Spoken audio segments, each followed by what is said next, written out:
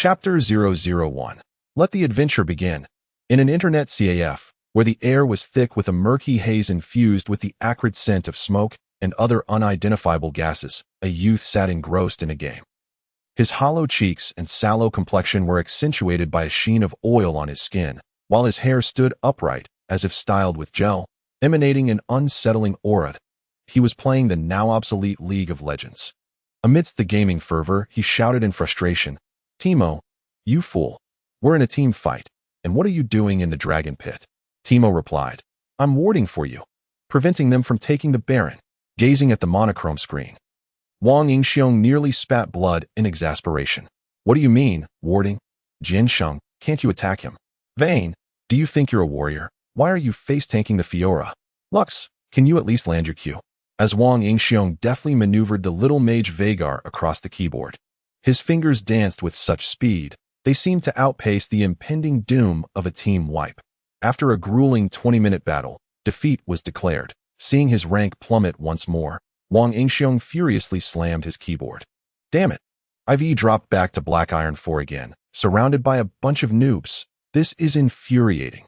A hush fell over the surrounding players. "To hell with this, I'm done." With that, Wang Yingxiong abruptly stood up, only to feel a rush of blood to his head, his vision darkening, and he collapsed onto the keyboard. "The manager! Help! Someone's passed out!" The surrounding patrons shouted in alarm that a rotund internet CAF manager hurried over, his face paling upon recognizing Wang Yingxiong. "Oh no, this can't be happening." Trembling, he placed a hand over Wang Yingxiong's nose, and, upon confirming his stillness, he wailed, "It's over. I'm in big trouble. I should have called the authorities to take him away. He has been online for 4 consecutive days and nights. Now he is out of breath. Why does misfortune always find me?" In an instant, others began dialing emergency services, and ultimately, what was taken away was a lifeless body. On the deep blue continent, in a humble wooden shack filled with a dozen wooden beds that crowded the small space. People of all ages, children, youths, and the elderly, lay upon them. One bed held a boy, bound like a mummy, who slowly opened his eyes, bewildered as he surveyed his surroundings. Realizing he could not move, Wang Yingxiong wore a puzzled expression. "I thought I'd just finished my game and was heading home to grab some cash. How did I end up tied up?" In a moment of panic, he opened his mouth to shout, "Help! Who tied me up? I'm broke." As his voice echoed, 2 middle-aged men entered. Their attire resembled that of soldiers from a historical drama, leaving Wang Yingxiong utterly confused. Robbers engaging in role-play. But in an instant, his confusion deepened as the 2 men chattered away in a language he couldn't comprehend. They paused, nodded at Wang Yingxiong, glanced at the others, and then exited with apparent satisfaction. That moment, a chime sounded. "Greetings, your system has been activated. Please take note, as you do not understand the language and script of this world. The system is currently installing the language module. Ding, installation complete. System, have I crossed over?" Wang Yingxiong felt a surge of exhilaration rather than feared. In his previous life, he had lived in a single-parent household with his mother. However, after her remarriage, he struggled to find his place in the new family and harbored deep resentment over his parents' divorce. This led to a profound sense of inferiority, causing him to retreat into the solace of internet CFS, gaming to escape reality. Now, however, he found himself akin to a protagonist from a novel, endowed with a system and the potential to become an extraordinary figure. How could he not be elated? "System? Hello? Any fairies or guides to introduce me?" After calling out for a while with no response, Wang Yingxiong felt somewhat disappointed. Shouldn't a system come with a delightful fairy or a cute little sprite? Open the system. With a tentative thought, he summoned the interface, which materialized before him. "Welcome to the system. There's no need to question the purpose of the system. Existence is reason enough." Following this were simple instructions on how to utilize the system, along with the rules of the world to which he had been transported. Wang Yingxiong's eyes sparkled with excitement as he absorbed the information. This world was one of cultivators, where martial prowess was prevalent among its inhabitants, facing threats from various ferocious beasts and alien races. Human cultivation hinged on individual talent, with each person awakening their fate and cultivation gifts before the age of 6. That the cultivation talent determined the speed of one's advancement, while fate talent could manifest in various skills, dictating a person's combat prowess and growth potential. Fate talents could enhance strength, summon creatures, or provide unique and unusual martial skills. Regardless of the nature of one's fate talent, it was never insignificant. As while everyone could awaken cultivation talent, only 30% could awaken fate talent, making them the bulwark against external threats. In the game Wang Yingxiong had played, each hero possessed 4 skills and a passive ability. The system allowed him to choose one hero's passive ability as his own talent. Wang Yingxiong's attributes: soul points, 0 rank, 0 fate talent, none cultivation talent, scarlet skills, none attack power, 0. 2 defense power, 0.1 speed, 0.1 gazing at his attribute panel. Wang Yingxiong felt somewhat disheartened. Aside from the attributes, the system offered functions such as lottery, sign-in, talents, exploration, and storage. Upon opening the lottery, he saw it required 3,000 soul points to draw various items, including hero skills, equipment, soul points, elixirs, and miscellaneous goods. However, with his soul points at 0, he couldn't help but grumble about the system's inadequacy. Where was his charming fairy? Fortunately, he had received 1 free lottery chance and could draw once a month. Upon accessing the sign-in function, he discovered that signing in on the first day granted him 1 soul point. Without hesitation, he signed in, immediately increasing his soul points to 1. While the sign-in button dimmed, indicating he could receive 2 points the following day, the talent section was completely empty, likely due to his lack of any talent. The exploration function was remarkably powerful, revealing the attributes of any object clearly, rendering them as exposed as a maiden without any privacy. The storage function operated similarly to a space ring, allowing for infinite storage, although living beings could not be stored. Chapter 002. Talent Assessment. Having perused the system's primary functions, Wang Yingxiong eagerly opened the lottery page. In the center lay a spinning wheel partitioned into sections for talents, elixirs, equipment, soul points, and miscellaneous items, each section occupying equal space, though the probabilities remained unknown. Focusing on the talent section, a page materialized, displaying a plethora of hero passives and skills. Evil Mage, Vagar, Balance. Gain 0.1 attack power for killing beings of the same rank, 0.01 for those of lower rank, and 1 for those of higher rank. Void Terror, Kog'Maw. Carnivore, restores health and mana upon killing an enemy. Lava Giant, Malphite. Unstoppable, charges towards a target within 100 meters, dealing attack power 1.5 damage, and launching the enemy into the air for 1.5 seconds. Great Sage, Sun Wukong, True and False Monkey King, enters an invisible state for 1.5 seconds, leaving behind an uncontrollable clone. As Wang Yingxiong gazed at these talents, he could only drool before retreating.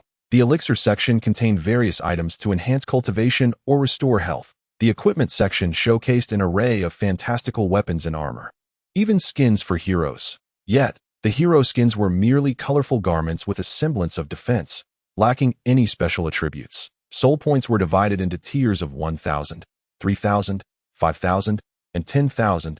The miscellaneous section was filled with everyday items like oil, salt, soy sauce, vinegar, and clothing, which made Wang Yingxiong feel exasperated. You tell me a 3,000 soul point lottery could yield such items? Who could endure that? Exiting the introduction, Wang Yingxiong's eyes fell upon the central Start Lottery button. With a mental command, he was suddenly met with a prompt. Due to your lack of fate talent, your first lottery draw will guarantee a talent. Seeing this, Wang Yingxiong exhaled in relief and confidently clicked the lottery. The wheel spun rapidly, and moments later, to Wang Yingxiong's certainty, the pointer landed squarely on the talent section, revealing the talent. Mark of Qianyu. Eternal Hunters, Qianyu. Mark of Qianyu. Marks an enemy, revealing their image. Upon slaying them, gain 1 of all their attributes. This benefit can be claimed once a day. Observing the Qianyu passive, Wang Yingxiong found himself preferring the passive of the Little Mage or the Void Terror SQ ability. Truly, killing an enemy would enhance one's strength significantly, rather than just once a day for a mere percentage. Although it seemed substantial, with his current attack power at 0.1, that would equate to a mere 0.001 increase. This talent would only yield greater rewards in the future. Yet, having anything was certainly better than nothing. Half a month had passed, and Wang Yingxiong had removed the bandages and shed the mummy-like wrappings. To his astonishment, he discovered that he had transformed into a 6-year-old child. He also learned the reason for his transformation into a mummy. Their village had been besieged by ferocious beasts.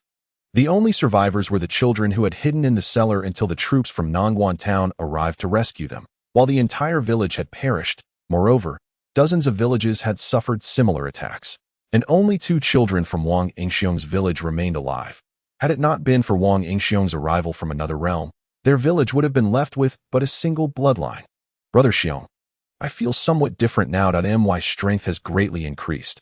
I feel invigorated all over, and it seems I can freely absorb spiritual energy. Have I awakened? Can I become powerful enough to avenge our kin? A chubby boy gazed at Wang Yingxiong with excitement. Wang Yingxiong cast a sidelong glance at him, and the attributes of the chubby boy, Wang Shuo, were laid bare before him. Wang Shuo, 0 tier fate talent, 30 defense increased cultivation talent, orange martial skill, none attack power, 0. 3 defense power, 0.6 speed, 0.13. Wang Yingxiong was taken aback. Just yesterday, this chubby boy had no talent, with an attack power of merely 0.2, defense power of 0.3, and a speed of only 0.09. That had he truly awakened overnight. Why was it that he could only obtain talent through a lottery in the past? It seemed so unfair. Wang Yingxiong feigned profundity as he spoke. Indeed, I observe remarkable bones in you. You are certainly a promising candidate. I believe you have awakened. Before he could finish, 2 soldiers entered the room and announced, all children aged 6 and above who have not yet tested their talents with the Destiny Stone. Come with me. Wang Shuo sprang to his feet, startling Wang Yingxiong, who felt his face flush with embarrassment. Brother Xiong, let us go. I've awakened, and I will surely be able to join the guard. And I can avenge our kin.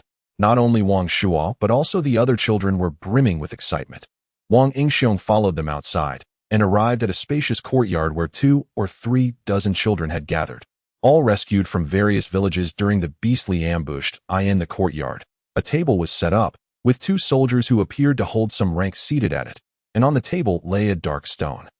One of the soldiers commanded, have them line up properly, one at a time.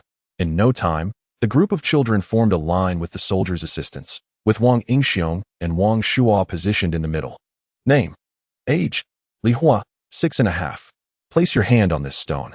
As the child placed his hand upon it, the stone immediately turned a vivid red. The soldier then recorded, Li Hua, no fate talent, cultivation talent, red tier. Next, upon hearing this, Li Hua's face contorted with disappointment, and he seemed on the verge of tears, but he was swiftly escorted away. Ding! A crisp sound rang out as another child placed his hand on the stone, which transformed to orange, emitting a beam of light that entered the child's mind. The soldier's expressions brightened. After 8 consecutive children had shown no fate talent, the emergence of one was certainly cause for celebration. What do you feel? A soldier could not help but inquire. The child, somewhat anxious, replied, I think I can control a bit of power. The soldier instructed, do not use your talent to strike me yet. First, hit me with your normal strength, then try using your talent. The child complied, throwing 2 punches, after which the soldier noted, Lu Shui, fate talent, 10 strength increase, cultivation talent, orange tier. In Wang Yingxiong's eyes, Lu Shui's fate talent seemed to be merely a 9 increase in strength, leading him to understand that the Destiny Stone primarily assessed cultivation talents and merely unlocked the method to control fate talents. The testing continued until it reached Wang Shuo. No one else awakened a fate talent. All the cultivation talents were either red or orange tier, and Wang Shuo's talent was estimated to provide only a 25 defense increase. When it was Wang Yingxiong's turn, he too proudly detected his talent, and a black wolf spirit appeared above his head. Though his cultivation talent was merely red tier, the soldiers expressed great joy and inquired about the function of his fate talent. Wang Yingxiong simply stated that the wolf spirit could scout, mark enemies, and track them. The soldiers were delighted. You are quite suited to join the scouts. You will become a powerful scout. Wang Yingxiong feigned excitement outwardly, while internally he mused, I shall not merely be a scout. The wolf spirit is meant for slaughter. The chubby Wang Shuo exclaimed, Brother Xiong, this is wonderful. We have all awakened our fate talents, and we will surely avenge our village, which will take pride in us.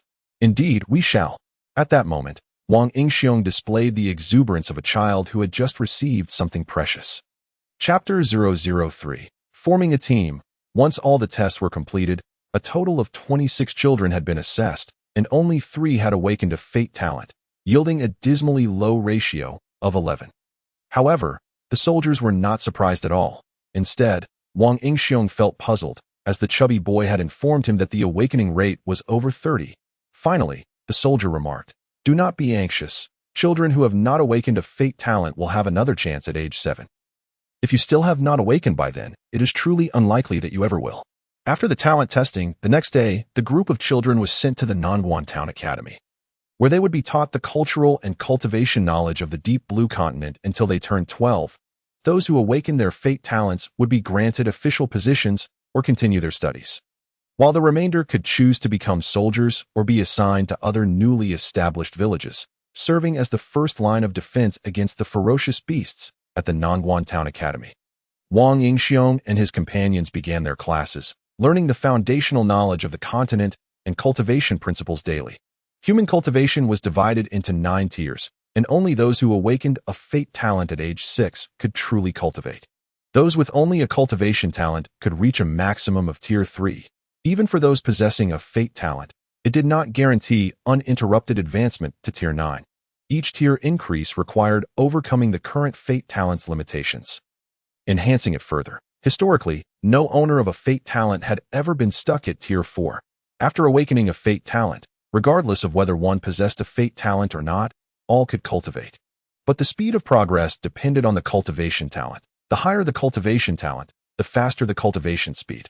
However, for those without a fate talent, no matter how fast they cultivated, progression was exceedingly difficult, resulting in minimal strength enhancement. Their bodies would be filled with spiritual energy, but without a fate talent, they could not effectively harness it.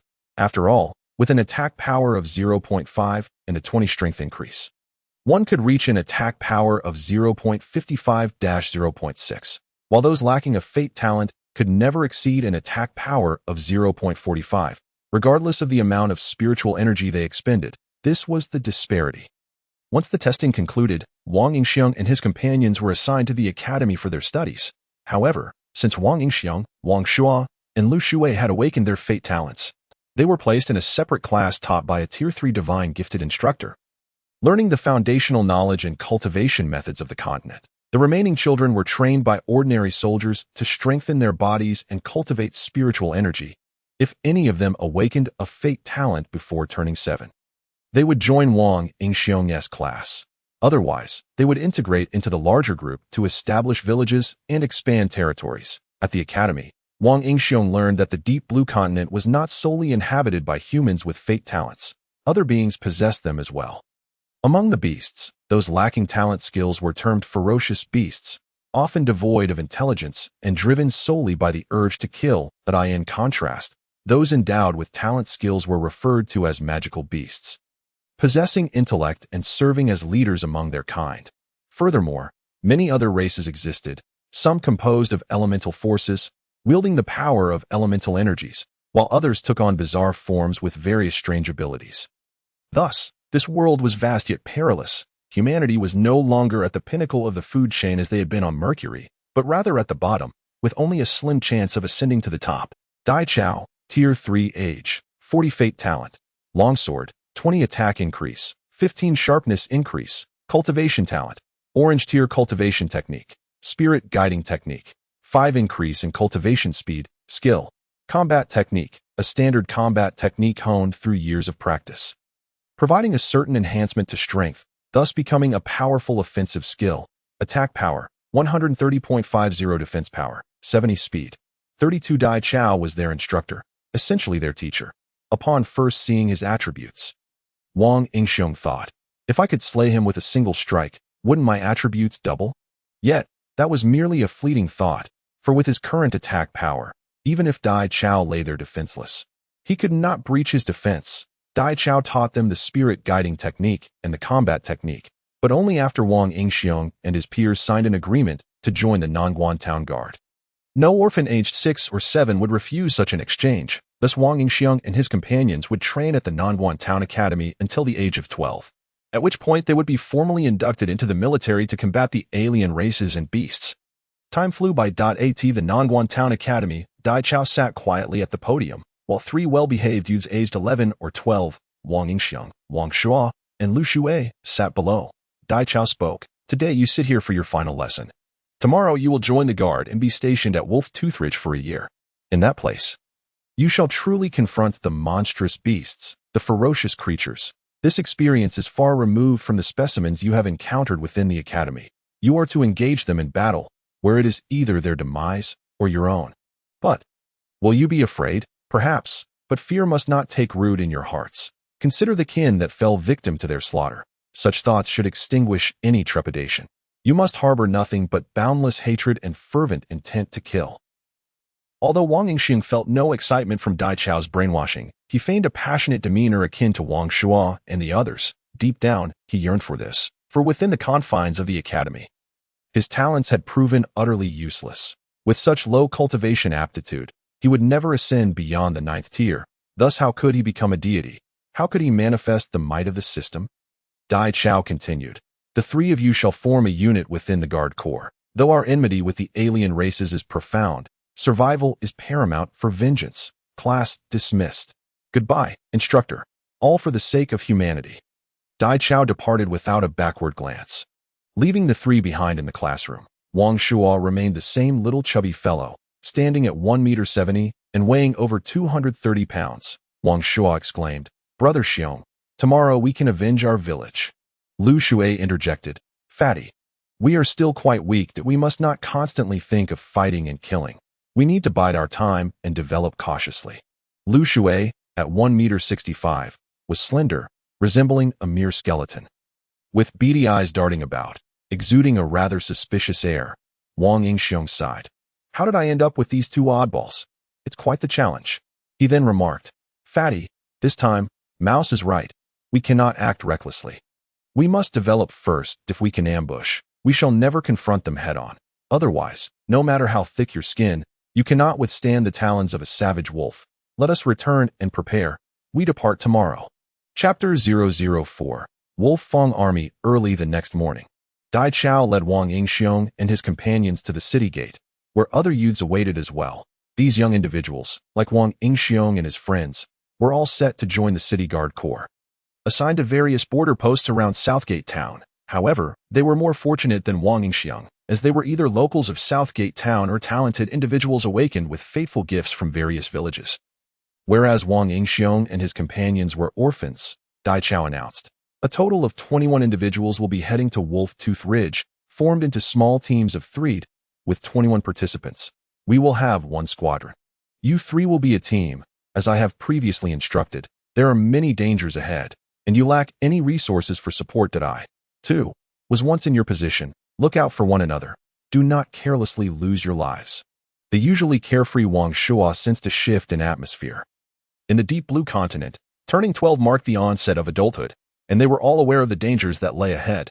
After a brief interlude, the group gathered, and following a solemn oath-taking ceremony, they set forth towards their respective battlefields. Along the journey, a silence enveloped them as they trudged onward.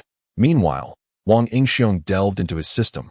Wang Yingxiang, Soul Points, 15330 tier. First talent, Seal of Qinyu Cultivation Technique. Spirit Drawing Technique. Increases cultivation speed by 5. Skill, Combat Arts. Merely enhances physical coordination and combat skills, without tangible boosts. Attack Power, 7.8 Defense Power, 3.6 Speed. 2.2 lottery chances, 12 over the past 6 years. The daily sign-in reward of 7 soul points had allowed him to accumulate 15,330 points. He had also utilized his monthly free lottery chances, but the results were disheartening, yielding either various snacks from the previous water balloons or clothing he could not use. Thus, he decided against further lotteries, opting to accumulate more for a grander attempt. Moreover, Wang Yingxiang discovered that soul points served purposes beyond lotteries. They possessed even more potent functionalities. In the system's talent list, it was no longer bare, but now boasted the Seal of Qinyu. Cultivation Talent Red, Spirit Drawing Technique, and Combat Arts, each accompanied by a plus sign. Upon clicking the plus sign, a message would appear. Use soul points to enhance talent. The Seal of Qinyu required 10,000 soul points. Attributes not up to standard. Enhancement temporarily unavailable. Cultivation Talent Red required 10,000 soul points. spirit drawing technique required 5,000 soul points, while combat arts only needed 1,000 soul points. While at the Southgate Town Academy, Wang Yingxiong encountered no dangers. He seldom ventured beyond the academy gates, spending his days absorbing spiritual energy to enhance his physical attributes, engaging in close combat practice with Fatty and Mouse, and enduring the torment of lotteries and monotonous sign-ins, which caused him to forget about enhancing his talents with soul points. Now that danger loomed, he needed to devise a means to elevate his talents. The seal of Qianyu was Wang Yingxiong's fateful talent, linked to his tier. Unless his attributes reached the first tier's limit, enhancement was impossible. Thus, the only talents left for him to enhance were the cultivation talent, combat arts, and spirit drawing technique. After some contemplation, Wang Yingxiong decided to enhance his cultivation talent and spirit drawing technique. This choice stemmed from the fact that, during the same period, Wang Shua and Lu Shui's attributes had evolved as follows. Wang Shua, first tier fateful talent, defense increased by 30 cultivation talent, orange tier cultivation technique, spirit drawing technique, increases cultivation speed by 5 skill. Combat arts merely enhances physical, coordination, and combat skills. Without tangible boosts. Attack power, 7.90 defense power, 9.99 speed, 1.80 Lu Shui, first tier fateful talent, power enhanced by 10 cultivation talent, orange tier cultivation technique, spirit drawing technique, increases cultivation speed by 5 skill. Combat arts merely enhances physical coordination and combat skills. Without tangible boosts. Attack power, 9.99 defense power, 5.70 speed, 2.20 given the same time frame. The attributes of the two had propelled them far beyond Wang Yingxiong, underscoring the significance of cultivation talent. The spirit drawing technique not only improved cultivation speed, but was also vital for recovery of spiritual energy post-battle, while combat arts offered no enhancements. Unsure whether enhancing it would yield any benefits, he decided to postpone that for now. However, along the journey, Wang Yingxiong did not rush to enhance his talents, uncertain whether acting impulsively might lead to unforeseen complications. After half a day's travel, they left behind the sprawling wheat fields and grain crops extending for miles outside Southgate Town, gradually entering sparse woodlands where traces of villages could still be seen. Wang Yingxiong realized they had reached the outskirts of Southgate Town. The outer edge of the beast territory, the wild beasts had been repeatedly cleared by humans, leading to the establishment of villages. Once this area was devoid of beasts, it would be cultivated into farmland, further expanding the territory of Southgate Town, while the villages would continue to encroach upon the beast territory step by step. The Guard Corps served as the vanguard, penetrating deeper than the bordering villages. This gradual advancement allowed humanity to establish its own nation, providing a foothold to contend with alien races that as they passed through a village. Wang Yingxiong observed that the structures were primarily wooden, populated mostly by the able-bodied, with very few elderly and children. Upon seeing Wang Yingxiong and his companions, the villagers gazed at them with envy, longing for the opportunity to awaken their fateful talents. Join the Guard Corps and grow stronger. Continuing onward, they encountered numerous wild beasts along the way. However, sensing the powerful aura of the Guard Corps leading them, the beasts dared not approach and fled in haste. Before long, they arrived at their destination, Wolf Tooth Ridge. Wolf Tooth Ridge is a small mountain range within the beast territory, inhabited by various wolf clans, thus earning its name. The area spans vast distances, and the Guard Corps occupies merely a small corner. Gazing ahead, several watchtowers had been erected atop a small mountain, standing 20 to 30 meters tall, presumably for lookout purposes, with a few sparse wooden huts constructed above.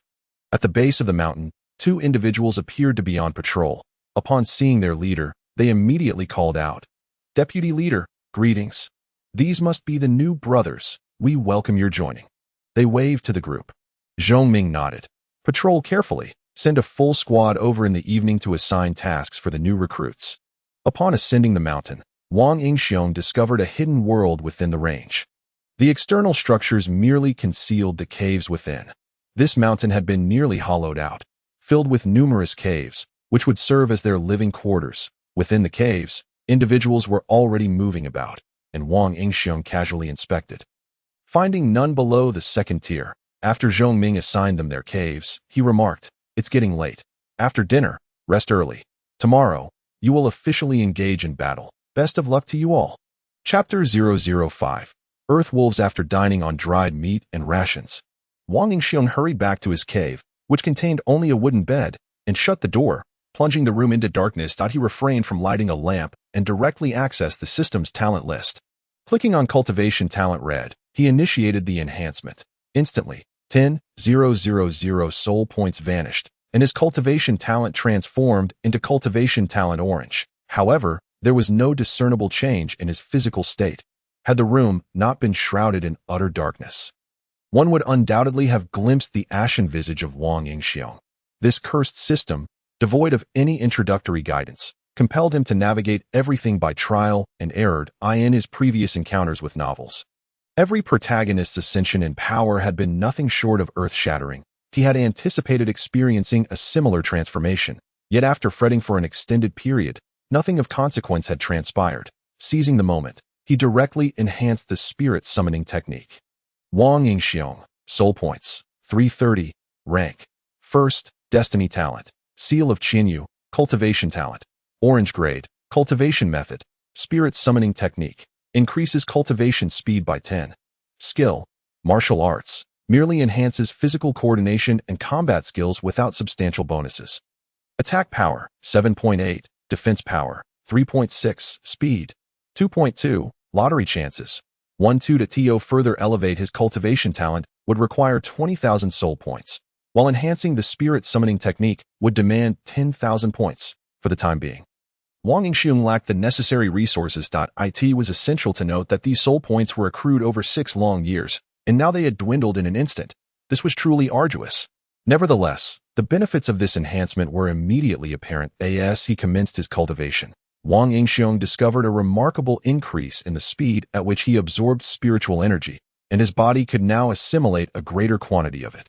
This was the consequence of the improvement in the spirit summoning technique, which accelerated the absorption of spiritual energy, coupled with the enhancement of his cultivation talent that allowed for more spiritual power to be absorbed into his cells.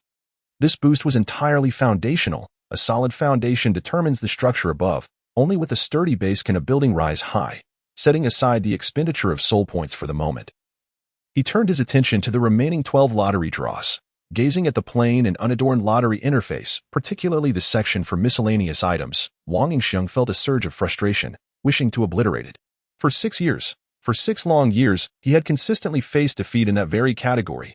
Savoring the beef jerky in his hand, though it tasted delightful, reminiscent of water balls, he yearned for strength. He craved heroic skills.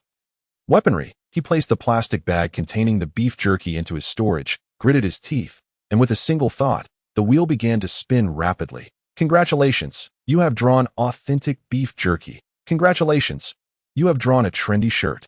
Congratulations, you have drawn a bottle of rage elixir. Initially resigned, Wang Yingxiong suddenly realized he seemed to have drawn something remarkable. Rage elixir. First rank grants 10 attack power and the bloodthirst effect. Lasting for 3 minutes. Bloodthirst. 15 of the damage dealt to enemies is converted into healing for oneself. The potency of this rage elixir was astonishing. The mere increase of 10 attack power could more than double Wang Yingxiong's combat prowess. At that moment, he was on the verge of tears. His struggles had not been in vain. Was this the turning point from adversity to fortune? The following morning, bright and early, Wang Yingxiong and his companions gathered outside the mountains. Each was issued a weapon they had previously reported along with armor crafted from unknown beast hides. Wang Yingxiong chose a large sword. Wang Shua opted for an iron rod, and Lu Shui requested a longsword. At that moment, over 300 divine gifted individuals from Wolfang Ridge were assembled, with the exception of the leader and 20 others who had ventured deep into Wolfang Ridge and had not yet returned. Zhong Ming declared, "Gentlemen, today marks the commencement of your official battles. I trust you have eagerly awaited this day, that I shall not elaborate further. You have already been divided into teams that a sergeant from the Wolfang army will lead you in adapting for 1 week, after which you will undertake individual missions. Now, let us depart." A middle-aged man, shouldering a large sword, approached Wang Yingxiong and his companions, introducing himself. "I am Zhang Ming, 3rd rank, with the destiny talent of mastering blades. Please introduce yourselves briefly." "I am Wang Yingxiong, 1st rank, with the destiny talent of tracking." "I am Wang Shua, 1st rank, with the destiny talent of enhanced defense." "I am Lu Shui, 1st rank, with the destiny talent of enhanced strength. Zhang Ming continued, your destiny talents are quite commendable. Scouting, offense, and defense make for an excellent combination. Wolf Fang Ridge is relatively safe. Within a few miles, the beasts are all of the first rank, primarily wolves that I will deliberately leave one behind for the three of you to practice against. Remember, you have only 1 week to adapt to this type of combat. Wang Shuo, anxious, inquired, are wild wolves formidable? Are we in danger? Though he was fervently eager for vengeance for his village, he was acutely aware of the ferocity of beasts, which was not merely a matter of bravado. After all, with Dai Chao's formidable third-rank strength, even his 2 companions had perished. Their own meager strength left them vulnerable. Zhang Ming reassured, you will need to venture out daily to explore Wolf Fang Ridge and hunt beasts. However, do not worry. This area has been cleared multiple times by us, and rarely will you encounter groups exceeding 5 and moreover, they are all first rank and pose minimal danger. Yet, Zhang Ming withheld a crucial thought. Once you step into the beast territory, there is no truly safe place. As they departed from the Wolf Fang Army's mountain encampment, various teams scattered in different directions. As they delved deeper into the beast territory, the surroundings grew eerily silent, punctuated only by the distant roars of wild beasts, heightening their tension and vigilance. Suddenly, a wolf's howl echoed from ahead. Zhang Ming's eyes gleamed as he charged forward, exclaiming, follow closely. If you can slay this wild wolf today, you will have completed your mission and may return. The group brightened at this prospect and immediately followed suit. In the next moment, Wang Yingxiong and the others beheld Zhang Ming standing aside, exuding an aura of danger as he fixed his gaze upon a wild wolf ahead. The wild wolf, cloaked in gray, was as large as a bear, its body coiled, and its fur bristling as it sensed the peril emanating from Zhang Ming. Wild wolf, first rank, attack power, 11.50, defense power, 13.25, speed, 5.00. Note, the wild wolf possesses considerable attack and defense capabilities. Approach with caution. Its weaknesses lie in the eyes and abdomen, while its claws and fangs serve as its weapons. Gazing at the large sword in his hand, Wang Yingxiong mused that it hardly seemed capable of breaching the beast's defenses. Yet, before he could contemplate further, Zhang Ming commanded, this wild wolf won't escape. You must take it down. The trio exchanged glances. The wild wolf was larger than Wang Shuo, and it was fortunate that it had not fled. Did Zhang Ming truly believe it wouldn't tear them apart? Chapter 006. The first drop of blood. At that moment, the three dared not hesitate. Without a word, Wang Yingxiong swiftly marked the wild wolf with the seal of Qinyu. Seal of Qinyu marks an enemy, revealing their image. Upon slaying the enemy, you gain one of their total attributes. This benefit can only be acquired once a day. Instantly, the three-dimensional image of the wild wolf appeared in his mind, displaying data on various parts of its body. Its claws had a sharpness of 7, attack power of 11.5, and its back and head boasted a defense of 13.25, while its abdomen and neck had a defense of only 7.5. The most terrifying aspect was its rear, with a defense of merely 2.5. What a fearsome creature! The three formed a triangular formation to encircle it, and Zhang Ming lifted the pressure he exerted on the wild wolf. Sensing the threat dissipate, the wolf fixated its gaze upon the trio of potential prey. Attack! Wang Shuo bellowed, charging forward with his attack-enhanced iron rod, striking down upon the wild wolf. The wild wolf emitted a disdainful growl, propelling itself into motion, evading the iron rod with a swift leap, and lunged at Wang Shuo with its claws aimed at his back. Wang Shuo, watch your back! Wang Yingxiong shouted urgently, brandishing his large sword as he and Lu Shui rushed to assist. Meanwhile, Zhang Ming remained on high alert. This week was for training and adaptation, not for their demise. At that moment, Wang Shuo felt a sharp prick against his back, but it was too late to turn and defend himself. He could only channel his spiritual energy to activate his destiny talent, defense enhancement of 30. In an instant, a layer of iron-gray light enveloped Wang Shuo, boosting his defense to 12.99. The wild wolf's attack power was only 11.50, and with a single blow, Wang Shuo was sent flying. The beast-hide armor he wore instantly shredded. Though his insides jolted from the impact, he was not grievously injured. By this time, Wang Yingxiong and Lu Shui had also closed in. Wang Yingxiong instructed, target its abdomen, eyes, and neck. Those are its weakest points. The trio now had a clear strategy.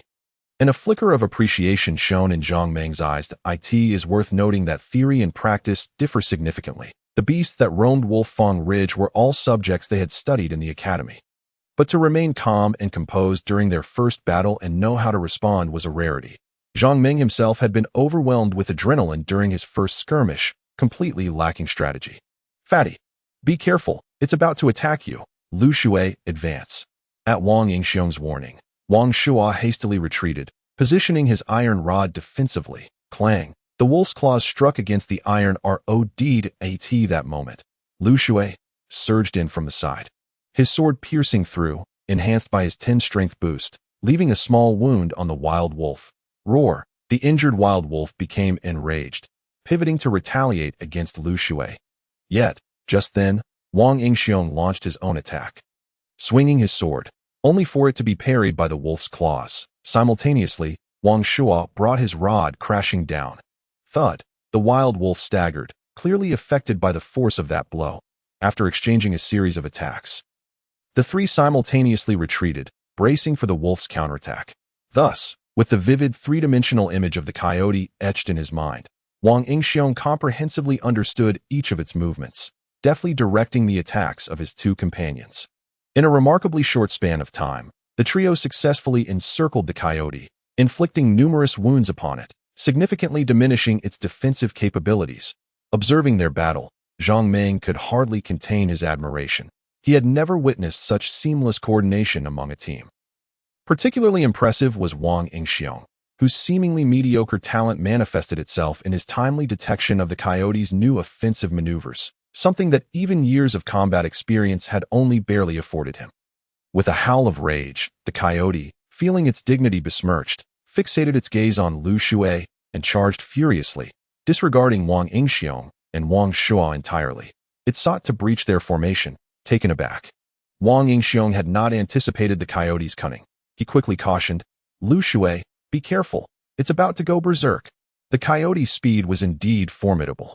Upon Wang Yingxiong's warning, Lu Shui positioned his longsword defensively across his chest, readying himself as the beast approached with alarming swiftness. Clang! The coyote's claws deflected Lu Shui's blade, and due to his inexperience, he stumbled, nearly losing his balance. Bang! Wang Shua's iron rod came crashing down, yet the coyote remained unfazed, extending its claws once more to claw at Lu Shui's heart. With two tearing sounds, the onlookers gasped in shock. Wang Yingxiong's mighty blade had plunged deep into the coyote's rear, leaving only the hilt visible. At that moment, the coyote's lethal claws barely grazed Lu Shui's chest, merely tearing through a layer of flesh. A chilling howl erupted from the coyote. However, Wang Yingxiong was quick to react. With a flick of his wrist, he spun the blade, yanking it free. Blood gushed forth like a fountain from the coyote's wound, and it collapsed to the ground, trembling, emitting faint whimpers of pain. We have triumphed. We have slain the beast. Wang Shua exulted. You scared me. Thank goodness it's over. Lu Shui exclaimed, still shaken. Wang Yingxiong, who had initially felt a surge of joy, now found himself embarrassed as Zhang Meng regarded the coyote's rear with an odd expression. Inwardly, Wang Yingxiong reflected, targeting the rear was not my intention. It was simply too vulnerable there. Nevertheless, the greatest delight for Wang Yingxiong was the rewards bestowed by the mark of Qianyu. After a few minutes of convulsions, the coyote finally succumbed, its spirit drifting away, bestowing upon Wang Yingxiong an increase of 0.11 in attack power, 0.13 in defense, and 0.05 in speed, which merged into his being. While this marginal enhancement was hardly significant, Wang Yingxiong yearned for a more substantial increase, wishing every creature might yield a full 1 boost. Now that would be exhilarating. Simultaneously, he discovered that the demise of a single coyote granted him 10 soul points, revealing yet another avenue for acquiring such points. Zhang Meng remarked, your performance today was exceptionally commendable, though your combat skills are still somewhat immature. Your teamwork is impressive. I believe that in a week's time, your prowess will only grow. However, the conclusion of battle does not signify true safety. Wang Yingxiong, can you explain why? Wang Yingxiong replied, because as long as we are within the beast plains, danger lurks everywhere. Moreover, the slain beasts emit a scent of blood, which is highly enticing to the creatures in the area. After every skirmish, we must swiftly clear the battlefield, collect any useful items from the beasts, and make our hurried exit to avoid being besieged by other predators. Excellent. Wang Yingxiong, your answer is quite astute. With you in the team, I have high hopes for your future achievements. Some may claim that the knowledge gleaned from books is of little use in actual combat. But I find such a notion laughable. The knowledge you acquire at the academy is distilled from the blood and sweat of our forebears, so never forget it. Now, take your share of 1/3 of the spoils and collect them. Chapter 007. The Wind Wolf. As the morning sun filtered through the dense foliage, casting dappled rays upon the forest floor, dust and insects danced freely in the light. Wang Yingxiong, Wang Shuo, and Lu Shui tread cautiously before the Wolfang Ridge of the Beast Plains. Brother Xiong, we won't get lost, will we? Wang Shuo asked, his vigilance evident in the tense grip he had on his iron rod, which had made the veins in his hands bulge with anxiety. Lu Shui nodded in agreement. Yes. Brother Xiong, let's not venture too deep. Wang Yingxiong rolled his eyes. We've only walked 500 meters, and we've been familiar with the surrounding area for a week.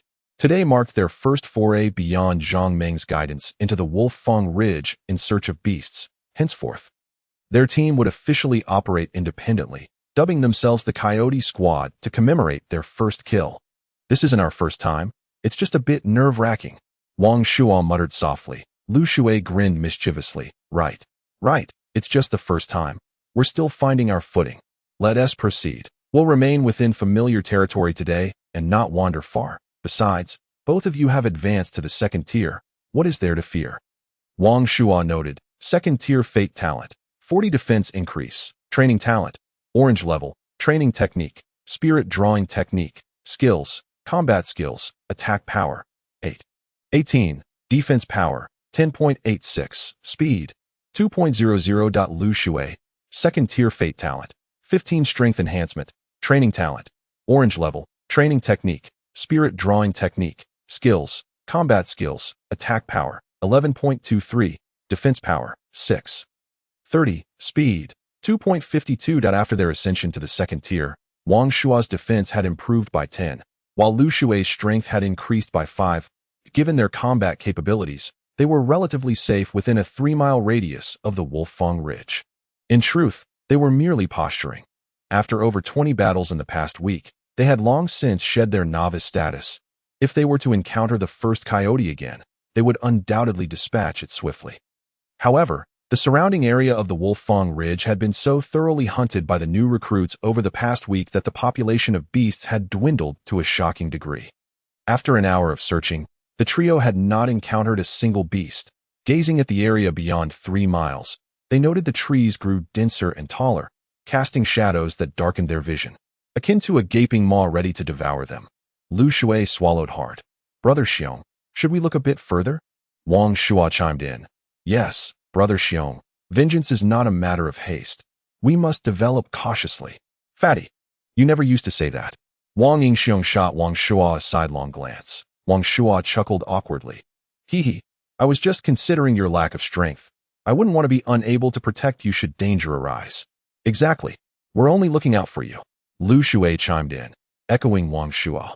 Wang Yingxiong regarded them coldly, then took a step forward, delving into the depths of the Wolfang Ridge within a 15-kilometer radius, where the second-tier battlefield lore circulated among the wolf army. Though Wang Shuo and Lu Shui felt a twinge of fear, the primal urge for adventure drove them to follow Wang Yingxiong's lead. Once deeper into the woods, the atmosphere shifted dramatically. It became darker and more humid, reeking of decay, with a chill in the air that a sudden gust of wind sent shivers down their spines. Wang Shuo ducked behind Wang Yingxiong. Brother Xiong, I sense something is amiss. Before he could finish his sentence, 5 wolves appeared before them. Windwolf, first tier, attack power, 9.80, defense power, 7.68, speed, 5. 60. Note, they are otherwise weak, with speed being their only strength. The 5 windwolves encircled them, and Wang Yingxiong declared, they are all first tier. There is no need to fear beyond their speed. Wang Shuo and Lu Shui seized their weapons. Transformed by their battle spirit, the windwolves wasted no time, charging straight at them.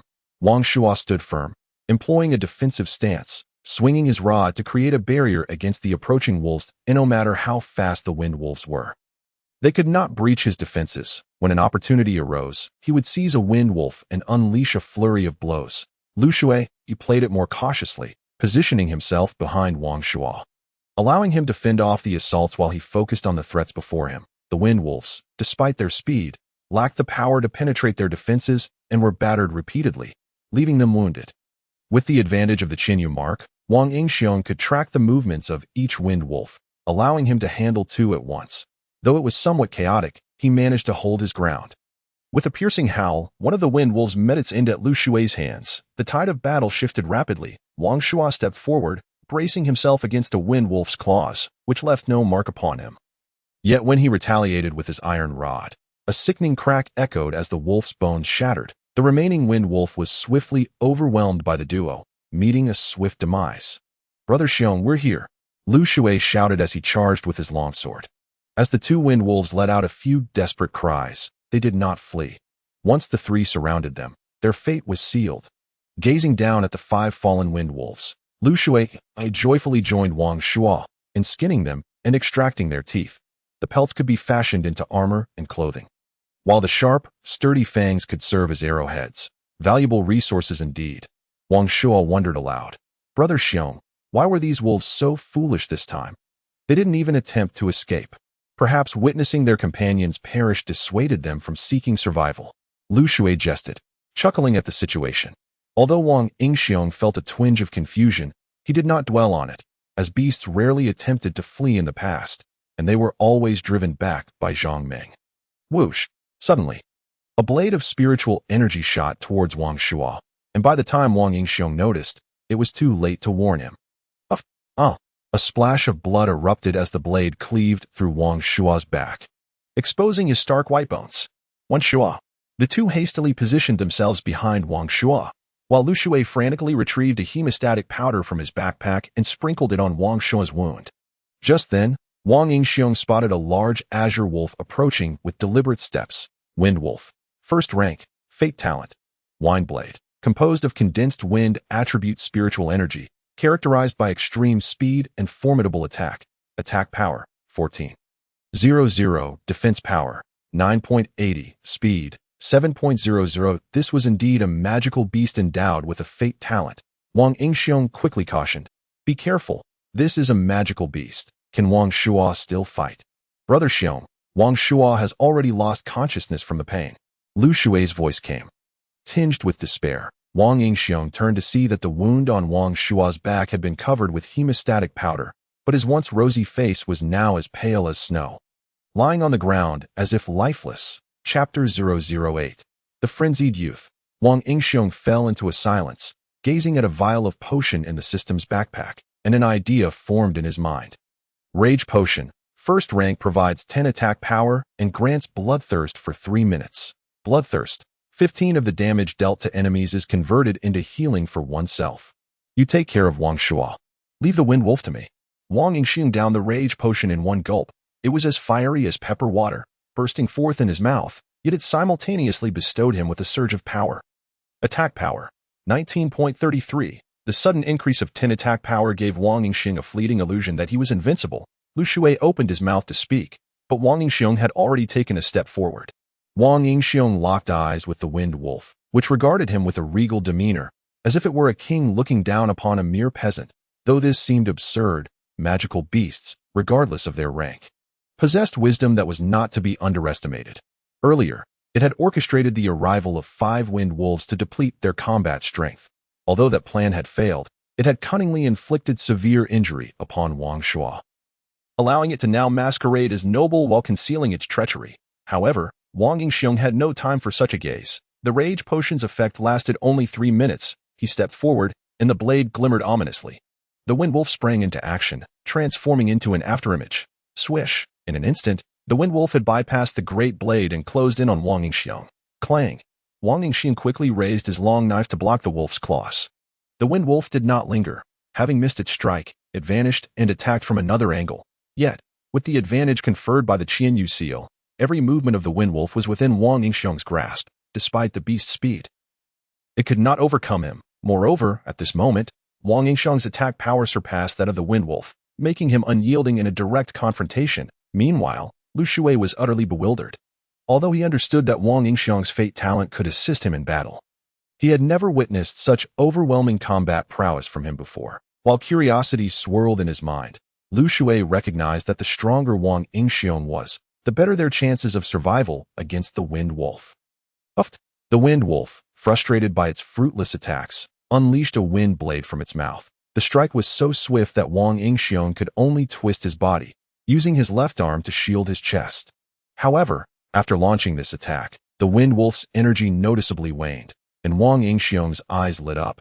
It seemed that even its fate talent had limitations. Ignoring the pain, Wang Yingxiang charged forward with his great blade. The Wind Wolf, undeterred, dashed forward. Puffed. The wolf's claws sunk into Wang Yingxiang's abdomen. The Wind Wolf, which should have been elated, wore an expression of shock that it had grown accustomed to Wang Yingxiang's defenses and had prepared for a follow-up strike. But it was caught off guard when Wang Yingxiang did not block. Its body twisted grotesquely at a 90-degree angle, exposing its vulnerable abdomen. The astonished wolf's eyes met Wang Yingxiang's ferocious gaze. Before it could react, Wang Yingxiang's great blade came crashing down. The Wind Wolf's frail abdomen was cleaved open, its innards spilling onto the ground. In its final moments, the wolf clawed at Wang Yingxiang's abdomen, tearing it open before tumbling backward. In that moment, a voice of disdain echoed in the Wind Wolf's mind. If I die, you cannot survive either. Yet, the last image the Wind Wolf beheld was of Wang Yingxiang, who, despite his pale complexion, was still smiling. As the wolf's gaze shifted downward, it saw that Wang Yingxiang's previously torn abdomen was beginning to heal, as if mending itself from its own destruction, although the last moments of the Wind Wolf's life were marked by uncertainty. The sight of Wang Yingxiang's abdomen repairing itself left it unable to rest in peace. Brother Xiang, are you all right? Seeing the Wind Wolf's demise, Lu Shui rushed over. He looked at Wang Yingxiang's mangled abdomen and the exposed white bones of his arm. Panic overtaking him, Wang Yingxiang replied, I'm fine. You carry the Wind Wolf. I will wake Wang Shua, and we must return quickly. All right. Wang Shua, who had been rudely awakened with a kick, gazed at Wang Yingxiang in confusion before springing to his feet. Just as he intended to speak, the pain from his back wound caused him to break into a cold sweat. Wang Yingxiang coldly stated, If you don't want to die, move. Wang Shua desperately wanted to protest, but the words stuck in his throat. He had always boasted about avenging his fellow villagers by hunting beasts, yet now, having merely suffered an attack, he had fainted. How could he still claim to seek vengeance? It was vital to remember that not every attack could be mitigated by fate talent, especially when spiritual energy could be depleted, as it had been during today's ambush. Wang Yingxiang led the way, with Lu Shui carrying the Wind Wolf and Wang Shua trailing behind. Lu Shui patted Wang Shua's shoulder. Even though our fate talents seemed stronger than Brother Xiang's, our performance today was abysmal. If it weren't for Brother Xiang, we would have perished. Wang Shu nodded gravely. Though the pain from his back wound caused him to grimace, in this battle, Wang Yingxiang had played a pivotal role in slaying 2 first-rank Wind Wolves, earning 35 soul points, and the daily benefit from the Qinyu seal had been applied to one of the Wind Wolves, granting him 0.10 attack power, 0.07 defense, and 0.06 speed. Furthermore, killing the magical beast had awarded him 100 soul points. At this moment, Wang Yingxiang's attribute panel had transformed to soul points, 691, rank, first rank, fate talent, Qinyu seal, cultivation talent, orange level, cultivation technique, spirit guiding technique, 10 increase in cultivation speed, skills, combat technique, only capable of enhancing physical coordination and improving combat skills. Attack power, 9.33, defense power, 5.93, speed, 3.42, lottery chances, 0. If it hadn't been for the Rage Potion's 15 healing from bloodshed, Wang Yingxiang would have surely met his end. Yet, despite the favorable outcome, a sense of uncertainty gnawed at Wang Yingxiang's mind. He was unsure of his own secret.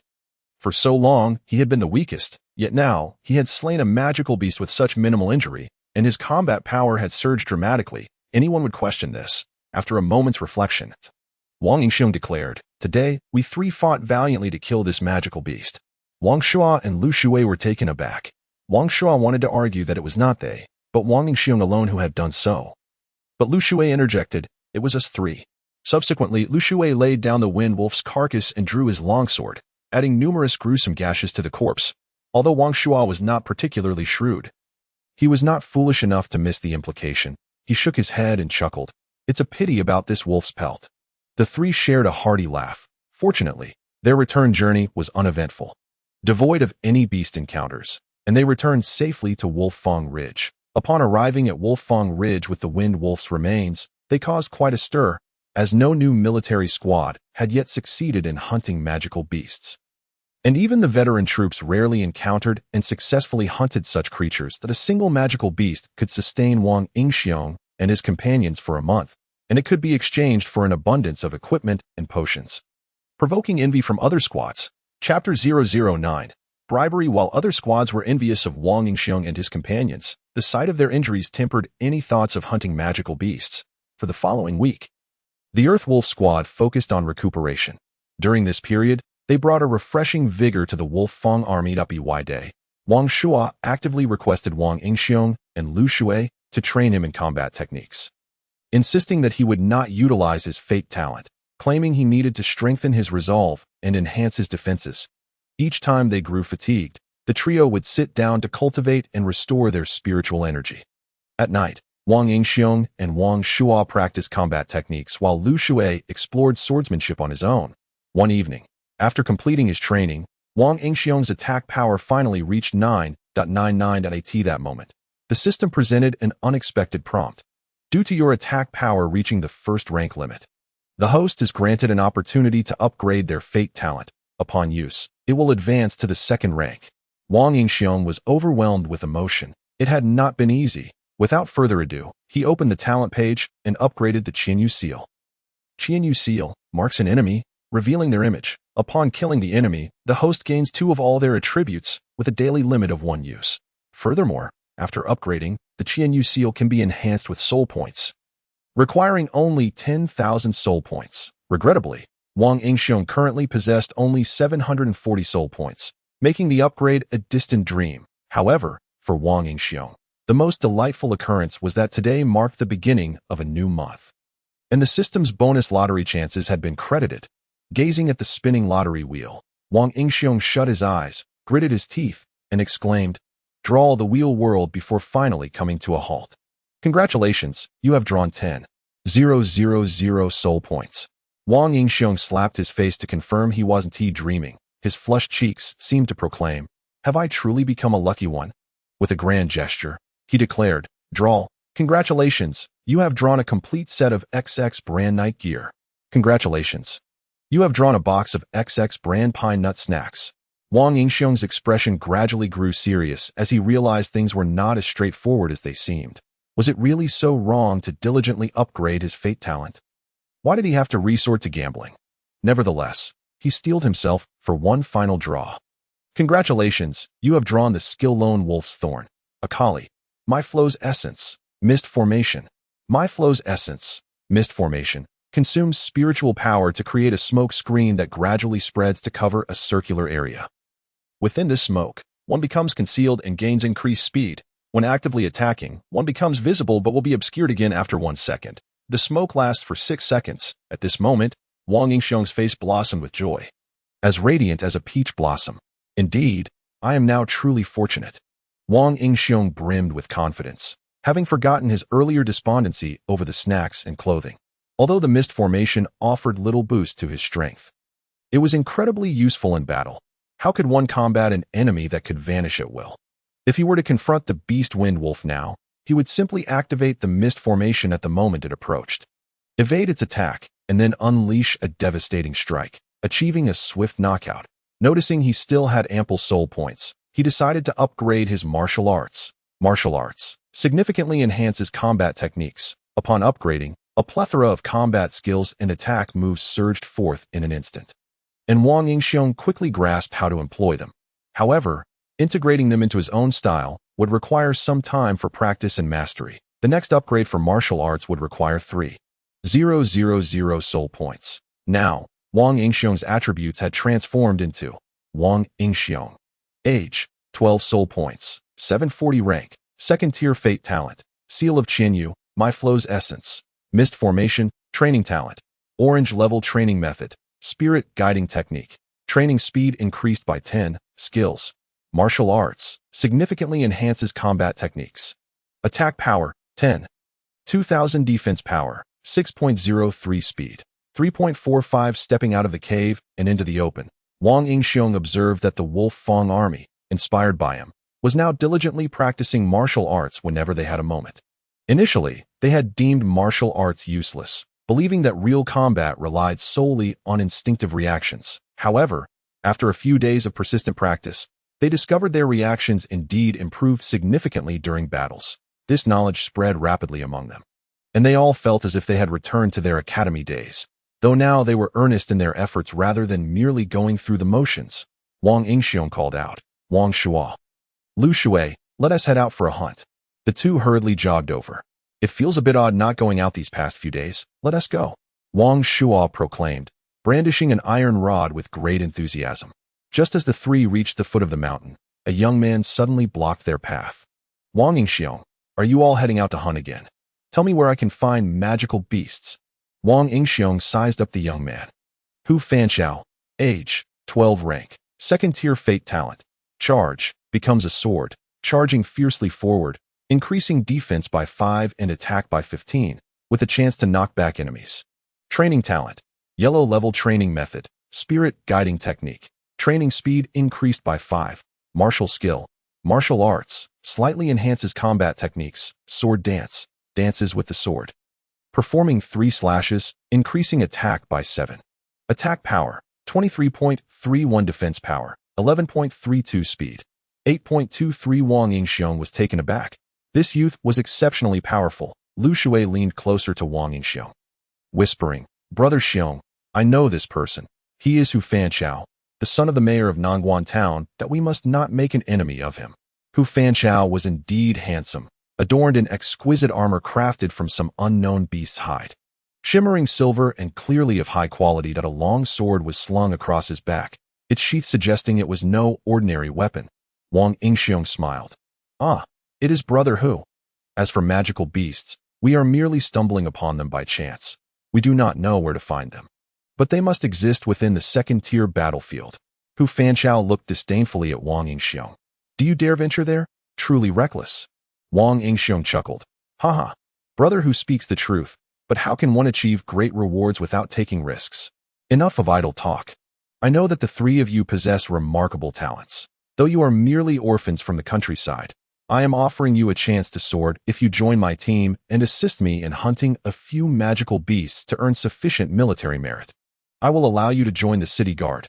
Hu Fanchao stepped forward, his commanding tone leaving no room for argument. Wang Yingxiong felt indifferent, but Wang Shuo and Lu Shui hesitated. Although they were currently part of the army in Nangguan town, they were merely the guard troops, the so-called common soldiers, whereas the city guard represented elite forces. Joining them required not only talent, but also a solid background. Typically, the city guard was the mayor's private army, enjoying fewer dangers and ample resources, allowing them plenty of time for training without the daily need to battle against alien races. Chapter 010. A Rift. Do not rush to refuse. I will give you 3 days to consider. If you join my team, your gear will be upgraded by a level, and various medicines and training resources will be plentiful, that I am quite generous to my own. With that, Hu Fanchao smiled and departed. "What are your thoughts?" Wang Yingxiong inquired. Observing the two who were clearly tempted, Wang Shuo, filled with excitement, said, "Brother Xiong, let us agree to him. If we join the city guard, we can settle down in Nangguan town and no longer have to fight for our lives in this beast-infested wilderness." Wang Yingxiong stared intently at Wang Shuo. "Aren't you thinking about avenging our village?" Wang Shuo lowered his head, stating, "Before coming to the beast plains, that was my intention, and I still feel that way now. However, the beasts are far too numerous and powerful. We cannot hope to defeat them all. Besides, we nearly lost our lives last time. Shouldn't we wait until we are stronger to hunt them, rather than being cannon fodder now?" Wang Yingxiong remained silent, turning his gaze to Lu Shui. "What about you?" Lu Shui smiled bitterly and replied, "Brother Xiong, Fatty is right. Though we triumph this time, encountering magical beasts again may not yield the same result. While living under someone else's roof may limit our freedom, at least it increases our chances of survival.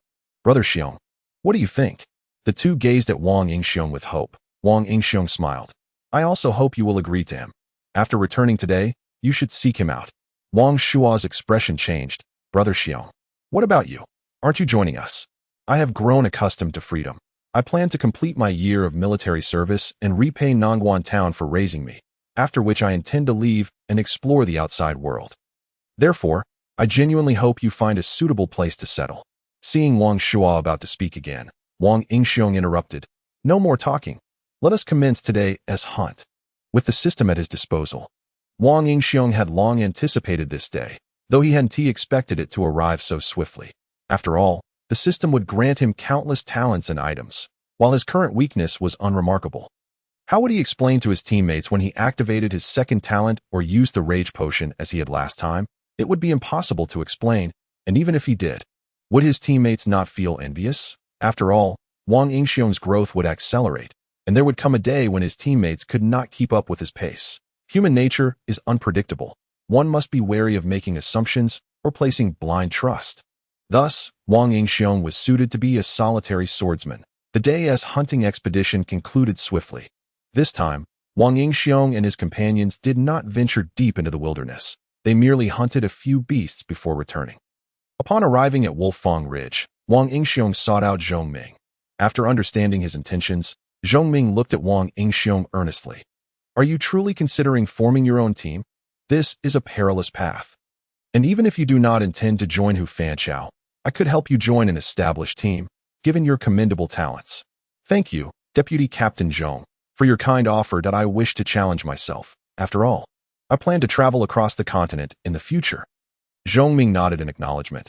I admire your determination. Since you have made your decision, I won't insist, but as a small team, you must fulfill the tasks expected of one. You need to hunt 3 first-tier beasts each week. The last time you hunted magical beasts, each of you earned 30 military points, but I imagine you need military points to elevate your rank, so you can exchange them for items. As he handed Wang Yingxiong the military merit exchange list, Wang Yingxiong perused it. 1 military point, 10 packets of hemostatic powder, 10 military points, a complete set of second-tier armor. A wolf fang dagger. Zhong Ming chuckled. Military merit is a valuable asset. Everyone relies on it for promotion, so hardly anyone uses it to exchange for items. You are indeed an exception. Wang Yingxiong replied. Thank you for the compliment. Deputy Captain Zhong, that I would like this wolf dagger. Zhong Ming's expression turned serious. This wolf dagger is no ordinary item. It was used by a third-tier expert who has achieved significant military merit. It was forged by a master craftsman from the fangs of dozens of golden wolves, crafted from exceptional materials. Hard and razor-sharp, it is indeed a fine weapon. I will retrieve it for you. As Zhong Ming retrieved the wolf blade, Wang Yingxiong discerned its uniqueness. Though forged from the fangs of wolves, it gleamed with a metallic luster, the blade shimmering with a cold light, while the spine featured a row of aligned wolf fangs, forming a jagged edge that sent shivers down one's spine. However, the blade bore several faint cracks. Sensing Wang Yingxiong's curiosity, Zhong Ming remarked, were it not for its damage, this blade would be worth at least 100 military merits, as it incorporates the fangs of 2 second-tier magical beasts, the golden wolves. Thank you, Deputy Leader Zhong, that I am quite satisfied. Upon returning to the cave, Wang Yingxiong was startled to discover a person inside, Hu Fanchao.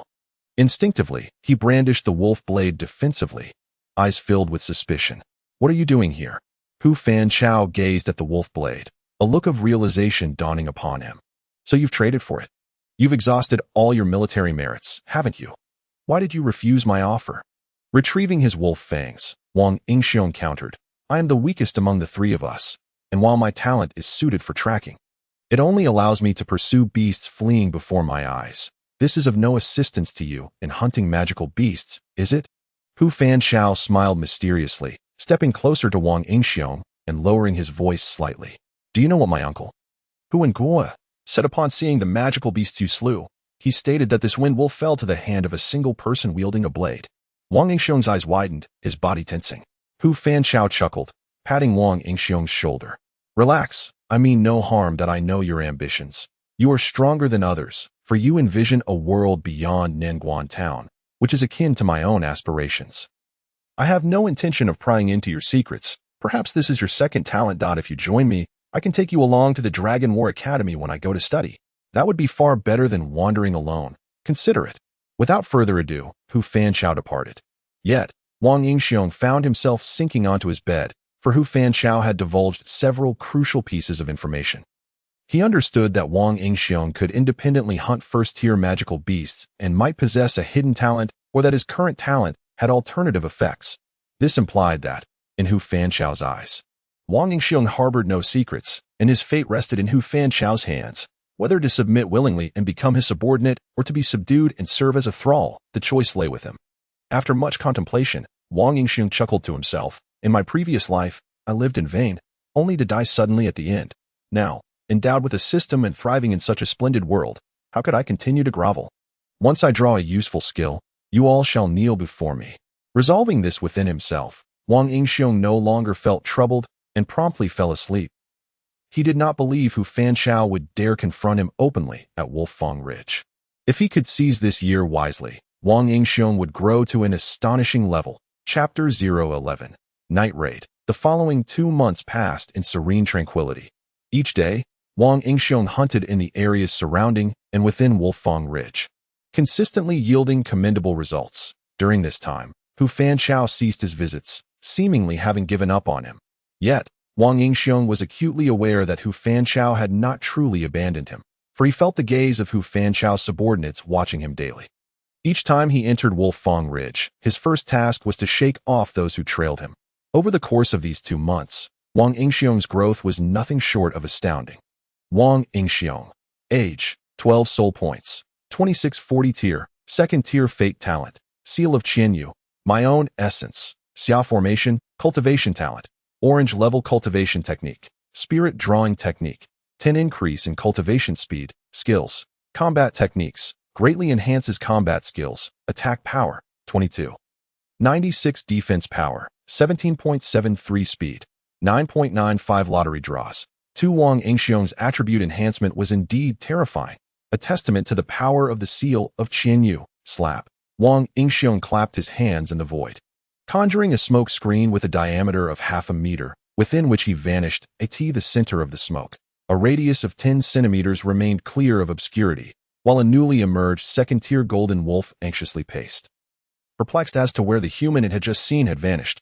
Swish! At that moment, just behind the golden wolf, Wang Yingxiong revealed himself. The golden wolf, sensing something amiss, began to turn, but Wang Yingxiong's strike had already descended, the formidable wolf blade plunging directly into the golden wolf's rear. Howl! A heart-wrenching cry echoed as Wang Yingxiong withdrew his blade and once more vanished into the smoke. Plop! In the next instant, he reappeared, this time piercing through the unprotected abdomen. With a final mournful lament, the golden wolf met its humiliating demise, and before the smoke dissipated, Wang Yingxiong swiftly attended to the wolf's carcass. As the smoke cleared, Wang Yingxiong had already departed. Thanks to the Xia formation, his combat prowess had ascended a level. Moreover, with the spiritual energy within him, he had enough reserves to utilize it at least 3 times. This was not merely a combat technique. It could also serve as a means of turning the tide in dire situations. After Wang Yingxiong left, a young man arrived at the scene a few minutes later. Observing the remnants of the golden wolf, he furrowed his brow, investigating for a while before glancing in the direction Wang Yingxiong had taken, then turning back. Had Wang Yingxiong seen this individual, he would have recognized him as Hu Fanchao's scout, who had been tailing him for over a month. When evening came and Wang Yingxiong returned to the cave, he immediately sensed a tense atmosphere and noted many unfamiliar faces, spotting Wang Shuo practicing combat techniques outside. Wang Yingxiong approached him. "Fatty, how have you been lately? Has something happened today?" Seeing Wang Yingxiong, Wang Shuo quickly halted, scratching his head. "Brother Xiong, I'm well that I heard the leader has returned. This afternoon, we didn't go out hunting at all. Have you heard? Earlier today, a small team encountered a pack of wolves, and by the time reinforcements arrived, all that remained were skeletons. You must be cautious." Wang Shua's expression was grave. "Brother Xiong, why not join Hu Fanchao's team? With him, there is hardly any danger, and our numbers are substantial. We needn't fear small packs of wolves. Moreover, we receive ample cultivation resources. Look, my strength has surged rapidly." Wang Yingxiong inspected Wang Shua's stats. Wang Shua, 2nd tier age, 12 fate talent, 40 increase in defense cultivation talent, orange level cultivation technique, spirit drawing technique, 5 increase in cultivation speed, skills, combat techniques attack power, 13. 16 defense power, 17.96 speed, 5.50. His growth was indeed impressive, but Wang Yingxiong refrained from disclosing that he would always be lagging behind as long as he killed beasts daily. Each attribute would see an increase of at least 0.1, a feat that would require them several days of cultivation. Wang Yingxiong smiled. It seems the task of avenging the village will fall upon you. Continue your practice. I'll head back to rest. Upon returning to the cave, shrouded in darkness, there was little to occupy his time, and he could only engage in cultivation, absorbing the spiritual energy of heaven and earth to nourish his flesh and alleviate the cellular strain brought on by the attribute boosts from the seal of Qianyu. This realization had only recently dawned on Wang Yingxiong. The attributes enhanced by the seal of Qianyu were not earned through cultivation, but rather a direct augmentation of his cells. Akin to inflating them. At times, he found it challenging to fully utilize the enhanced attribute values, leaving his body fatigued. However, after each session of cultivation, once his cells brimmed with spiritual energy, he would gradually temper them, enhancing their resilience and truly integrating the augmented attributes. Understanding this, Wang Yingxiong committed to a rigorous cultivation routine, particularly after acquiring attributes through the seal of Qianyu. Nevertheless, at present, Wang Yingxiong's physique could only withstand half an hour to an hour of cultivation before his cells became saturated with spiritual energy, at which point he would cease absorption. The remaining task was to allow his cells to slowly convert the spiritual energy into spiritual power, enhancing his metabolism and fortifying himself. Ding, ding, awakened from his slumber by a series of metallic clangs. Wang Yingxiong, still somewhat groggy, recalled that this sound was the distinctive assembly bell of Wolfang Ridge. He hastily donned his clothes and rushed outside. Upon reaching the cave entrance, he found everyone lined up. With Zhong Ming and several leaders at the forefront. In the center stood a dignified middle-aged man whose appearance bore a resemblance to Hu Fanchao. Wang Yingxiong instinctively probed Yuanghua, 4th tier age, 40 fate talent, 20 affinity for wind attributes cultivation talent, green level cultivation technique, spirit drawing technique, 5 increase in cultivation speed, skills, combat techniques. Wind blade condenses wind attribute spiritual energy into a blade, increasing attack by 10, attack power, 723.69 defense power, 203.39 speed, 82.96. The terrifying attributes of Huangua left Wang Yingxiong momentarily dazed. He was truly formidable. Moments later, once everyone had assembled, Huangua's deep voice resonated. Tonight, we shall undertake an urgent mission. Within the inner region of Wolfang Ridge, a pack of earth wolves is currently gathering, intending to launch a beast tide. Therefore, tonight, we shall execute a surprise raid to inflict casualties upon them, preventing them from organizing on a large scale. Additionally, we will have support from various teams in Nanguan Town. We set out now, leading the charge. A faction of third-tier experts paved the way while others melded into the wilderness, slaying every beast that obstructed their path. This night was destined to be a bloody feast. Wang Yingxiong, tonight is perilous. I offer you one last opportunity to join us. I am not as patient as young Master Hu. A somber voice echoed in his ears as Wang Yingxiong turned to see a somewhat lecherous youth indeed. The very one who had been trailing him. Furrowing his brow, Wang Yingxiong noticed that Hu Fanchao was nowhere in sight. He consciously slowed his pace, choosing not to respond. The boy merely exhibited a sinister grin, showing no inclination to pursue him further. Chapter 012. The trap. With a third-tier powerhouse leading the way, the group advanced at an impressive speed. In just over an hour, they reached their intended destination. As the forest receded from view a mile ahead, low hills emerged, overgrown with weeds, where a few wolves could be faintly discerned lying in wait. A third-tier warrior approached Wang Yingxiong's vicinity and whispered, "You 10 are responsible for driving the wolf pack from those hills. Fear not, they are merely first-tier wolves and pose little danger." Wang Yingxiong surveyed his surroundings and was startled to see the lecherous youth grinning ominously right behind him. A sudden chill ran through him as he realized the gravity of the situation. Panji, 2nd-tier age, 13 fate talent, scent tracking. Within a 5-mile radius, he can vaguely detect your location based on scent. Cultivation talent, orange-tier cultivation technique, spirit drawing technique, increases cultivation speed by 5, skills, martial arts attack power, 19.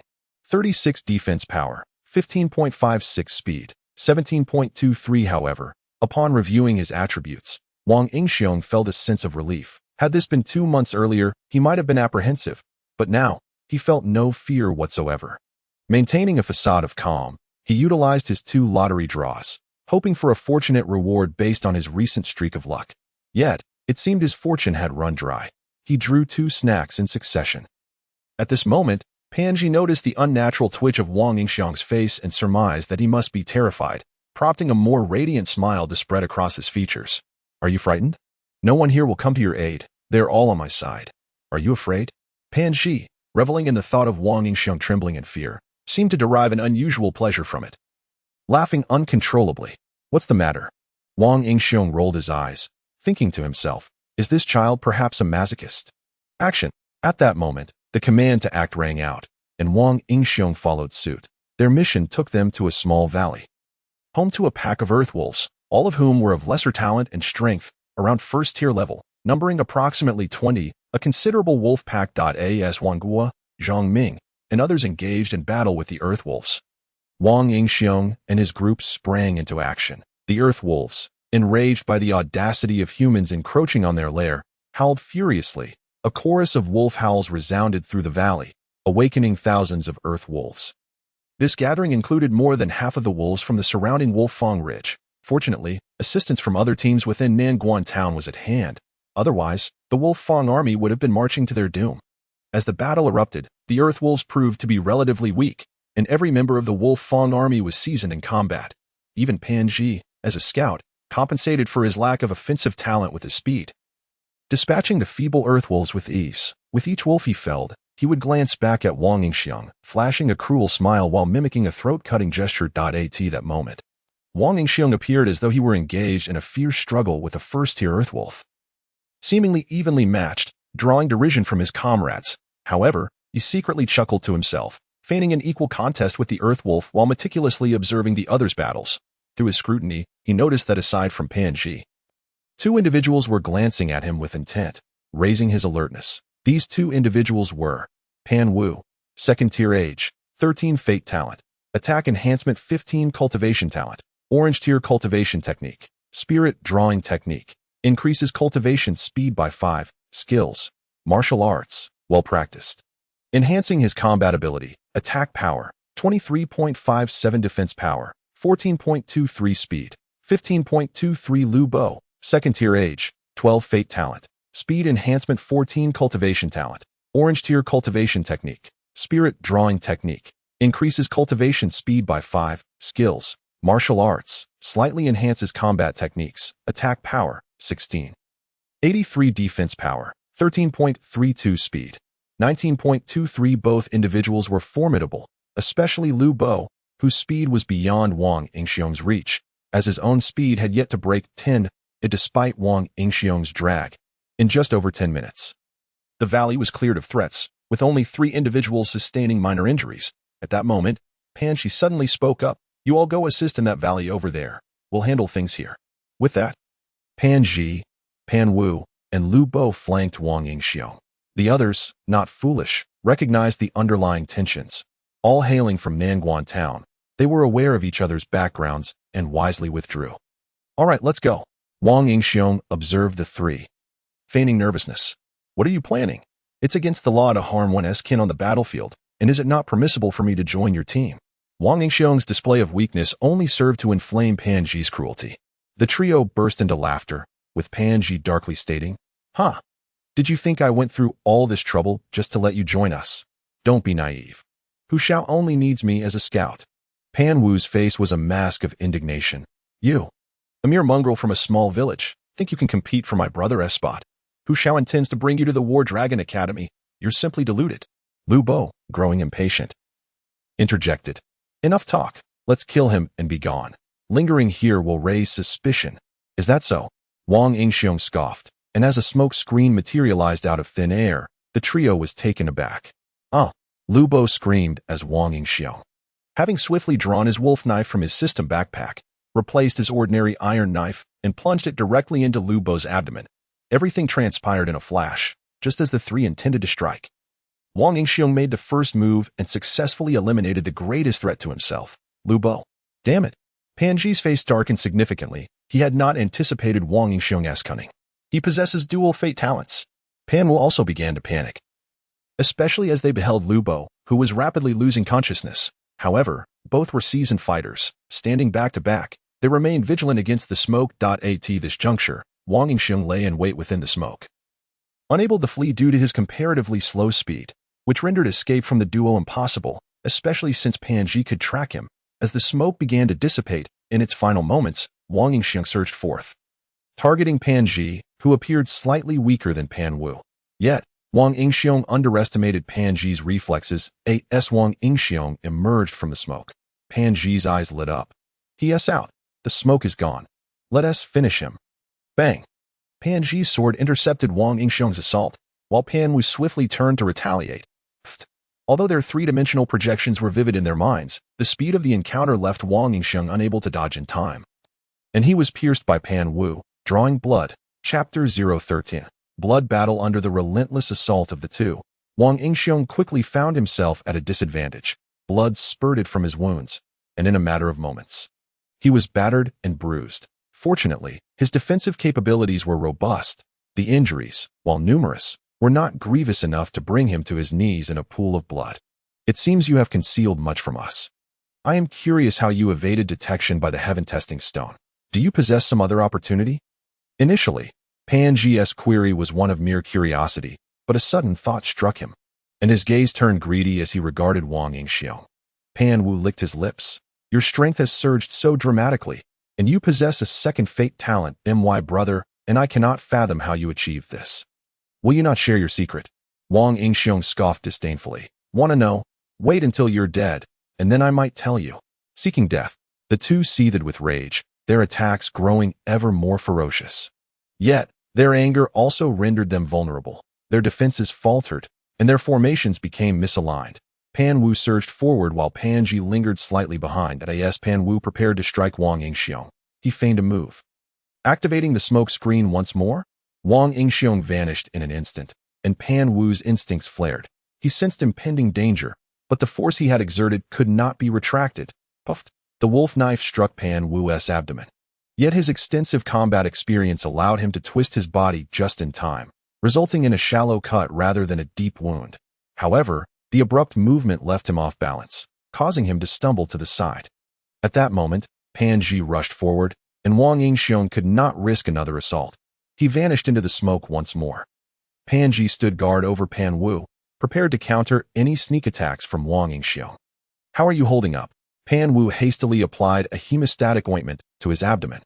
His face pale from the pain, yet he feigned calmness. Brother, I'm fine, but his attacks are rather formidable, and this talent is exceedingly strange. Fear not, Pan Ji reassured him.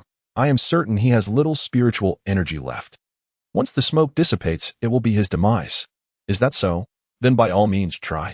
Wang Yingxiong's voice echoed, ethereal and elusive from within the smoke, causing the two to tense, scanning their surroundings with heightened vigilance. Swish, swish, suddenly, the air was pierced by a series of sharp sounds. The two individuals reacted with remarkable swiftness, brandishing their long swords to intercept the threat, only to discover it was merely a few shards of stone. Yet, as the debris flew, Wang Yingxiong charged forth, positioning himself strategically. The stones came from the left while he approached from the right. A classic feint. The sword he wielded was incapable of defending against the oncoming assault, and Pan Wu could only watch in horror as Wang Yingxiong swung at him. Thud! This time, the wolf blade plunged deep into his abdomen, and with a swift motion to the left, it tore open his entire midsection.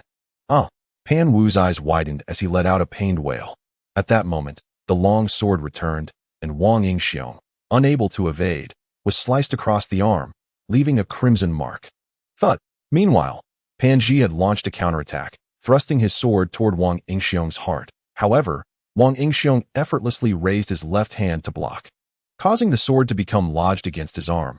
Unable to penetrate further in retaliation, Wang Yingxiong aimed a strike at Pan Ji's sword hand. But Pan Ji, with a desperate tug, found himself unable to extract his weapon and could only release it, kicking Wang Yingxiong away. Bang! The long sword remained embedded in Wang Yingxiong's arm as he was propelled into the smoke. Little Wu, Pan Ji scooped up Pan Wu, only to realize that a significant portion of his internal organs had spilled out, rendering survival impossible. With a fierce glare, Pan Ji fixed his eyes on Wang Yingxiong, the smoke now dissipating. I will kill you. You deserve to die. You, a filthy peasant, dared to take my brother's life. I shall annihilate your entire village." Grasping Pan Wu's long sword, he charged at Wang Yingxiong in a frenzy. Wang Yingxiong, summoning the last remnants of his spiritual energy, unleashed the mist array while simultaneously extracting the long sword from his arm. "Ah! Ah!" Pan Ji, like a madman, slashed wildly through the smoke, his fury and fear obliterating his rational thought. "Come out, face me in a duel, you wretched commoner." Thud! The wolf blade flashed into view, etching patterns upon Pan Ji's body. In his disoriented state, Pan Ji merely hacked blindly, devoid of any defense. As the mist cleared, he collapsed into a pool of blood. Wang Yingxiong, with an indifferent expression, withdrew the wolf blade from Pan Ji's heart, only to turn and find a young boy staring at him in shock from a distance. This boy had been part of his earlier group. Realizing the coldness in Wang Yingxiong's gaze, the boy jolted back in terror, exclaiming, "You killed them! You slaughtered your own kind! Wang Yingxiong has slain Pan Ji." The boy turned and fled, shouting as he ran. Wang Yingxiong could only manage a helpless smile before turning to venture deeper into the Wolfang Ridge. Moments later, the boy returned, followed closely by Hu Fanchao and others. "Are you certain it was Wang Yingxiong who killed them?" A third-tier veteran scrutinized the boy. The young lad replied, "Yes, he was the one. They said they were going that way, and we went in the opposite direction. After we cleared that area, I came back and saw Wang Yingxiong pulling the blade from Pan Ji's body. So I reported to you." The veteran inspected the scene and confirmed. All three died from stab wounds, likely at the hands of Wang Yingxiong. "However, our priority now is to deal with the wolf pack. I will report this to the higher-ups." As soon as he finished speaking, wolves began to rush in from all sides, and the group had no choice but to engage in battle. Meanwhile, Wang Yingxiong, in his flight, first applied a hemostatic ointment to his wounds, then coated himself in a scent-masking salve before circling back and fleeing towards the outskirts of the beast plain. Strangely, he felt little aversion to taking a life for the first time. Instead, a flicker of exhilaration surged within him. Wang Yingxiong was unaware if he was becoming a monster, but he believed that those three deserved their fate. The news of Pan Ji's death would prevent Wang Yingxiong from returning to Wolfang Ridge or even to Nangguan Town. It was well known that the human race forbade fratricide. And while exceptions existed, it was a strict prohibition within the military. Violators faced execution, and the repercussions could extend to their kin. Fortunately, Wang Yingxiong's village had perished, and Wang Shua was now under Hu Fanchao's wing. Blessed with a favorable fate, so he hoped this incident would not implicate him. Whether due to the ongoing campaign against the wild wolves or some other reason, Wang Yingxiong encountered not a single beast during his escape. After running for nearly 10 miles, he lost track of his location. Exhausted and with his wounds burning fiercely, he sought refuge in the foliage of a large, robust tree, obscuring his presence among the leaves. In this skirmish, the 3 lives taken had granted him a bountiful reward of 200 soul points. His total now stood at 3,340 points, allowing him to draw once more. But first, he needed to recover his spiritual energy and tend to his injuries. Chapter 014. The Iron-Eating Beast High Defense not only provided formidable protection, but also accelerated the healing of wounds. Throughout the latter half of the night, Wang Yingxiong immersed himself in cultivation. As dawn approached at Wolfang Ridge, the troops returned, though their numbers had diminished by 1/5. Yet, the expressions of the remaining soldiers bore no trace of sorrow. Instead, they seemed invigorated, indicating that their mission had been a success. However, a segment of them bore grim visages, as though mourning lost kin, and indeed, their loved ones had perished. Among these individuals were members of the Pan family, kin to Pan Ji, led by his uncle, Pan Dehui. Pan Dehui's countenance was so dark it seemed capable of squeezing out water, and he spoke with a menacing tone. "Who is responsible for this? I demand an explanation." Wu Shaojia, recount the events, Zhongming commanded. Pointing at the boy who had witnessed Wang Yingxiong withdraw his blade, Wu Shaojia, feeling the weight of so many influential figures upon him, nervously recounted the events as they had unfolded. Upon hearing his account, a somber silence enveloped the crowd. Huang spoke calmly. "Regardless of the circumstances, we must capture the perpetrator first. Assemble a team for a trial. We must apprehend Wang Yingxiong within 3 days. The Pan family requests to be involved," Pan Dehui declared loudly. His gaze fixed intently on Huanghua. The assembly was taken aback by Pan Dehui's fervor, yet soon came to understand. Any family would be compelled to act fiercely if their promising heir was slain. Huanghua regarded Pan Due steadily and, after a moment, smiled. Very well, it is entrusted to you. Thank you, leader. The Pan family will remember this favor. Pan Due replied gratefully, clasping his hands before hastily departing. As the crowd dispersed, Hu Fancha trailed behind Huanghua. Do you find it puzzling why I agreed to Pan Dehue's request? After all, he is not part of the guard and has no authority to impose punishment on us. Huanghua's voice resonated. Hu Fanchao paused, taken aback, and queried, Uncle, I truly do not understand. Please elaborate. Huanghua explained, I know you hold Wang Yingxiong in high regard. Initially, I was skeptical, given the records on the Destiny Stone, but now I am convinced. A talent with a lowly red-tier cultivation aptitude, coupled with a destiny talent that offers no combat advantage, can barely reach the second tier. Yet, he has managed to slay 3 second-tier divine bestowers. That it appears he is indeed the dual destiny talent you speculated about. Hu Fanchao refrained from asking why Huanghua, knowing Wang Yingxiong was a dual destiny talent, would allow Pan Dehue to hunt him, as he anticipated Huanghua's forthcoming explanation. Sure enough, Huanghua continued. However, despite the rarity of dual destiny talents and their boundless potential, they are not something we can control. Their contributions to our Hu family in Nonguan town are minimal. Their true stage will be this continent. The Pan family, however, is different. They are our family supporters, and their destiny talents predominantly serve as scouts, crucial for military enhancement. The Pan family genuinely belongs to us. We cannot afford to disappoint them or create a rift. Although we understand that Wang Yingxiong's actions may have been justified, it is irrelevant that a genius that has not yet matured is not a true genius, and one we cannot command is no longer a genius, but an adversary. Only Hu Fanchao remained, deep in thought for a considerable time. In the beast plane, Pan Dehue clutched a corner of the blanket Wang Yingxiong had used, following the lingering scent in the air to ascertain his approximate location before dashing forward with fervor. Meanwhile, having just awakened and disoriented in the beast plane, Wang Yingxiong was blissfully unaware of the impending danger.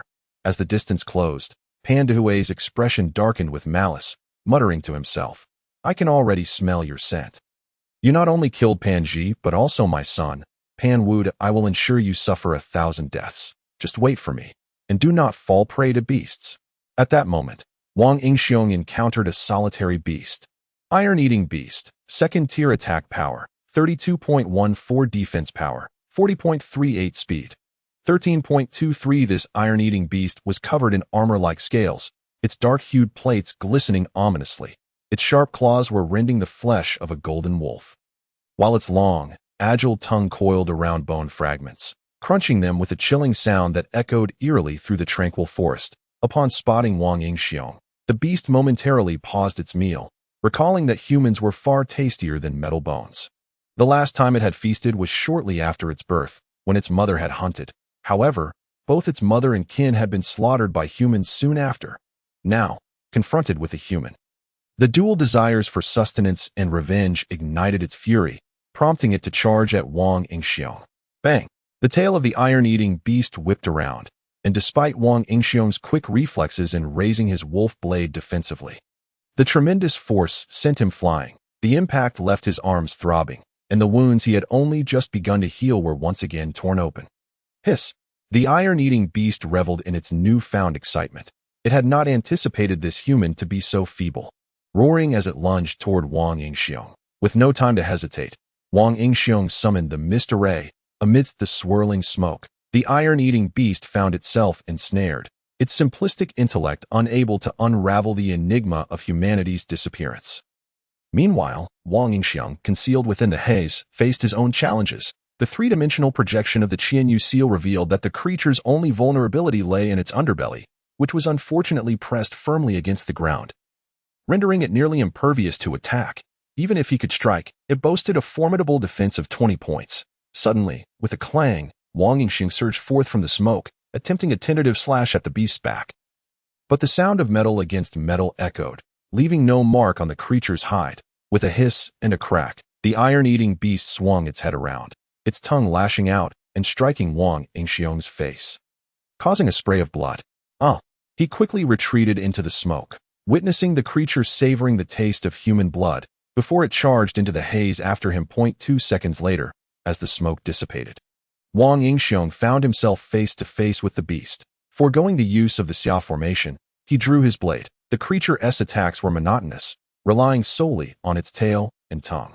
Understanding this, Wang Yingxiong utilized the three-dimensional image for preemptive defense. With a snap and a thud, he dodged a swing of the beast's tail and, seizing the moment of inspiration, drove the tip of his wolf blade between its scales.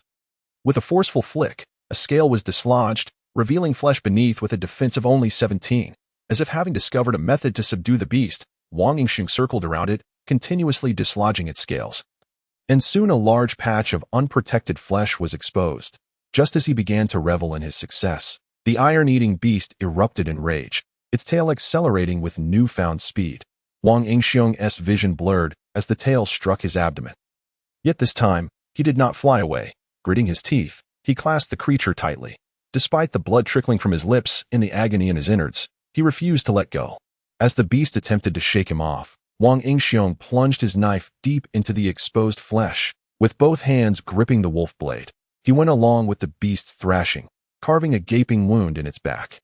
In that moment, the Xia formation reactivated, and the iron-eating beast, in its agony, ran wild. Wang Yingxiong seized the opportunity to strike, and by the time the formation faded again, the beast lay lifeless. Chapter 015. Death. The demise of the iron-eating beast bestowed upon Wang Yingxiong 30 soul points. Along with enhancements of 0.64 in attack power, 0.80 in defense, and 0.26 in speed. Just as he contemplated gathering his spoils, a sudden applause echoed. Wonderful! Startled, Wang Yingxiong turned to find a middle-aged man standing behind him. His eyes wide with disbelief as if he had encountered a ghost. Pandui. 4th tier age, 46 fate talent. Keen sense of smell. Within a radius of 30 miles, he can vaguely detect the enemy's position. Within 5 miles, he can pinpoint you accurately. Cultivation talent. Yellow rank cultivation technique. Spirit drawing technique.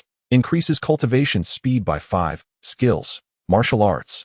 Years of practice have ingrained martial skills into his body, providing considerable combat enhancement. Attack power. 509.6. 3 defense power. 325.88 speed. 80.58. Wang Yingxiong suppressed his inner turmoil and spoke with forced calmness. You are from the Pan family, a relative of Pan Zhi or Pan Wu. Are you not afraid? Pandui asked, astonished yet more irritated, for he had observed Wang Yingxiong slay the iron-eating beast with the intent of appearing at the peak of his elation, eager to witness the terror on his face before inflicting torment upon him. What's the use of fear? As a second-tier divine benefactor, how could I possibly flee from a fourth-tier divine benefactor like you? Wang Yingxiong feigned a nonchalant demeanor. Is that so? Rest assured, you won't die easily in my hands. I intend to carve your flesh piece by piece. Pandui's voice turned ominous. You have seen my talents and potential. I am a dual talent bearer, and my future achievements are limitless, as long as you do not kill me. I assure you that I can elevate the Pan family, at the very least to dominance in Nongguan town. Wang Yingxiong attempted to persuade Pandui, feigning a desire to save his own life. I underestimated you. I did not expect such intellect at your young age. I can see that your words are alluring and may well come to fruition. But you have overlooked one crucial point. I cannot control you. The greater your potential, the greater the threat you pose to me. Moreover, we are enemies now. You have slain my son. How could I let you go? I long to see you suffer. Pandui scoffed. Then catch me first. Wang Yingxiong laughed heartily and instantly unleashed the Xia formation, vanishing within. Pandui smirked disdainfully. You dare employ such tricks before my nose. With a step into the smoke, Pandui clapped his hand toward a direction, and Wang Yingxiong was hurled out. The impact shattered his insides, and he gazed at Pandui in disbelief. You can see me in the Xia formation? Pandui shook his head. I admit your fate talent is indeed formidable.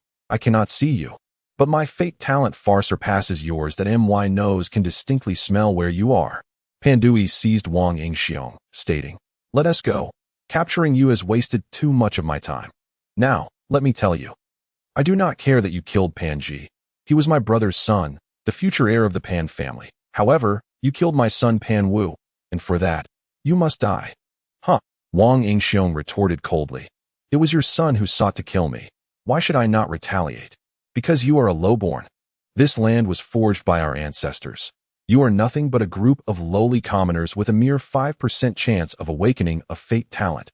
You survive on the shadows we cast. And if we wish you dead, you shall die." Pandui's voice rose in fervor, contempt dripping from his words as he denounced the villagers. "We are all from Nangguan town, stationed in the Beast Plains, guarding the fields for generations. Without us, how would you have food to eat? We have made significant contributions to humanity." Wang Yingxiong countered vehemently. "Huh," Pan Ji sneered. "That is merely your delusion. You are forsaken people of the continent. Your awakening potential is too weak that it takes 3 to 4 generations for 1 or 2 to awaken. And we are different. We are the true nobles of the continent, with an average awakening rate of 30% each generation. Those who break through the 6th tier will certainly awaken." Wang Yingxiong shot back. "But what of those who cannot awaken? Are they not the same as us?" This time, Pandui responded with unexpected calmness. "Thus, if their offspring fail to awaken fate talents, they will be cast to the villages, reduced to forsaken people, as is the fate of any family." What? Wang Yingxiong was utterly baffled. Because those who cannot awaken fate talents cannot become divine benefactors in this world. They are merely food for other races. How many sacrifices did our divine benefactor ancestors make to establish this nation? We cannot support these wastrels. We seek to create a realm composed entirely of divine benefactors. A realm where the awakening of fate talents is 100%. For a moment, Pandui gazed into the distance with a sacred expression, as if envisioning that realm. "Enough, you know too much. Had you not been destined to die at my brother's hands, you would already be dead. Now, let me take your tongue." Suddenly, Pandui's voice turned sinister. "Wait, let me finish my last word." Wang Yingxiong hurriedly interjected. "Thank you for enlightening me about the hidden truths of this continent. It is indeed a bloody world. But I relish it. However, I refuse to accept my fate. You shall not take me today. Live well, for you shall die by my hand in the future. This is my recompense for your revelations today." Before Pandui could comprehend Wang Yingxiong's intent, the latter's entire being surged with energy, shattering his meridians and ultimately destroying his heart. Pandui was taken aback. Wang Yingxiong had committed suicide, but what did his final words mean? That he would kill him in the future? Yet now he was already dead. In that instant, Wang Yingxiong's corpse ignited in white flames, transforming into a flurry of snowflakes. The white flames and snowflakes that fell upon Pandui also ignited, engulfing him in flames that could not be extinguished. Pandui's face paled in terror as he hastily released Wang Yingxiong, severing the flesh tainted by fire and snow. In mere moments, Wang Yingxiong was utterly consumed, leaving not a trace of ash behind. Pandui's countenance darkened. He was perplexed by the turn of events, but Wang Yingxiong was surely dead. Yet he could not return with the body to report back, and most troubling was the unease that Wang Yingxiong's final words instilled in him. For his demise had been too enigmatic, but he had truly perished, right before his eyes, even though no one would believe his account. Fortunately, Wang Yingxiong's wolf blade had not been in his possession at that moment, so it did not turn to ashes with him. Pandui could only take it with him as he returned. Meanwhile, Wang Yingxiong had not truly died, thanks to a soul point lottery he had conducted that morning.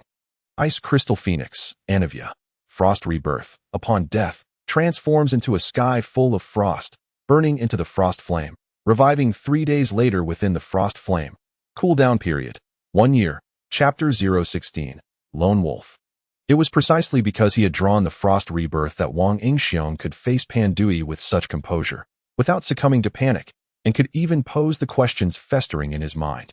Although the Frost Rebirth was at play, Wang Yingxiong's soul remained in a deep slumber, while in the void, a silvery giant egg gradually took shape, the inexplicable energies intertwined within the void. Chaotic energy began to fill the colossal egg, eventually reaching a saturation point, where this energy transitioned from a gaseous to a liquid state. This transformation persisted for an entire day, until the liquid energy completely filled the giant egg. On the following day, the egg ceased its absorption of energy, and the chaotic liquid within began to flow gently, gradually taking on a humanoid shape, subsequently evolving into cells and tissues. 2 days swiftly passed, and Wang Yingxiong's consciousness awakened at that moment. He found his eyes unable to open, yet his entire being felt warm and comfortable, as if cradled in the tender embrace of a mother, reluctant to open his eyes.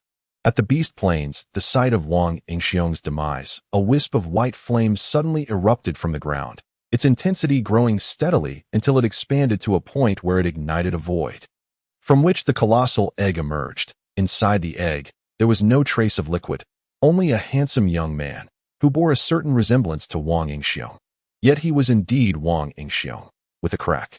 A fissure appeared on the surface of the giant egg, sounding like a clarion call of charge, followed by a cacophony of cracking noises as the egg became riddled with fractures. With a final pop, the egg shattered, and Wang Yingxiong emerged, his eyes opening to familiar sights. Unperturbed by his nakedness, he proclaimed, "I, old Wang, have returned." However, as the white flames consumed the giant egg completely, brushing against his form, he felt a sudden chill below, prompting him to awkwardly retrieve clothing from his storage to dress himself. Upon his resurrection, Wang Yingxiong realized that his body felt distinctly different, lighter and more comfortable. Wang Yingxiong. Age, 12 soul points. 370 rank. First rank fate talent. Qinyu's seal. My flowing essence. Xiaojin. Frost Nirvana cultivation talent. Purple extreme cultivation technique. Spirit guiding technique. 10 increase in cultivation speed. Skills. Martial arts. Significantly enhances combat skills. Attack power. 10.00 defense power. 10.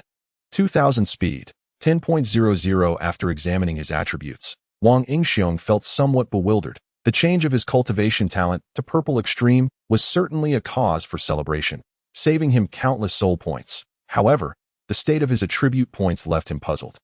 Had they been reset? Yet, sensing the abundant spiritual energy within him, he felt capable of unleashing dozens of Xiaojin without exhausting his energy. Moreover, the Qinyu seal and other talents remained intact. It was merely a matter of time before his attributes returned. Upon checking the system, he found no significant changes.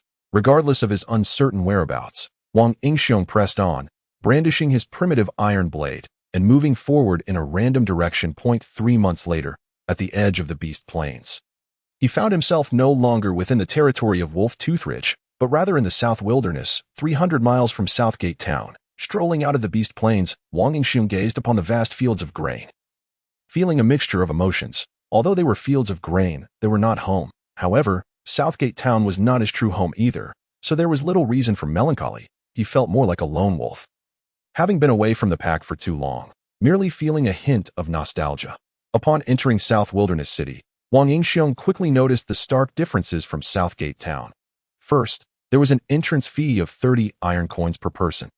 But fortunately, after his time with the Wolf Tooth Army, he had accumulated 2,000 iron coins. He learned that this continent was not solely occupied by the Dragon War nation, but rather, there were many other nations spread across the land. The leaders of these nations had unified a currency for trade, crafted from 3 types of metals used for forging weapons.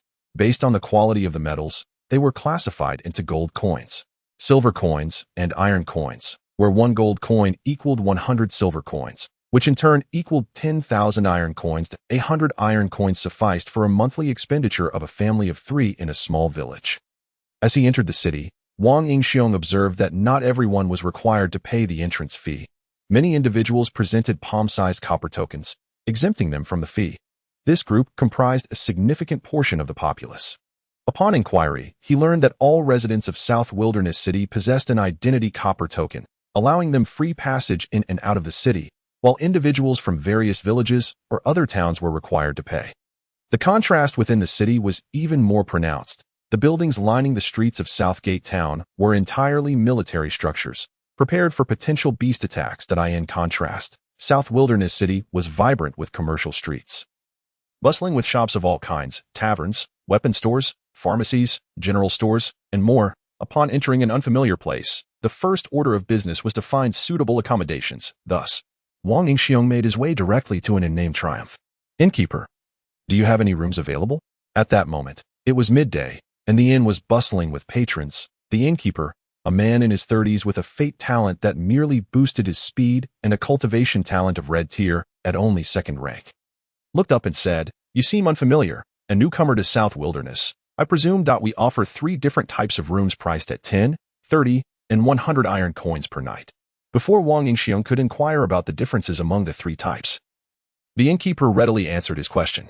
A room at 10 iron coins provides a basic lodging, quite cramped. A room at 30 iron coins ensures a comfortable stay. As for the 100 iron coins room, each comes with a mysterious enhancement array bestowed by divine beings, enabling rapid recovery of spiritual energy and treatment of minor injuries, as well as accelerating cultivation. Quite worthwhile, indeed. Wang Yingxiong was taken aback by the allure of the 100 iron coin room and expressed his desire to experience it, but ultimately said, "Innkeeper, I'll take the 30 iron coin room for a month." "Very well, young Wang. Allow me to escort this gentleman to room 1 on the 3rd floor and prepare a bath." The innkeeper swiftly collected the payment and signaled a helper to show Wang Yingxiong upstairs. Wang Yingxiong smiled at the innkeeper, realizing it had indeed been 3 months since his last bath. Although he could change his clothes, the odor clung to him rather prominently. After enjoying a delightful hot bath, changing the water twice, Wang Yingxiong felt a tad embarrassed and rewarded the attendant with 10 iron coins as a tip. With some leisure time on his hands, he opened the system, discovering significant changes in his attributes after 3 months. Wang Yingxiong. Age, 12 soul points. 23,500 rank. 2nd rank Fate Talent. Qin Yu Seal, My Flowing Essence. Xiaojin, Frost Nirvana Cultivation Talent. Purple Extreme Cultivation Technique. Spirit Guiding Technique. 10 increase in cultivation speed. Skills. Martial Arts. Significantly enhances combat skills. Attack power. 45. 68 defense power. 34.58 speed. 25.56 lottery chances. 3 having surpassed 20,000 soul points greatly boosted his morale. Wang Yingxiong had refrained from using them to enhance his talents, preferring to try his luck at the lottery, as he felt his talents were somewhat lacking, certainly unworthy of the system's name. Without further ado, he accessed the lottery interface and utilized his 3 free draws. Congratulations, you have won XX food. Congratulations, you have won a complete outfit from the deep blue continent. Congratulations, you have won a bottle of Yunnan Baiyao. Wang Yingxiong felt a bit dazed. While food and clothing were understandable, what on earth was this Yunnan Baiyao? However, upon examining its attributes, he found it quite appealing. Yunnan Baiyao, 2nd rank content, 100 grams function, hemostasis. Chapter 017. Instant wealth. Though the efficacy of Yunnan Baiyao was yet unknown, its quality being its 2nd rank suggested it was not to be underestimated.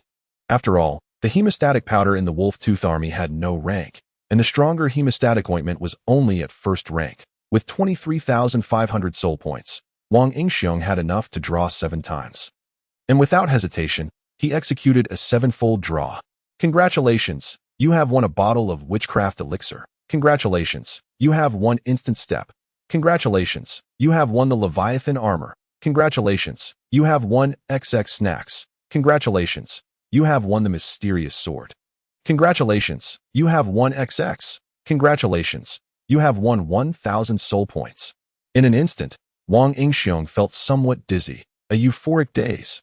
Out of 7 draws, only 2 yielded no reward, while the rest had all been successful, leading him to believe he might just be the god of luck. He quickly checked the attributes of each item. Witchcraft elixir, 2nd rank effect, enhances elemental affinity by 10, spiritual recovery speed by 15.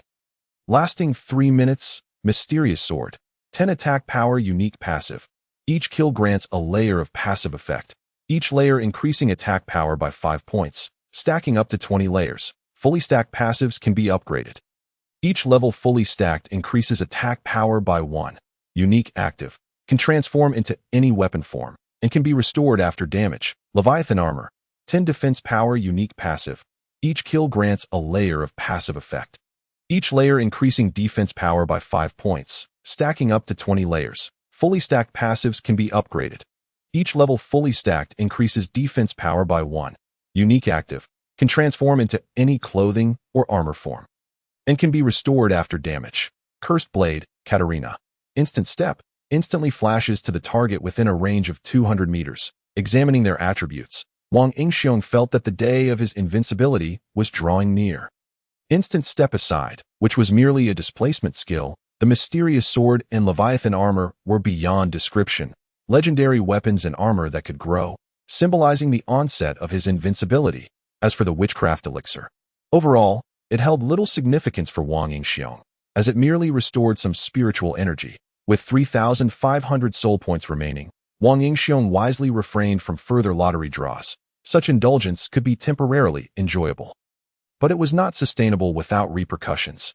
Observing the talents available for enhancement, he noted that only martial arts was eligible for improvement, and without hesitation, he clicked to upgrade.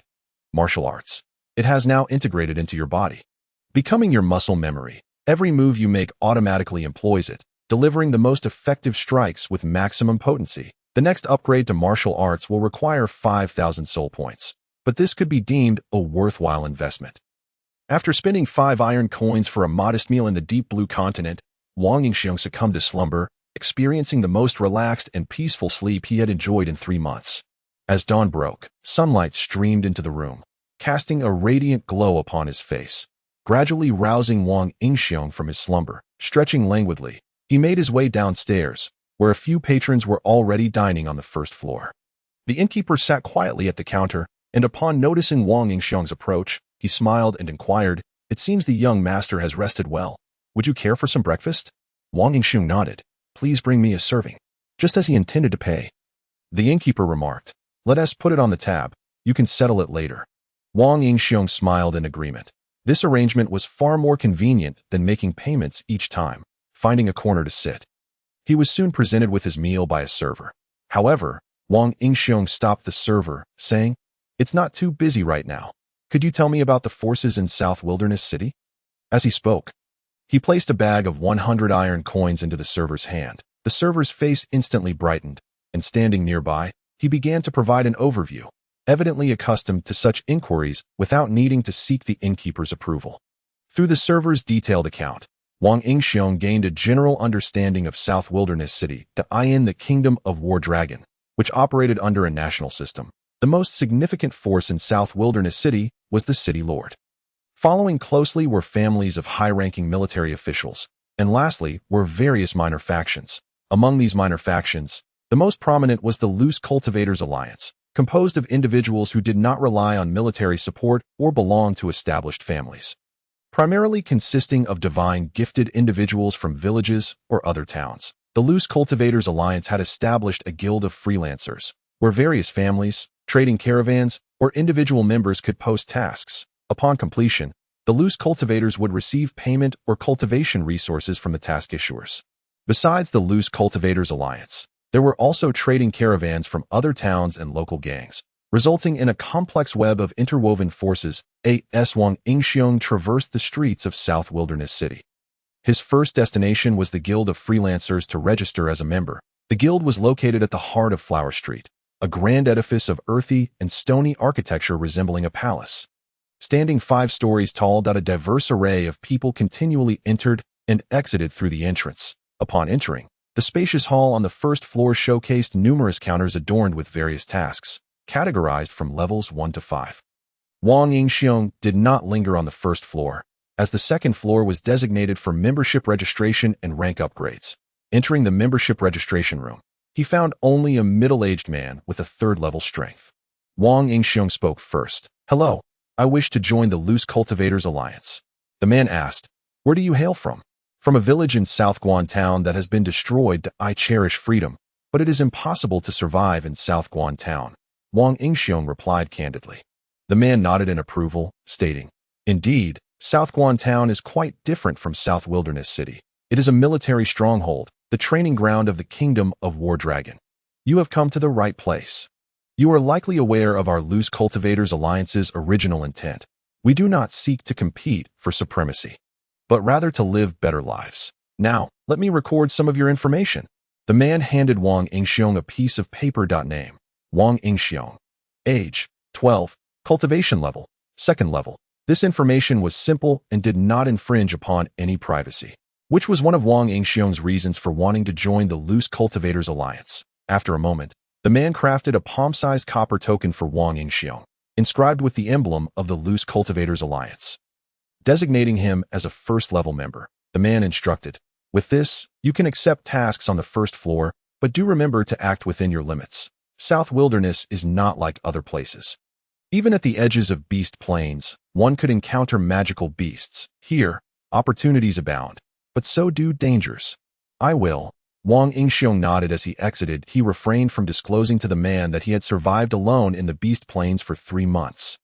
as he knew it would either be met with disbelief or provoke covetousness over any treasures he might possess. Upon reviewing the available tasks for first-level members on the first floor, Wang Yingxiong noted that most were for beasts he had already hunted. He selected a few high-value tasks before leaving, as he needed to purchase a backpack to store his prey. Chapter 018.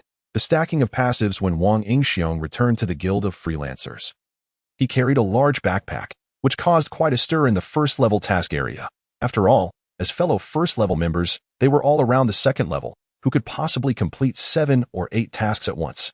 Especially on the first day of registration, initially considering another round of task acceptance, Wang Yingxiong realized he had drawn too much attention. After all, they were all loose cultivators. No one could independently hunt so many beasts without a significant team behind them. This suspicion, however, bred a hint of wariness towards Wang Yingxiong, a reaction he had not anticipated. Word of Wang Yingxiong's feats swiftly reached the higher echelons of the Loose Cultivators Alliance at that moment. On the 5th floor of the Guild of Freelancers, one of the 3 major figures of the Loose Cultivators Alliance, Zhang Xian, was inquiring about the young man who had registered. "What makes Wang Yingxiong stand out?" the man replied. "He is a very confident young fellow from South Guan Town. I cannot ascertain his talent, but I can sense a significant amount of spiritual energy within him. Few at his age possess such a level."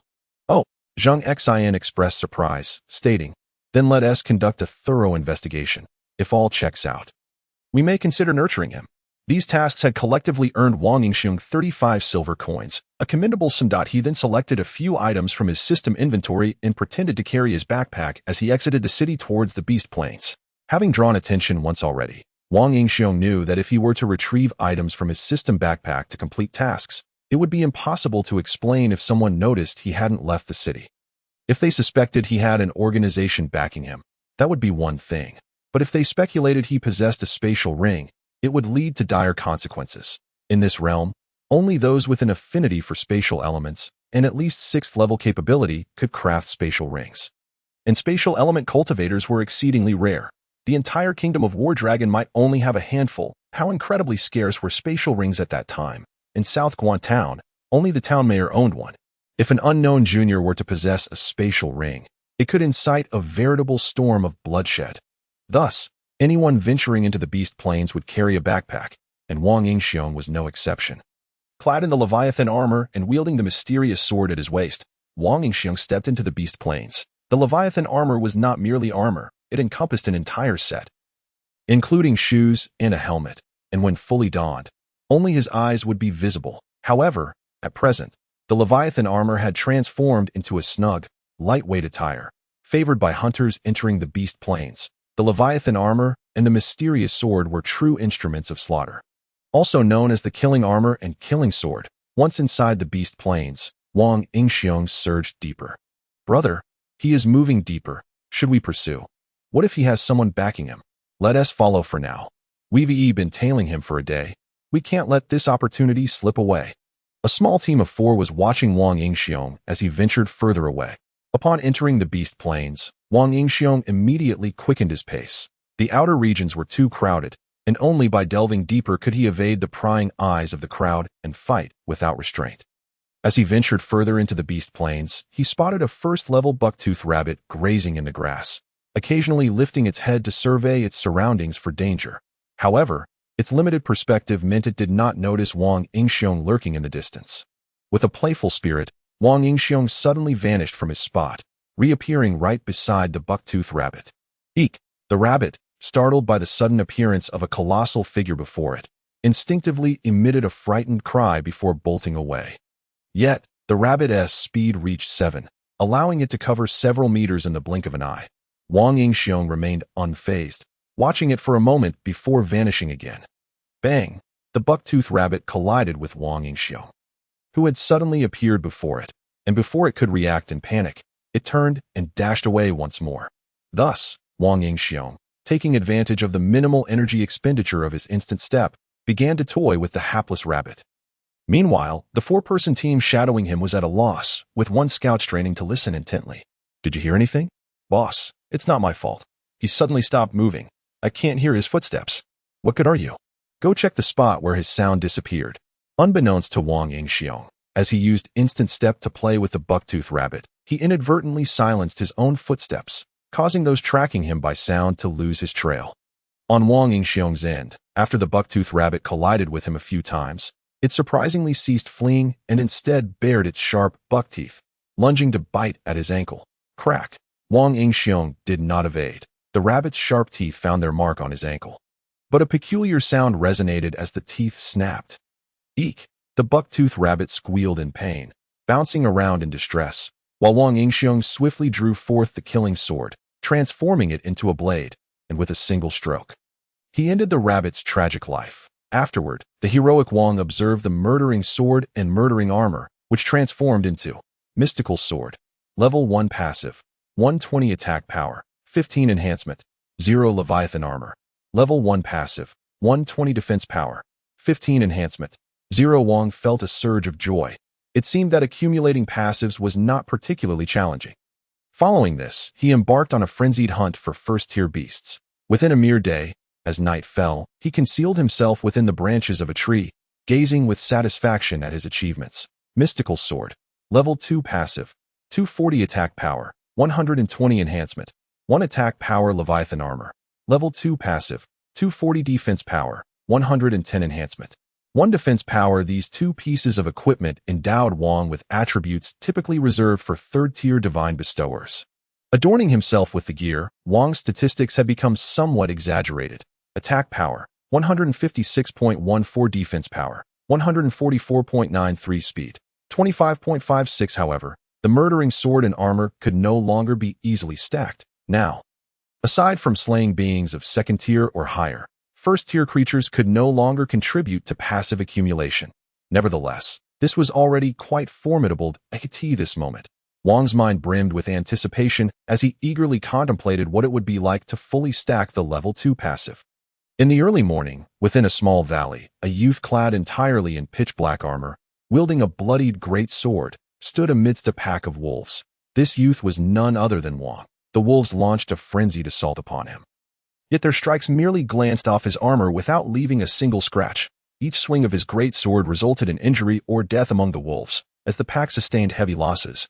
The howling of the second-tier alpha wolf signaled their retreat. However, Wang would not allow them to escape. With a swift step, he appeared beside the alpha wolf 100 meters away, and before it could react, he cleaved it in two. With the alpha wolf dispatched, the remaining wolves descended into chaos, and in a matter of moments, Wang systematically eliminated each second-tier creature. Chapter 019. Transaction surveying the ground littered with corpses. Wang collected only the teeth of the second-tier wolf pack, having little interest in the meager value of their flesh, in his quest to accumulate passives for the murdering sword and armor. Wang had spent an entire week in the Beast Plains, and with the recent bout of slaughter, the level 2 passive was now completely stacked. Mystical sword, level 2 passive, 40-40 attack power, 310 enhancement, 3 attack power Leviathan armor, level 2 passive, 40-40 defense power, 310 enhancement, 3 defense power. Yet, as Wang was only second tier, the murdering sword and armor could achieve a maximum of level 2. Nevertheless, the accumulated attack and defense power rendered Wang truly terrifying. The murdering armor transformed back into ordinary apparel, and the murdering sword was sheathed as Wang leisurely made his way back to South Wilderness City.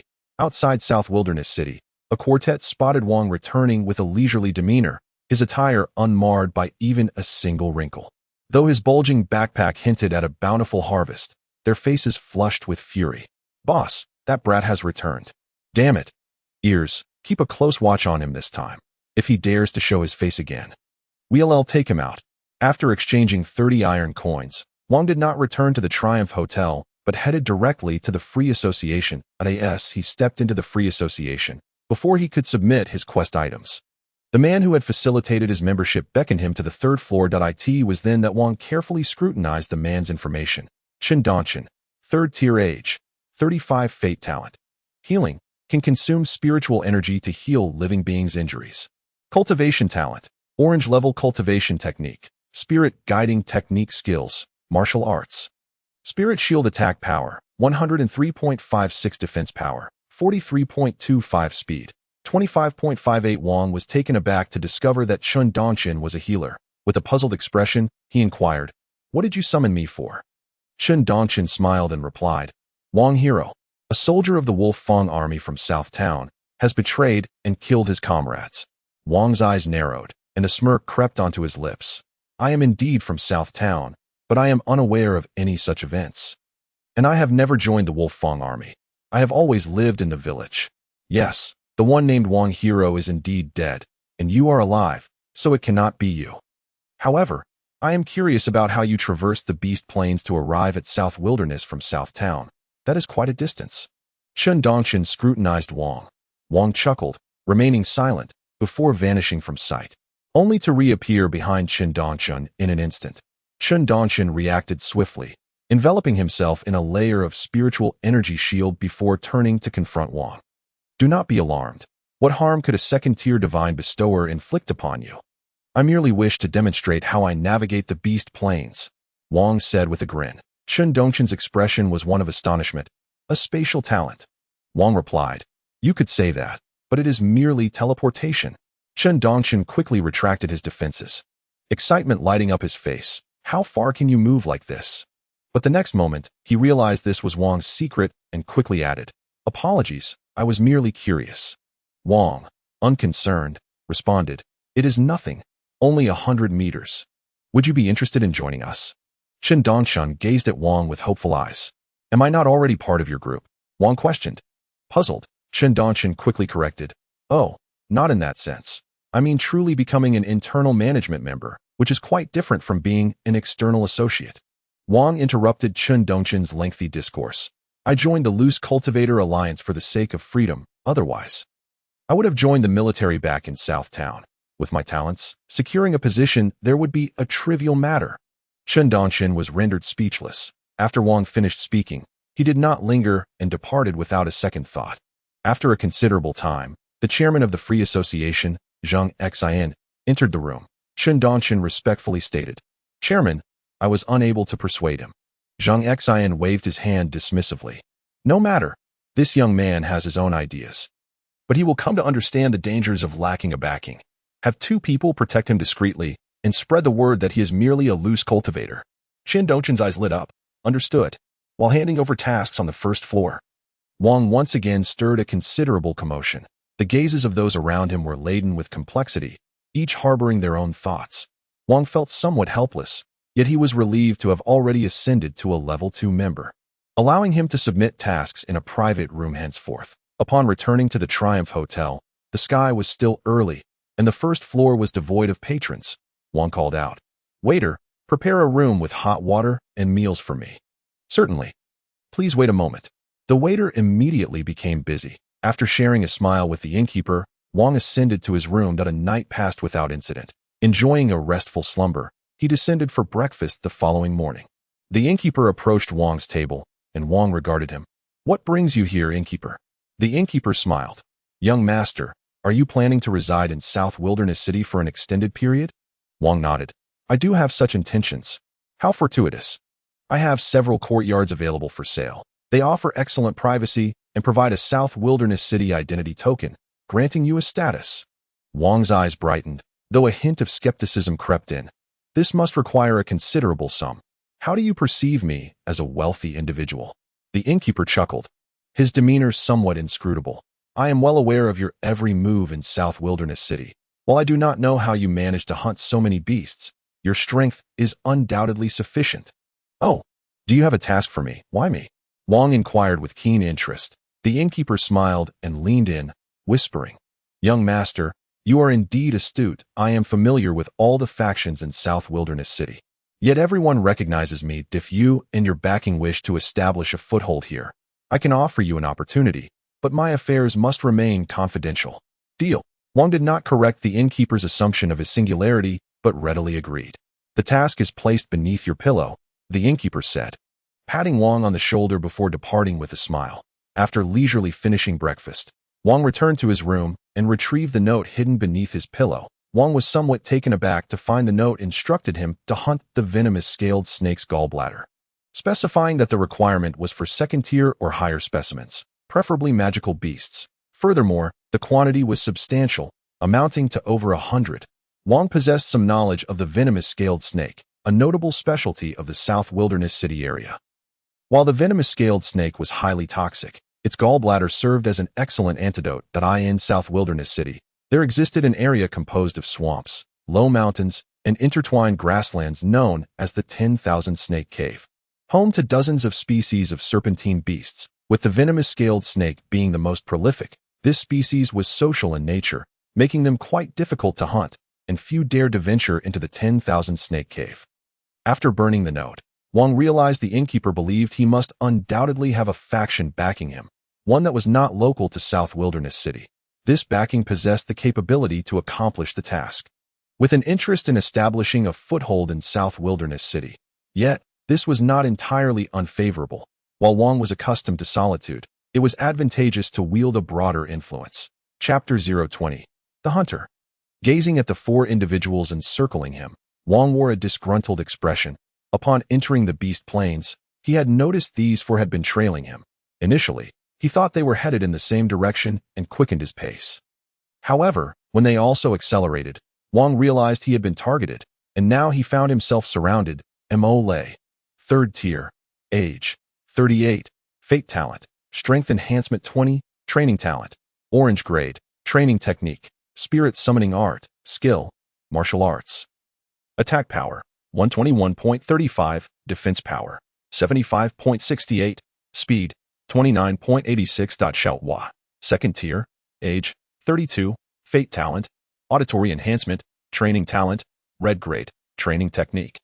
Spirit summoning art. Skill. Martial arts. Attack power. 78.56. Defense power. 35.58. Speed. 17.65. Huyun. 3rd tier. Age. 30. Fate talent. Defense enhancement 20. Training talent. Orange grade. Training technique. Spirit summoning art. Skill. Martial arts. Attack power. 86.86. Defense power. 135.23. Speed.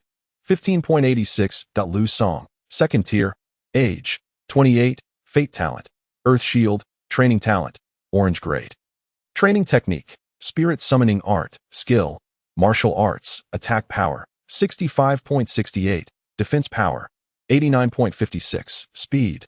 13.58. Observing the attributes of these four individuals, Wang Yingxiong felt no fear. Rather, he was almost inclined to laugh. What do you intend to do? I might just scream. Wang Yingxiong pretended to be frightened and shouted. The leader, Mo Lei, a bald giant, hefted a large hammer in his hand and weighed it from side to side. You've kept us waiting. How dare you spend the night alone in the beast plains? Wang Yingxiong's eyes darted, and he straightened his back, boldly declaring, I wouldn't dare to be alone, but I am not by myself. You still have time to leave. My boss will arrive shortly, and none of you will escape. Boss, this. The three men appeared somewhat flustered, casting anxious glances at Mo Lei. Damn it, Mo Lei roared. You're just a kid, but you dare to bluff. I already know your background. You are all alone. You're afraid of a softie. The last remark was directed at his teammates. Bah, you dare to threaten us. The trio immediately erupted in anger. Wang Yingxiong, however, feigned terror and retreated in a panic. How do you know I'm alone? Mo Lei glared. Is there anyone in Nanhuang City who doesn't know about you, the outsider, relying on your decent fate talent? You dare to act tough? Hand over all your money today, and I'll grant you a swift death. Brother, this kid must have dozens of silver coins. Xiaohua exclaimed greedily. Pathetic, it should be at least 1 gold coin. Huyun asserted confidently.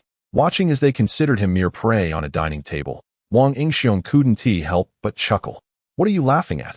Facing death, you still dare to laugh. Mo Lei felt insulted and threw a punch at Wang Yingxiong's shoulder, intending to incapacitate him before torturing him further. Bang. But in the next moment, everyone was aghast. Mo Lei's fist struck Wang Yingxiong's shoulder, yet Wang Yingxiong remained unfazed, while Mo Lei recoiled, his face contorted in disbelief. At that moment, silence enveloped the scene. Mo Lei was drenched in sweat, unable to fathom. How is this possible? How are you so tough? I am not only tough, but also quite sharp. Would you like to give it a try? Wang Yingxiong taunted as he drew a massive sword transformed from his killing blade. Come on. Damn it. I don't believe a mere second-tier god-gifted can defy the heavens. Mo Lei bellowed, leading the charge. The others, not daring to lag behind, surged forward as well. The killing armor instantly reverted to its original form, resembling traditional armor, which could not shield Wang Yingxiong entirely. Clang, clang. The clash of blades against the killing armor failed to inflict any damage on Wang Yingxiong. The armor's defense was not only impenetrable, but it also absorbed and dissipated the force of the attacks, leaving Wang Yingxiong completely unaffected. He felt no tremor at all. "Are you merely tickling me?" Wang Yingxiong chuckled mockingly, and in a flash, he appeared behind Xiaohua, whispering, "Did you say I'm worth dozens of silver coins?" Xiaohua's ears twitched rapidly. He heard the sound of Wang Yingxiong's arrival behind him. But by the time he reacted, Wang Yingxiong had already brought his sword down upon his right shoulder. "Ah!" With Xiaohua's anguished scream, his right arm fell to the ground, blood gushing like a fountain. Xiaohua's face turned pale. "Help! He is a devil!" "Lu Song, shield up!" Mo Lei shouted. A yellow spiritual power shield manifested around them. The three men once again surrounded Wang Yingxiong, gradually tightening their encirclement. Faced with such an assault, Wang Yingxiong found himself momentarily unable to break free. The trio's expressions brightened, as if they glimpsed hope, but Wang Yingxiong wore a sinister smile, indicating they had no need for hope. With a snap of his fingers, Wang Yingxiong vanished, enveloping the area in a cloud of smoke, trapping the three within. Swoosh! A blade fell, and Wang Yingxiong reappeared behind Mo Lei, his killing sword piercing through his back and emerging from his chest. Bang!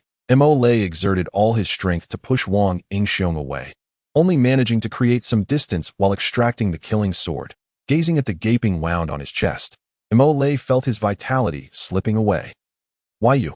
Mo Lei staggered to the ground, his face a mask of resentment. "He is a devil, Ron." The despairing Xiaohua, having lost an arm, fled for his life, but Wang Yingxiong would not grant him that chance. With a sudden burst, he appeared behind him and severed his head. When Wang Yingxiong turned back, Hu Ziyuan and Lu Song had already fled far away, yet their speed was woefully inadequate compared to Wang Yingxiong. The second-tier god-gifted, with a few swift movements, both met their demise. After looting the four of their meager possessions, Wang Yingxiong discovered they had a paltry 30 or so silver coins. Utterly impoverished, sensing his newfound strength, he departed without hesitation. This time, the four had collectively granted Wang Yingxiong 1,000 soul points. Moreover, by slaying Mo Lei, the Qian Yu mark bestowed upon him 2.43 points of attack power, 1.51 points of defense power, and 0.60 points of speed, surpassing the results of his arduous training over the past several days. What Wang Yingxiong was unaware of was that shortly after his departure, two individuals descended from the nearby treetops. They carefully examined the injuries of the four and exchanged glances. "This lad is no ordinary person. The quality of his weapons is undoubtedly exceptional. Furthermore, his techniques are quite diverse. If he is not a multi-talented awakened one, he must be backed by a force possessing extensive talent techniques. Whichever it is terrifying." Moreover, he directly collected their weapons rather than stowing them away. "Spatial storage," the two exclaimed in unison, their eyes widening in shock as they recognized the greed and trepidation reflected in each other's gaze. "It seems our leader has misjudged. He is certainly not a lone wolf. We must report back quickly. This is beyond our control." They were utterly convinced of this, having witnessed Wang Yingxiong's peculiarities, and their minds raced with assumptions, their reasoning excessively compelling. Chapter 021. Poison. The Wanshi Cave is not far from the Beast Plains, within half a stick of incense. Wang Yingxiong arrived at the entrance. From a distance, the sky above the Wanshi Cave exuded a dark and foreboding atmosphere, with colored miasma floating in midair, compared to other areas of the Beast Plains. This place was eerily silent. Wang Yingxiong chose to enter the Wanshi Cave through a rugged mountain range, where only low shrubs thrived, with few tall trees present. As soon as he stepped onto the mountain, a snake lunged from the underbrush, aiming for Wang Yingxiong's neck. Swoosh! The snake bit him. "Ah!" Wang Yingxiong cried out in pain, swatting the snake away. Fortunately, its attack power was low, and it did not pierce too deeply. However, the bite began to tingle, and he felt a growing sense of loss of control. Chinging snake. Second tier, attack power, 32.58, defense power, 28.69, speed, 20.56. Note: venomous. Being bitten can cause paralysis throughout the body, severely leading to a loss of bodily control. Its gallbladder can slightly alleviate paralysis. Gazing at the Qingying snake's attributes, Wang Yingxiong felt a surge of relief. Fortunately, his defense power was as high as 36. Although it had breached his defenses, it hadn't severed an artery. Otherwise, he would have met his end due to this small snake. Without hesitation, Wang Yingxiong fully activated his killing armor, encasing himself in its protective embrace. The Qingying snake, having failed to kill its prey with its initial strike, circled around, waiting for the prey to become paralyzed before launching a second attack. However, upon witnessing the sudden transformation of its target, it became somewhat disoriented, unsure of how to proceed. Meanwhile, Wang Yingxiong struggled to maintain his clarity. The high defense not only fortified his body but also conferred resistance, enabling him to endure the snake's venom to some extent. Yet, as time passed and blood flowed, he began to feel increasingly sluggish. Wang Yingxiong was alarmed. A mere second-tier beast wielded such formidable power. This was truly unexpected. Suddenly, he bit his tongue to sharpen his senses. And with a flash, he appeared beside the Qingying snake. Hiss! The abrupt movement startled the Qingying snake, causing it to straighten its body, poised to spring away, but Wang Yingxiong's blade had already fallen. Swoosh! The killing sword cleaved through the Qingying snake's body, yet its remains writhed as if attempting to counter the attack. Nevertheless, bolstered by his overwhelming strength and the blade's sharpness, the Qingying snake was instantly cleaved in two. Yet, for a moment, the severed body continued to writhe, prompting Wang Yingxiong to swiftly decapitate the snake and extract its gallbladder, roughly the size of a longan, swallowing it whole. The gallbladder was slightly bitter and cool in the stomach, but its effects did not manifest immediately. Wang Yingxiong hurriedly exited the territory of the Wanqi cave and climbed a large tree. Perched amidst the treetops, Wang Yingxiong found himself on the brink of losing control over his own body.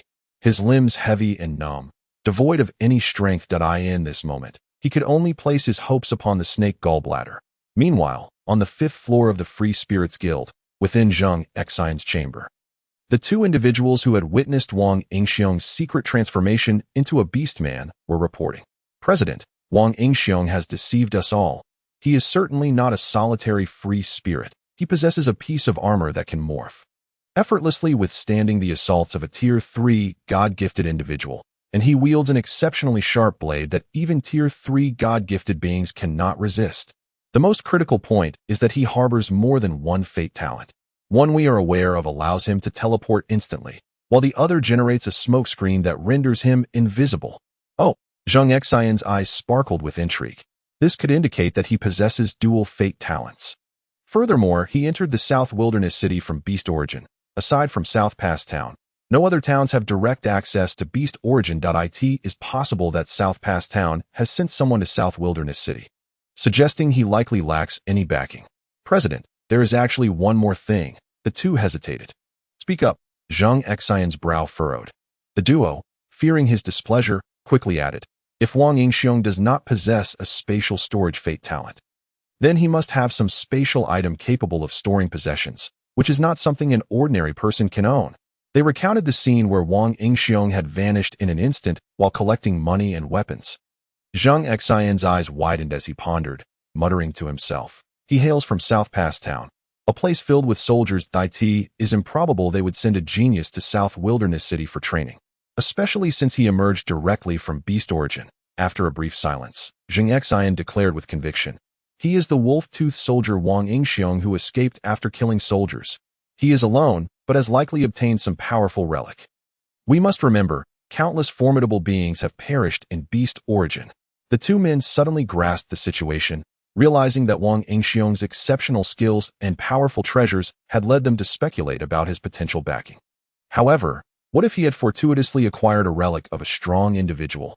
Zheng Xian instructed, do not act rashly. Be cautious. You two continue monitoring him to ascertain whether he truly is alone, and we shall formulate our next plan. 2 hours later, atop the treetops, Wang Yingxiong let out a sigh of relief, feeling the joy of having survived a calamity, although he was now able to move again. The snake venom had not been entirely purged. The effectiveness of the snake gallbladder was limited. Wang Yingxiong could not help but internally scoff. I cannot even undo my own poison. Why doesn't it kill you instead? Descending from the treetops, he gazed at the vast expanse of the 10,000 Snakes Cave, muttering, Consider yourself fortunate today for having given me such a scare. Once I have fully recuperated, I shall return to settle the score." He then walked away without glancing back. On his way back, the killing armor transformed back into ordinary clothing, albeit with a slightly higher collar that completely concealed his neck, perfectly hiding his wounds. Upon returning to South Wilderness City, Wang Yingxiong first completed several Tier 2 tasks at the Free Spirits Guild, before heading to the apothecary to purchase antidotes. Fortunately, as hunters frequently ventured to the 10,000 Snakes Cave, the apothecary stocked various antidotes for snake venom. Wang Yingxiong casually purchased a few, and while paying, the clerk discerned his intention to head to the cave and promptly recommended a bottle of miasma pills, capable of countering the toxic miasma in the air of the 10,000 Snakes Cave. Wang Yingxiong spent 30 silver coins, as a single bottle of miasma pills cost 10 silver coins. Nevertheless, these were essential items. He had no intention of facing any further mishaps in the 10,000 Snakes Cave. Upon his return to Triumph Inn, it was still not yet dinner time, and the first floor was devoid of guests. Seeing Wang Yingxiong return, the innkeeper approached with a smile. "How did it go?" Wang Yingxiong was taken aback for a moment, then replied with a grin. "I took a look today. There are no issues that I will need about a week. Shall I take you to see the house tomorrow evening?" The innkeeper gazed at Wang Yingxiong with a beaming expression. "A house, you say?" Wang Yingxiong smiled knowingly and replied, "That would be much appreciated, innkeeper." The innkeeper now entrusted the house to Wang Yingxiong, clearly confident that he had secured his loyalty and was not worried about Wang Yingxiong failing to complete his tasks. This was precisely what Wang Yingxiong hoped for. Having his own residence would significantly enhance his security and privacy. After exchanging pleasantries, Wang Yingxiong requested water for bathing and a meal before heading upstairs. Chapter 022. Delving into the marsh the following day, at the break of dawn, Wang Yingxiong set forth towards the 10,000 Snakes Cave, this time brimming with confidence, as he had made a promise and could not afford to breach it. The antidote he purchased yesterday proved to be highly effective. Within a night, the toxins had been completely eradicated, and he felt no discomfort whatsoever. The miasma above the 10,000 Snakes Cave was even thicker in the morning. Yet Wang Yingxiong was well prepared. He swallowed a miasma pill, which could suppress the miasma for 3 hours, a remarkable effect indeed. However, this bottle contained only 10 pills, and each was worth a silver coin. However high the investment, the rewards were equally substantial. The blue shadow snake that Wang Yingxiong had slain yesterday was worth 50 copper coins just for a single snake gallbladder, and with the addition of its skin and flesh, the total value reached 1 silver coin. After consuming the miasma pill, Wang Yingxiong activated the full form of the killing armor, the sinister black armor enveloping his entire body, leaving only his eyes exposed. At times, Wang Yingxiong mused about acquiring a pair of glasses that would truly render him impervious, devoid of any weaknesses. As he re-entered the mountains, he encountered none of the sudden ambushes from blue shadow snakes that had plagued him the previous day. Perhaps the one he faced yesterday had merely been lost. However, as he ventured deeper, serpentine beasts began to proliferate. Yet Wang Yingxiong did not pause for even a moment. His goal was to traverse the marshland beyond this mountain range, for that was where the venomous scale snakes resided.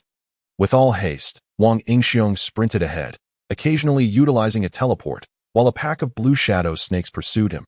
Occasionally, one would charge from the front, only to be repelled by his armor.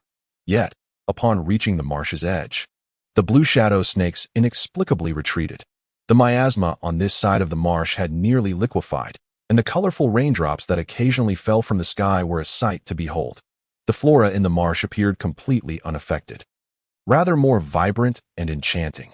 These plants were also highly toxic, yet in the hands of an alchemist, they might serve as antidotes or potent elixirs for cultivation. However, alchemists were as rare as their counterparts, the blacksmiths, and were considered a scarce breed in the deep blue continent. The marsh spanned an immense area, seemingly boundless, dotted with numerous small patches of land where plants thrived. Suddenly, a scaly tail erupted from the marsh, swiftly striking at Wang Yingxiong, who had no time to react and was sent flying. Scaly crocodile, Tier 3 attack power, 258.69 defense power, 354.56 speed, 29.32. Suspended in midair, Wang Yingxiong gazed at the scaly crocodile that had emerged from the marsh, muttering, "Do the beasts of the 10,000 Snakes Cave only excel at ambushes?" Unfortunately, the scaly crocodile could not comprehend his words. It lunged at Wang Yingxiong, eager for flesh. with a swift motion.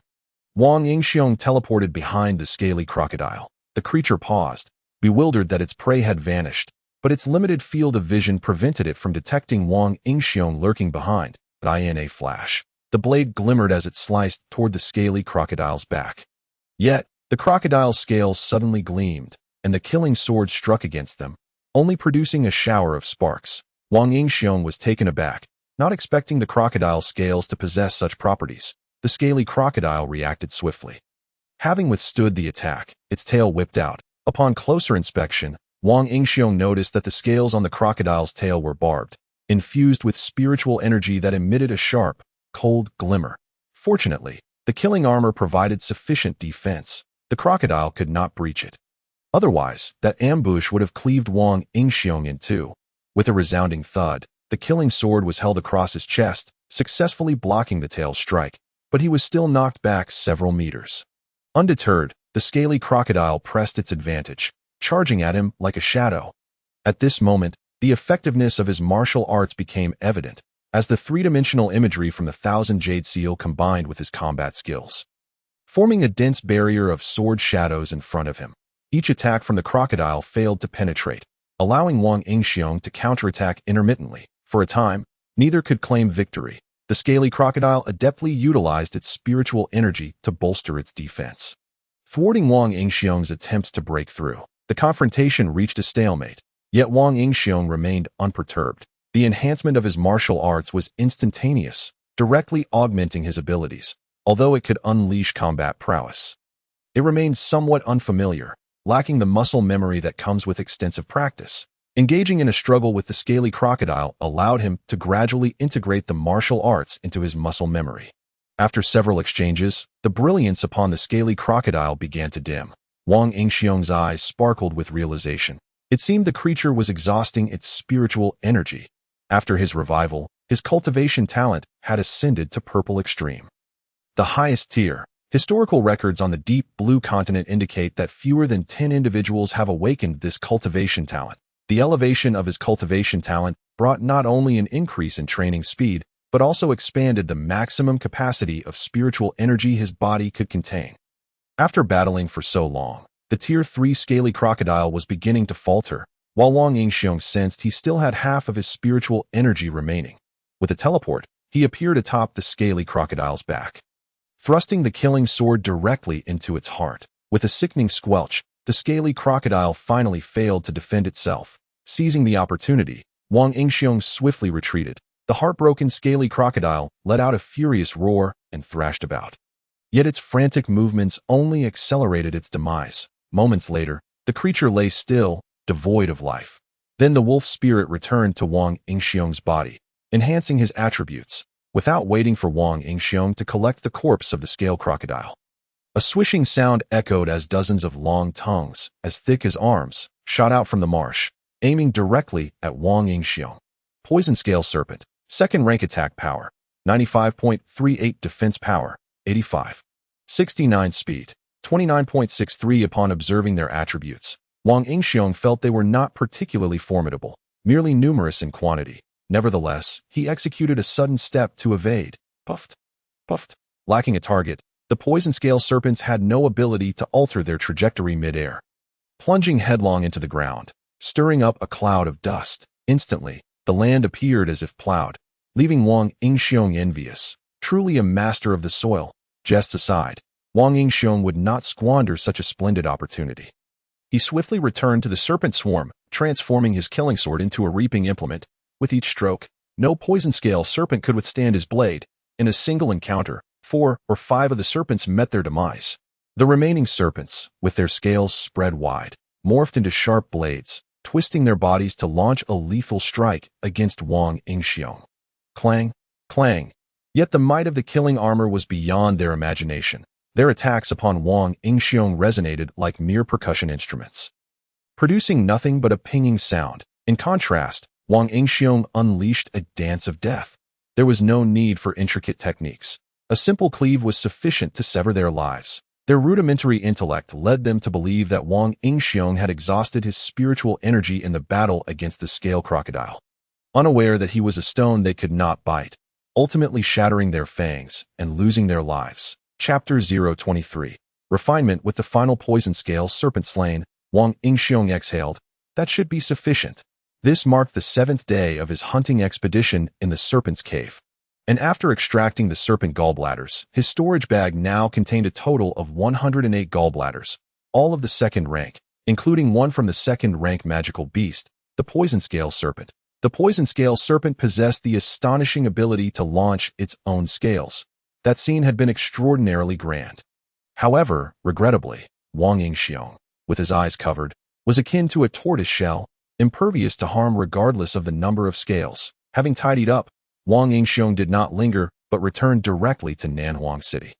Upon his arrival, he bypassed the triumphal return and headed straight home. The house gifted to him by the innkeeper was situated near the center of Nanhuang City, a residence with a radius exceeding 400 meters. When he first laid eyes on the house, Wang Yingxiong was utterly astounded. Given his understanding of the property prices in Nanhuang City, this house must be worth at least several hundred gold coins. Yet, the value of the 100 poison scale serpent gallbladders was at most just 1 gold coin, a stark imbalance. However, the innkeeper soon mentioned that these 100 gallbladders would allow him to stay here for a year.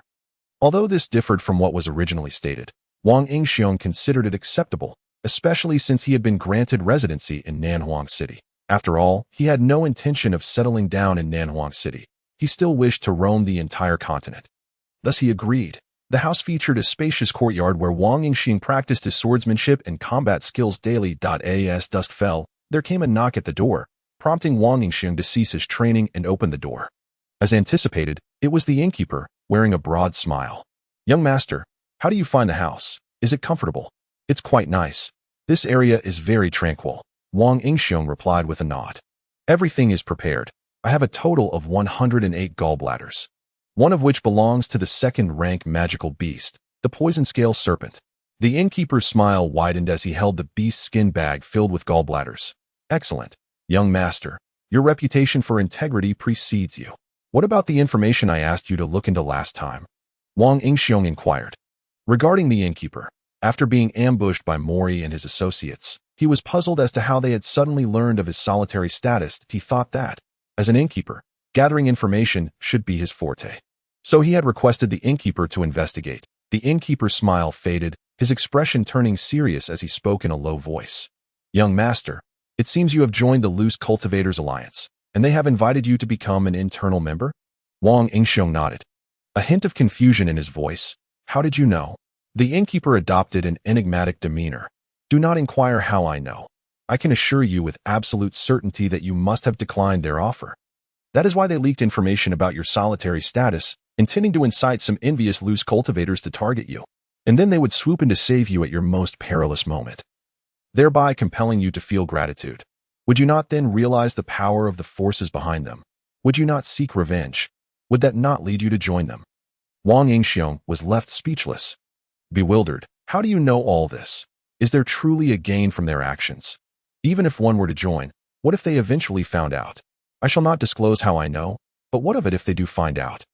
By then, the Loose Cultivators Alliance would have become a power under their control, accustomed to the conveniences of authority. Would you be able to let go?" The innkeeper cast a penetrating gaze at Wang Yingxiong before taking his leave, leaving Wang Yingxiong to ponder in silence. After departing Wang Yingxiong's residence, the innkeeper returned home, where in his basement, a man cloaked in purple was engaged in the cultivation of spiritual energy. The energy surged around him, intermittently restoring his natural hue, only to revert to purple and blue moments later. Creak. The basement door swung open, and the man opened his eyes. Noticing the innkeeper's arrival in a weary voice, he inquired, "Xiaofeng, how did it go?" "I have a plan, brother," the innkeeper replied, beaming with excitement. "This time, I found a clean-cut young man. He possesses considerable strength, and crucially, he is not from Nanhuang City. This is the gallbladder of the poison scale serpent he acquired." The man took the beast skin bag, opened it to reveal the 2nd rank poison scale serpent gallbladders, his brows furrowing slightly. "The effects of 2nd rank are too minimal. The poison has intensified, and it cannot be completely purged just yet. But if we had that one gallbladder, it would suffice." As he spoke, the man produced the gallbladder from the magical beast, his expression tinged with bitterness. Who would have thought he would find himself unable to obtain even a single second-rank gallbladder? The innkeeper chuckled wryly. Brother, you know the rarity of magical beasts. Having even one is commendable. No, I know where there is an abundance of magical beasts.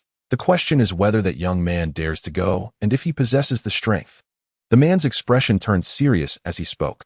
He then materialized a map from thin air and handed it to the innkeeper, saying, This is a map I drew during my exploration of the beast plains. Give it to him and ask him to procure 10 second-rank poison scale serpent gallbladders along with their poison sacs, 20 snake yen herbs, and 50 chi-gua fruits. These items are not easily obtainable, are they? The chi-gua fruits can only be found near the Huiyun mountain range, which is home to numerous fourth-rank magical beasts, the innkeeper remarked. His brow furrowed.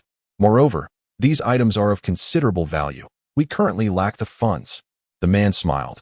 This is merely a test of the young man's capabilities if he can acquire these items. I can offer him this ring as compensation. That is unwise. Brother, such treasures are invaluable. And the innkeeper's words were cut short by a cough from the man, causing a surge of blue energy to erupt from him, revealing hints of his flesh turning a shade of blue and purple. While he struggled against the encroaching toxins, he spoke laboriously, You have seen my current condition. The poison has infiltrated my flesh. Once it reaches my marrow, hope will be lost. Therefore, compared to life, these items are trivial. Show this to him. If he harbors sufficient ambition, we may still have hope. The man removed the ring from his finger and handed it to the innkeeper. Observing the man's gesture, the innkeeper hesitated, wanting to say more, but ultimately chose to leave. After the innkeeper departed, the man focused his energy, projecting it outward. The energy enveloped the gallbladders, breaking them down as the flesh dissolved within the spiritual energy, transforming into droplets of gray liquid. After half an hour, the gallbladders were entirely refined, yielding over 100 milliliters of gray liquid, which the man promptly swallowed. Moments later, the blue hue on his body noticeably faded. Feeling the toxins diminish significantly, he exhaled a sigh of relief that in truth, he did not require the items he mentioned earlier. A sufficient quantity of second-rank poison scale serpent gallbladders would suffice to reduce the toxins to a level that would not significantly affect his strength. However, when given the chance to eliminate them entirely, how could he let it slip away? Chapter 024. A grand scheme at the break of dawn. Wang Yingxiong was roused from his slumber by the incessant knocking at the door. Feeling quite irritable and angry, after a week of combat, he had finally found a moment to rest, only to be disturbed. With a surge of morning grumpiness, Wang Yingxiong felt the urge to lash out. Opening the courtyard door, he was greeted by the smiling face of the innkeeper, and Wang Yingxiong had no desire to let him in. Leaning against the doorframe, he inquired, What brings you here so early? Innkeeper. Unfazed by Wang Yingxiong's impatience, the innkeeper naturally stepped into the courtyard, closing the door behind him and pulling Wang Yingxiong toward the house. Wang Yingxiong, caught off guard, could only follow him inside. Would you like to engage in a lucrative deal? The innkeeper asked, a mysterious glint in his eye. Not at all. I only wish to sleep. Wang Yingxiong replied, refusing without a moment's thought. The innkeeper nearly choked on his words. Ahem, young master is jesting. The sun is up, and ordinary folk have already begun their labor. You, young master, are clearly someone who diligently cultivates. How could you be one to indulge in slumber? Seeing that Wang Yingxiong was about to speak, the innkeeper quickly interjected. Young master, should you complete this task, you will receive this spatial ring. As the shopkeeper excitedly waved a silver-white ring before Wang Yingxiong, it resembled a child proudly showcasing a newfound treasure to an adult. Initially, Wang Yingxiong had no intention of paying him any mind. After all, the system provided an infinite backpack, rendering the ring rather inconsequential. However, upon reflection, he recognized that spatial rings were indeed rare artifacts in this world, not something just anyone could possess. Thus, he immediately switched to acting mode. His eyes widened in exaggerated awe, his hands trembled as he reached for the ring, yet hesitated, his quivering voice uttering, Is this the spatial ring, the kind that can store items? How did you acquire such a treasure? What quest did you undertake? Please, tell me. The shopkeeper wore a knowing expression, feigning profundity as he replied, Treasure? You say? It's rather mundane, really. The task at hand isn't particularly difficult, though it may present some hassle. Ah, spare me the suspense. Just divulge the task directly. Wang Yingxiong declared grandly, waving his hand with a flourish. Exuding an air of confidence as if nothing could daunt him, the shopkeeper retrieved a map and a note detailing the quest items from the spatial ring and handed them over to Wang Yingxiong, stating, "This map is also a treasure. It contains a detailed introduction to the beast plains of Nanhua City. The primary quest involves procuring the venomous scale snake's gallbladder, alongside some spiritual herbs." Upon unfurling the map, Wang Yingxiong was taken aback. It not only outlined the terrain of the beast plains, but also specified which regions housed various beasts and valuable herbs, all meticulously noted. However, upon correlating the quest items, his voice suddenly spiked in pitch. "You expect me to hunt magical beasts? Tier 3? I'm only Tier 2 at present. Moreover, regarding the Chigua, are you certain I can survive entering the Huiyun Mountains?" The shopkeeper chuckled awkwardly and replied, "No need to be so agitated.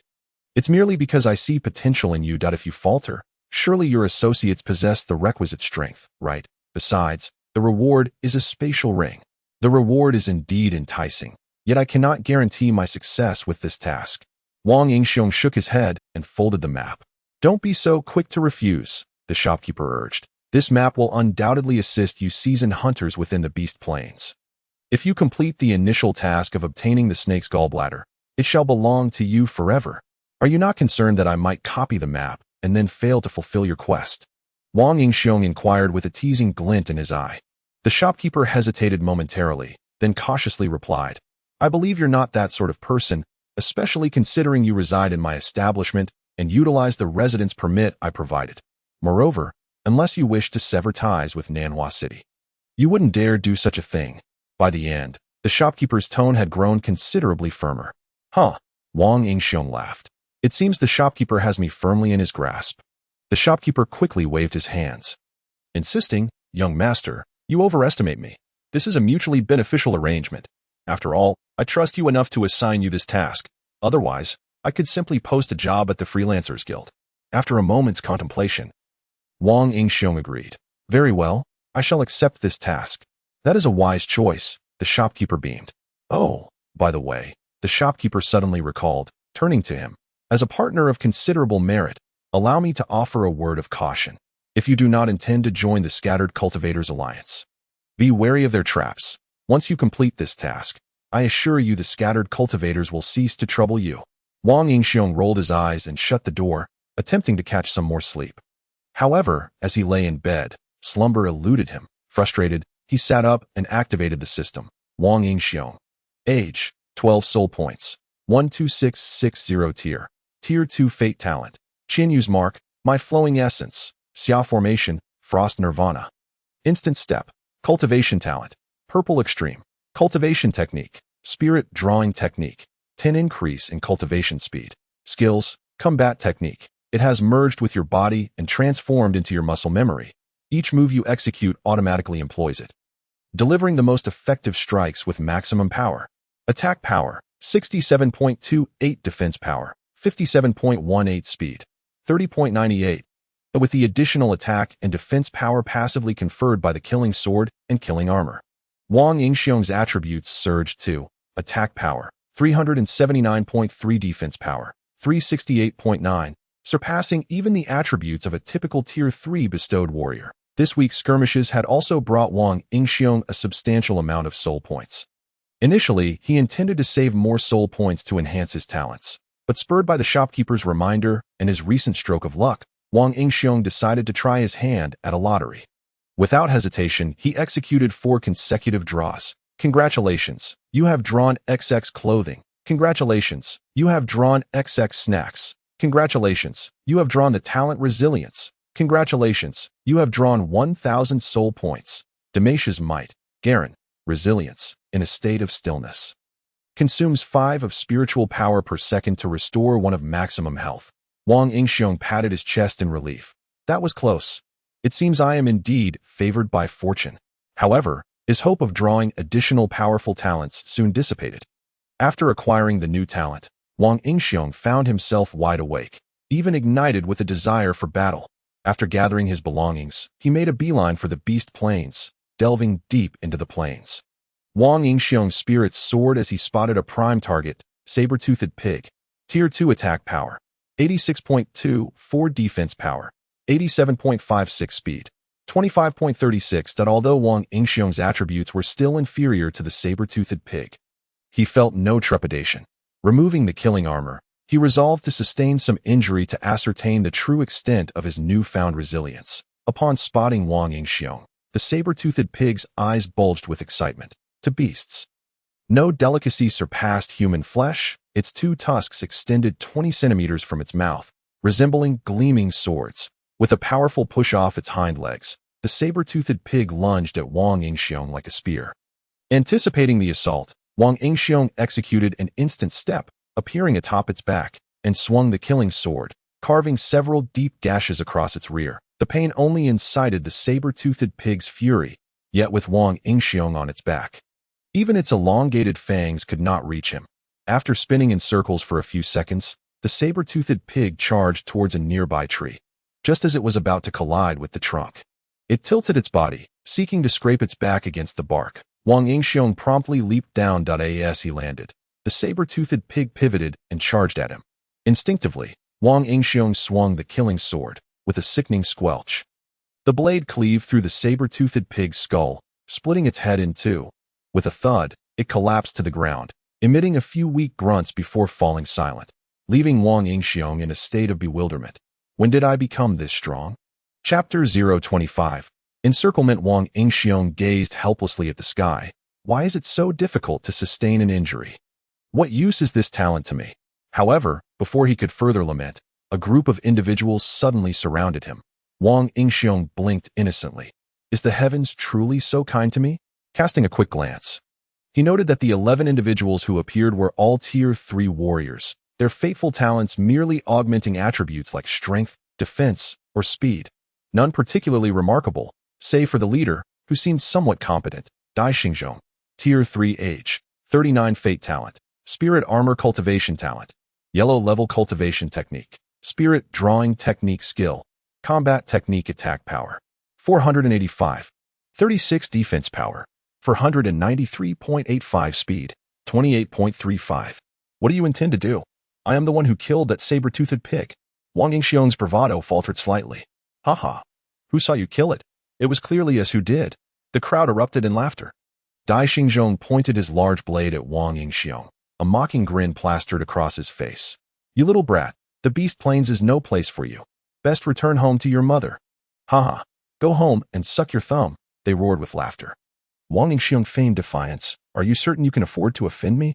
Can you withstand the wrath of the forces behind me? The air fell silent for a brief moment. Haha.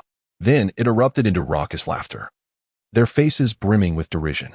Is he trying to frighten us? Where is this so-called force behind you? I see nothing. Is he bluffing? Everyone knows he is just a lucky brat who stumbled upon a strong man's relic in the beast plains. And he claims to have a powerful backing. Bah, kid, hand over the strong man's relic, and I might let you live. Otherwise, you'll meet the same fate as this saber-toothed pig. Dai Xingzhong revealed his large yellowed teeth in a menacing grin. Wang Yingxiong feigned panic. His face contorted in fear as he stammered. How did you know? The laws of Nanhua City strictly prohibit harming one's kin. I am a resident of Nanhua City. Suddenly recalling something, he hastily produced the residence permit the shopkeeper had arranged for him. Upon seeing the copper plate in Wang Yingxiong's hand, the crowd laughed even harder. If you die in the beast plains, who will know how you met your end? By the time Nanhua City finds out, you'll be nothing but fertilizer. Oh, so it seems killing you won't be an issue then. Wang Yingxiong's sudden remark caused the crowd's laughter to falter momentarily before they erupted into even louder guffaws. Has the little brat lost his wits? Donning the killing armor, which enveloped him in protective gear, Wang Yingxiong sighed. If that is the case, I shall no longer feign ignorance. Allow me to lay my cards on the table. I am a cheat. Upon witnessing the killing armor, the crowd's breath quickened, their eyes glinting with greed. Indeed, the rumors speak of such a treasure, capable of transformation. The knife in his hand must surely be part of the set. Kill him, but be cautious not to harm the treasure. With a loud cry from Dai Xingzhong, the crowd surged forward like wild horses, charging at Wang Yingxiong. They were destined never to witness his disdainful smile. Among them, only Dai Xingzhong's attributes could potentially rival the murderous armor and sword of Wang Yingxiong. The rest were simply not worth considering. As Wang Yingxiong gazed at the approaching throng, he perceived a flock of sheep, while he himself was a ravenous wolf. In an instant, the wolf sprang into action. Wang Yingxiong vanished from sight, only to reappear amidst the crowd. The killing sword, akin to a butcher's cleaver, was now at work, slaughtering the unsuspecting lambs. Ah, impossible! The crowd screamed in horror, their faces contorted with disbelief. The smiles they once wore had vanished, replaced by sheer terror.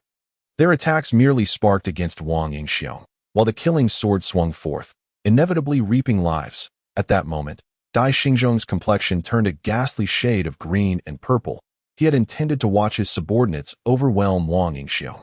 But to his shock, he saw his men being slaughtered like meat on a chopping block, utterly defenseless. In a mere encounter, 5 of his men had been slain by Wang Yingxiong. Dai Xingzhong could no longer remain passive. He stepped forward, summoning a set of yellow spirit armor that appeared out of thin air, drawing his long knife and cleaving it towards Wang Yingxiong. Throughout the battlefield, Wang Yingxiong had been keenly aware of Dai Xingzhong. For only he posed a genuine threat, as Dai Xingzhong struck, the imprint of Qian Yu had already relayed every movement of his to Wang Yingxiong's mind. Bang! The blades clashed, and to Wang Yingxiong's surprise, he found himself momentarily at a disadvantage, retreating a half-step. Dai Xingzhong, with his vast battlefield experience, recognized that the enhancement from his equipment had its limits, and knowing he could break through them, he pressed forward relentlessly. His attacks came like a tempest, frenzied and unyielding, gradually pushing Wang Yingxiong into a perilous position. He found it increasingly difficult to withstand, especially with others occasionally launching surprise attacks from the sidelines. Stab! Wang Yingxiong, caught off guard, received a blow to his back, which astonishingly pierced the defense of his killing armor. Although the wound was shallow, Dai Xingzhong's expression finally improved slightly. I indeed underestimated this treasure. But this is where it ends. Dai Xingzhong's assaults grew even more ferocious. That remains to be seen. Wang Yingxiong was undeterred. Is that so, Dai? Dai Xingzhong roared, opting not to defend against Wang Yingxiong's onslaught, but instead lunging directly at his heart, evidently confident that Wang Yingxiong could not breach his spirit armor's defenses. Yet, Wang Yingxiong had no intention of engaging him in a direct confrontation. With a swift movement, he appeared behind another individual, delivering a lethal blow that sent a large head flying. Get away, don't let him touch you.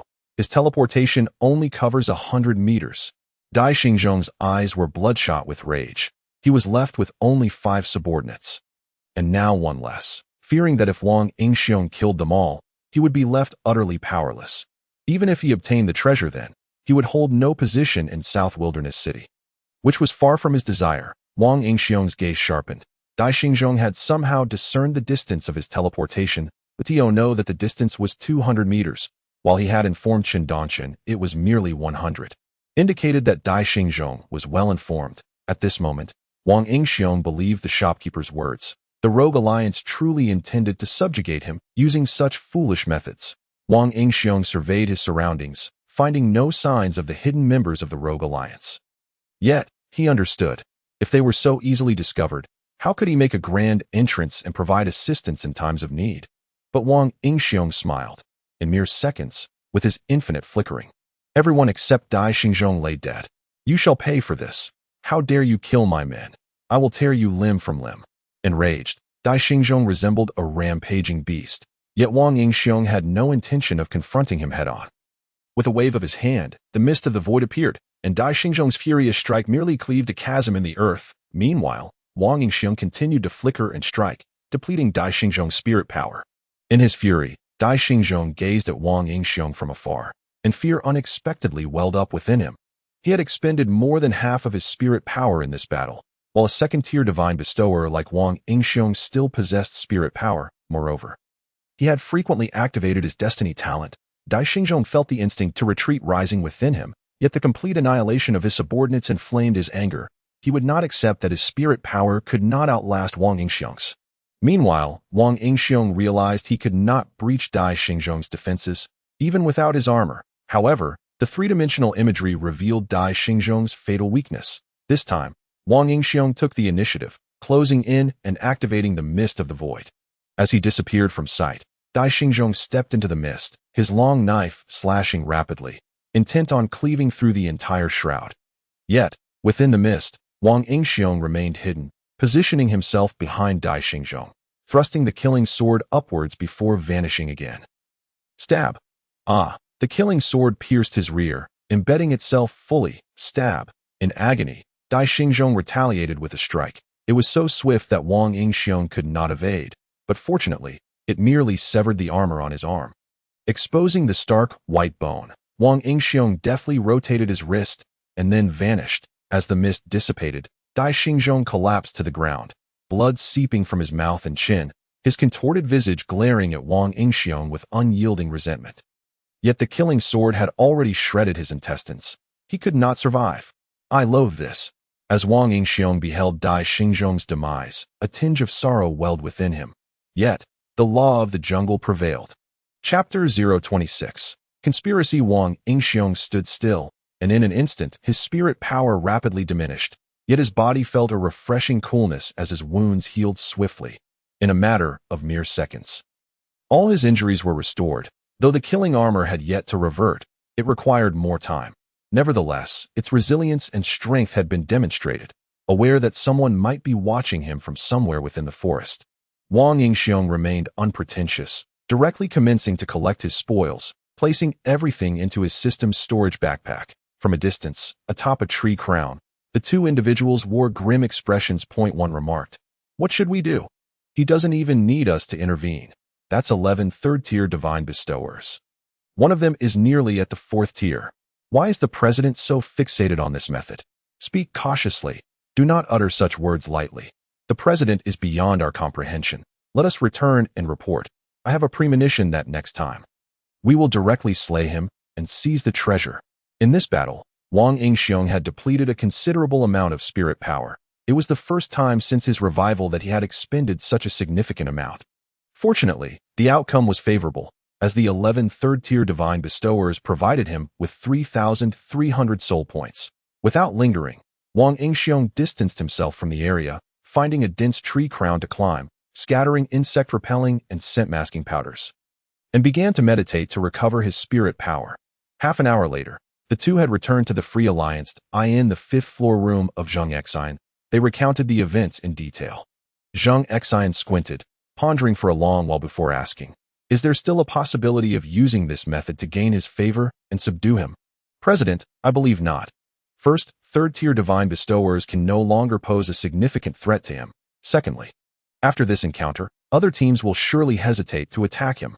What about the 4th-tier divine bestowers?" Zhang Exine inquired. The two pondered for a moment before responding. The 4th-tier divine bestowers possess this capability, but they have connections with various factions, especially the Lord's Manor. Currently, the Lord's Manor is indifferent to this matter. However, should it involve a 4th-tier divine bestower, they will not remain passive. Moreover, they might be tempted by the treasure, which would leave us with nothing. Furthermore, we discovered that Wang Yingxiong is in contact with the shopkeeper of the Triumph Tavern. After all, Triumph is an establishment of the Lord's Manor. What dealings do they have? Zhang Exine's eyes widened. The poison-scaled snake's gall. Zhang Exine's gaze narrowed. If I remember correctly, the shopkeeper of Triumph hails from the same village as that person. Indeed, I suspect. Eliminate him. A flicker of killing intent flashed in Zhang Exine's eyes, then gather personnel to find an opportunity to infiltrate Triumph and investigate. We cannot let him escape again after letting him slip last time. Within the Beast Plains, Wang Yingxiong had once again entered the Serpent's Den. His cultivation talent of Purple Extremity, combined with the Spirit Attraction technique that enhanced his cultivation speed by 10, allowed Wang Yingxiong to recover his spirit power at an astonishing rate. Moreover, crucially, during his cultivation, the killing armor absorbed Wang Yingxiong's spirit power to repair itself, restoring to its original state in just half an hour. This time, Wang Yingxiong's objectives were crystal clear. First, to venture deep into the Serpent's Den to hunt the poison-scaled snakes. Second, the vast visibility within the Serpent's Den offered no towering trees for cover, making it difficult for the Rogue Alliance to track him. Along the way, Wang Yingxiong did not pause. The persistent invitations from the blue shadow snakes could not compel him to halt. Upon reaching the marsh's edge, Wang Yingxiong chose to stop. Here, there were truly no means of concealment. Ensuring no one was following, He approached the marsh's edge and created a significant disturbance. Swish, whoosh. As expected, a small squad of 8 mixed first and second-tier poison-scaled snakes surged from the marsh, intent on avenging the disruption of their peaceful slumber. Yet, contrary to their intentions, they were destined to be prey rather than hunters. In just half an hour, the marsh's edge had turned into a river of blood, littered with the corpses of poison-scaled snakes and scaled crocodiles. Though the marsh occasionally revealed the presence of venomous scale snakes and scaled crocodiles, they quailed before this human, observing their reluctance to attack. Wang Yingxiong seized the opportunity to collect spoils, extracting snake gall and removing venomous fangs. Subsequently, guided by the markings on his map, he ventured deeper into the marsh. Along the way, he dispatched any serpents or beasts he encountered, provided their strength did not surpass his OW&B. By the time Wang Yingxiong delved into the heart of the marsh, twilight had descended. Fortunately, the map indicated a cave, excavated by its previous owner, capable of sheltering several individuals. This cave was situated on a small hill, which was stark and barren, inhabited by a rare breed of clawed hawks that preyed upon the venomous scale snakes. These hawks resided atop the hill, while the cave lay nestled in its midsection. The entrance to the cave was obscured by thick underbrush, but upon cautiously entering, Wang Yingxiong found it devoid of other creatures. After scattering medicinal powder at the entrance, he relaxed and accessed his system to IT. This moment, his soul points had reached 7,350, allowing him to conduct 2 more draws. Without a moment's hesitation, he initiated the lottery. Congratulations, he had drawn an ancient coin. Congratulations, he had also drawn the talent Demon Shadow. Demon Shadow allows the user to enter a state of invisibility and stealth without revealing their presence, enabling them to attack enemies or reveal themselves when their spiritual energy is depleted. Ancient coin. 2 soul points. Hour passive. Blessing. Creatures you slay may occasionally drop coins, providing you with 20 soul points or restoring 6 of lost spiritual energy. Instantly, Wang Yingxiong felt as if he had been kissed by the goddess of fortune. It was extraordinarily powerful. The effect of Demon Shadow was immensely potent. It was an invisibility skill after all, enabling him to pursue any endeavor without constraint. Ahem, his thoughts had strayed. With this skill, Wang Yingxiong's safety was significantly enhanced. Should danger arise, he could simply vanish, leaving no trace. Furthermore, the ancient coin represented a stable source of soul points for him. 2 soul points an hour amounted to 48 soul points a day, 1440 a month, and 17,280 a year. Coupled with sign-in bonuses, he would accrue 1650 soul points monthly, which, when calculated, wasn't particularly substantial, barely enough for a single lottery draw. This realization dampened his enthusiasm. However, he mused, better to have than to lack. The night passed uneventfully. Surprisingly, no beasts disturbed Wang Yingxiong, allowing him a restful slumber. Outside, the calls of clawed hawks echoed as they began their search for sustenance in the marsh. Wang Yingxiong, on the other hand, retrieved the jerky he had purchased in Nanhua City, swallowing it with difficulty. Once sated, he vanished from his spot. Employing Demon Shadow, he sprinted to the foot of the mountain, standing beside a rabbit, observing it graze, utterly oblivious to his presence. Just as Wang Yingxiong contemplated teasing the rabbit, a venomous scale snake suddenly darted out, swallowing the rabbit whole. Startled, he recoiled, realizing he had been unaware of the snake's approach. Yet he thought it would be amusing to provoke it. Just as he raised his hand, a sharp cry pierced the air. A clawed hawk swooped down, tearing the venomous scale snake asunder, causing the rabbit to tumble out. Wang Yingxiong's face flushed with anger. Without waiting for the hawk to ascend, he swiftly cleaved it in 2, cursing under his breath. Chapter 027. The proper use of Demon Shadow. Slaying 3 prey with a single strike did not bring Wang Yingxiong joy. Yet he proceeded to extract the snake gall and remove the venomous fangs. As for the clawed hawk, he collected it, having heard that it was particularly delicious when roasted. In the next moment, Wang Yingxiong once again entered stealth mode, heading towards the marsh. The lush greenery of a small island in the marsh caught his eye, piquing his curiosity. With a series of swift steps, he approached the island, still cloaked in invisibility. Upon setting foot on the island, Wang Yingxiong felt a sense of bewilderment, though the island appeared verdant from a distance. A closer inspection revealed sparse vegetation. The saying held true. The grass looks lush from afar, yet near it is barren. Such is the beauty of spring. The reason it was termed a spring beauty was due to the venomous scale snakes indulging in their mating rituals, tarnishing Wang Yingxiong's vision. They were in the throes of reproduction. The island was blanketed in snake yarn grass, and as the snakes engaged in their primal endeavors, their bodily fluids splattered upon the grass, which absorbed the essence and thrived. That a pair of third-tier venomous scale snakes were particularly vigorous, their nearby snake yarn grass having absorbed sufficient fluids to bloom and bear fruit.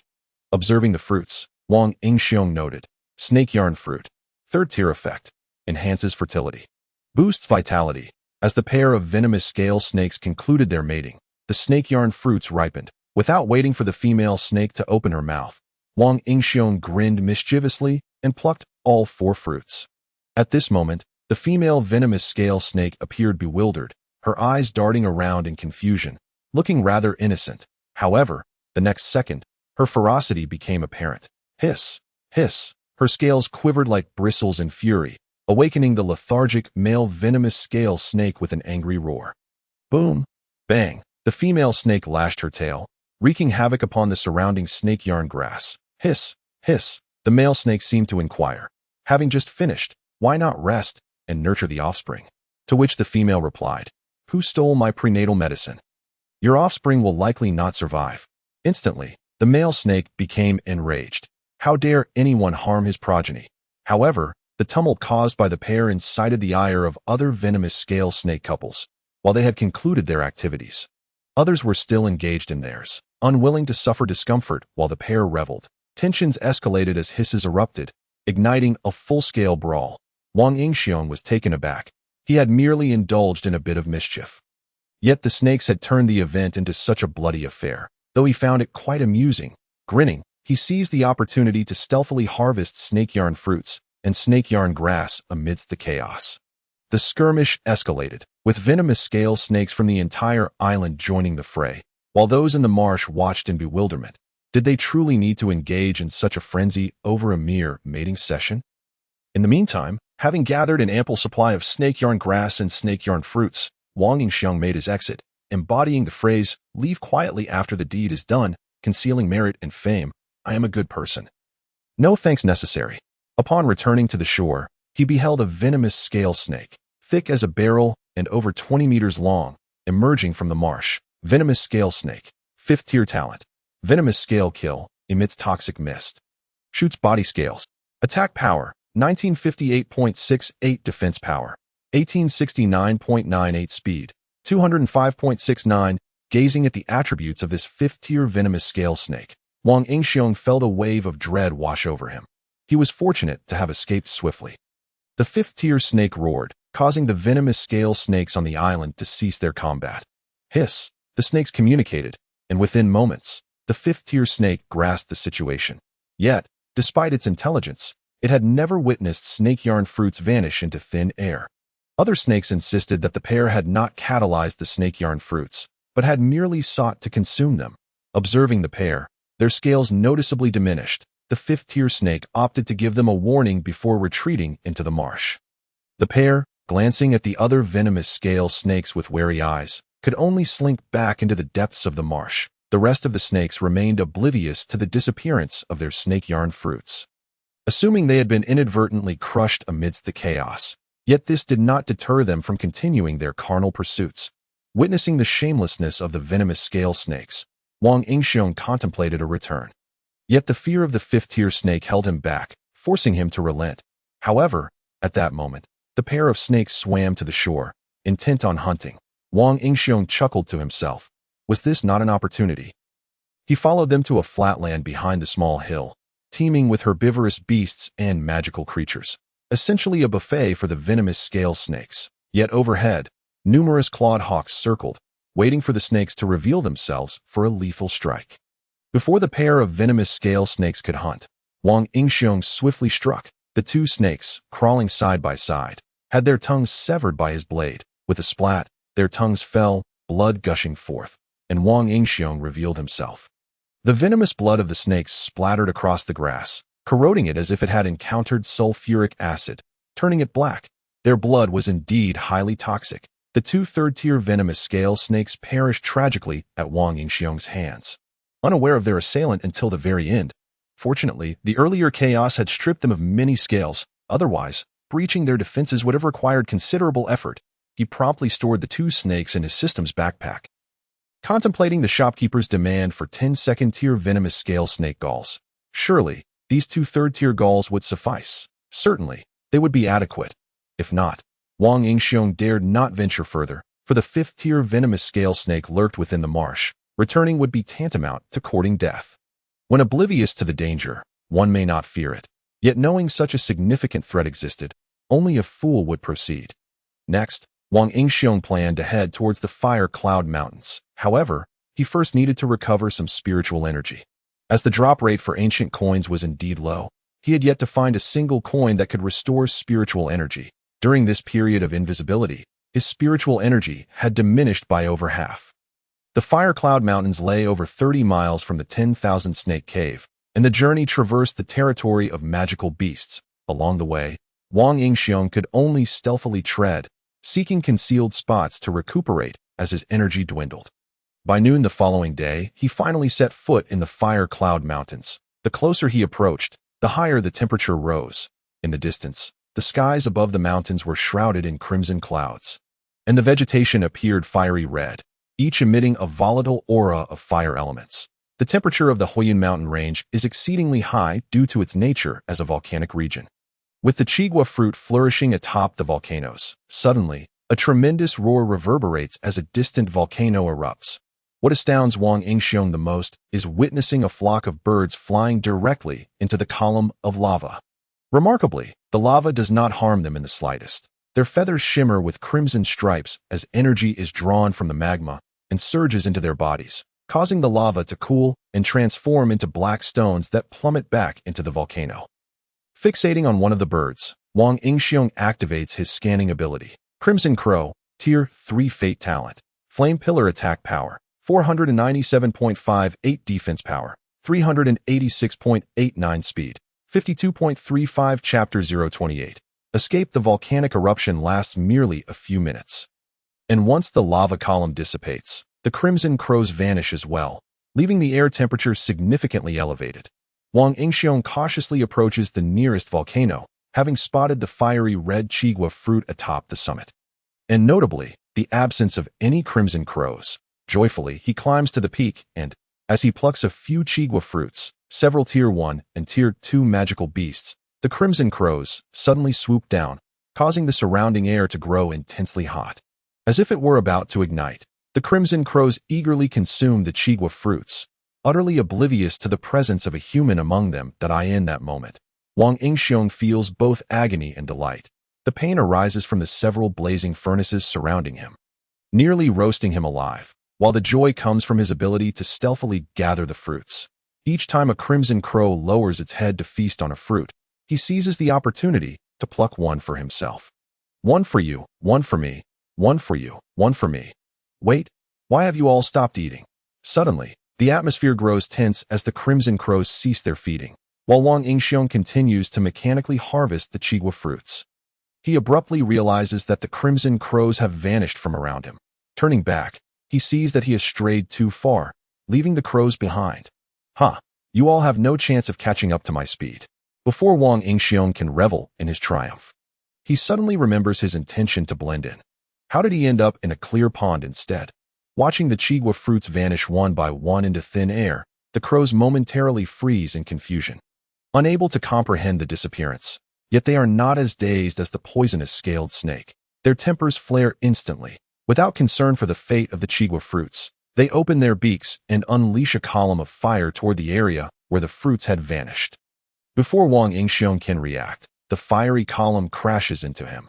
In the next moment, he is sent flying, revealing his form. The killing armor envelopes his entire body, absorbing the intense heat of the flame pillar. With a sudden burst of movement, he appears behind a Crimson Crow, delivering a swift strike that sends the Tier 2 crow's head soaring into the air. Just because I choose not to fight you doesn't mean I cannot. I am simply being courteous. And you still wish to provoke me. With a few more strikes, 3 Crimson Crows fall lifelessly at his feet. Clink, clink. Suddenly, 2 coins burst forth from the corpses of the crows, automatically flying into Wang Yingxiong's body. Instantly replenishing a significant amount of his spiritual power, As Wang Yingxiong's words fade, the crows indeed soar into the air, emitting sharp cries reminiscent of a newborn's wail, as another swarm of crows rises from the other volcanoes. Witnessing this scene, Wang Yingxiong's face pales, and he immediately flees, leaving behind the corpses of the crows without a second glance. Such is the mark of a true man, never looking back at the explosions. In truth, it is not that he does not wish to see. He is simply too frightened. Wang Yingxiong employs his instantaneous movement 3 times, only to find the swarm of crows directly overhead. Whoosh! A deluge of flames descends from the sky. Terrified, Wang Yingxiong once again activates his instantaneous movement. However, the area is far too vast for him to evade. Bang! Sizzle! The immense force of the flame pillar injures his internal organs, causing him to cough up a mouthful of fresh blood. The killing armor glows a fiery red, searing Wang Yingxiong's skin and fur, yet he does not dare to remove it. Otherwise, he would instantly become a roasted chicken. The Crimson Crows, having expelled flames, clearly cannot maintain their assault indefinitely.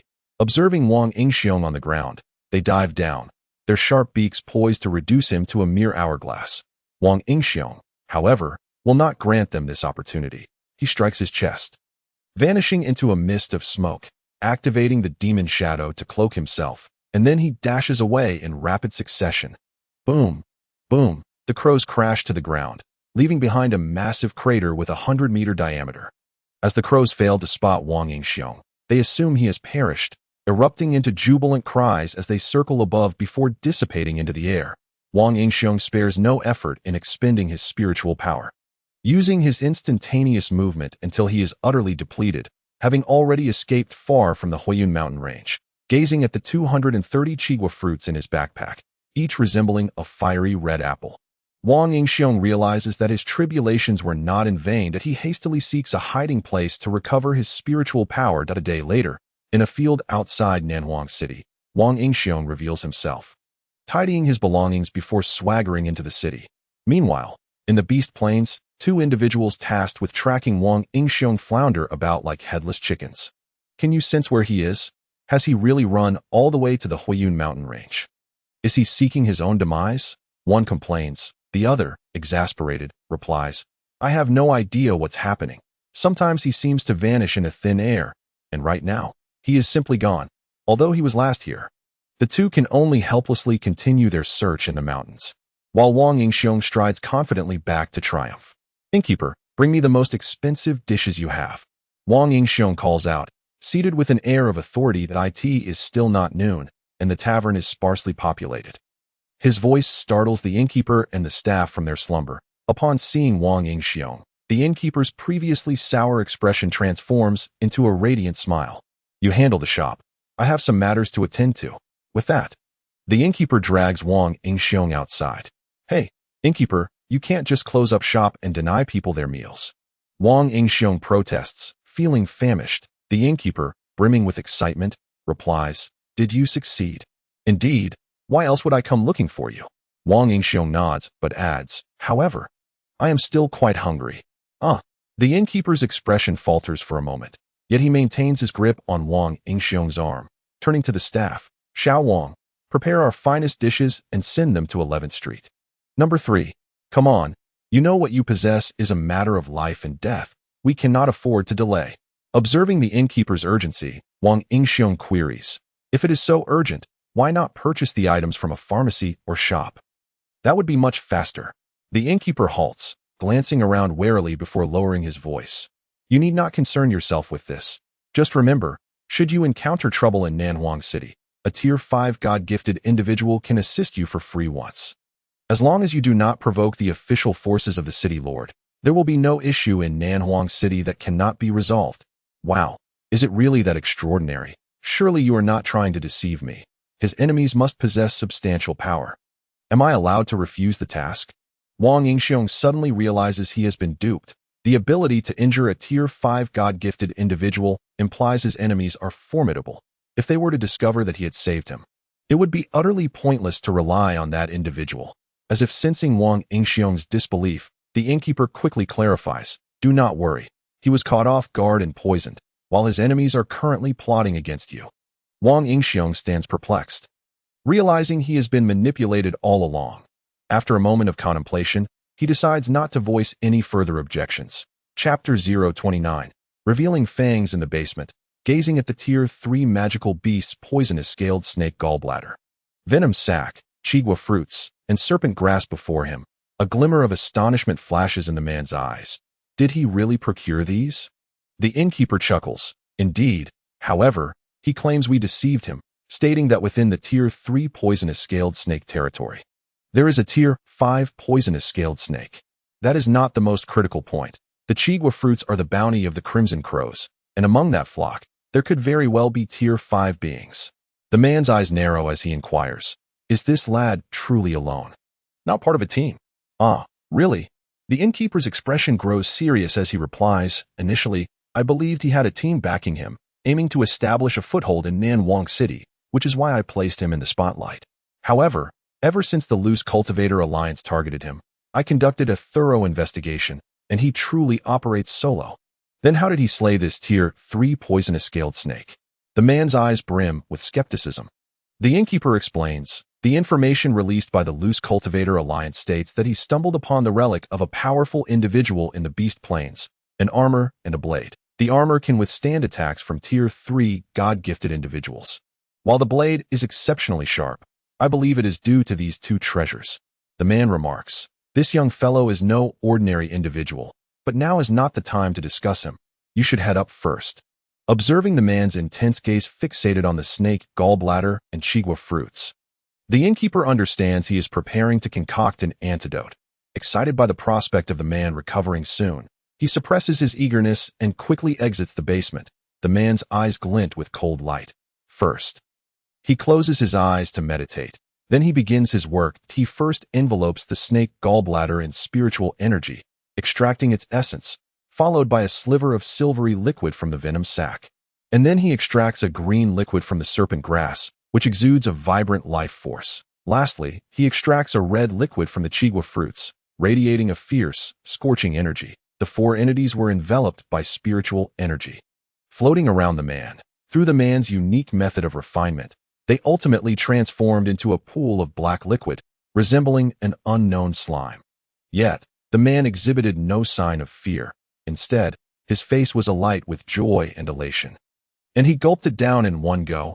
Moments later, the man's body was awash in shades of blue and purple, continuously shifting like a chameleon, with wisps of black mist emanating from his skin. This black mist floated in the air, immediately corroding any wall or object it encountered, creating pockmarks. After over an hour, the man's complexion finally returned to normal, albeit pale and weak. Nevertheless, with a wave of his hand, he condensed the remaining black mist in the air into a black elixir. Observing the basement, now resembling an anthill with pits scattered everywhere, the man felt a sense of helplessness. However, after the fierce internal battle, his spiritual energy was nearly depleted, compelling him to hastily restore it. Meanwhile, Wang Yingxiong returned home after concluding a transaction with the shopkeeper, holding 2 pieces of black crystal in his hands. Each crystal was the size of a walnut, its surface shimmering beautifully. These crystals were extracted from the body of a 3rd-tier magical beast, the venomous scale serpent, known as crystal sources. They contained a unique energy crystal found within beings of other races endowed with fate attributes, allowing humans to absorb the pure spiritual energy within to accelerate their cultivation speed. Had the shopkeeper not unearthed the crystal sources right there for Wang Yingxiong, he would have been oblivious to their existence within the magical beast. During his time in the Wolffang army, the first magical beast he killed, the Wind Wolf, had its entire corpse surrendered, leaving no thought of treasures within. Moreover, Wang Yingxiong's system backpack contained numerous corpses of magical beasts, each housing a crystal source. The shopkeeper mentioned that each 1st-tier crystal source was worth a gold coin. Yet, the true value did not end there. Legends spoke of powerful humans who comprehended the fate attributes of other races from these crystal sources. Under the system's investigation, the information regarding the crystal source was as follows.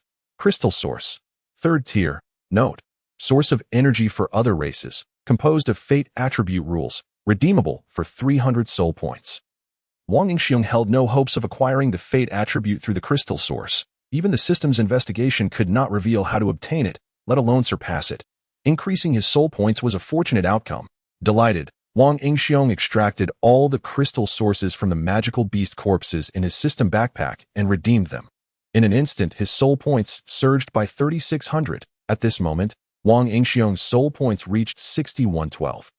Yet he did not intend to gamble. He aimed to accumulate points to enhance the Qianyu seal. Currently, the Qianyu seal only provided a mere 2 attribute gain once a day, which Wang Yingxiong deemed insufficient. He sought rapid growth and could only rely on the Qianyu seal for the time being, making its enhancement imperative. After indulging in a lavish feast of various delectable meats from wild beasts delivered by Kai Xian, Wang Yingxiong languidly sat in the courtyard, gazing at the moonlight. The moon was full. Though it was not the 15th day, the moon in the deep blue continent never lacked roundness, which left Wang Yingxiong feeling melancholic. Each full moon reminded him of home, yet he found himself longing for home daily. While others experienced this sentiment once a month, he faced it every day. His heart could scarcely bear it. Just as he was lost in thought, a few uninvited guests appeared. Upon seeing Zhang Exine and 2 other men leap over the courtyard wall, Wang Yingxiong felt momentarily bewildered, while Zhang Exine and his companions were equally perplexed. Zhang Exine, with a wary expression, questioned, "Did you know we were coming?"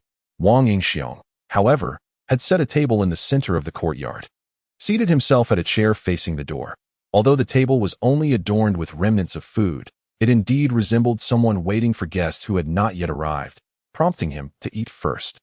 Zheng Yu, 4th tier, age, 42, fate attribute, cold light sword, cultivation talent, yellow grade, cultivation technique, spirit drawing technique, skills, combat arts, spirit shield, attack power, 753.69, defense power, 483.69, speed, 62.58. Wu Ming, 3rd tier, age, 36, fate attribute, search, perceives the location of marked objects within a certain range. Cultivation talent, yellow grade, cultivation technique, spirit drawing technique, skills, combat arts, spirit shield, attack power, 486.59, defense power, 436.58, speed, 52.86. Observing the attributes of the two, along with Zhang Exine, a 5th-tier divine gifted, Wang Yingxiong discerned their stealthy approach bore no good intent. Unbeknownst to Wang Yingxiong, these two had been tracking him all along. Wang Yingxiong chuckled awkwardly. "I intended to wait for you all, but I grew too hungry and had to eat first. There is still plenty left. Would you care for some?" Zhang Exine's face twitched. The table was now littered with bones. What could he eat? Moreover, there wasn't even a stool for him to sit on. "I wonder what brings you here at such a late hour. Your entrance meant to disturb my rest." Wang Yingxiong was now fully on guard. Aware that if Zhang Exine were to strike, he would have no chance to defend himself, so he cautiously sought for a sliver of opportunity. Chapter 030, The South Wilderness Slayer. After being met with Wang Yingxiong's sarcastic jibes, Zhang Exine's face flushed with embarrassment. A 5th-tier divine gifted, sneaking into the abode of a 2nd-tier divine gifted indeed felt somewhat undignified. Yet, since he had been exposed, Zhang Exine ceased to conceal his intentions and spoke earnestly. "Wang Yingxiong, your talent is exceptional, and coming from a village, why not join the Loose Cultivator Alliance and contribute to its expansion?" "President, I believe I have already expressed my stance. I cherish my freedom and do not wish to be restrained. Besides, I have technically joined the Loose Cultivator Alliance. I am currently a level 2 member." As he spoke, Wang Yingxiong produced his identity badge from the Freeman Guild.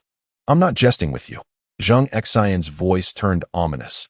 "As a member emerging from a village, you understand how challenging it is for loose cultivators. With your extraordinary fate, talent, and fortune, you possess the ability to elevate our strength and help us resist the oppression from other forces. Yet, you only seek freedom. How can you face the village that sustains you and the other loose cultivators?" The 2 men accompanying Zhang Exine were equally indignant, as if Wang Yingxiong truly embodied the ungrateful villain. "Haha." Wang Yingxiong laughed heartily. "What is so amusing?" Zhang Exine enunciated each word, his patience waning. If Wang Yingxiong failed to provide a satisfactory answer, he would undoubtedly face dire consequences. "I find your predicament utterly laughable." Wang Yingxiong retorted with disdain.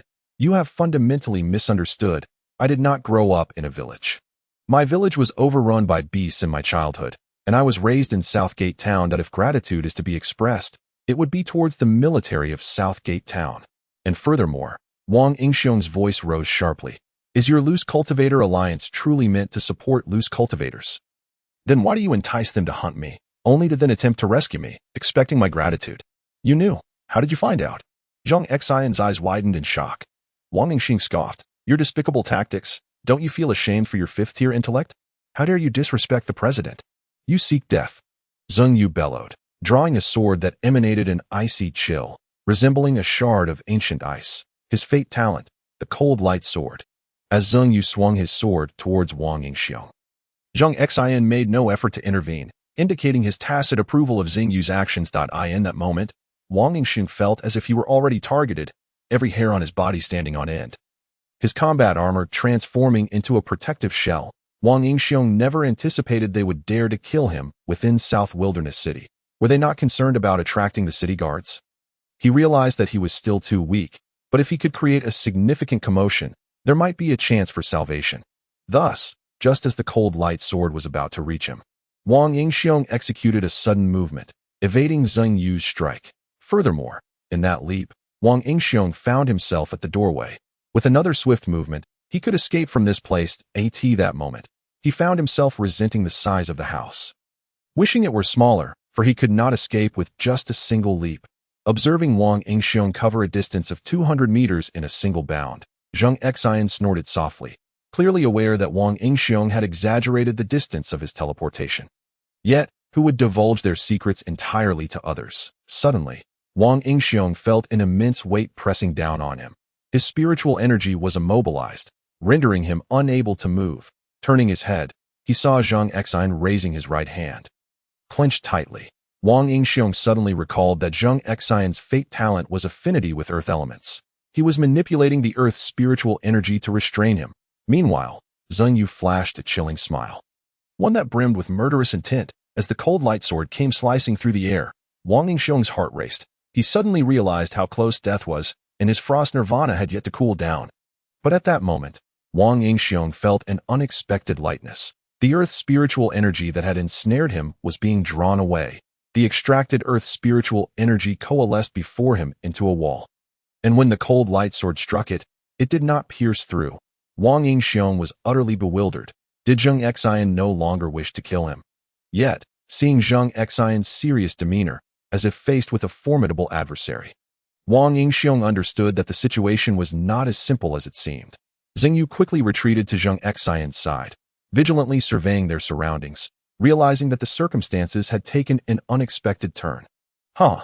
Zhang Xian, you old fool, you, a fifth-tier divine gifted, actually bullying a second-tier divine gifted, have you no shame?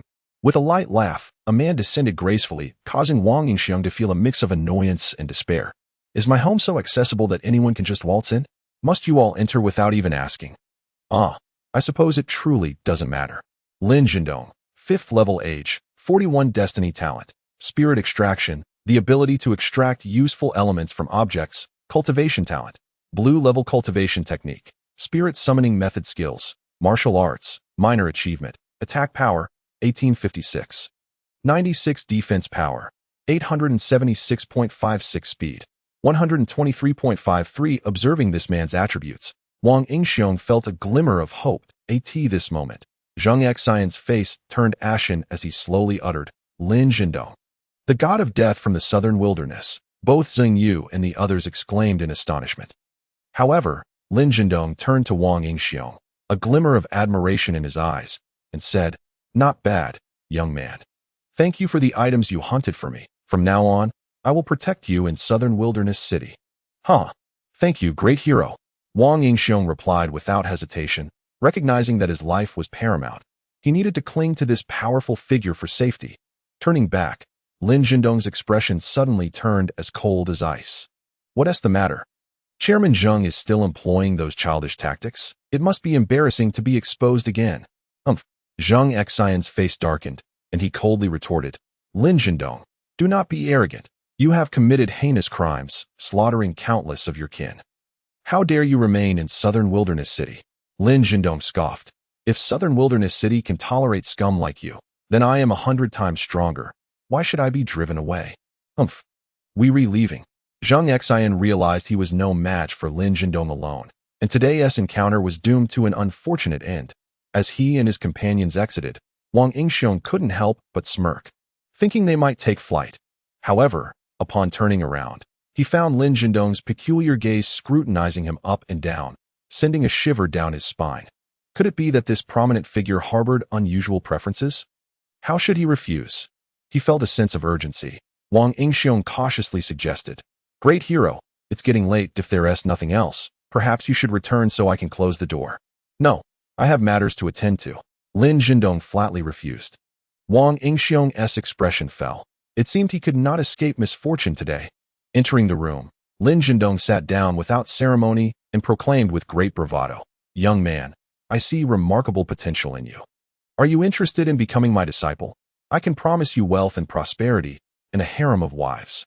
Wang Yingxiong was momentarily stunned, realizing he had misjudged the situation. Lin Jindong only wished to take him as a disciple. But why did he feel a twinge of disappointment? Chapter 031. Agreement regarding Lin Jindong's desire to take him as a disciple. Wang Yingxiong firmly declined. He was uncertain about the existence of powerful cultivation techniques in this world. But he was certain that Lin Jindong lacked them. How could he accept a master who was not formidable?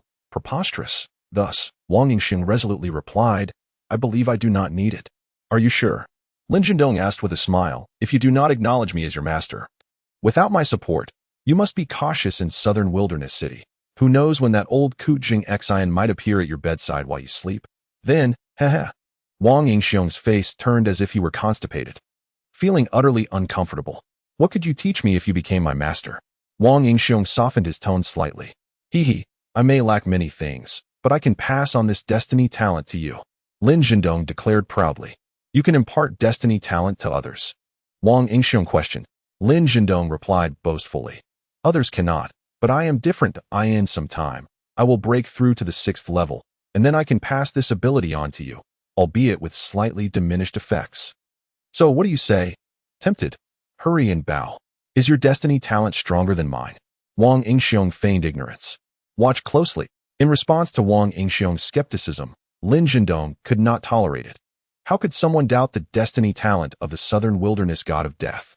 He clenched his fist, and the surrounding spiritual energy surged violently toward him. In mere moments, a liquid form of pure spiritual energy materialized in his hand.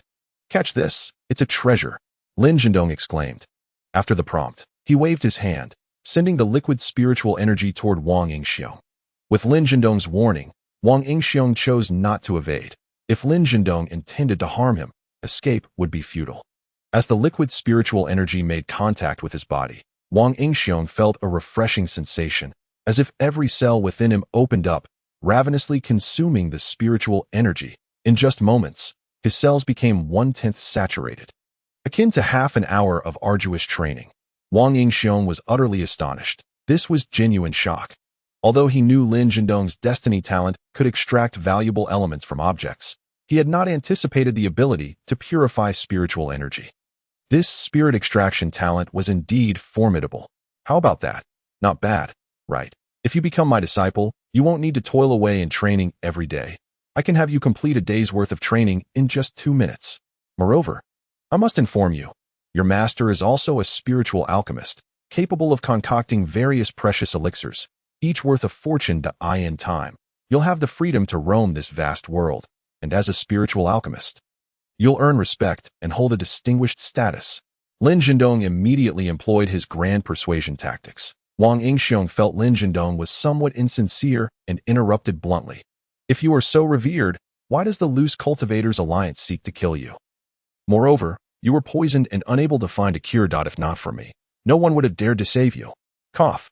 Lin Jindong instantly felt awkward, his gaze growing profound as he exuded an air of melancholy. "This matter is regrettable, but you only need to know that such incidents will not occur again. Quick, call me master so I can hear it." Lin Jindong's demeanor shifted dramatically. "Master, your disciple pays respects." Wang Yingxiong quickly complied. He had no choice. Lin Jindong had made his intentions clear. And with Zheng Xian targeting him, if he did not accept Lin Jindong as his master, he would leave, and then Zheng Xian would undoubtedly settle old scores with Wang Yingxiong. At that point, Wang Yingxiong would be left waiting for his demise. Although Lin Jindong's approach felt somewhat opportunistic, Wang Yingxiong recognized that he could protect himself and teach him many valuable skills, such as spirit extraction and elixir crafting. Perhaps it was not merely the law of diminishing returns. It was simply a matter of necessity. Very well, It's getting late that I'll retire for the night and guide you in your training tomorrow, Lin Jindong announced before striding towards the master bedroom, which happened to be Wang Yingxiang's room. Just as Wang Yingxiang opened his mouth to remind Lin Jindong that he had entered the wrong room, he hesitated. If Lin Jindong suggested they sleep together, it would be disastrous. He was only here to learn, not to sell himself. Reluctantly, he retreated to the guest room to sleep. Upon waking in the morning, Wang Yingxiang found Lin Jindong beaming at the edge of his bed, holding a liquid spiritual energy the size of a basketball. As Wang Yingxiang opened his eyes, Lin Jindong softly said, "Good disciple, this is your training sustenance for the day. Come, absorb it." At that moment, Wang Yingxiang was both bewildered and frightened. He felt as though Lin Jindong resembled a woman saying, "My dear, come, drink your medicine. Master, please don't appear in my room like this in the future. It frightens me," Wang Yingxiang said, his voice laced with grievance. Lin Jindong raised an eyebrow and replied, "So, you mean to say you no longer require my assistance in gathering spiritual energy?" "Yes, Master," Wang Yingxiang hastily agreed, but he regretted it the next moment, realizing he might have been deceived. "Ah, my disciple understands and is considerate of his master. In that case, splendid." Lin Jindong joyfully tossed the spiritual energy onto Wang Yingxiang and left. At that moment, Wang Yingxiang's cells trembled with excitement. He dared not lose focus and quickly began to circulate his cultivation technique, absorbing the spiritual energy that in just 10 minutes. His cells became fully saturated. However, before he could fully revel in the experience, discomfort washed over him. It seemed this would be the last time he would enjoy such a luxury. This was meant to be a condition for accepting him as a disciple. Yet it had only happened once. At this moment, Wang Yingxiang felt profound regret, his gaze towards Lin Jindong filled with resentment. Meanwhile, Lin Jindong remained unfazed and inquired, "Disciple, what is wrong with your eyes? Did you not sleep well? Perhaps you should return to bed. I will eat your breakfast." At that moment, Wang Yingxiang noticed Lin Jindong had already devoured half of the food on the table. "No, Master, your disciple has slept well. I trust you have had your fill," Wang Yingxiang responded while sitting down to eat. "No, I have just begun. I have yet to savor the flavors that I asked for you. Being in your prime, you should eat less and cultivate more," Lin Jindong said with utmost seriousness. Wang Yingxiang was utterly flabbergasted. Was he not supposed to eat more at such a growth stage? And why was Lin Jindong eating so quickly? Moments later, Wang Yingxiang could only manage to consume half a rabbit. The rest had vanished into Lin Jindong's stomach. Wang Yingxiang lamented that since his strength had increased, so had his appetite. Half a rabbit was simply insufficient. Burp. Lin Jindong let out a hearty belch and lazily declared, "Disciple, from this meal onward, do not have Kai Xian deliver food. It's a waste of money. From now on, you shall cook." With that, he left no room for Wang Yingxiang to protest, departing and leaving him in a state of utter confusion. Chapter 032. Instruction. Ever since Lin Jindong moved into Wang Yingxiang's home, the latter's arduous days began. Each day before dawn, Lin Jindong would drag Wang Yingxiang from his bed and demand that he begin memorizing texts. Wang Yingxiang had never anticipated that even in this new world, he would still be required to study. Observing the densely packed handwritten volumes detailing various plants and elixirs, Wang Yingxiang felt overwhelmed. To him, possessing a system meant he could directly investigate anything he encountered, rendering the arduous task of memorization unnecessary. However, Lin Jindong, unaware of Wang's advantages, insisted he commit the contents of the book to memory. This tome, meticulously penned by Lin, encapsulated over 20 years of his alchemical expertise, including the characteristics and functions of various spiritual herbs, the transformations they could undergo, and the effects of the elixirs crafted from them. Each time Wang Yingxiang perused this manuscript, he felt a blend of admiration and bitterness. He admired Lin Jindong's undeniable genius while lamenting the daunting task of memorizing this tome, which was over 20 centimeters thick. Within a week, when Lin Jindong first presented the so-called pharmacopoeia, Wang Yingxiang was flabbergasted. At that moment, Lin Jindong inquired, "My disciple, do you aspire to become an alchemist?" "Absolutely," Wang Yingxiang replied emphatically. Lin Jindong, with utmost seriousness, proclaimed, "Very well. I possess a pharmacopoeia that, once you study it, will undoubtedly enable you to become an alchemist in a short time. With a few years of diligent practice, you could harness my innate talents and ascend to the status of a supreme alchemist. Then please hand it over." "Master," Wang Yingxiang exclaimed eagerly, Lin Zhendong then extended his hand, saying, "In truth, I have placed the pharmacopoeia within your spatial ring. Simply retrieve it." It was only then that Wang Yingxiong remembered the spatial ring given to him by the shopkeeper, which he had carelessly stowed away in his pocket without so much as a glance. As he reached into his pocket to retrieve the ring, he was met with a startling void. It was gone. Disciple, IVE reconsidered. Holding a spatial ring at your current level is too ostentatious. It would not bode well for you. For your health and safety, I shall keep it for now. Once you have grown stronger and can defend yourself, I shall return it. Wang Yingxiong stared in disbelief at Lin Zhendong, whose expression remained as impassive as ever. Truth be told, he had never encountered anyone so unabashedly shameless. Master, Wang Yingxiong began, intending to express his capability to protect it. But Lin Zhendong swiftly discarded the hefty pharmacopoeia and fled. Thus, Wang Yingxiong found himself burdened with the daily grind of memorizing the pharmacopoeia. Fortunately, as his power grew, so too did his memory and cognitive speed. Making the task manageable, his daily routine became a repetitive cycle of cooking, memorizing the pharmacopoeia, cooking, memorizing again, absorbing the spiritual energy spheres condensed by Lin Zhendong, and sleeping. Wang Yingxiong felt a sense of relief that Lin Zhendong had not withheld the energy spheres, which greatly accelerated his cultivation. A week flew by in the blink of an eye, and during this time, Wang Yingxiong felt quite fulfilled, having committed all the knowledge from the pharmacopoeia to memory. Now, he merely needed practical application. This past week, due to his lack of time to hunt in the beast plains, their food supply had to be purchased, depleting Wang Yingxiong's entire savings. Now, he found himself utterly broke. Staring at Lin Zhendong, "Master, we are out of food. Do you have any solutions?" Lin Zhendong pondered momentarily, then replied, "You are at a critical stage of growth and cannot afford to skip meals. Moreover, having solidified your foundational skills this week, it is time for you to become an alchemist." Before Wang Yingxiong could rejoice, Lin Zhendong's tone shifted. "Let us venture to the beast plains. I shall guide you in combat and, while we're at it, gather some spiritual herbs for you to practice with." Wang Yingxiong rolled his eyes, thinking, "With my extensive combat experience, do I really need your guidance? This is nothing but your laziness." Upon returning to the beast plains, it was evident that no one dared to challenge Wang Yingxiong anymore. Those who spotted Lin Zhendong regarded him with the same trepidation one might reserve for an ill omen. Their gazes averted as they hastily distanced themselves from Wang Yingxiong and his master. Curiosity piqued, Wang Yingxiong asked, "It seems you possess some degree of prowess. Why do they fear you so? And why does Tsing Yu refer to you as the god of death in the southern wilderness? Would you like to know?" Lin Zhendong replied with a smile. Yes. Wang Yingxiong nodded vigorously. "They fear me because I am a ruthless killer, prone to unpredictable moods, striking down anyone who displeases me. Thus, in the southern wilderness, I am regarded as a god of death. You must heed my words. Otherwise, should I be displeased, I might just end your life." Lin Zhendong's demeanor turned ominously serious.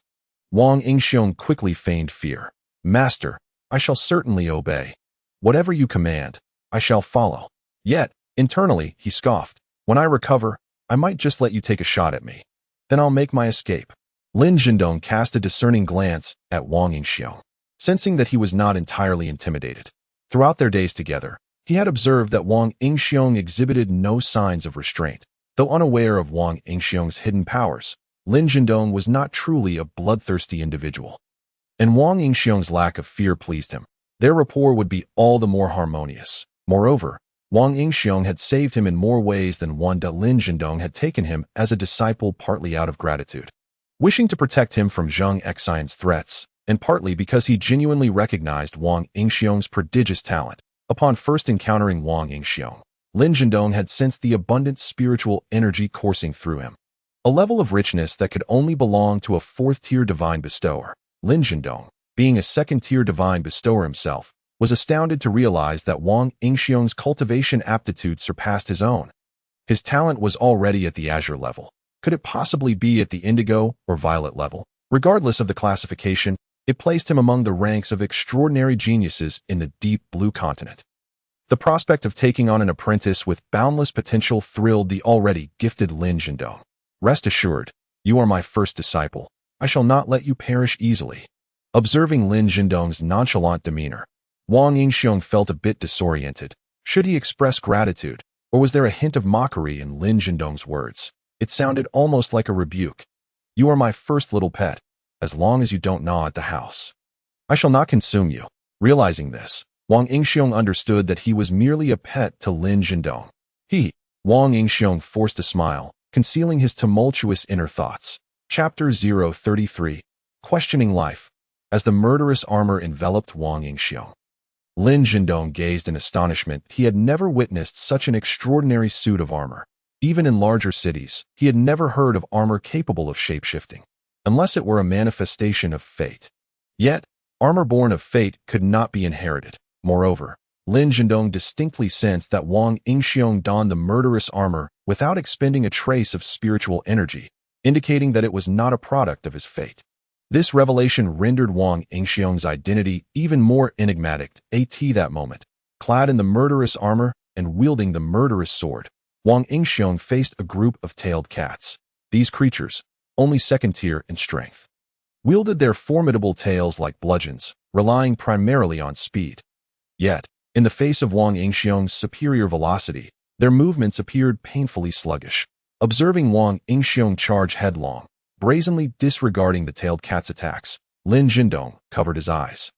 Unable to bear the unrefined display of combat, there was no semblance of technique. However, for Wang Yingxiong, this was the most effective approach, and the tailed cats could not breach the defenses of the murderous armor. In mere moments, 7 tailed cats lay vanquished before Wang Yingxiong's blade, and aside from a few bloodstains, the armor bore not a single scratch. Slaying the tailed cats, the 1,000 Jade Seal imparted a mere 140 attack power, 1.00 defense, and 0.56 speed, his most rapid power increase in a week. Before Wang Yingxiong could collect the corpses, Lin Jindong swiftly gathered them into his spatial ring, declaring, "The meat of these tailed cats is quite palatable. We can use it for meals. I shall help lighten your load." Wang Yingxiong was drenched in cold sweat. Had Lin Jindong not acted quickly, he would have instinctively stowed the tailed cats in his system backpack. To be frank, your attacks lack finesse. Had it not been for your armor's high defense, you would have been left riddled with holes from their tails. Upon our return, you must practice diligently. Wang Yingxiong scoffed inwardly, thinking, I'm not boasting. No one at my level can breach my defenses. Besides, it's rather challenging to keep them at bay without using my spatial leap. I don't need any flashy skills. However, he kept these thoughts to himself. After foraging a few ordinary first-tier spiritual herbs in the vicinity of the tailed cats, Lin Jindong hurriedly urged their return to Southern Wilderness City. According to Lin Jindong, the tailed cats will sustain us for several days. Your combat skills are sorely lacking. I cannot bear to watch any longer. Let us rush back and hone your technique, lest you embarrass me in the future. Upon returning home, Wang Yingxiong was compelled to spar with Lin Jindong. I shall only employ attacks not exceeding third-tier strength. Do not utilize your spatial leap against me, Lin Jindong instructed. Wang Yingxiong's expression brightened at this prospect. However, Lin Jindong added, furthermore, you cannot don that armor or wield that sword. Wang Yingxiong's face darkened immediately. He had hoped to rely on the murderous armor for protection, but it seemed he was in for a challenging experience. Nonetheless, Wang Yingxiong was eager to try his hand at offense, launching a strike aimed directly at Lin Jindong's heart with the Black Tiger Prowling Heart technique. Excellent, Lin Jindong praised. But with a swift motion, he sidestepped and gently struck Wang Yingxiong's chest with his palm. Bang! The seemingly gentle palm concealed a force of thousands of pounds, sending Wang Yingxiong flying with a single strike. Fortunately, Lin Jindong had retracted part of his strength, resulting in Wang Yingxiong nearly crashing to the ground without sustaining additional injuries. Come again. In that moment, Wang Yingxiong felt a surge of desire for victory. Having discerned that Lin Jindong's previous speed and power were not particularly formidable, this was his only opportunity to triumph over Lin Jindong after enduring such oppression for so long. How could he not harbor a modicum of resentment? Now was the time to unleash it. Yet, while his imagination painted a glorious picture, reality proved to be harsh and unforgiving. Each time Wang Yingxiong felt he was on the verge of landing a hit on Lin Jindong, he was invariably sent flying instead. However, with each recovery, his confidence grew just a fraction more than before. Then, misfortune struck. The courtyard echoed with the rhythmic sound of flesh colliding with the ground. Finally, after a brief moment of enlightenment, Wang Yingxiong suddenly realized he had been outsmarted. What was promised as practice in combat techniques had turned into an endless cycle of being beaten at this point. He was already bruised and battered. "Stop!" Wang Yingxiong shouted. "Master, you're toying with me. You could have dispatched me in one blow. How am I supposed to practice my skills?" "Oh, indeed, let's adjust things. I'll slow down my attacks." Lin Zhendong replied with a demeanor that suggested he was deferential. This only made Wang Yingxiong's teeth itch with irritation. However, in the time that followed, Lin Zhendong did not exploit the opportunity to continue assaulting Wang Yingxiong, but instead genuinely began to guide him. "Yes. Attack to the right now. Slow your steps. Accelerate. Good. Pivot. Throw the punch. That's it." And thus, an entire morning passed. Though Wang Yingxiong emerged with even more bruises, his skills improved rapidly, primarily due to his high proficiency in martial arts. "Disciple, go prepare the meal. I have matters to attend to and will return shortly." Lin Zhendong tossed aside the corpse of a tail cat before departing. This left Wang Yingxiong grinding his teeth in frustration. He desperately wanted to bite him. After being active for so long, Wang Yingxiong's resilience could not function, but the moment he ceased movement, his internal spiritual energy began to deplete, and life energy surged forth to heal his numerous bruises and swellings. Alarmed, Wang Yingxiong hastened to move again. Otherwise, within moments, his face would be marred with bruises, and he would have no explanation when Lin Zhendong returned. Thus, he obediently carried the tail cat into the kitchen. Lin Zhendong returned with a face full of joy, but upon seeing Wang Yingxiong pacing restlessly in the courtyard, flailing his arms, he was momentarily taken aback. "Disciple, what are you doing?" Lin Zhendong inquired with concern. Wang Yingxiong's eyes darted, and he responded excitedly. "Oh, I'm just exercising to relieve my muscle soreness." Lin Zhendong fell silent, pondering. Is this disciple truly oblivious? Covered in bruises, does he not realize that moving would only exacerbate the pain?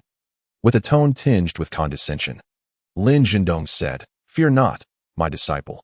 This afternoon, we shall not practice combat techniques. Instead, we will study alchemy. Come, the food must be cold by now. Eat up." "Oh, all right," Wang Yingxiong replied softly, then began to eat while wriggling his body. Lin Zhendong's gaze turned complex. He mused. It seems he truly is daft. Normally, he would be overjoyed at the prospect of learning alchemy. Now, he shows no reaction at all. That it appears I must be less severe in my training. Perhaps reduce the intensity and increase the frequency. Had Wang Yingxiong known Lin Zhendong's true thoughts at that moment, he would have surely exclaimed, "If I weren't so focused on staying active to prevent my resilience from taking effect, I would have heard you clearly and been thrilled to the heavens." Chapter 034, Compromised Bang. Watching the purple lotus flower explode in his hands, Wang Yingxiong's expression darkened. Ahem. Lin Zhendong stifled a smile, feigning disappointment as he comforted Wang Yingxiong. "Do not be disheartened. Although I know you cannot extract the juice from the purple lotus, your efforts have been commendable. It is not your fault. You simply lack talent." Wang Yingxiong gazed at Lin Zhendong with a complex expression, inwardly roaring. "Is this your idea of consolation? Why not just outright crush my spirit? However, do not fret. Once you master my destiny talent, you will transcend the realm of mortals and become a great alchemist, perhaps even an extraordinary pill master like myself." As Lin Zhendong continued to praise himself, Wang Yingxiong felt a headache coming on. "When will you teach me, then?" he retorted mercilessly. "Ahem," Lin Zhendong replied with a hint of embarrassment. "It's just that I have yet to break through to the 6th tier. However, I'm close. Once I finish refining this batch of pills, I will break through in no time, and then I shall teach you. Just watch my performance." With a grand gesture, Lin Zhendong summoned various spiritual herbs, beast blood, and other materials. He then activated his spiritual essence, extracting the essence from the herbs and the vitality contained in the beast blood. After extraction, he mixed them in precise ratios, condensing them into pills. Wang Yingxiong observed vaguely, noting that the herbs were of grade 4 or 5, with a few being grade 6. Just a glance at the types of herbs: 7-star vine, tricolor flower, gathering spirit grass. According to the secret formula documented in the alchemical compendium, he was in the process of refining the spirit elevation pill. Furthermore, given the quality of the herbs, this would at least yield a grade 5 or even 6 spirit elevation pill. The spirit elevation pill was a type of elixir that could accelerate the speed of cultivation. A single grade 5 spirit elevation pill contained enough spiritual power to save a grade 5 divine bestower 3 days of arduous training. However, refining its properties required 7 days. Watching Lin Jindong produce those pills, resembling candy-coated beans nestled in a large glass jar, Wang Yingxiong felt an overwhelming urge to consume them. What astonished him even more was how effortlessly Lin Jindong manufactured the pills. First, he used the spiritual essence to extract the pure essence from the herbs, then mixed them in the appropriate ratios, and finally shaped them into pill form. So simple and unadorned that it appeared that in this world, becoming a pill master relied not on heritage, but rather on one's destiny talent. Wang Yingxiong eagerly anticipated Lin Jindong's breakthrough to the 6th tier, yearning to discover how he would impart his destiny talent to him. The afternoon passed with Lin Jindong refining various pills while Wang Yingxiong practiced some combat techniques in his spare time. The night passed without incident. The following morning, when Lin Jindong roused Wang Yingxiong from sleep, he was met with an odd expression on Lin Jindong's face. Wang Yingxiong was taken aback. Could it be that he was again captivated by my beauty? Did he desire to see me bloom? Cautiously, Wang Yingxiong asked, "Master, what's wrong? Why are you looking at me like that? Is my face blooming?" "Not blooming, per se." Lin Jindong shook his head, puzzled. "I simply wonder why the swelling and bruising on your face have vanished." "Huh? Really? Perhaps it's due to my robust constitution. I recover swiftly." Wang Yingxiong deflected the question with a nonchalant remark. Lin Jindong did not press further, but shortly thereafter, Wang Yingxiong found himself in dire straits. Within half an hour, his entire body was more swollen and bruised than the previous day. Facing Wang Yingxiong's resentful gaze, Lin Jindong maintained a serious demeanor, asserting, "This is for your own good. I'm testing your recovery speed to help you gain a clear understanding of your body." Were it not for the mischievous glint in Lin Jindong's eyes, Wang Yingxiong might have been convinced. He was certain this was revenge for the subpar meal he had prepared. For 2 consecutive days, Lin Jindong had beaten Wang Yingxiong increasingly severely, yet each night, Wang Yingxiong would recover completely, which astonished Lin Jindong. "Master, I believe my technique training has reached its limit. I request practical combat." Finally, Wang Yingxiong could no longer withstand the pressure and began to push back. "Not yet. During this period, I cannot accompany you to the beast plains. That it is far too dangerous for you alone. Zheng Xian is a petty man." Lin Jindong replied gravely. Wang Yingxiong protested, "Then how will I ever leave your side? Am I to remain confined here?" "Not at all. In due time, once I complete my mission in South Wilderness City, I will secure an opportunity for you to attend the Dragon War Academy for further training. At that point, you will be able to safely leave and cultivate at the Dragon War Academy." Dragon War Academy. Wang Yingxiong expressed surprise, recalling that Hu Fanchao had also mentioned heading there. "Yes, the Dragon War Academy. In my youth, I prided myself on my talent and rejected South Wilderness City as well as the Loose Cultivator Alliance. By rejecting South Wilderness City, I forfeited the chance to study at the Dragon War Academy. And by turning down the Loose Cultivator Alliance, I nearly lost my life." Lin Jindong's expression grew somber. "And you?" Wang Yingxiong opened his mouth to speak. Lin Jindong raised his head high, his eyes shining with renewed brilliance and pride, declaring, "In life, it is crucial to learn the art of compromise, but if your strength is sufficient, the losses incurred by such compromises will be minimal. Now, I am an honorary alchemist of South Wilderness City. They provide me with spiritual herbs and resources while I am tasked with refining some pills for them. As I grow older, I no longer seek adventure, but you, as my disciple, shall carry forth my dreams and venture into the world. Rest assured, Master, I will not let you down." At that moment, Wang Yingxiong truly acknowledged Lin Jindong as his master. After Lin Jindong eliminated the poison within himself, he could have escaped South Wilderness City to evade their pursuit, and then sought revenge against Zheng Xian at his leisure. However, Wang Yingxiong could not flee. He would be killed on the spot by Zheng Xian. Thus, Lin Jindong initially compromised with South Wilderness City, for the animosity between them had stemmed from Zheng Xian's actions. Zheng Xian had lured ordinary loose cultivators into ambushing Lin Jindong, but all were ultimately slain by Lin Jindong in a fit of rage. The loose cultivators had been terrified, cementing Lin Jindong's reputation as a deadly figure. Fortunately, these events unfolded within the Beast Plains, where circumstances allowed for considerable leeway. Thus, Lin Jindong has now voluntarily joined the army of Nanhua City, becoming their guest alchemist. The rarity of an alchemist is sufficient to overshadow his minor transgressions. especially considering that most of the slain are solitary cultivators with no ties to Nanhua City. Lin Jindong's compromise allows him to remain within Nanhua City, effectively keeping Zheng Xian in check and preventing him from taking action against Wang Yingxiong, thus safeguarding Wang Yingxiong's life. Wang Yingxiong is inclined to believe Lin Jindong's assertion of self-preservation. After all, had Lin Jindong been covetous of his treasures, he could have effortlessly dispatched Wang Yingxiong during their excursion to the Beast Plains. Clearly, however, Lin Jindong's desires extend beyond mere possessions. He is enamored with the person of Wang Yingxiong. Ahem, indeed, it is Wang Yingxiong's cultivation talent that fills him with pride. Chapter 035. The Onslaught of Beasts. It is yet another day of confinement, and during his cultivation, Wang Yingxiong opens his attribute panel. Wang Yingxiong, second tier age, 12 soul points, 7232 fate talent, seal of Qinyu, resilience, frost nirvana cultivation talent, purple extreme cultivation technique, spirit summoning technique, 10 increase in cultivation speed, skills, martial arts, mastery.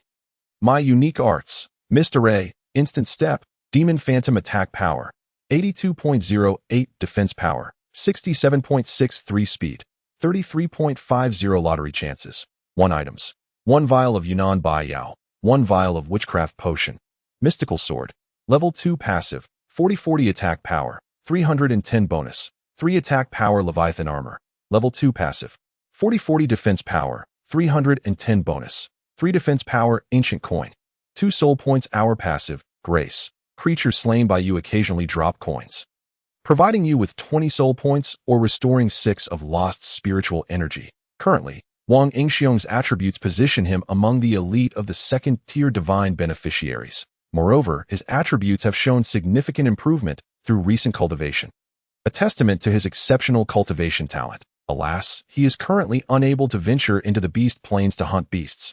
Otherwise, with the seal of Qinyu, his attribute enhancement would be expedited, and he would likely break through to the 3rd tier in no time. Presently, Wang Yingxiong is exceedingly bored, unable to utilize his soul points as he intends to use them for upgrading his talents.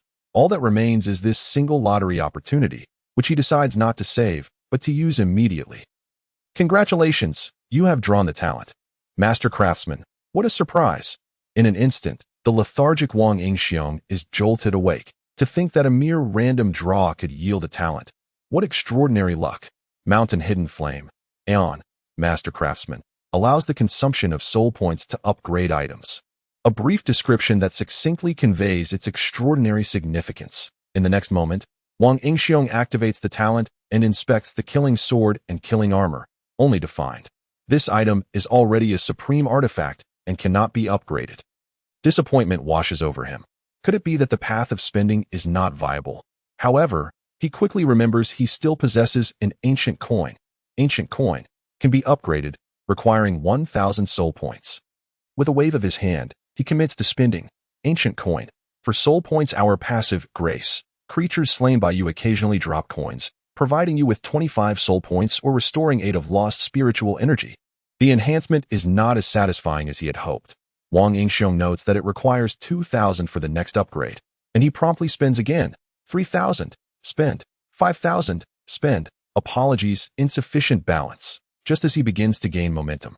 His soul points run dry, leaving him quite disheartened. Nonetheless, upon reviewing the attributes of the ancient coin, they are still satisfactory. Ancient coin, 10 soul points hour passive, grace. Creatures slain by you occasionally drop coins, providing you with 35 soul points or restoring 12 of lost spiritual energy. Each day yields an additional 240 soul points, totaling 7,200 over a month. The path of spending remains potent. However, this is no mere one-time expenditure. It requires gradual investment. Disciple, come forth. I shall take you to witness a grand spectacle. As he contemplates the next steps in his spending as a master craftsman, Lin Jindong's voice suddenly echoes in his mind. Wang Yingxiong turns to see Lin Jindong bursting in, his face alight with excitement. What is it, master? Are we going to the Beast Plains or to the Dragon Warrior Academy? Wang Yingxiong inquires slowly. Neither. Yet it is far more exhilarating than either. The magical beasts are besieging Nanhua City. They are already at the gates. Lin Jindong nearly shouts, enunciating each word with urgency. Wang Yingxiong is momentarily stunned, then exclaims, "Master, at such a time, should we not flee? What are we waiting for?" Lin Zhendong rolls his eyes. "What are you thinking? Nanhua City is fortified by 7th-tier divine beneficiaries. This is a strategic stronghold of the Dragon Kingdom. How could magical beasts breach it so easily? Now come with me to take a look.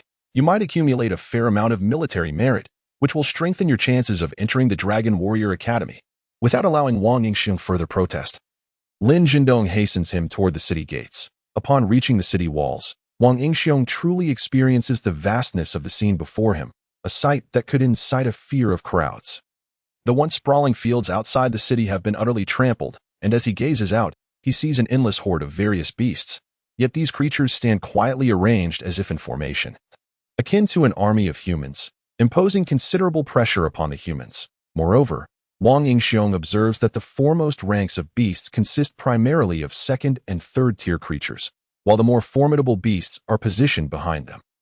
Meanwhile, the troops within Nanhua City stand at the ready, and solitary cultivators along with various factions await, prepared to heed the directives of Nanhua City in facing the impending beast tide. Lin Kexing, the city lord summons you for discussion. At this moment, a soldier approaches, calling out to Lin Zhendong, "Stay here and do not move. I will return shortly." Lin Zhendong instructs Wang Yingxiong before following the soldier away. "Why do you think these beasts have yet to launch their assault?" One person speculates. "Could there be some sort of conspiracy at play?" Another muses. "If there is a conspiracy, it is beyond our concern. Just be vigilant during the battle. Do not lose your life." The crowd buzzes with chatter, clearly accustomed to the phenomenon of beast tides. Yet for Wang Yingxiong, this is a first, certainly. His previous encounter when he traversed here does not count, as he did not witness it. Thus, this is indeed a first for him, and he feels quite anxious. Facing a mere handful of beasts does not intimidate him. But the prospect of thousands of beasts, coupled with countless magical creatures behind them, would daunt anyone. In a mere 20 minutes, Lin Zhendong returns. "Master, what news?" Wang Yingxiong inquires. Lin Zhendong replies quietly, "There are no major issues. The first wave of attack will commence shortly. You should join in. Try to kill as many as you can, but protect yourself." "Understood." Wang Yingxiong nods, refraining from asking further questions. Indeed, it is not long before a commander steps forth, declaring, "All 3rd-tier divine beneficiaries, descend from the city to slay the beasts and defend Nanhua City. Go forth." Lin Zhendong encourages Wang Yingxiong with a glance as they follow the main force down from the city wall. The gates swing open, and 6,000 soldiers, along with over 4,000 individuals from various factions, surge forth as the human forces emerge. The beasts respond with low growls, pacing anxiously in place, eager to charge forward. In the next moment, as if receiving the command to charge, they bolt forward like untethered stallions, roaring as they rush in. Kill! The human forces, undeterred, rush forth. They have fought against beasts for years and will not falter in the face of battle. Roar! A 3rd-tier lightning leopard darts towards Wang Yingxiong like a streak of lightning. However, Wang Yingxiong reacts swiftly, executing an instant step to evade and then unleashing the killing sword, cleaving the lightning leopard in two, its defense insufficient against his attack power. Yet before Wang Yingxiong can revel in his victory, he finds himself surrounded by beasts, with no sight of his fellow humans in the vicinity. Chapter 036. Enlightenment. The killing armor envelopes Wang Yingxiong, and in this moment, he charges through the throng of beasts, carving a bloody path. At this moment, Wang Yingxiong returns to a primal state. There is no elegance in his combat, yet every strike is devastatingly effective, targeting the beast's weaknesses with precision. On the battlefield, the human forces seem like mere drops in the ocean. Mere moments pass, and the ground outside Nanhua City runs red with blood, strewn with corpses. Fortunately, the humans possess a slight advantage in their overall tier, allowing them to maintain the upper hand. Wang Yingxiong's remarkable performance draws the attention of those atop the city walls. "This young man is impressive. Why have I not heard of him before?" queries Jiang Jiangguo, the lord of Nanhua City. Those beside him express confusion, shaking their heads, signaling that he is not from their ranks. One individual appears to recall something and promptly states, "Lord, if I am not mistaken, he should be Lin Kexing's disciple, Wang Yingxiong. The recent machinations of the Solitary Cultivator Alliance were aimed at him. Oh, this child is quite exceptional," Jiang Jiangguo remarks with a smile in his eyes. Zhang Xian is truly digging his own grave. Do the two from the Solitary Cultivator Alliance know where to find him? Unknown, but likely still expanding their influence in other towns. Jiang Zhangwo's brows furrow in displeasure. Meanwhile, in another part of the city, Zhang Xian glares intently at Wang Yingxiong on the battlefield, wishing he could devour him whole. In another corner, Lin Jindong's eyes brim with satisfaction. He is pleased with Wang Yingxiong's performance. At this moment, however, Wang Yingxiong remains oblivious to the fact that he is under scrutiny from all sides. Roar! Roar! At this juncture, the magical beasts, particularly those of the third and fourth tiers, appear to have received orders. Bellowing as they join the fray, the human forces atop the city walls react immediately.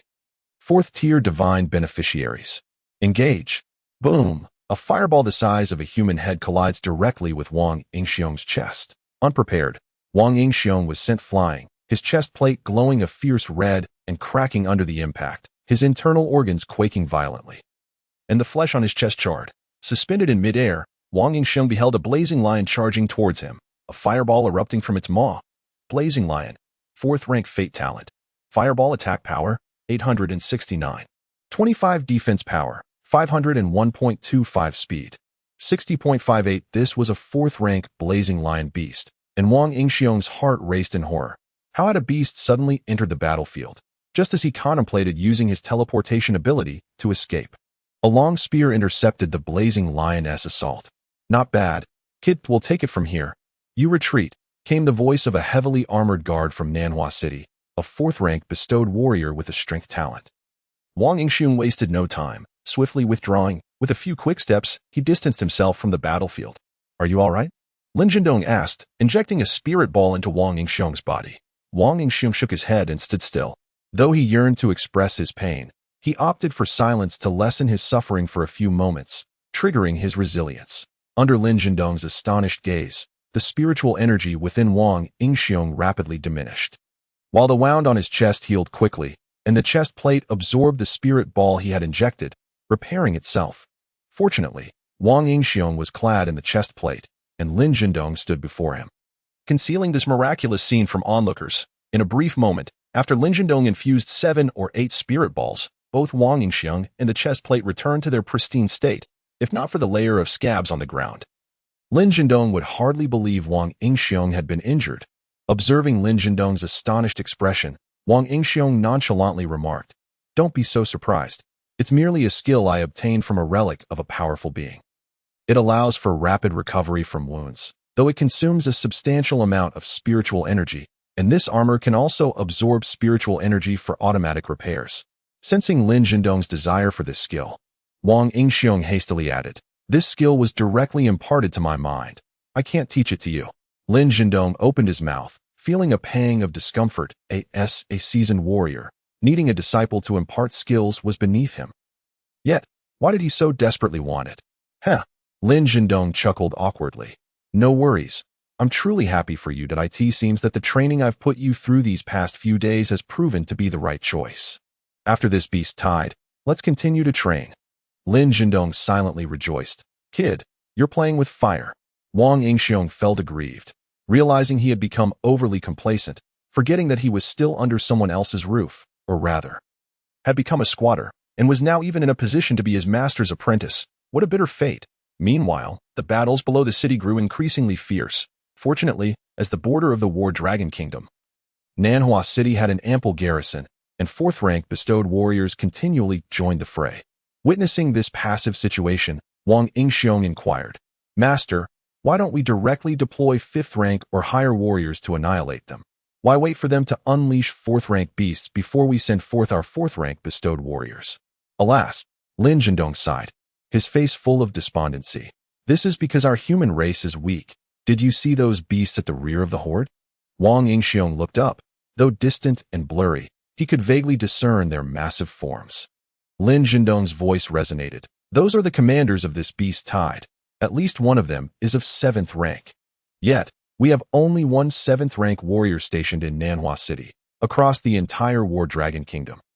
There are merely a few hundred 7th rank warriors, and in this vast beast territory, the number of 7th rank beast clans is countless. Even if they dispatch just a few, we must be on high alert." As if facing a formidable enemy, Do you think the rules can be dictated by us? Does that mean they can easily destroy us? Why haven't they directly attacked Nanhua City to obliterate the War Dragon Kingdom? Wang Yingxiong asked.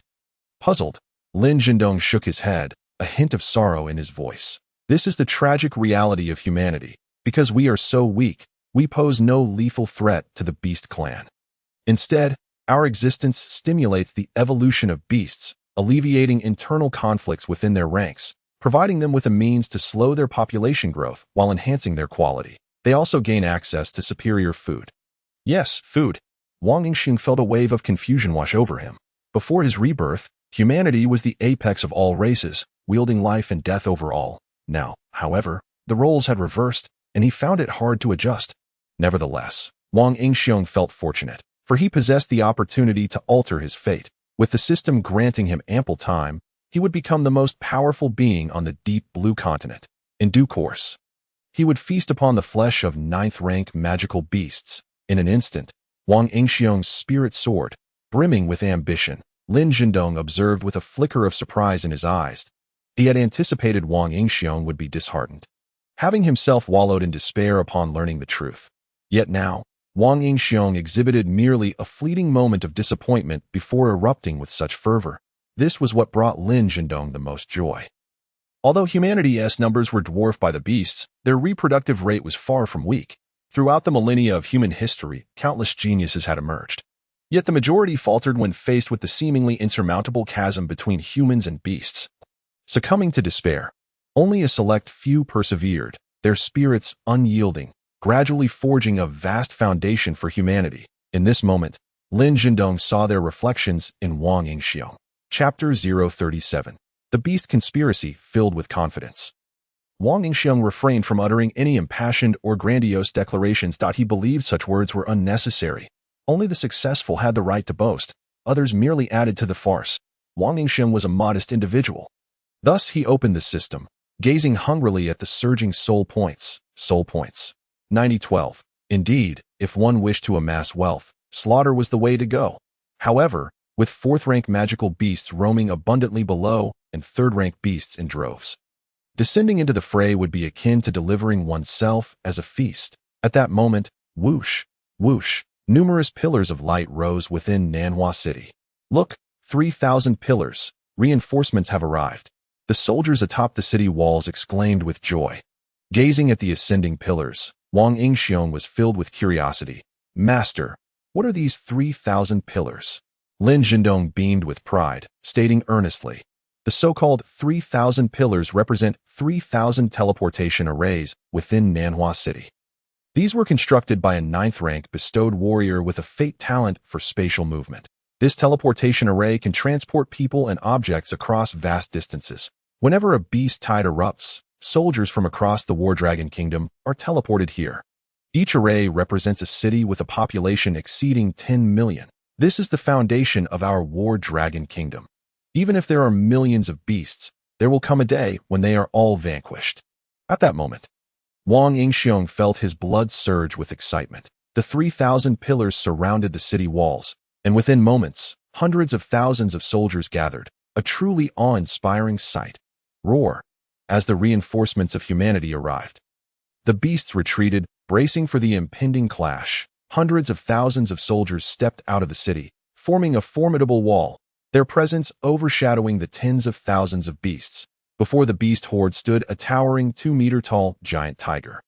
Cloaked in purple and black, flapping its wings as it soared through the air. Purple-winged crystal tiger, 8th-rank fate talent, thunder slash attack power, 29,869.87 defense power, 29,952.84 speed, 3934. 58 trailing behind the purple-winged crystal tiger were a blazing lion and a rhinoceros clad in what appeared to be obsidian armor. Thick earth rhinoceros, 7th-rank fate talent, gravity stomp attack power, 8936. 54 defense power, 9,863.21 speed, 503.58 blazing lion, 7th-rank fate talent, fireball attack power, 8,796.32 defense power, 7,689.63 speed, 603.25. The attributes of these three beasts were utterly terrifying. According to Lin Zhendong, Nanhua City was only defended by a single 7th rank bestowed warrior. It seemed that this purple-winged crystal tiger could easily decimate the city. At that moment, a space flickered in the sky before a white-haired elder materialized.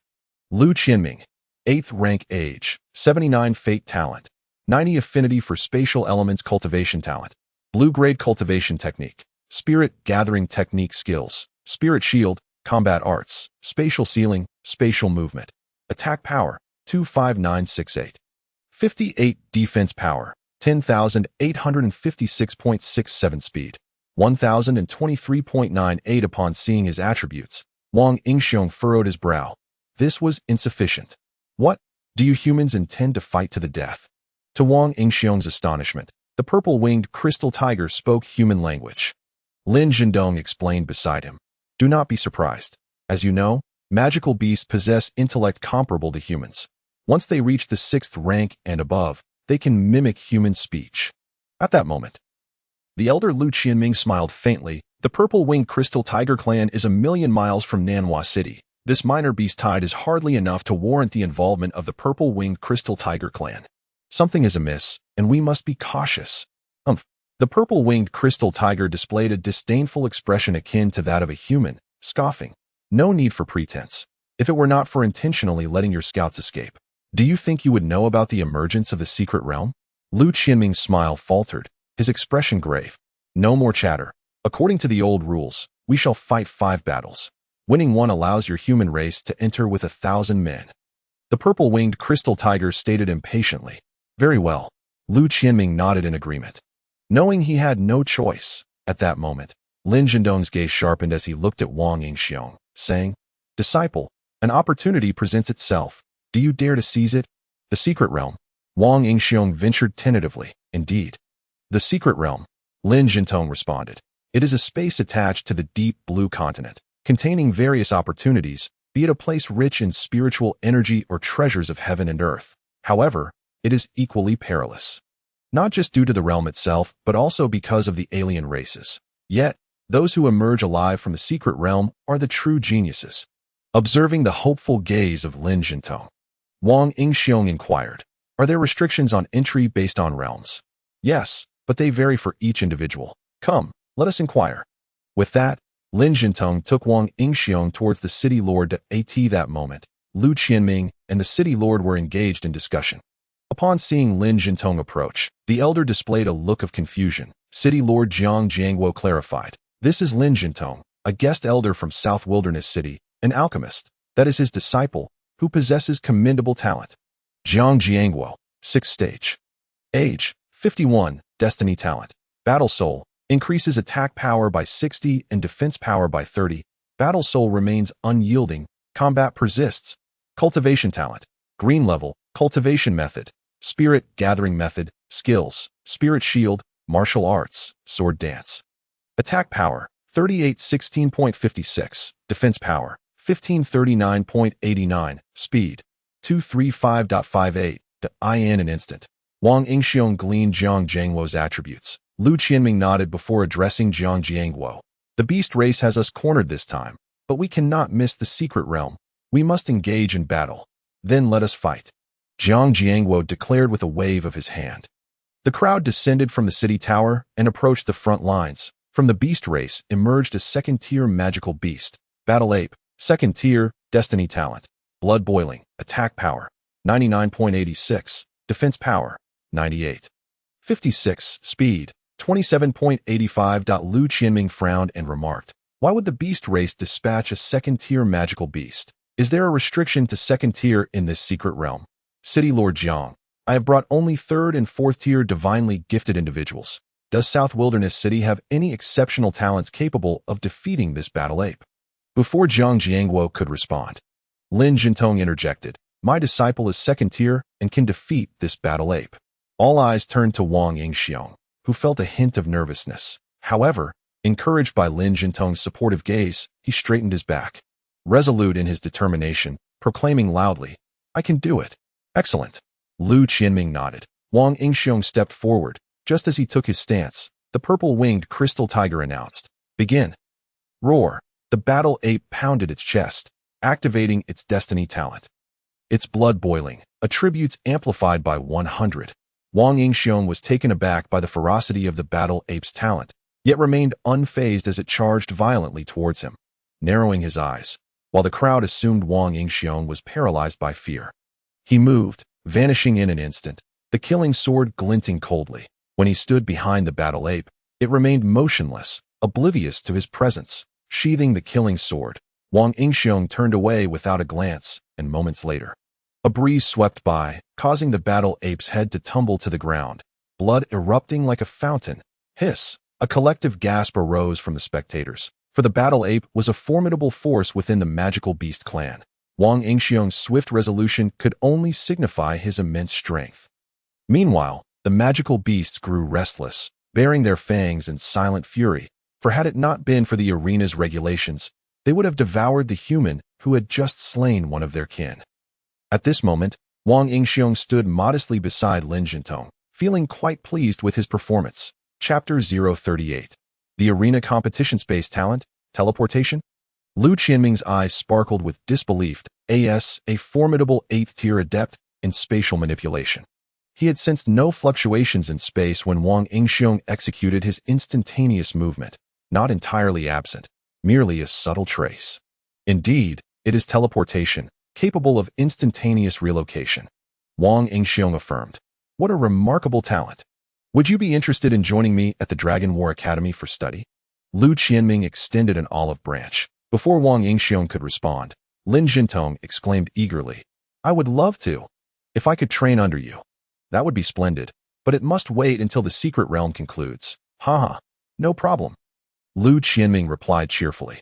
Meanwhile, Wang Yingxiong rolled his eyes, thinking, how shameless. You haven't even given me the spirit essence yet, and you're already planning to abandon me. However, if he could follow this elder and learn all his talents and skills, it would indeed be splendid. Human victory, next round. The battle ape's carcass was discarded aside as a 3rd-tier Ironback Silver Wolf ascended the arena. Ironback Silver Wolf, 3rd tier, Destiny Talent. Silver Assassination, Attack Power, for 98.86, Defense Power, for 99.98, Speed, 59.56. Upon witnessing the attributes of the Ironback Silver Wolf, Wang Yingxiong was taken aback, another magical beast on the verge of a breakthrough. The previous 2nd-tier battle ape was nearly at 3rd tier, and now this one was approaching 4th tier, indicating that the beast race had come well prepared. Before Lu Qianming could inquire, a handsome young man with a sword on his back stepped forward. Director Lu. I volunteer to fight. Wang Yingxiong turned his attention to the individual. Huang Qianhua, 3rd tier, age, 18, Destiny Talent, Sword Affinity 40, Cultivation Talent, Blue Level, Cultivation Method, Spirit Gathering Method, Skills, Martial Arts, Spirit Shield, Snowfall Sword. Sword Formation, Attack Power, for 83.56, Defense Power, 158.69, Speed, 53.58. Although his attributes did not surpass those of the Ironback Silver Wolf, this young man's talent was undeniably explosive. A blue-level cultivation talent alone was enough to stand out, especially with a destiny talent in swordsmanship, which was evidently extraordinary. Excellent.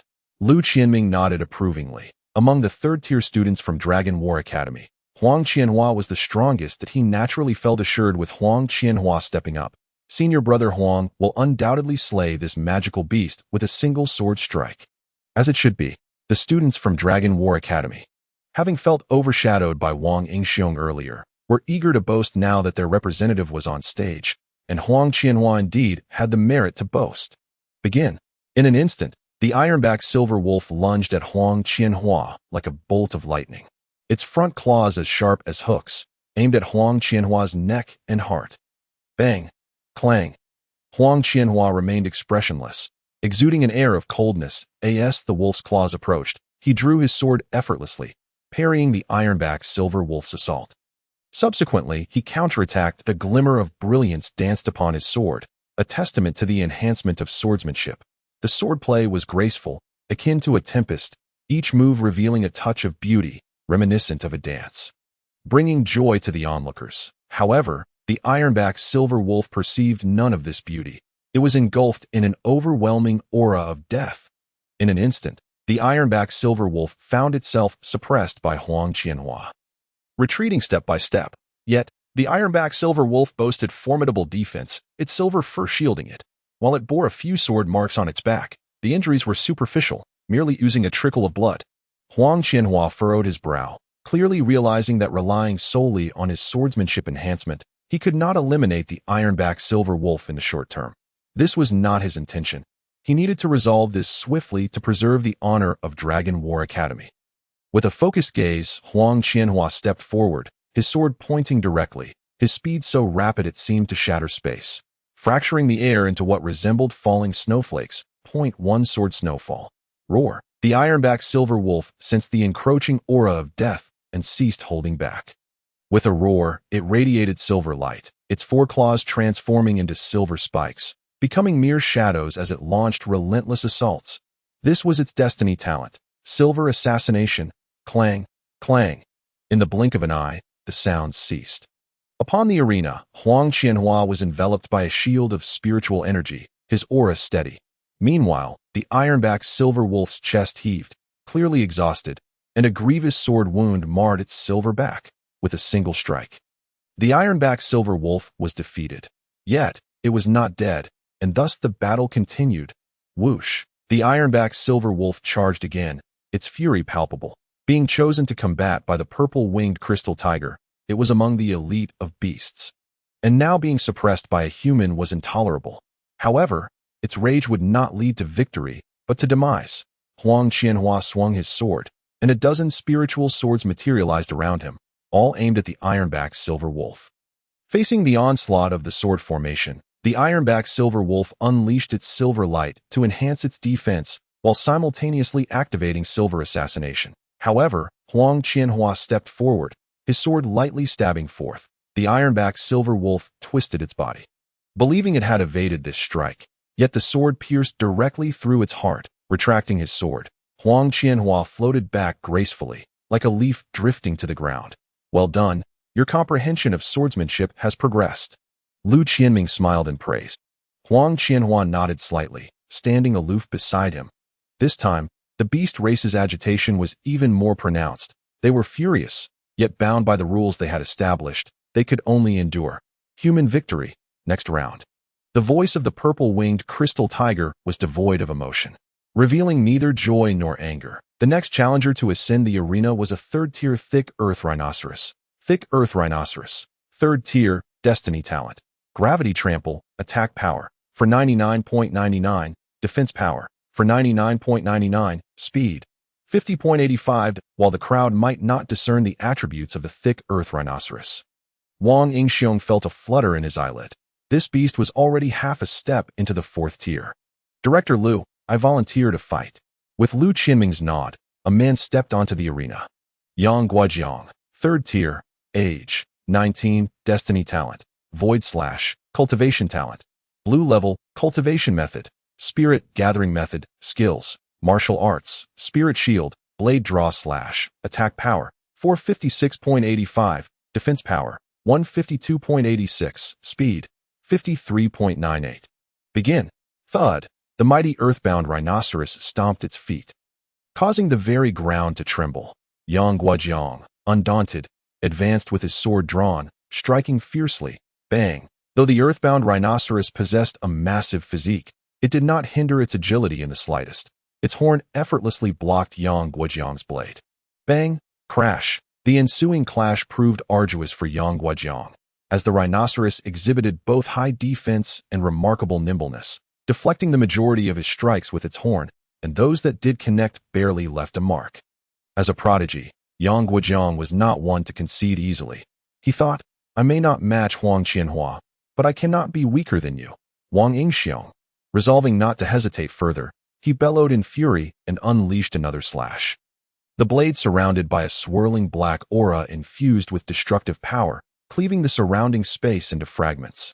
Yet, the earthbound rhinoceros remained unfazed, its entire being brimming with spiritual energy. Whoosh, like a tank charging at a lamb.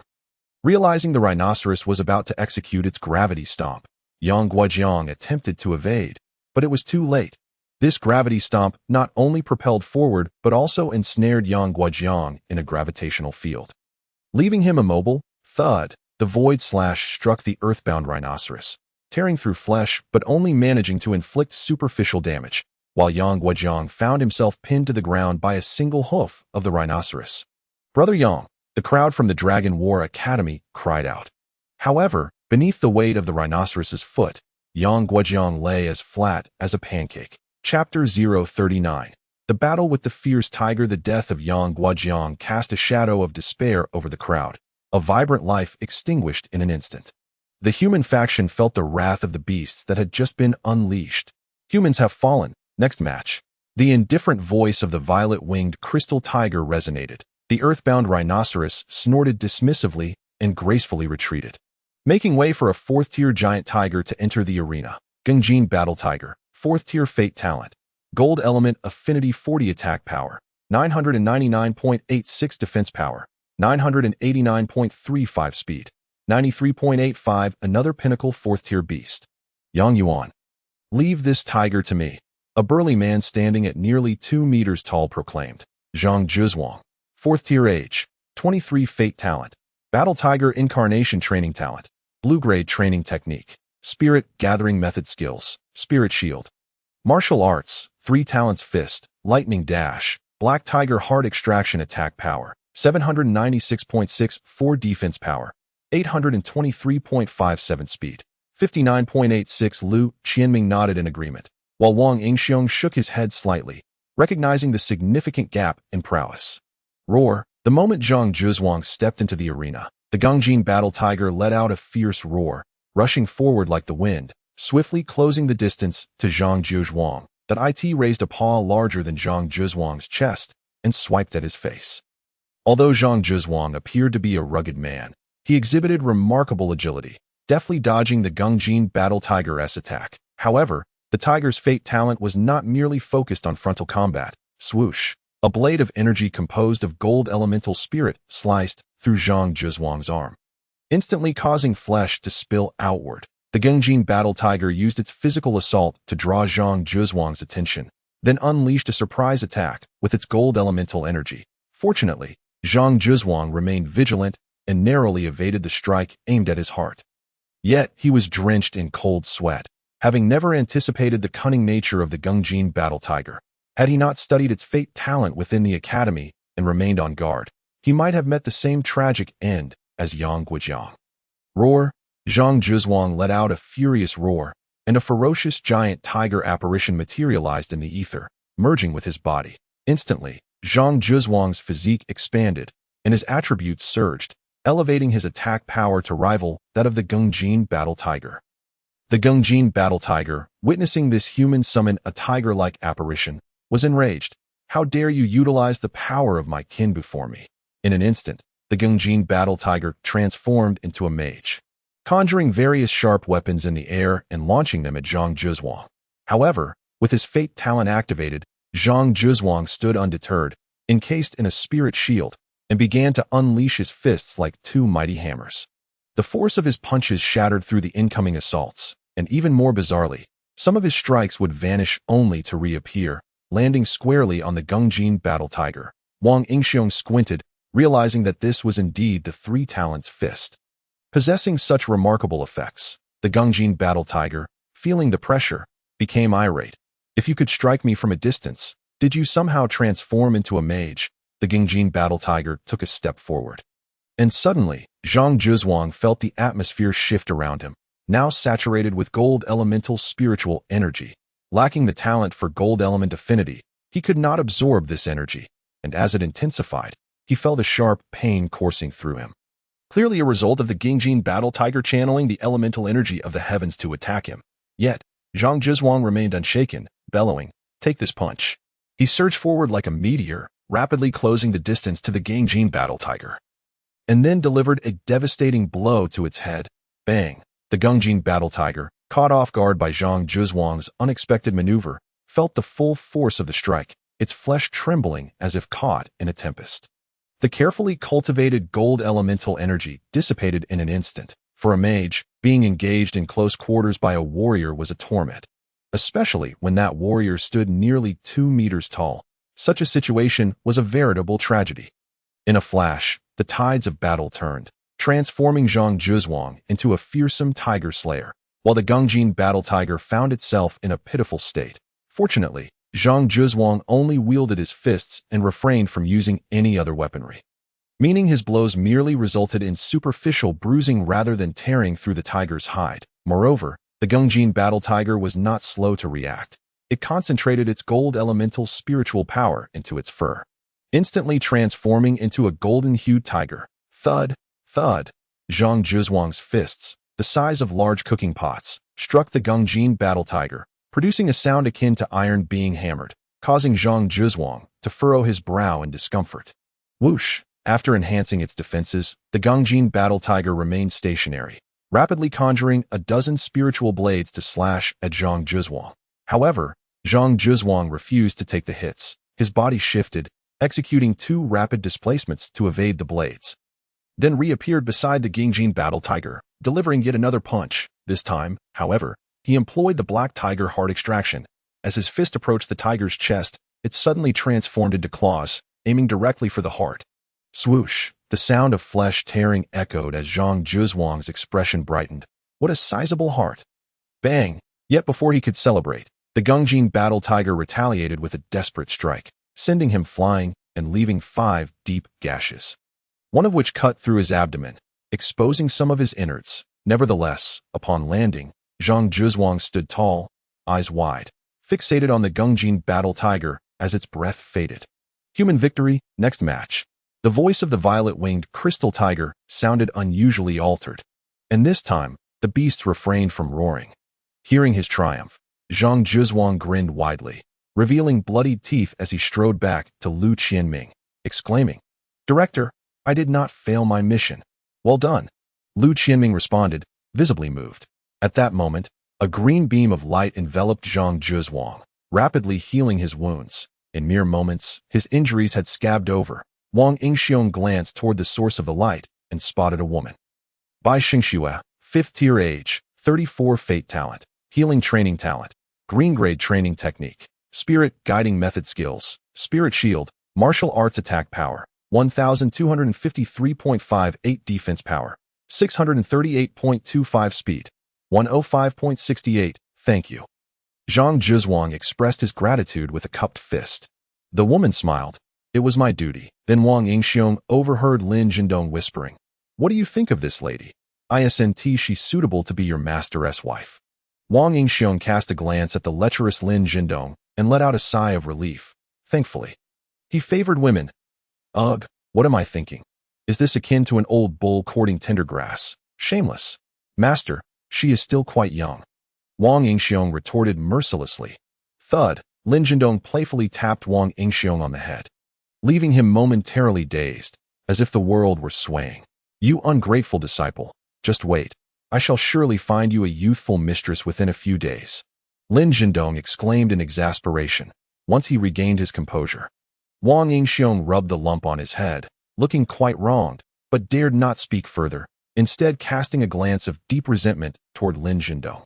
Meanwhile, the onlookers observed the two, and Lin Jindong acknowledged that he had perhaps been too boisterous. Feeling embarrassed as he said, you see, my disciple's head was a bit itchy, and I was just giving him a scratch."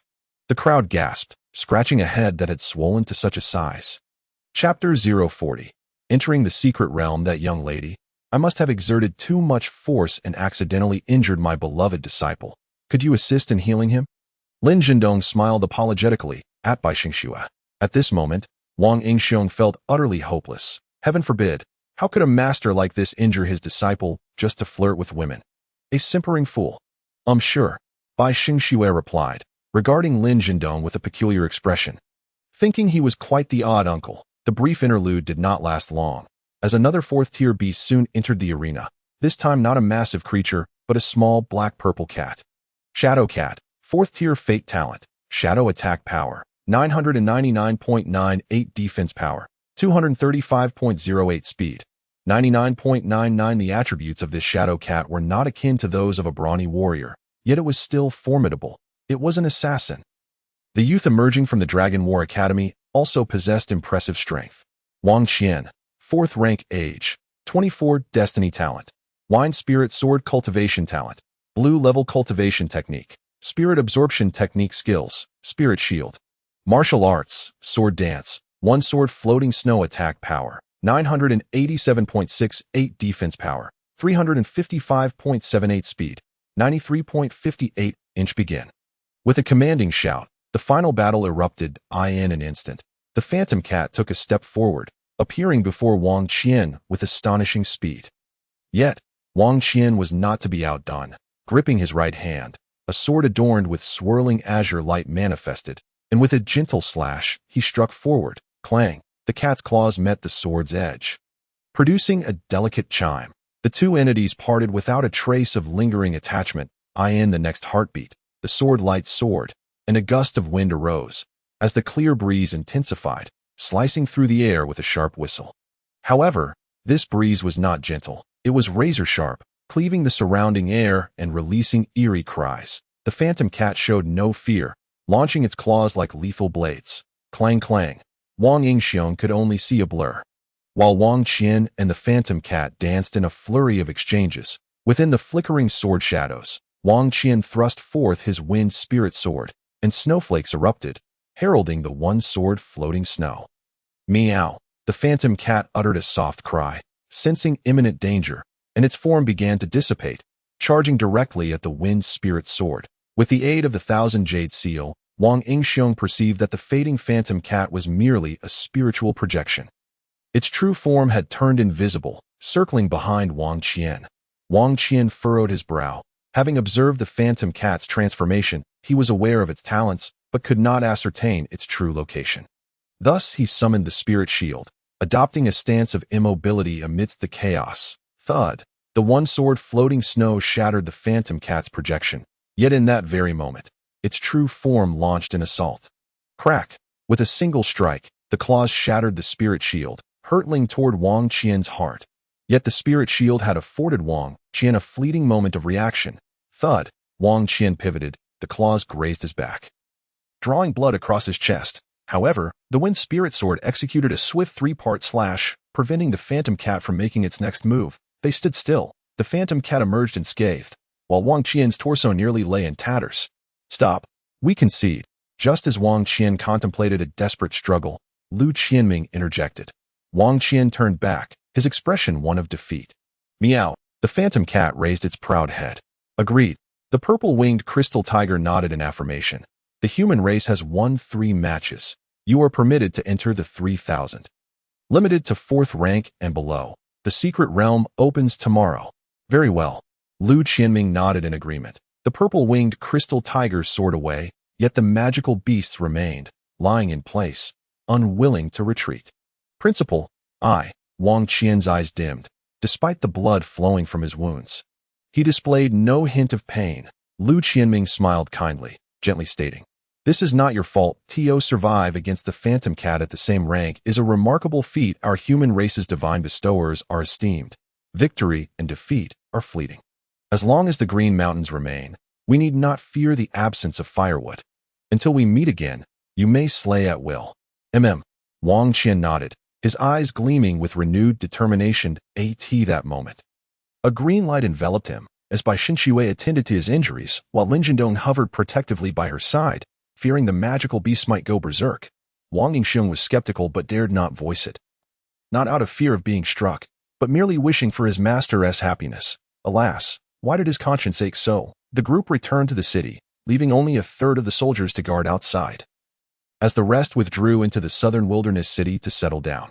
Until the Beast Clan retreated, they would not depart, for each teleportation consumed considerable resources. Wang Yingxiong returned home alone, only to find it eerily empty. It dawned on him that his master had not returned with him. Alas, Wang Yingxiong declared he had no desire to cook and promptly collapsed onto his bed, contemplating the over 9,000 soul points he possessed. Yearning to draw a prize, yet he refrained, knowing he must enhance the 1,000 jade sealed. As dawn broke, a new day commenced. Early in the morning, Wang Yingxiong accompanied Lin Zhendong to the Lord's mansion. At that moment, within the courtyard of the Lord's mansion, stood 2,999 youths, a portion at the 3rd rank, the majority at the 4th, with Wang Yingxiong, the 2nd rank, making a perfect 3,000. Except for Wang Yingxiong, all were from the Battle Dragon Academy, but he believed that soon enough, he would also be one of them. At the forefront of the assembly stood the Lord and Lu Qianming. Upon seeing everyone gathered, Lu Qianming spoke. The secret realm opens today. These 3,000 spots were hard-won with much bloodshed. Within the secret realm, you must unite. Do not let your blood be spilled in vain. Furthermore, the most crucial aspect within the secret realm is opportunity, yet the number of magical beasts is several times, even hundreds of times, greater than ours. Thus, this is not merely a contest for opportunities, but a transition from hunter to prey. I shall refrain from saying more. I look forward to your triumphant return. Shortly, I will lead you there. Do not resist. Bidding farewell to Lin Zhendong, Wang Yingxiong joined the ranks. Initially, the Lord and his companions had not intended to allow Wang Yingxiong to participate. Given his low power, however, Lin Zhendong fervently assured them that Wang Yingxiong's armor could withstand attacks from third-rank magical beasts, and moreover, his destiny talent enabled him to teleport, making his survival prospects remarkably strong. Additionally, since Wang Yingxiong had secured 1,000 of the spots himself, he was permitted to join despite being a second-rank divine bestower. With a sweeping gesture from Lu Qianming, Wang Yingxiong felt a surge of spiritual power enveloping him. The next moment, darkness enveloped him, followed by a flash of white light, and when he opened his eyes again, he found himself amidst the beast plains. He landed in a vast expanse, utterly unaware of where he was. At this moment, the plains were densely populated with magical beasts, all gazing at the human race with eyes alight with greed, as if they were delectable morsels before them. The space above the plains twisted and shattered, revealing a pitch-black void, akin to a ravenous abyss. Yet at the center of this fractured space stood a shimmering silver portal, serene and beautiful, contrasting starkly with the surrounding chaos, much like a lotus emerging unsullied from the mire. So you have arrived. The old custom applies. Humans enter first, granting you time to flee. The purple-winged crystal tiger raised its proud head, its mocking words likening the humans to prey on the verge of being hunted. The humans were incensed, their hearts aflame with rage. Yet they were not foolish. A single breath from the purple-winged crystal tiger could obliterate them, so they could only endure it as for who was the prey and who was the hunter. That would be revealed within the secret realm. Chapter 041. The Art of Battle. When Wang Yingxiong stepped into the secret realm with the throng, upon opening his eyes, he found himself utterly alone. Armored and vigilant, he surveyed his surroundings, immediately sensing the abundant spiritual energy saturating the air, and marveling at the breathtaking beauty of this world. The concentration of spiritual energy within the secret realm was at least tenfold that of the outside world at this moment. Merely standing still, spiritual energy surged uncontrollably into his body. There was no need to cultivate. His cells were instinctively absorbing the spiritual energy, engaging in self-cultivation. The sheer density of spiritual energy led to an astonishing proliferation of plant life. Currently, Wang Yingxiong stood in a vast meadow where the grass towered to a height of 2 meters. 2 meters of grass, while he himself stood only at 1.78 meters, gazing upwards at an expanse of vibrant greenery. Bang! Suddenly, Wang Yingxiong felt something strike him. Puzzled, he turned to see a shadow rapidly enlarging before his eyes, causing him to hastily teleport away. What the hell? Upon recognizing the creature that had attacked him, shock was all Wang Yingxiong could feel. A creature the size of a calf turned out to be an ant. Can you believe it?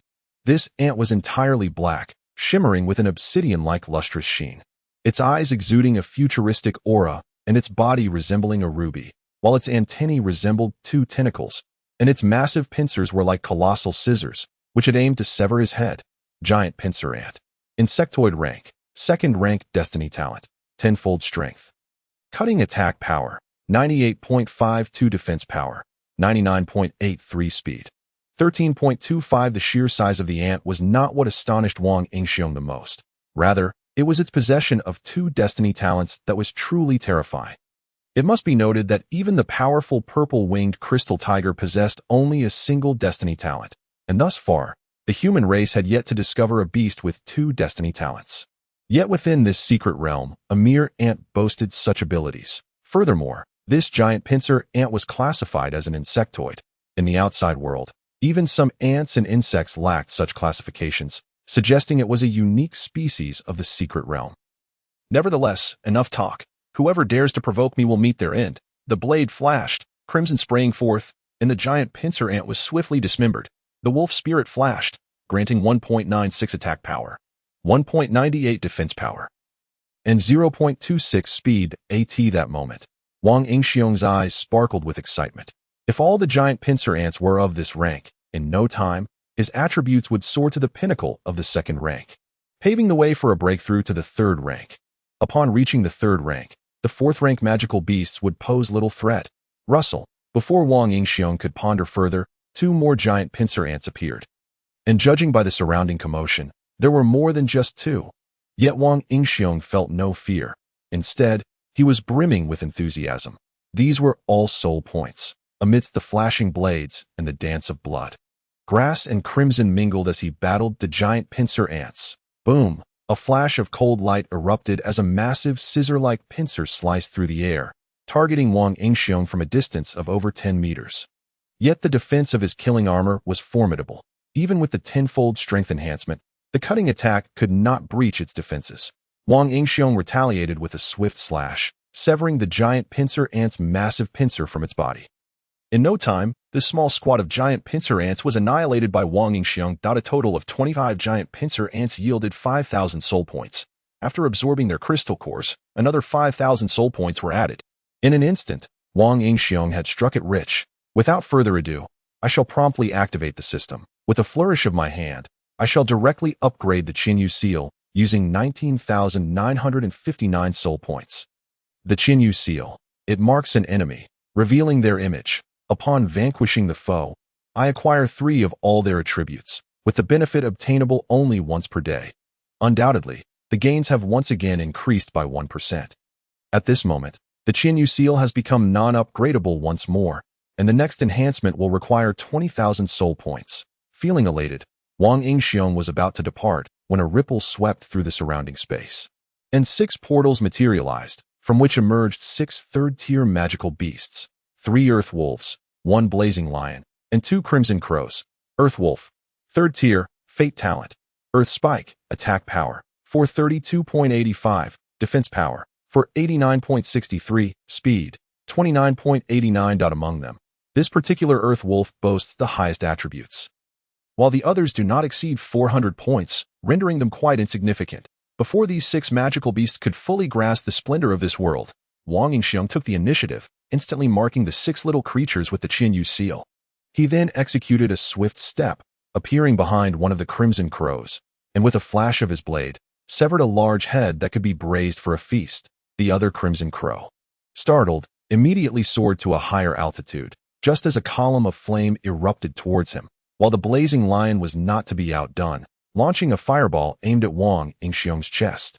Yet, with a swift step, Wang Yingxiong evaded all attacks, plunging into the pack of wolves, activating the mist array, and vanishing instantaneously. Suddenly, spikes erupted from the ground, yet they failed to pierce Wang Yingxiong, who was concealed within the mist array. Instead, activating the devil's shadow to become invisible. 6 seconds later, the mist array dissipated, leaving the 5 magical beasts in utter bewilderment. Where had he gone? The crimson crows flitted nervously in the air, afraid to descend, while the blazing lion and the earth wolves, emboldened, cautiously ventured into the area where the mist array had been. In a fleeting moment, the blazing lion felt a gust of wind beside it. But when it turned to see, the last image imprinted in its mind was that of a headless blazing lion. Was that not itself? The earth wolves, enraged, found their speed insufficient to match Wang Yingxiong's, and the airborne crimson crows could not hit a moving target. After the crimson crow unleashed another fiery column, Wang Yingxiong vanished once more, reappearing behind the crimson crow. The last thought in the crimson crow's mind was a bewilderment. Why could this human also fly? If Wang Yingxiong were aware, he would certainly inform it that the swift step spans 200 meters, not merely in length but in height as well. How dare it flaunt its 20-meter flight? The 3 earth wolves, trembling in fear, huddled together, gazing at Wang Yingxiong. Having never encountered such an enigmatic human capable of instantaneous movement, invisibility, and smoke bomb deployment, this battle was unwinnable. The highest attribute earth wolf howled in fury, channeling all its energy, while the other 2 flanked, attempting to corner Wang Yingxiong. Unfazed, Wang Yingxiong mused that their clustering was a grave mistake. Scattering now would be akin to courting death. Suddenly, the ground surged, and spikes aimed at Wang Yingxiong. But with a flick of his blade, he severed all the earth spikes, directing the blade straight towards the earth wolves. Yet the two earth wolves remained unfazed. Wearing expressions of mockery, Wang Yingxiong realized that the earth wolf was finally unleashing its ultimate move. With a hum, the earth spikes formed, breaking free from the earth's grip, shooting towards Wang Yingxiong from all directions. Sealing off all his escape routes, a smile crept across Wang Yingxiong's lips, for he had been waiting for this grand display. With a swish, he vanished from sight once more, reappearing before the earth wolf that had exhausted 70% of its energy. And with a single stroke, he struck down. The earth wolf reacted swiftly, twisting its body, and the killing blade merely grazed its back, revealing its formidable defense. However, Wang Yingxiong grinned mischievously. He had his own tricks. As the earth wolf glimpsed Wang Yingxiong's smile, an inexplicable chill gripped its heart. The mist array enveloped the earth wolf, and before it could react, it let out a bone-chilling wail, with its lower half rendered unrecognizable. The earth wolf lay half dead on the ground, while the two remaining earth wolves, horrified by the gruesome sight, turned and fled. "Do you think you can escape?" Wang Yingxiong's voice echoed, and the two wolves dashed towards the underworld. "Alas, I cannot showcase my combat artistry to that old Kut Lin Zhendong." Wang Yingxiong sighed with a bittersweet smile. Chapter 042. The Legend of the God of Killing. With great satisfaction, the spoils of battle were collected, netting 3,600 soul points. The newly refreshed Xinyu seal granted an additional 11.70 attack power, 10.29 defense power, and 1.21 speed. At this moment, Wang Yingxiong's attributes had transformed into Wang Yingxiong. Second tier, age, 12, soul points, 13. 559, fate talent, Xinyu seal, frost rebirth, resilience, cultivation talent, purple extreme, cultivation technique, spirit guiding method, skills, martial arts, devil shadow, master craftsman, my unique essence, mist array, swift step, attack power, 95.77 310 405.77, defense power, 79.90 310 389.90, speed, 34.96. His speed had now entered the third tier, with only attack power and defense power needing to reach 100 points. At that point, Wang Yingxiong would ascend to the status of a third-tier god-given being to as it stood. The attributes of the killing armor and killing blade had both been enhanced by 310, placing them on par with typical third-tier beings. Coupled with the 3 boosts to attack and defense, he would find few rivals among the third tier. Thus, it became evident that Wang Yingxiong's greatest assets lay in the killing armor and killing blade. With such an abundance of soul points, it would be a shame not to utilize them, for holding on to them would only cause discomfort. Upon reviewing the talents available for enhancement, he realized that the frost rebirth, which preserved his life, could indeed be upgraded, and he promptly confirmed the enhancement. Frost rebirth, upon death, transforms into a tempest of frost, igniting into frost flames, reviving 3 days later amidst the frost flames. Cooldown time, 180 days. The cooldown time had been halved, and following the upgrade, the previous cooldown was immediately reset. However, Wang Yingxiong was astonished to discover that the next enhancement would require a staggering 100,000 soul points. Surveying the field of corpses, Wang Yingxiong carved out the most delectable parts of the beast tribe for future sustenance. Beside a crystalline stream, several magical beasts were drinking water. A whoa roar, they conversed in beastly tongues. The unicorn deer remarked, "Have you heard? There's a human who is quite ferocious, treating our beastkin as mere food." The swift horse nodded in agreement. "Indeed, he appears out of nowhere, targeting us weak third-tier creatures. How despicable! This human must be fourth tier. He dares not challenge the likes of the crimson crows, blazing lions, or the shadow panthers, instead preying on us," exclaimed a cute little bunny, flapping its ears, after a moment's thought.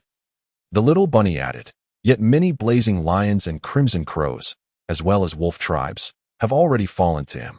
Truly a god of slaughter. I initially thought humans were easy to bully. I came to join the fun. But now I am filled with dread. Let us drink quickly and depart. We must seek the protection of the herbivorous tribes." The swift horse sensed the absence of safe spaces, unbeknownst to them. Perched upon a dense tree by the stream, Wang Yingxiong had just awoken and opened his eyes to see a horse, a deer, and a rabbit below. He suddenly remembered that he had yet to have breakfast, and a roasted rabbit would suffice. He was curious about the taste of deer meat as well. Suddenly, The swift horse turned and spotted a human standing behind it, leaping forward in fright. However, after the initial shock, it remembered it was a magical beast and thought, "Just one human. Can we not handle this?" With a shrill cry, it activated its speed talent, launching its powerful hooves towards Wang Yingxiong's face. Moreover, the unicorn deer exhibited a peculiar trait. Its horn spun rapidly, achieving such speed that it shot forth like an arrow.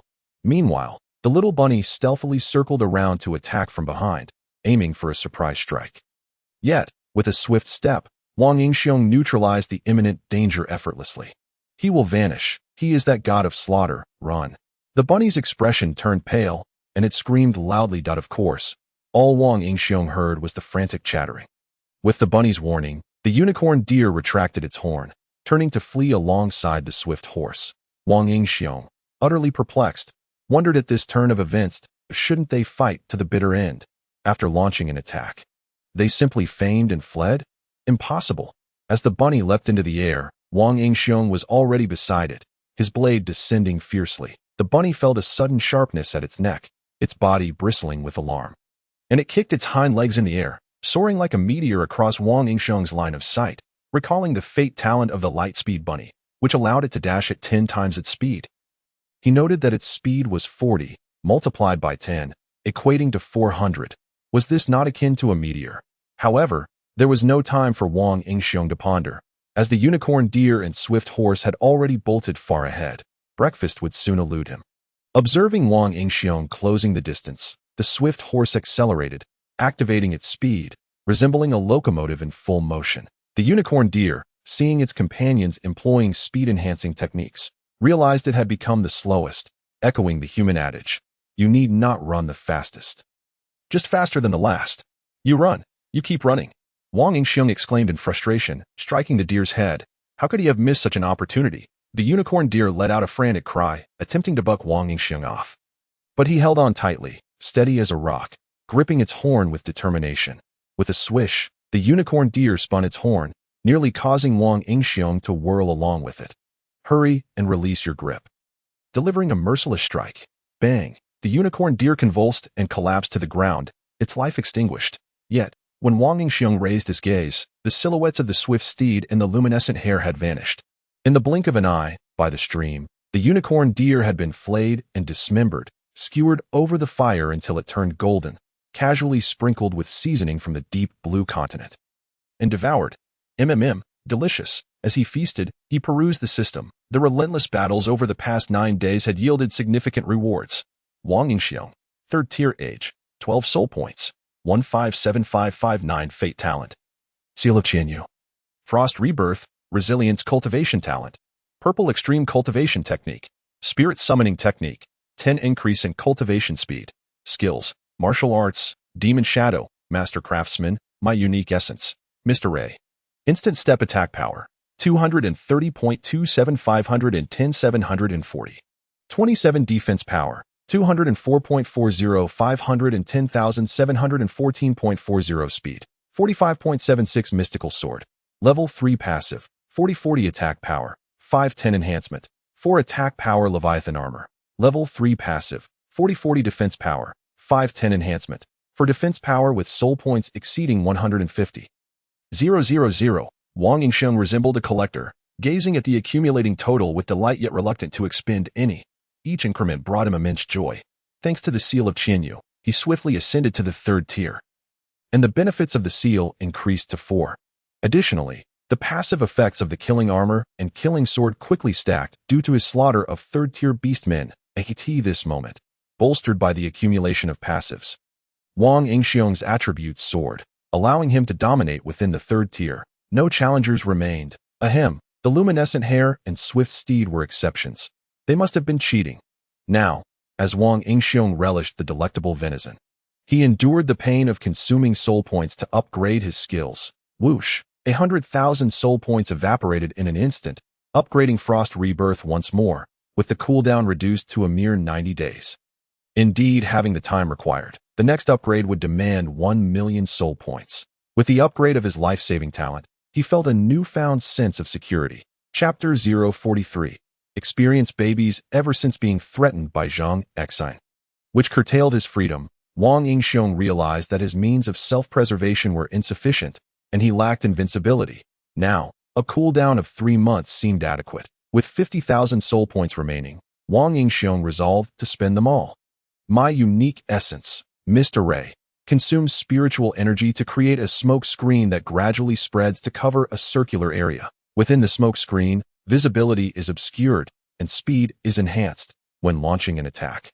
Visibility returns for 1 second before being obscured again. The smoke lasts for 30 seconds. Instant step. In an instant, teleport to the target within a range of 300 meters. Demon Shadow. Enter a stealth mode. Attacks on enemies or exhaustion of spiritual energy will reveal the user. 30,000 soul points upgraded instant step twice, extending its range to a staggering 400 meters. Demon Shadow and Mist Array also received an upgrade, yielding significant improvements. Demon Shadow could now become invisible even in the line of sight of others, while the duration of Mist Array was notably extended. Thus, from the initial 150,000 soul points, only 7559 remained. With a determined bite, having already spent so much, he decided to draw 2 prizes. Congratulations on winning XX brand beef jerky. Congratulations on winning the Storm Sword. Wang Yingxiong was elated to have won once in 2 attempts. Storm Sword, 60 attack power. This Storm Sword boasted commendable attributes, while it paled in comparison to the Killing Sword. It surpassed all so-called treasures on this continent. Weapons in the deep blue continent lacked specific tiers. The finest were simply called treasures. Lin Zhendong possessed a treasure sword that Wang Yingxiong had observed. It merely offered an additional 20 points of attack power. Utilizing Master Craftsman could further upgrade the Storm Sword, requiring 3,000 soul points. Yet Wang Yingxiong found it unnecessary, relegating it to the system's inventory to gather dust. Having feasted, Wang Yingxiong resumed his journey. Recently, he had noticed an ant nest, primarily inhabited by second-tier ants. When provoked, they would summon a multitude of third-tier giant claw ants, yet they posed no threat to Wang Yingxiong, instead serving as experience sources. However, upon arriving at the soul point harvesting ground, the ant nest, he stumbled upon a 3-way battle. Among the combatants were 2 third-tier humans and 3 third-tier battle apes. Strangely, the 2 humans were not engaged in combat with the battle apes. Rather, the giant claw ants were clashing with both humans and apes, surrounded by thousands of second and third-tier giant claw ants. Dozens of corpses lay on the ground, and both humans and apes bore numerous wounds. Clearly having fought for an extended period, Wang Yingxiong activated Demon Shadow, stealthily approaching. Shun Zhongyuan, controlling fire spiritual energy, yelled amidst attacks. What now? Why are there so many giant claw ants? We should escape. Yu Shihai, wielding a 21 attack power sword, replied in disarray. I wish to flee too, but who knew so many giant claw ants would emerge? If we had known, we would have waited for the battle apes and giant claw ants to settle their scores before joining the fray. Listening for a while, Wang Yingxiong grasped the situation. The 2 had seen the 3 battle apes slaughtering dozens of giant claw ants and thought to ambush the apes for profit. However, as they entered the fray, the giant claw ants surged from their nests, surrounding them. At that moment, Wang Yingxiong witnessed the scene unfolding. In truth, no one could comprehend the communication among the giant claw ants through their antennae. Otherwise, they would surely understand why the ants had mobilized en masse. Quick, kill them. This human dares to bring others. Such audacity. But why do I feel this human has weakened? Regardless, let us eliminate him first. Had Wang Yingxiong heard these thoughts, he would have fled hastily, for he was the human they referred to, having been stationed outside this ant nest for 3 days, unaware of how many giant claw ants he had slain. Roar. Suddenly, the situation shifted dramatically. One battle ape had been shredded by the giant claw ants and was being devoured, while the remaining 2 were barely clinging to life. On the human side, although outnumbered by the giant claw ants, Shun Zhengyuan's fate talent granted him a 30 affinity for fire elements, surrounding the 2 with a layer of flames, sparing them from being dismembered. However, their expressions were grim, especially upon witnessing the impending demise of the battle apes. Their spiritual energy was nearly depleted. Without a miracle, in 3 minutes, as Shun Zhengyuan's energy waned, their own demise would follow. But at that moment, Wang Yingxiong sprang into action. Such bountiful soul points were too enticing to ignore, and most critically, no 4th-tier beings were present. He would not be harmed. Whoosh! Instant step propelled him into the battlefield, swiftly dispatching the 2 nearly lifeless battle apes before turning his attention to the giant claw ants. Yet, as Wang Yingxiong revealed himself, the giant claw ants erupted into chaos, with their menacing black armor and blood-red blades. They recognized the arrival of the Reaper, the human who had blocked their path. "Brothers, it is this human. Let us slay him." Suddenly, a third-tier giant claw ant shrieked, abandoning communication through antennae, captivated by the sight of Wang Yingxiong. Shun Zhongyuan and Yu Shihai were left bewildered, for as the giant claw ant screamed, the surrounding ants ceased their assault. Not a single giant claw ant attacked them anymore. "Brother Shun, what is happening?" Yu Shihai asked. Utterly perplexed, Shun Zhongyuan, equally confused, responded, "I have no idea. Is that a human?" Following their gaze, they beheld Wang Yingxiong wielding a bloodstained, fearsome blade, charging through the ranks of giant claw ants, none able to withstand his blows. With each slash, he cleaved open a path through the encirclement. Yet, rather than escape, he flickered into the densest cluster of giant claw ants before their astonished eyes. Thud!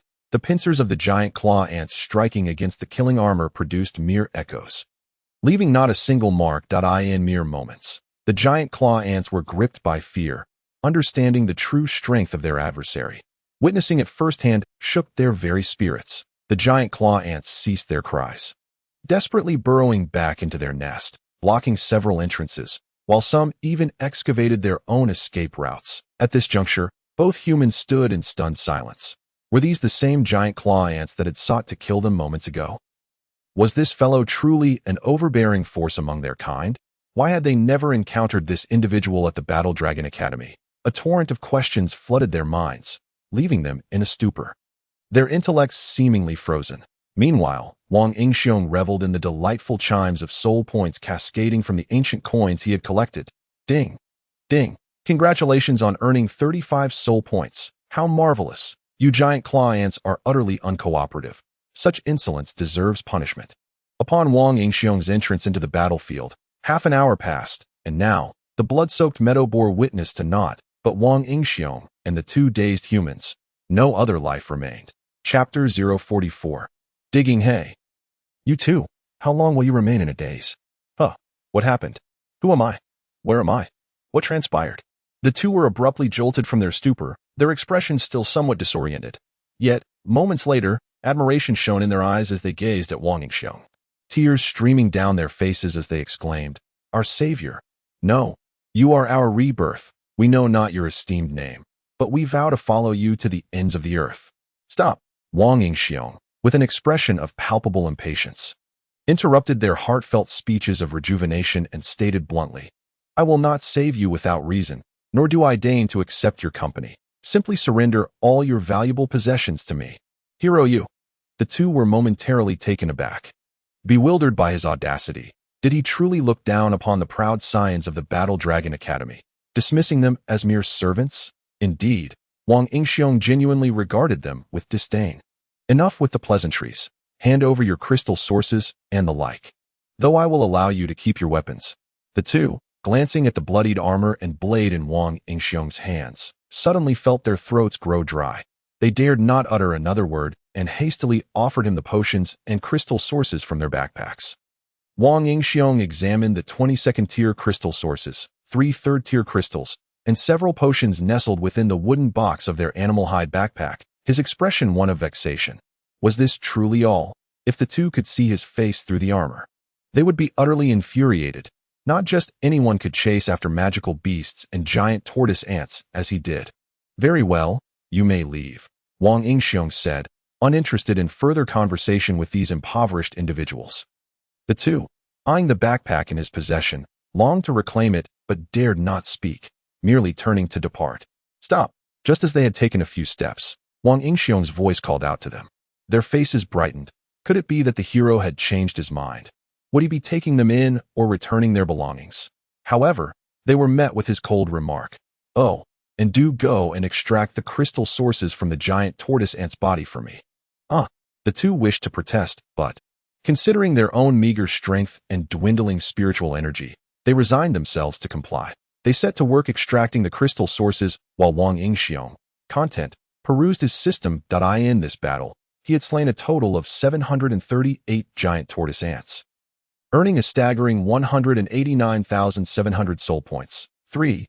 500 of which were dropped by ancient coins. He felt as though he had struck it rich, surveying the battlefield littered with corpses, some felled by him, others by Shun Zhongyun, Yu Shihai, and the battle apes. He knew that this would yield another substantial sum of soul points. Half an hour later, after feasting on a grilled piece of giant tortoise ant meat, the two finally unearthed all the crystal sources. As they gazed at the last morsel of giant tortoise ant meat, their throats bobbed. The toll of battle had drained not only their spiritual energy, but their stamina as well. Having not eaten well in the morning, they were now quite hungry. Sensing their predicament, Wang Yingxiong kindly remarked, "If you wish to eat, go ahead. There is plenty on the ground. Roast it yourselves to replenish your strength. We have more work ahead." "Thank you, hero." The two expressed their heartfelt gratitude, though they were unsure of the meaning behind Wang Yingxiong's subsequent words, hunger overshadowing their confusion. With a total of 721 second-tier crystal sources and 238 third-tier sources in hand, Wang Yingxiong felt a surge of exhilaration. Without further ado, he began to absorb the crystal sources. His soul points skyrocketed by an additional 215,600 points. At this moment, he possessed a total of 406,859 soul points. Overwhelmed with joy, he felt faint with elation.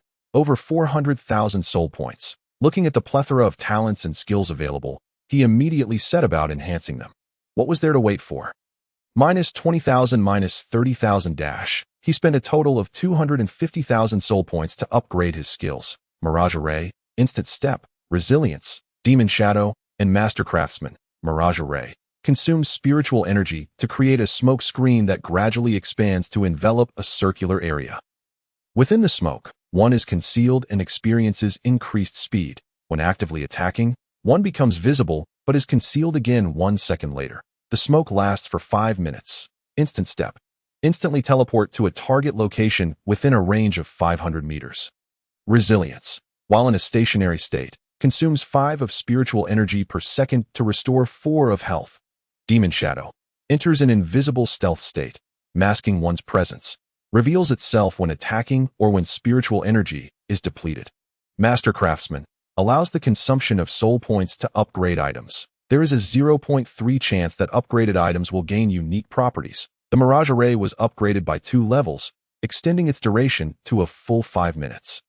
While Instant Step advanced by 1 level, achieving a distance of 500 meters. Resilience improved by 3 levels, significantly increasing its restorative capacity without altering the energy consumption. The least impressive were Demon Shadow and Master Craftsman.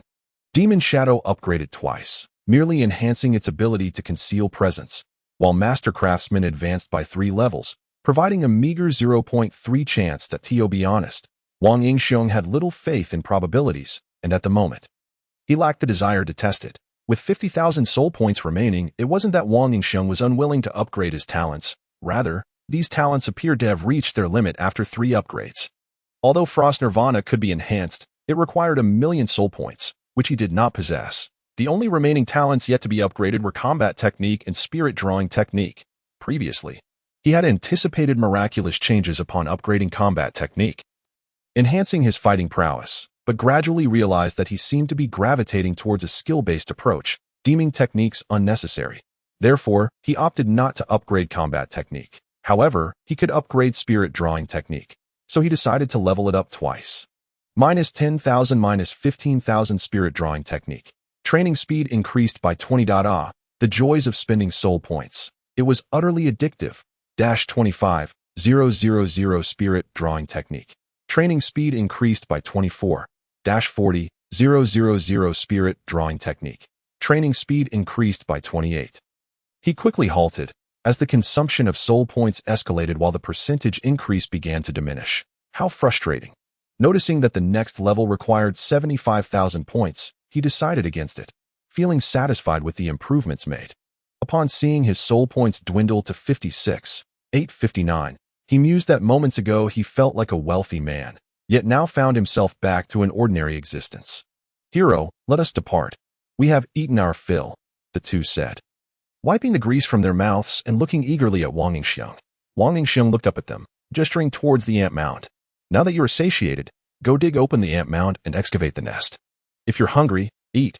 You must not be too fatigued, so do not rest out. We shall excavate this ant nest today."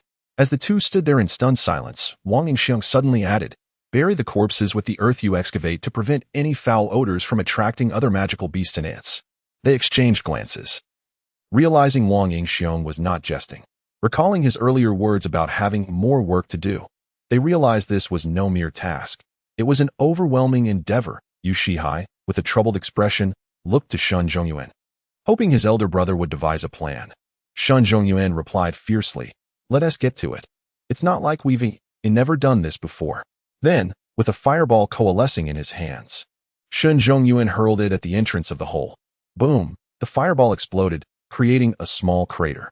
"What are you doing? I said to dig. If you blow up the ground, how will we find their nest?" Wang Yingxiang exclaimed in frustration. "Hero, I have no tools," Shun Zhongyuan protested, displaying his empty hands. Ding! Wang Yingxiang tossed him the large knife he initially wielded, its blade slightly curled, but having accompanied him through 3 months in the Beast Plains. "Use this, and return it to me afterward." The two then began to excavate the earth with a sword and knife. Chapter 045. Battle with the Fourth Tier, watching the two stir up clouds of dust. Wang Yingxiang felt a sense of satisfaction, having unearthed 2 talented individuals for humanity. Splendid. At that moment, he contemplated whether to draw a prize. With so many soul points at his disposal, it would be a shame not to utilize them. Especially as they were about to invade the lair of another creature, he directly offered 30,000 soul points and initiated a 10-fold draw. "Congratulations, you have drawn a short sword. Congratulations, you have drawn a steel elixir. Thank you for participating. Congratulations, you have drawn a kidney treasure. Congratulations, you have drawn a long sword. Congratulations, you have drawn a surveillance totem. Congratulations, you have drawn XX exquisite pork. Congratulations, you have drawn the skill granite shield. Congratulations, you have drawn the skill ice shard. Congratulations, you have drawn a pork rib. Kidney treasure, a legendary item said to enhance your vitality. Steel elixir, second tier, increases defense by 35 and boosts healing capabilities for 3 minutes. Surveillance totem, consumes 1 layer of charge to place an invisible scout to monitor a 1-mile radius for 120 hours. 1 layer of charge is stored every 240 hours, with a maximum of 2 layers. Short sword, 12 attack power. Characteristics, lightweight, sharp. Long sword, 10 attack power. Characteristics, hefty. Granite shield. If not attacked for 10 seconds, you gain a rock shield that absorbs damage equal to twice your defense. Ice shard, throws an ice spear that shatters upon hitting the enemy, dealing 50 of attack power as base damage up to a distance of 100 meters, causing a certain degree of slowdown. As more spiritual energy is used, damage and distance increase, with a maximum of 150 damage at 1,000 meters. The quality of this draw was decent, though Wang Yingxiang was perplexed about the kidney treasure. Did he truly need such a thing? Cough. But it was merely a single piece. While unsure of the utility of the pork and ribs, he mused whether the meat from beasts was no longer palatable. Would he really consume this mundane meat devoid of spiritual energy? He decided to save it for the 2 companions later. While the granite shield and killing armor seemed somewhat redundant, he reasoned that he could not don full armor every day, should a skilled opponent ambush him. The granite shield would prove invaluable. The ice shard would serve as a means of ranged attack. With formidable power. As Wang Yingxiang pondered upgrading his newly acquired talents and items, a sudden explosion interrupted his thoughts.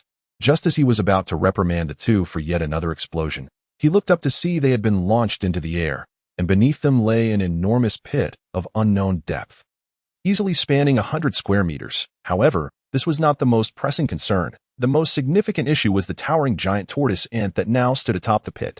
The gigantic mandible ant is as large as 3 original mandible ants combined. Resembling a steel titan, however, its body is sticky and coated with an unknown liquid, rendering it less lustrous than the iron figure. Yet, it is not merely its size that is exaggerated, but also its rank. Giant mandible ant, 4th rank fate talent, 15x strength cutting attack power, 505.31 defense power, 502.52 speed, 59.08 upon discerning its attributes. Wang Yingxiang suddenly felt at ease, for the stats of this giant mandible ant were rather unimpressive. Lacking its own grandeur, combined with the enhancements from the killing armor and killing sword, his attack and defense had surpassed 700. Bang! Bang! At that moment, the 2 individuals landed on the ground, urgently exclaiming, "Hero! Run! This giant mandible ant is too terrifying." However, in the next second, Their mouths fell agape, speechless, for as the giant mandible ant executed a cutting attack, its scissor-like mandible struck Wang Yingxiang, who suddenly found a thick layer of rock coalescing around his body. After withstanding a blow, the rock began to crumble, and Wang Yingxiang seized the opportunity to evade the giant mandible. Creak. The giant mandible ant, taken aback by Wang Yingxiang's unexpected maneuver, was nonetheless undeterred in its assault. A dark sheen coursed over its massive form as the remaining sticky liquid evaporated. Following the three-dimensional image in Wang Yingxiang's mind, the giant mandible ant's attack and defense surged significantly, a result of the 15x strength enhancement. Thud.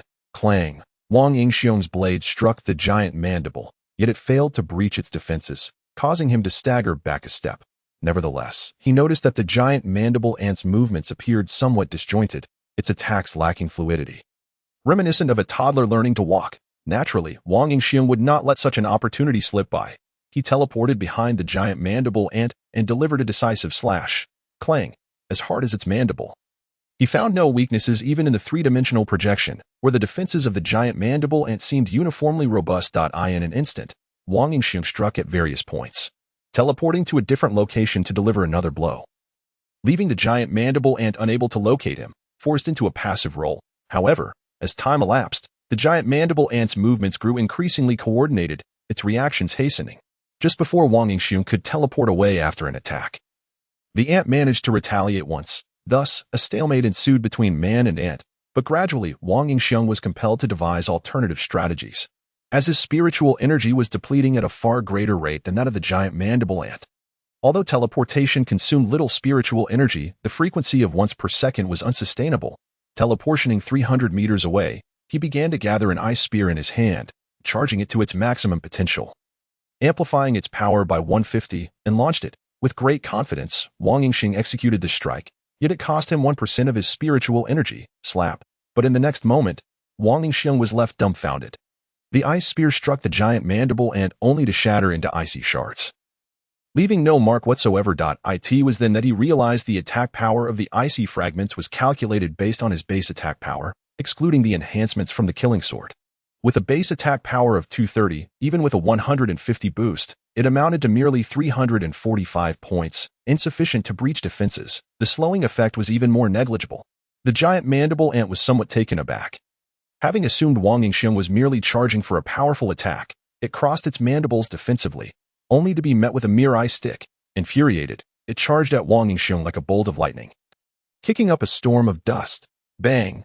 Boom! The two resumed their frenzied battle. This time, Wang Yingxiang had learned his lesson, using teleportation only in the most perilous moments, then confronting the ant head-on. The two individuals on the ground were now transfixed. Yet they were not foolish. Exchanging glances, they began to cautiously distance themselves. They had discerned that Wang Yingxiang was struggling to contend with the giant mandible ant, and if they did not flee now, when would they? Unbeknownst to Wang Yingxiang, he paid no heed to their escape.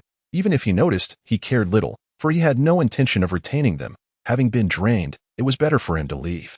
Gradually, however, Wang Yingxiang too felt his spiritual energy wavering and quickly scanned his system backpack for any usable items. His eyes brightened. Previously overlooked items were now of some use. Witchcraft potion, second rank, enhances elemental affinity by 10. Accelerates spiritual energy recovery by 15, lasting 3 minutes. Without hesitation, he consumed anything that could restore his spiritual energy. Ugh, it was a bit bitter. A touch of sugar would suffice. Chapter 046. Ant Queen though bitter. The effects were potent. Boom. Wang Yingxiang felt the spiritual energy enveloping him, soothing and familiar, flowing effortlessly into his being. He was surprised to discover that the elemental affinity had such an effect. Furthermore, the original 28 cultivation speed of his spirit drawing technique, when not actively cultivating, had only allowed a passive absorption rate of 5, but now, with the 15 restorative boost, it rivaled normal cultivation. At that moment, sensing Wang Yingxiang absorbing spiritual energy while battling, the giant mandible ant grew anxious. Its spiritual energy had dwindled below half, and continuing this way, it would not outlast Wang Yingxiang. Until now, Wang Yingxiang had not anticipated that this battle would devolve into a war of attrition. Though 3 minutes was brief, it was sufficing for Wang Yingxiang to outlast the giant mandible ant. Squeak! The giant mandible ant began to lose its composure. However, with a single move, Wang Yingxiang rendered its efforts futile. Splat! After exhausting half an hour, Wang Yingxiong finally vanquished the giant mandible ant, reaping a bountiful reward of 500 soul points and another 500 crystal points. A beautiful double harvest indeed. At this juncture, Wang Yingxiong approached the pit, peering down into a hole approximately 5 meters deep, with several openings scattered around its perimeter. Below, a few third-rank giant mandible ants raised their heads, startled by Wang Yingxiong's presence, and promptly scurried back into the depths. However, Wang Yingxiong would not grant them such an opportunity. He teleported before them and swiftly executed a lethal slash, observing the several earthen tunnels. He noted they were indeed quite spacious, allowing for his passage without issue. Wang Yingxiong pondered why he had initially permitted them to dig tunnels. Oh, what about those two individuals? It was only then that he recalled they had fled. Nevertheless, it mattered little. Once used, they were discarded, devoid of sentiment. Glancing at the openings, Wang Yingxiong vaguely remembered that ant tunnels typically led to the main nest. Thus, he casually deployed a reconnaissance guard, illuminating the area within a mile, a sight he could monitor through the system at any time. Thus, he need not fear encountering other giant mandible ants attempting to escape upon his entry. Wang Yingxiong then delved into the tunnel. The ant tunnels were winding and exceedingly dark, yet this posed no challenge for him, as he retrieved an oil lamp from the deep blue continent within his system backpack, igniting it and proceeding forward under its dim light. Along the way, Wang Yingxiong dispatched several hundred giant mandible ants, though they were primarily first rank. Even second-rank specimens were scarce, let alone third-rank ones. Thus, after meandering for half an hour, he finally arrived at the ant nest. At this moment, Wang Yingxiong felt somewhat dazed. The ant nest was markedly different from the tunnels, being brightly lit. The nest resembled a grand European palace, with dozens of luminous crystals embedded in the ceiling, providing illumination without harshness. At the center of the nest lay a plump ant queen, measuring over 10 meters in length and more than a meter in width, surrounded by several trembling third-rank giant mandible ants and hundreds of ant eggs. Giant mandible ant queen, 4th-rank fate talent, reproduction, leadership attack power, 583.98 defense power, 548.23 speed, 0.85 reproduction, absorbs spiritual energy and feeds on flesh, automatically generating offspring. Leadership, all giant mandible ants produced by her fall under her command and share vision. Gazing at the attributes and talent description of the ant queen, Wang Yingxiong felt a twinge of sympathy. How pitiable for a summoner whose progeny had all perished, left only to await demise. Squeak. As Wang Yingxiong approached, the queen struggled to shift her enormous bulk, yet her legs were no thicker than his arms, rendering her incapable of supporting her massive form, flailing helplessly. Squeak. Although the giant mandible ants trembled in fear. Under the queen's command, they had no choice but to charge at Wang Yingxiong, though they were merely throwing eggs against stones. Just as Wang Yingxiong's blade was poised to cleave through the queen's form. Plop. Ant eggs began to pour from her ovipositor. Wang Yingxiong was taken aback, quickening the pace of his strike. Splat. He ended the ant queen's nefarious existence, earning 500 soul points as a reward, surveying the multitude of ant eggs. An inspection revealed that most were second or third rank, with a central egg of 4th rank, alongside an eggshell, presumably another 4th rank EGG. In that moment, Wang Yingxiong recalled the earlier disjointed 4th rank giant mandible ant. The source of its sticky liquid was thus revealed. He had mistakenly thought it was merely excreting waste out of fear. Wang Yingxiong would not overlook these ant eggs, obliterating them, but the soul points yielded were meager, averaging merely 10 points each. Exiting the ant tunnel, Wang Yingxiong toyed with a crystal source, reluctant to absorb it. Life crystal. Enhances cellular vitality and quality. It contains a hint of evolutionary power, capable of evolving and enhancing fate talents. With unpredictable effects, this crystal source was excavated from the ant queen's body, its quality and effects undeniably impressive. However, this single item was likely to incite a frenzy among many. After all, aside from the occasional advancement, the potential for enhancing fate talents was virtually non-existent, yet now there existed an item capable of such enhancement. Would one not scramble for it? It would undoubtedly stir a tempest of bloodshed. However, for Wang Yingxiong, the allure was not as compelling, given his status as a mere hanger-on. Nonetheless, the life crystal still held a considerable value of 10,000 soul points. Upon seeing the redemption value, Wang Yingxiong pondered that the life crystal might indeed be a valuable item. Yet, he was reluctant to absorb it. After all, who could ascertain whether it would enhance his fate talent. Especially without any precise probability, it seemed more prudent to utilize his soul points for a guaranteed improvement. He also had no intention of returning it to the system, as this item was undeniably a treasure. Just because he had no use for it did not mean others would feel the same. If he sold it, it would certainly fetch no less than 10,000 soul points, and he could easily acquire several fourth-tier crystal sources in the process. With this thought, Wang Yingxiong's mouth watered, resembling a greedy pig. This time, after sweeping through the ant cave, he had amassed 44,355 soul points. Although his total now reached 71,214 soul points, he decided against attempting a lottery for the time being. He resolved to set a modest goal of accumulating 1 million soul points to upgrade his life-saving skill. Frost Nirvana. Just as he was about to depart, he suddenly recalled that he seemed to have left something behind. After a moment of deep thought, he smacked his thigh in frustration, his expression contorted as he lamented, "Damn it. Those two scoundrels didn't return my great sword. I'm furious. How infuriating. I can't let them cross my path again. Otherwise, they won't even be left with their undergarments." Wang Yingxiong left in a huff, unable to fathom how he, a shrewd individual, had been taken advantage of. Chapter 047. Celestial Vine. Continuing his journey northward, Wang Yingxiong pressed on. However, after some time, he sensed an eerie stillness in the air. Although the landscape remained picturesque, with the wind stirring the shallow grass like waves and flowers swaying gently, the silence was unsettling.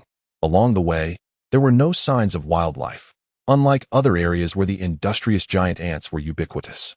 Despite the strangeness of the situation, Wang Yingxiong chose not to retreat, but rather to advance with heightened vigilance. After approximately half an hour, the endless grassland began to give way to undulating hills, forming a small mountain range in the distance. Towering and robust trees grew upon the hills, their trunks thick enough to require 2 or 3 people to encircle.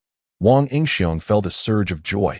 At last, he was no longer traversing the vast prairie, quickening his pace slightly. Moments later, just before stepping into the mountain range, he heard sounds of battle and human shouting. Without a moment's hesitation, he activated his demon shadow ability, rendering himself invisible, and moved towards the source of the commotion. Upon arrival, he beheld a dozen individuals engaged in combat with a colossal vine. Among them, Wang Yingxiong immediately recognized a young swordsman, Huang Qianhua. Even amidst the relentless attacks from the vine, Huang Qianhua maintained an impassive demeanor, coldly wielding his long sword to sever the encroaching tendrils one by one. That the vine was immense, its main body covering a small hill completely, obscuring its original color. Its leaves were a striking green, shaped like diamonds, with serrated edges glinting menacingly. The vine's body shimmered like a starry sky, radiating a captivating glow whenever it attacked. Wang Yingxiong utilized his detection ability. Celestial Vine, Wood Clan rank, 4th tier fate talent, Celestial Prison attack power, 894.56 defense power, 902.35 speed, 65.86. Wang Yingxiong was taken aback.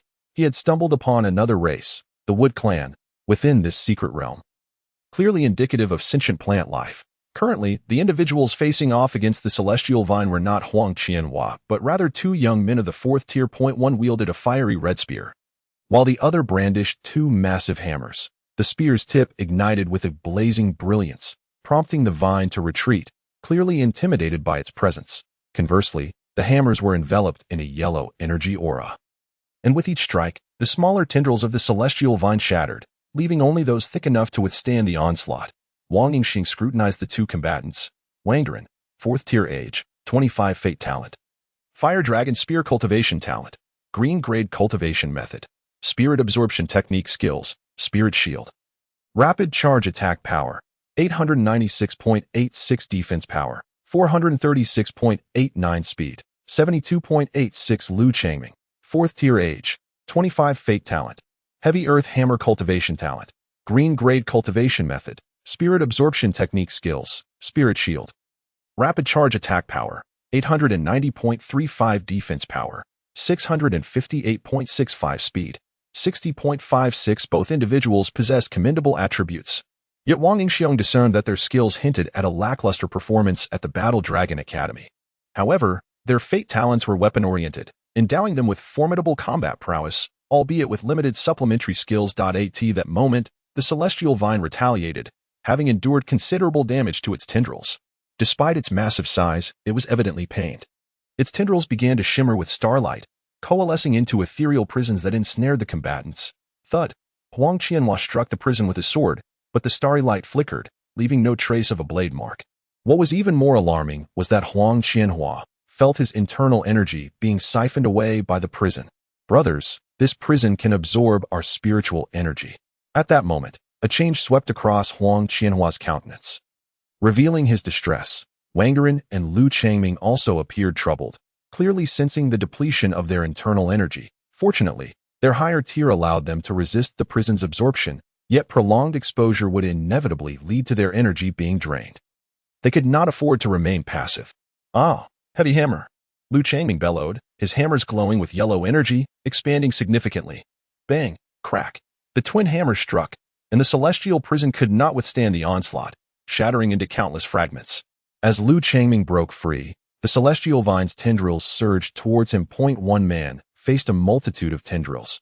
Despite the hammer's formidable might, he could only adopt a defensive stance, his situation precarious. Fire Dragon Ascendance. Wang Gerin roared, causing his fiery red spear to transform into a dragon of flames. With a mighty roar, the fire dragon surged towards the prison. Crack! The dragon's head collided with the prison, shattering it to pieces. After destroying the prison, the fire dragon did not dissipate. Instead, it charged directly towards the main vine. Boom! The fire dragon pierced through hundreds of tendrils, directly impaling the main vine. The fire dragon erupted, reverting to the fire dragon spear as it returned to Wang Gerin's grasp. While the splattered flames ignited the celestial vine, screech, the celestial vine emitted a wretched cry, akin to the screech of metal against metal. Grating on the ears, seizing the opportunity, the two men dashed towards the main vine. Boom! Although the celestial vine had been wounded, it was far from fatal. Rather, it became more frenzied. The tendrils that enveloped the hill began to thrash wildly. Resembling a multitude of tentacles aiming to strike the two men, their expressions changed drastically. Escaping was no longer an option, and they could only brace themselves with their weapons. Bang! The two were tossed about like a small boat in a tempestuous sea. Buffeted by the tendrils, they summoned their spirit shields, but they were shattered in an instant. The two were left battered and bloodied, their beast skin armor disintegrating into fragments around them. Wang Gerin suffered the worst. Revealing his white bones, Huang Qianhua and the others fared no better. Although the prison dissipated when the fire dragon pierced the celestial vine, they were still struck by the passing tendrils. Some of them reduced to mist in midair. Hiss! Witnessing the celestial vine's rampage, Wang Yingxiong felt a wave of trepidation. Initially, he had intended to stealthily approach and deliver a decisive blow to the wound, hoping to claim a kill. However, before he could take a step, the celestial vine erupted in fury, unleashing its full fury, extinguishing the flames ignited by the fire dragon in an instant. At that moment, the thought of retreating crossed Wang Yingxiong's mind. Yet, upon inspecting the celestial vine through his system, he discovered it was significantly weakened, with the wound inflicted by the fire dragon gushing with green blood. Its nearby defense dropping below 500, a devilish voice echoed in his mind. Eliminate it, strike it down the middle along the wound, and it shall perish. Moreover, this group is already in shambles. You could earn a fortune in crystal sources. Without waiting for the angel's voice to fade, Wang Yingxiong surged forward. Chapter 048. Amassing wealth. Yet, seize it, for fortune favors the bold. Wang Yingxiong darted towards the celestial vine from the side. At this moment, its tendrils were wholly focused on assaulting Wang Gerin and the others. Leaving its rear utterly defenseless, Wang Yingxiong seized the opportunity to plunge in. However, as he approached within 10 meters of the main vine, a tendril as thick as an arm lashed out towards his hidden position. Wang Yingxiong's heart raced. Could the celestial vine sense his presence? He quickened his pace, twisting his body to evade the incoming attack. Yet, in the next moment, dozens of tendrils recoiled and lunged towards him. It was clear now, he had been exposed. He had underestimated the celestial vine's perceptive abilities. Nonetheless, Wang Yingxiong felt no fear. Although the primary vine was substantial, it lacked smaller tendrils in close proximity.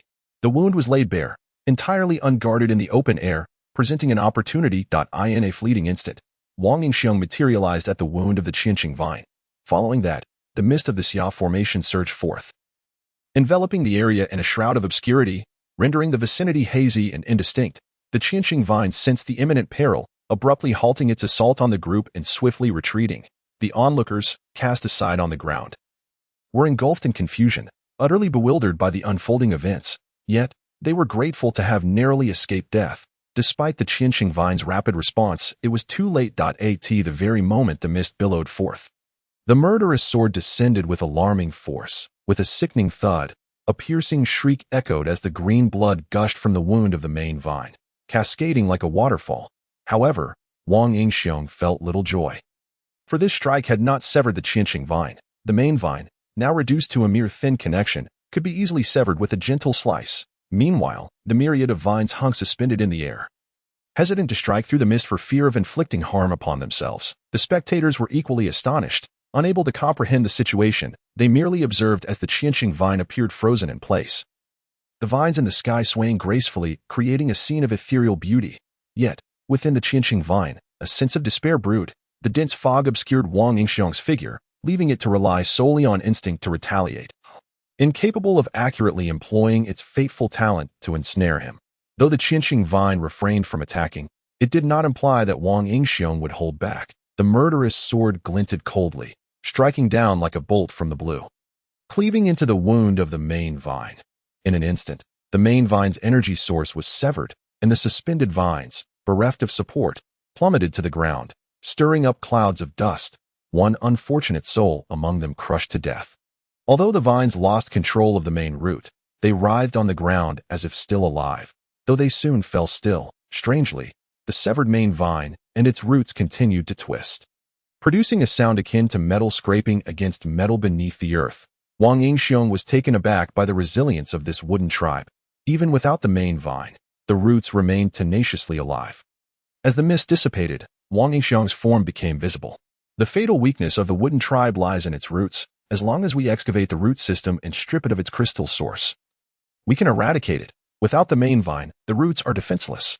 Just as Wang Yingxiong pondered his next move, he suddenly heard a noise. Turning around, he was surprised to see Wang Qianhua. Though he appeared quite battered, his sword was broken, his garments tattered, revealing a severely damaged soft armor underneath, and his once handsome visage was marred with blood. Wang Yingxiong paid him no heed and quickly began digging around the main vine, intent on uprooting the Qianxing Vine's root system. Moments later, a large pit emerged at the mountaintop, revealing the roots of the Qianxing Vine. The roots resembled a massive trunk, standing a meter tall and as thick as a person's waist, with one side oddly shaped like a human face. Even after being excavated, the Qianxing Vine could still control its smaller roots to attack Wang Yingxiong, but within moments, he had obliterated them entirely. Although he had yet to locate the crystal source, it was evident it lay within the roots, and Wang Yingxiong swung his blade.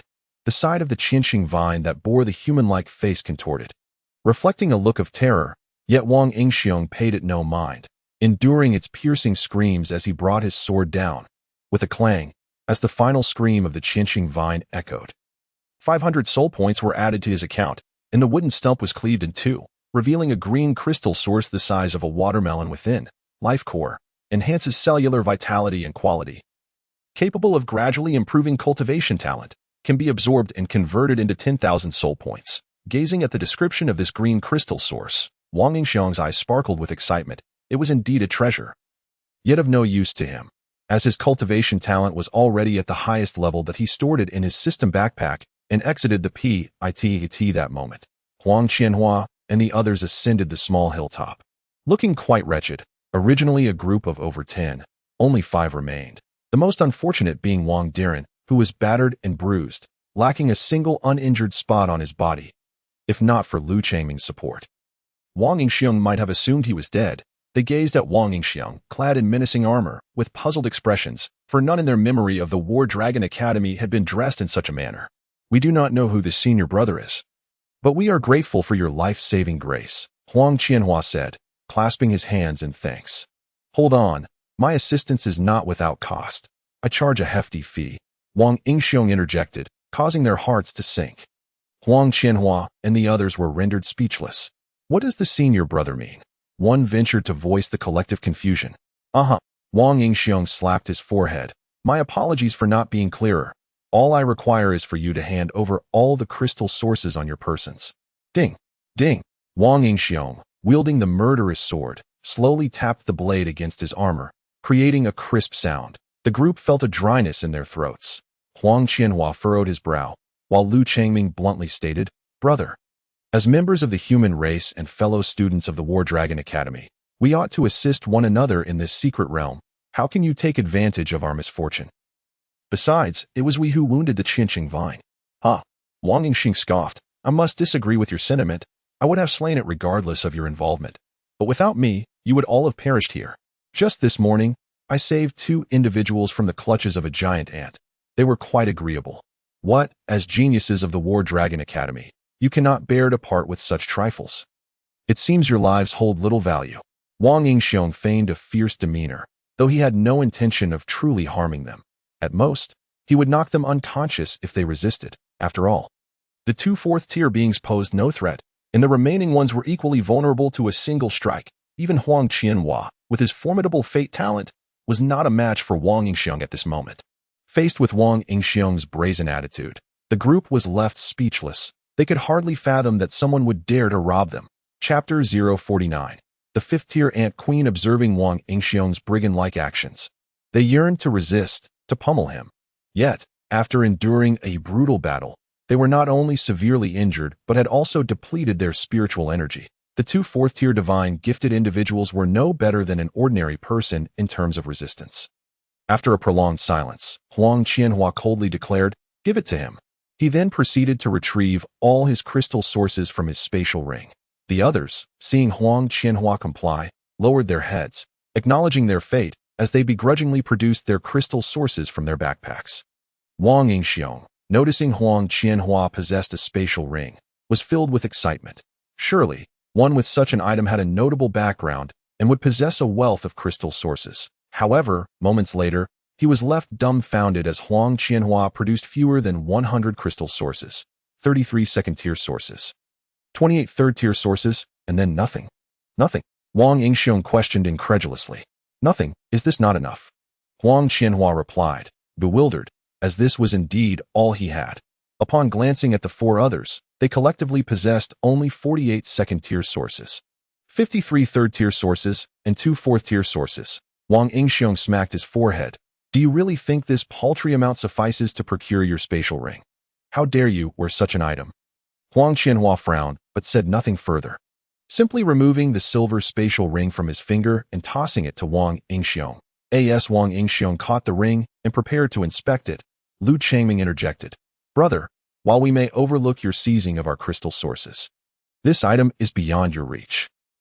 Wang Yingxiong raised his gaze, eyes glinting with menace. "What was it that I could not take?"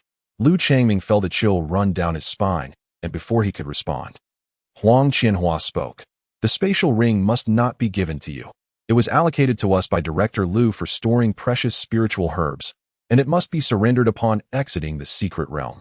Wang Yingxiong was left speechless. It was truly unfortunate that such talented individuals lacked their own spatial rings. Infusing spiritual energy into the ring, Wang Yingxiong sensed its contents. Indeed, apart from a few spiritual herbs and pills, there were no crystal sources to be found. Most of the pills were for healing purposes, with a few capable of restoring spiritual energy. While he had no need for healing pills, those that restored spiritual energy were invaluable. As he extracted the pills and placed them into his leather backpack, the expressions of the others grew grim. After collecting the pills, Wang Yingxiong casually tossed the spatial ring back to Huang Qianhua, stating defiantly, "I do not desire your spatial ring out of fear. I simply have no use for it." With that, Wang Yingxiong proceeded to scavenge the backpacks of the deceased, yielding a fair amount, 96 second-tier sources and 38 third-tier sources. He consolidated them into one backpack, now bulging with treasure, and slung it over his shoulder as he began to depart. "Hey, brother!" Wang Yingxiong turned to see Huang Qianhua calling out to him. Puzzled, he asked, "Is there something you need?" Huang Qianhua approached gracefully, whispering, "You are not from the War Dragon Academy. You are that Wang Yingxiong, aren't you?" Wang Yingxiong expressed surprise. He had not anticipated that Huang Qianhua would discern his identity. Huang Qianhua maintained his stoic demeanor, his expression devoid of warmth, and quietly addressed Wang Yingxiong's curiosity. "I saw your sword the other day. It is remarkably sharp and impressive." And then, Wang Yingxiong inquired, "Did you stop me merely to commend my sword?" "Of course not. I have 2 questions. First, How have you managed to advance your strength so rapidly in such a short span? Second, are you aware of the mission we embarked upon in the secret realm? Huang Qianhua's gaze bore into Wang Yingxiong with intensity. Wang Yingxiong trembled slightly. That gaze was terrifying. Was it hunger? Wang Yingxiong straightened his imposing figure and remarked nonchalantly. Cultivating this craft is arduous for others, but for me, it is child's play, for I am a genius. As for why I am here in this secret realm, is it not obvious? To hunt the beast clan and seek fortuitous encounters. Huang Qianhua was momentarily rendered speechless, unsure of how to respond. He was all too familiar with the title of genius. Everyone who knew him proclaimed him a prodigy, a child of destiny. Indeed, his innate gifts and cultivation prowess were exceptional, deserving of such a label. Yet now, before him stood someone who audaciously claimed the same. Huang Qianhua felt a laugh bubbling within, but he could not bring himself to smile, for the statement bore truth that in less than 10 days.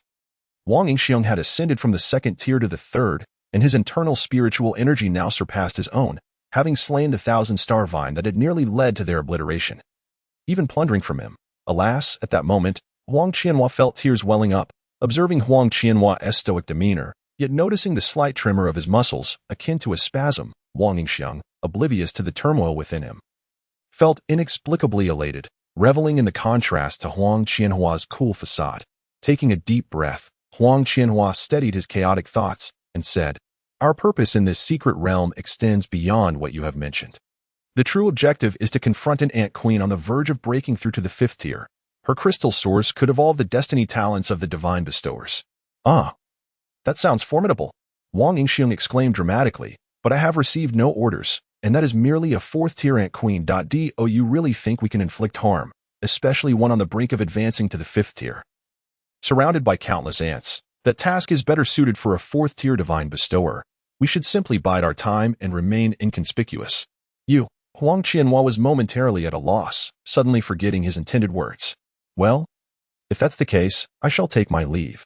I still have righteous deeds to attend to." "Wait a moment," Huang Qianhua called after Wang Yingxiong once more. "You will soon learn the value of what I'm saying. My intent in sharing this with you is to advise you against repeating today's folly. Not everyone is as indifferent as I am. Some may retaliate when you rob them of their crystal sources.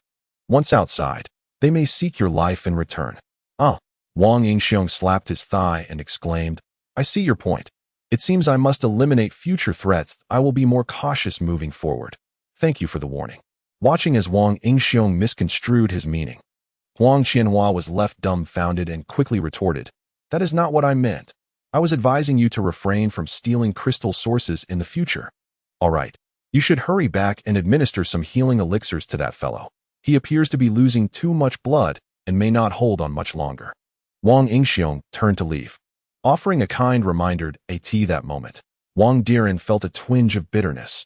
Did they even acknowledge his presence? Huang Qianhua suddenly recalled that everyone's elixirs and spiritual medicines were in his spatial ring.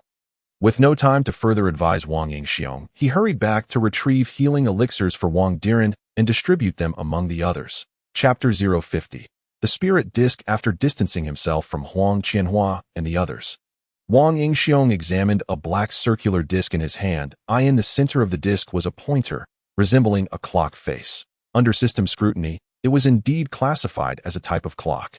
Spirit Disc. Its pointer eternally points toward the area with the most concentrated spiritual energy. This Spirit Disc had originally been within Huang Qianhua's spatial ring, and upon noticing its attributes, Wang Yingxiong deemed it valuable enough to store in his system backpack at present. The pointer of the disc directed to Wang Yingxiong's right, indicating a higher concentration of spiritual energy in that direction. Meanwhile, at the site of the 1,000-star vine, the others were recuperating and tending to their wounds. Huang Qianhua's expression was somewhat grim. Lu Changming, noticing Huang Qianhua's troubled countenance, assumed he was preoccupied with thoughts of Wang Yingxiong and offered consolation. "Stop dwelling on that person. You've said all that needed to be said. You can't reason with a fool. If he chooses his own demise, it's no fault of ours that we stumbled this time, but should we encounter him again, we shall surely break his legs. It's not that. He has taken the Spirit Disc." Huang Qianhua seethed, grinding his teeth. "What? That scoundrel. I hope I find him."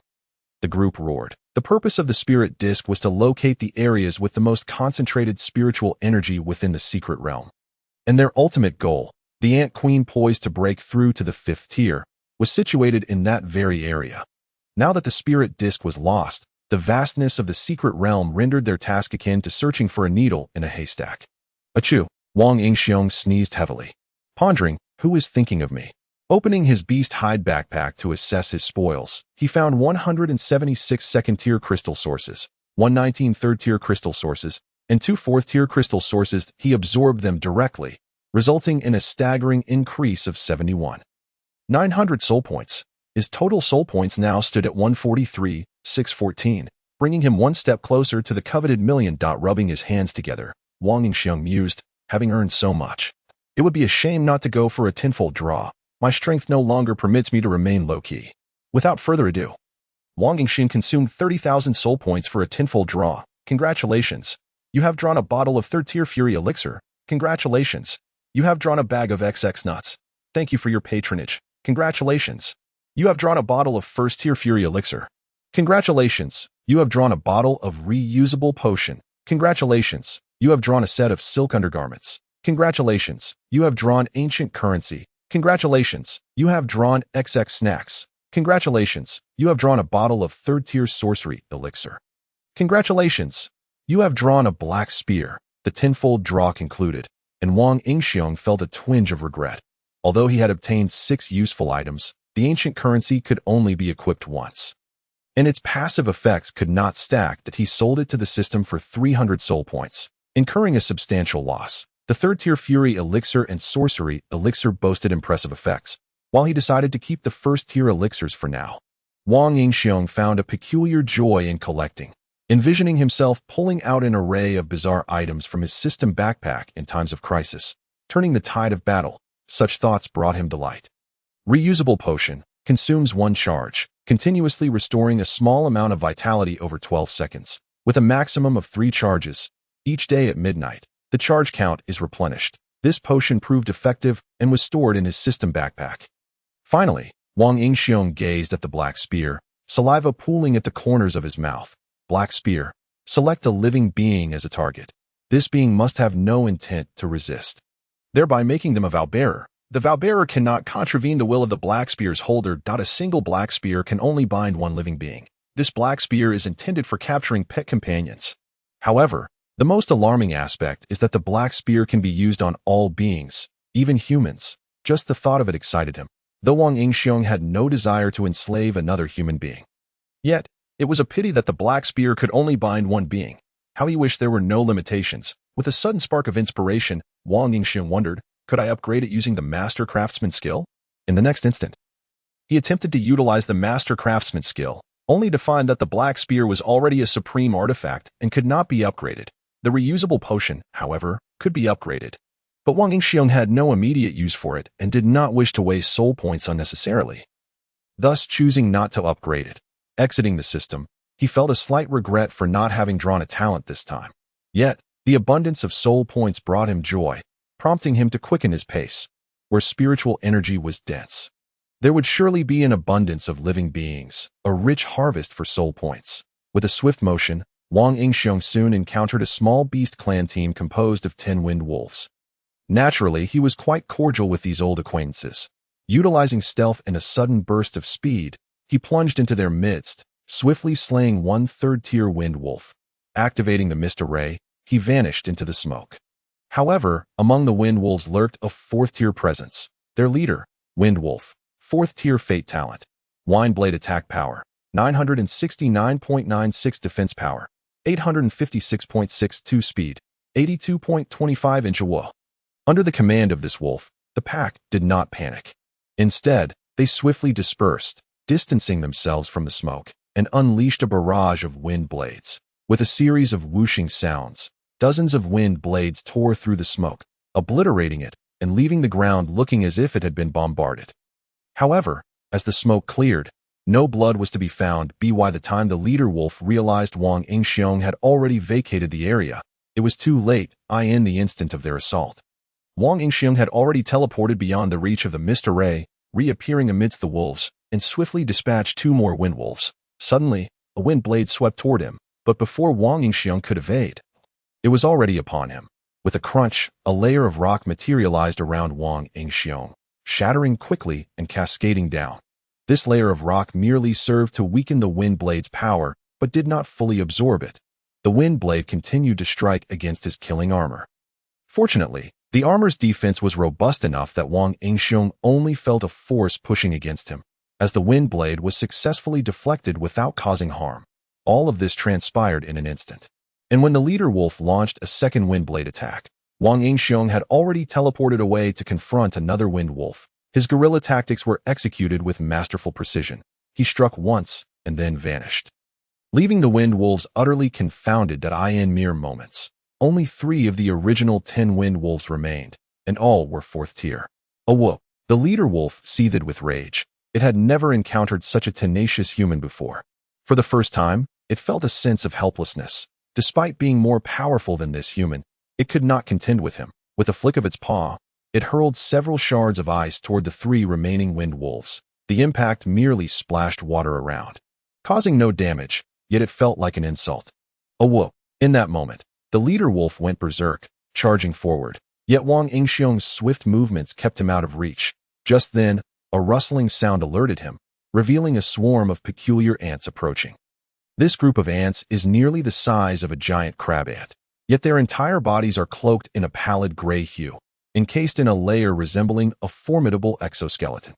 The white bone ant, 4th tier, fate talent, 20-fold strength, evil bone, attack power, 782.6, defense power, 932.86, speed, 63.85.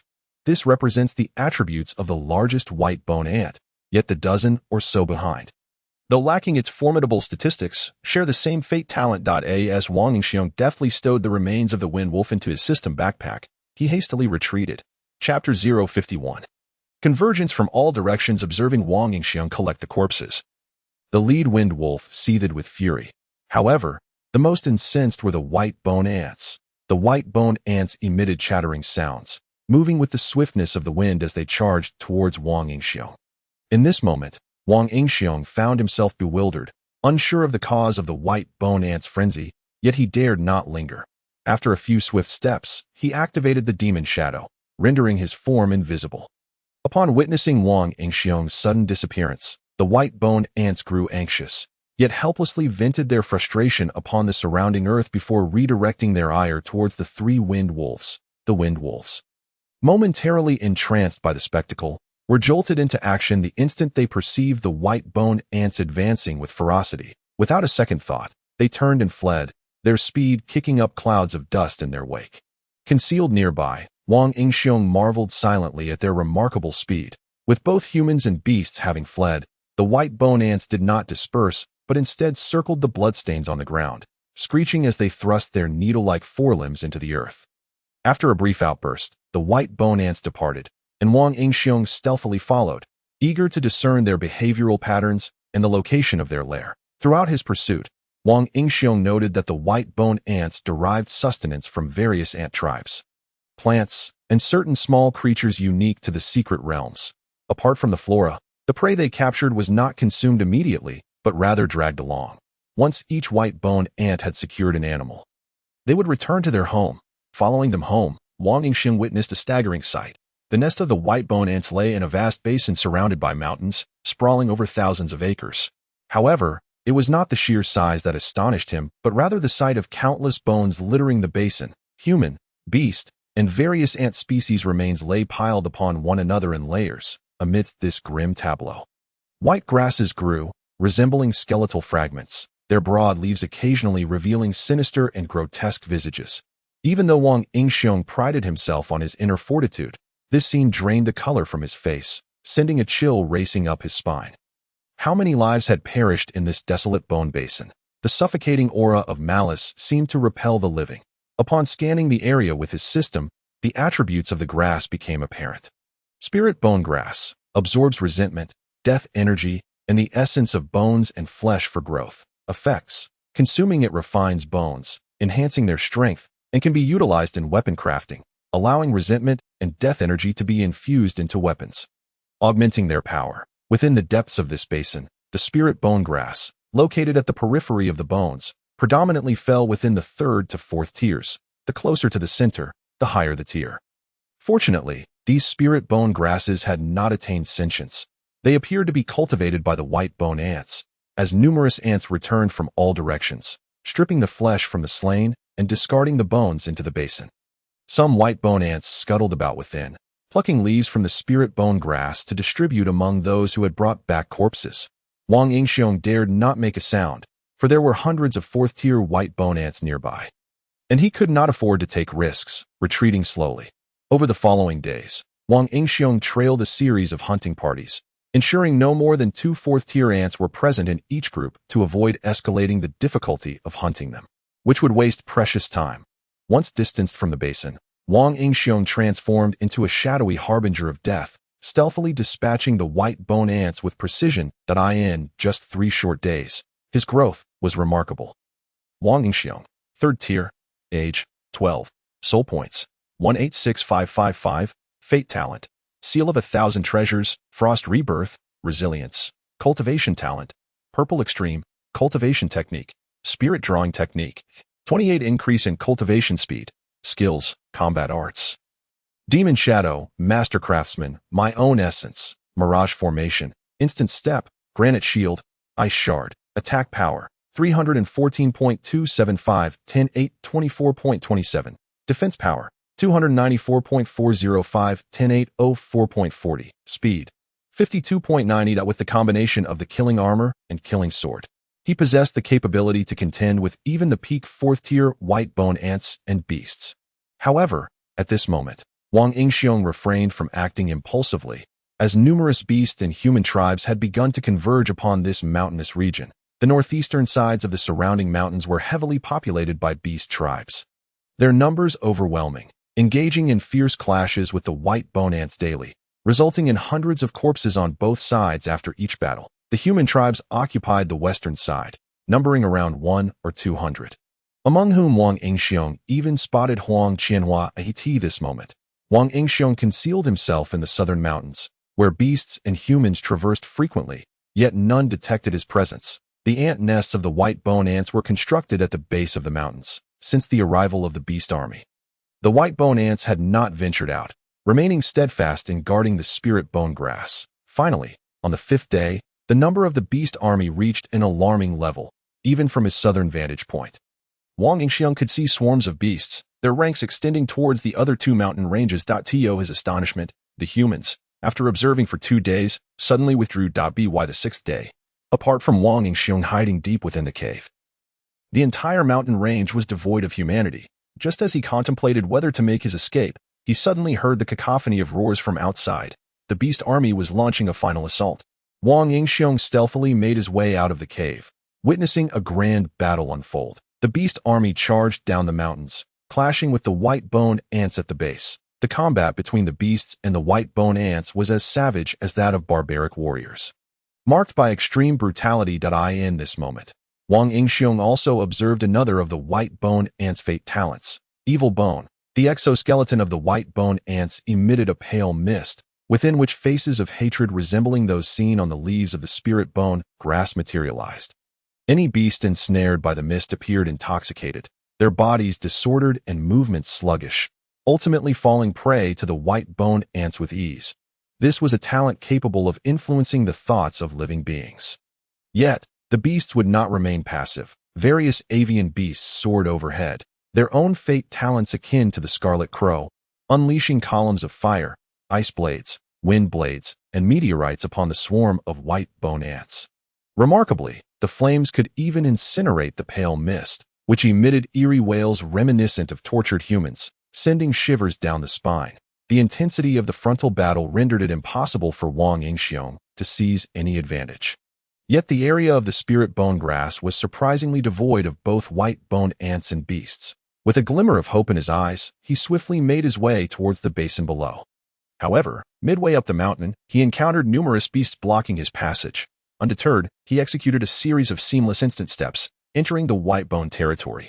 Upon entering, he immediately activated the Demon Shadow. Clutching his racing heart as he surveyed his surroundings, the battle raged on without any beasts noticing his presence.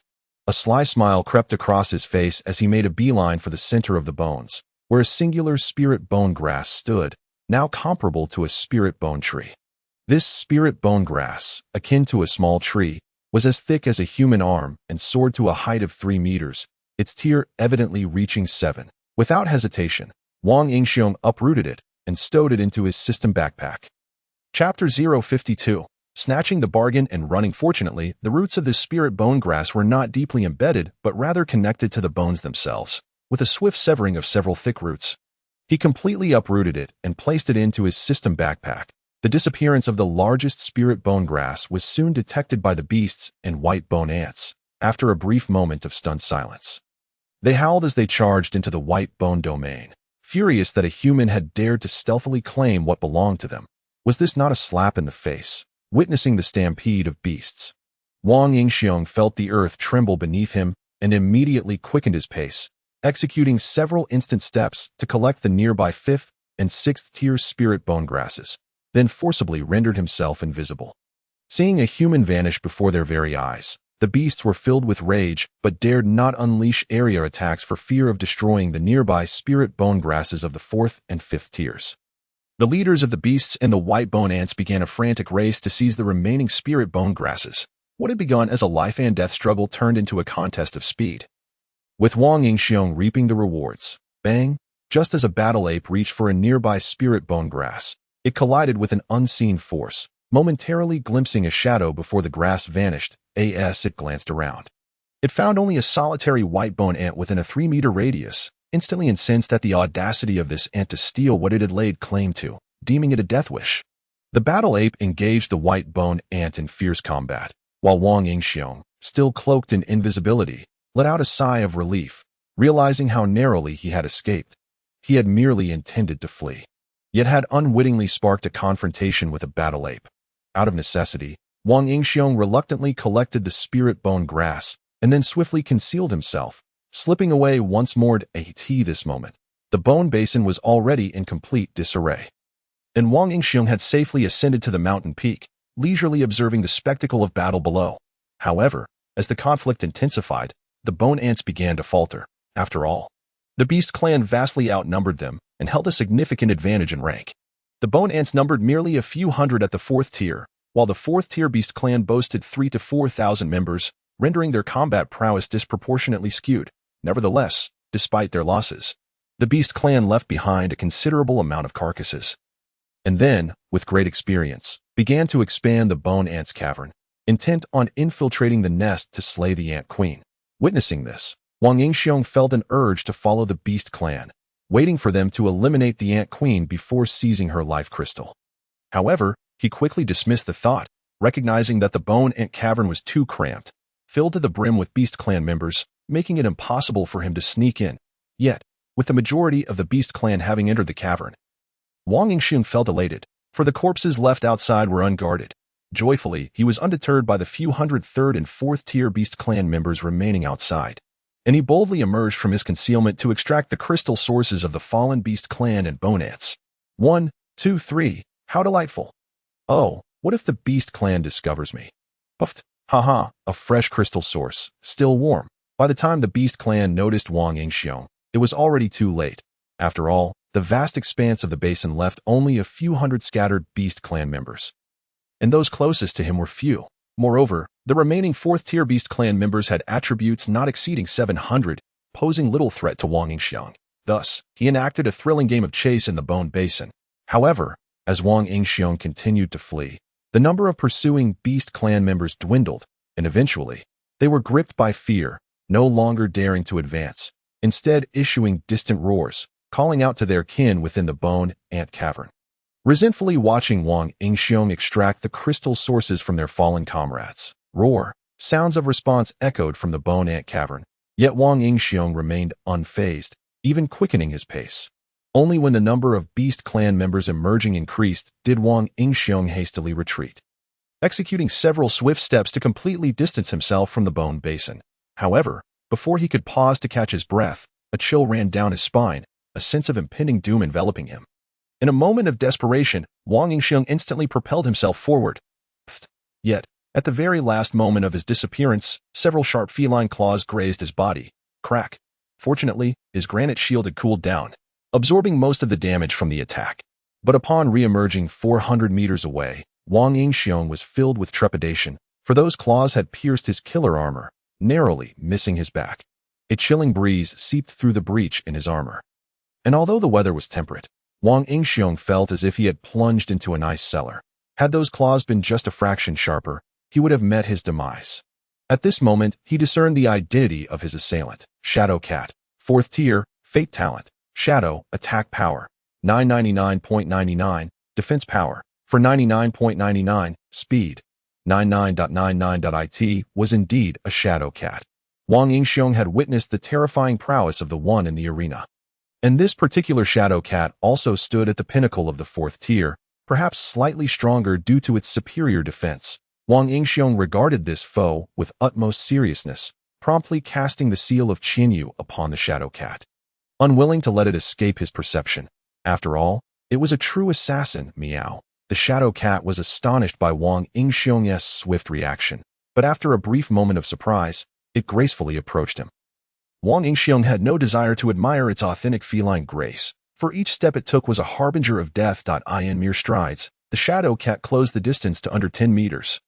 Its speed astonishing. Wang Yingxiong was nearly seized by panic, hastily employing another swift step to increase the distance. Yet the Shadow Cat's speed was so formidable that even with his continuous evasive maneuvers, he could not create any significant gap. If this continued, Wang Yingxiong would inevitably exhaust his spiritual energy and succumb to the Shadow Cat. For now, the best outcome for him would be that no other Beast Clan members followed him out.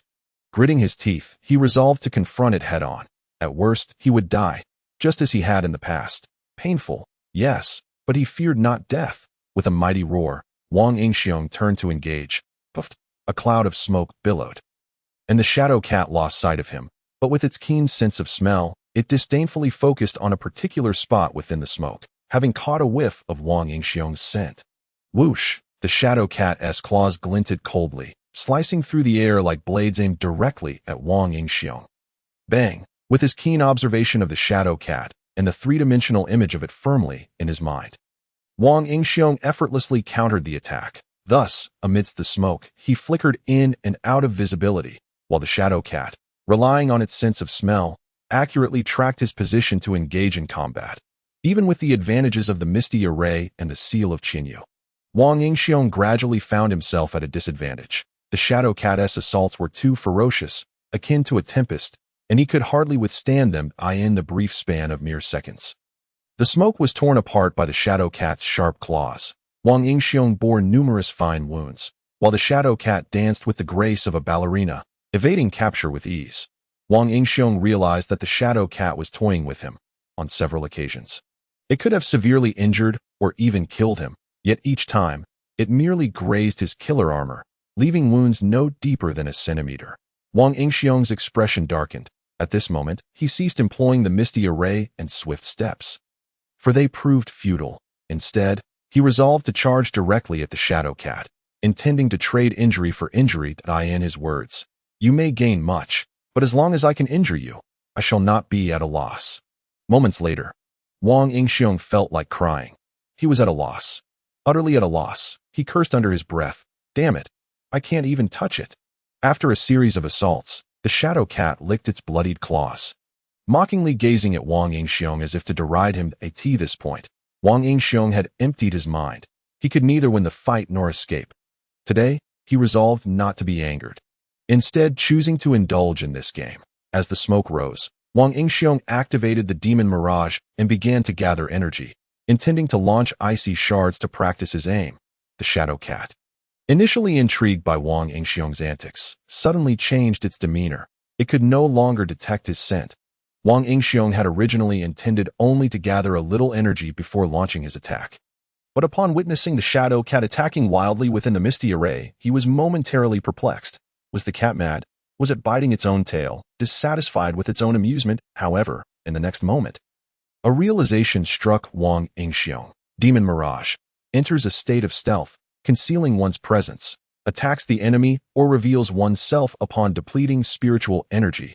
The upgraded demon mirage could mask his aura, rendering him undetectable to the shadow cat. Haha, now you're in for it. Wang Yingxiong was overjoyed, nearly bursting into laughter, but he reminded himself not to be careless, for he had yet to win. After expending 1% of his spiritual energy, the icy shards were finally fully charged. Icy shards launches an ice spear that shatters upon hitting the enemy, dealing 50 of the base attack damage. With a range of 100 meters and inflicting a certain degree of slow, as more spiritual energy is used, damage and range increase, maxing out at 150 damage with a range of 1,000 meters. Wang Yingxiong's current attack power stood at 314.27 points. Thus, the 150 damage from the icy shards would yield 471.40 points of damage. Though insufficient to breach defenses, it was certainly adequate. Whoosh! The icy shards flew swiftly. And by the time the shadow cat sensed the disturbance, it was already too late, for the icy shards were launched from a distance of less than 10 meters. Bam! The icy shards struck the shadow cat.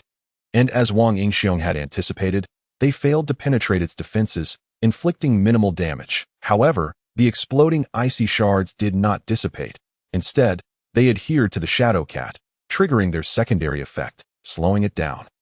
In Wang Yingxiong's mind, the three-dimensional image revealed that the shadow cat's speed had plummeted to 52 points. It had been reduced by half. Wang Yingxiong's eyes gleamed. Such a splendid opportunity could not be squandered. At this moment, the shadow cat also sensed the change in its body and began to panic, yet it was already too late. Puffed!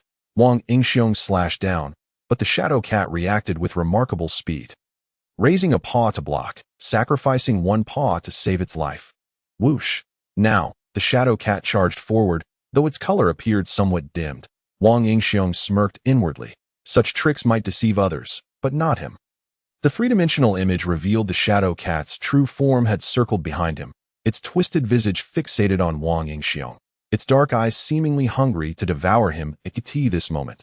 The shadow cat raised its remaining paw, its expression turning savage, as if it envisioned Wang Yingxiong's heart being extracted by its claws. However, Wang Yingxiong's acting prowess could undoubtedly rival that of an Oscar-winning actor, gripping his killer sword with all his might.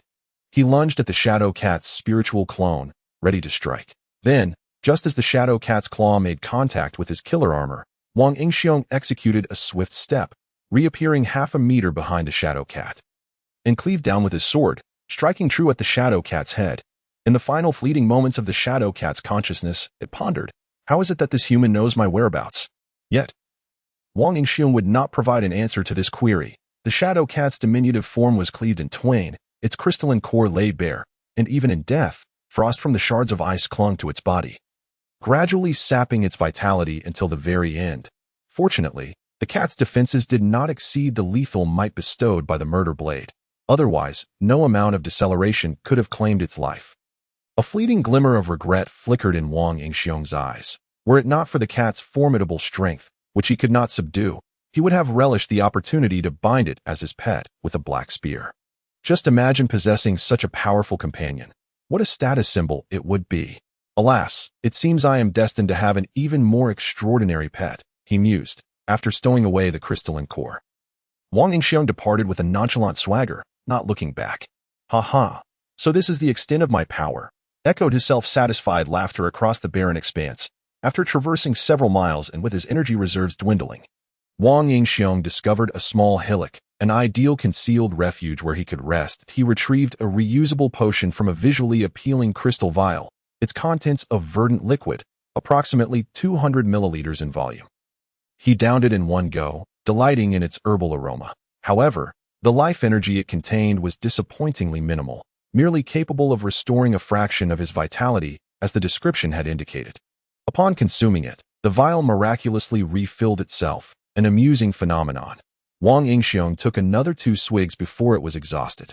With 3 potions consumed, he was pleasantly surprised to find some effect. A refreshing coolness enveloped him, and his wounds began to itch, a sign of cellular regeneration and healing. Wang Yingxiong centered his thoughts and began absorbing spiritual energy to replenish his power. Relying solely on the potion for healing would be impractical in the short term. Resilience was the key to a swift recovery. In that moment, the dense spiritual energy of the secret realm became evident. With the enhancement of his purple extreme cultivation talent and the spirit guiding technique, Wang Yingxiong transformed into a miniature spiritual energy siphon, drawing in energy with fervor. After several hours, he stood vibrantly atop the hill, a youthful visage glowing with self-satisfaction. The crystalline cores harvested from the skeletal basin had yielded an impressive 145,000 soul points. Affirming the adage that fortune favors the opportunistic, at this juncture, aside from the unrefurbished murder armor, he bore no injuries and contemplated a return to the skeletal basin.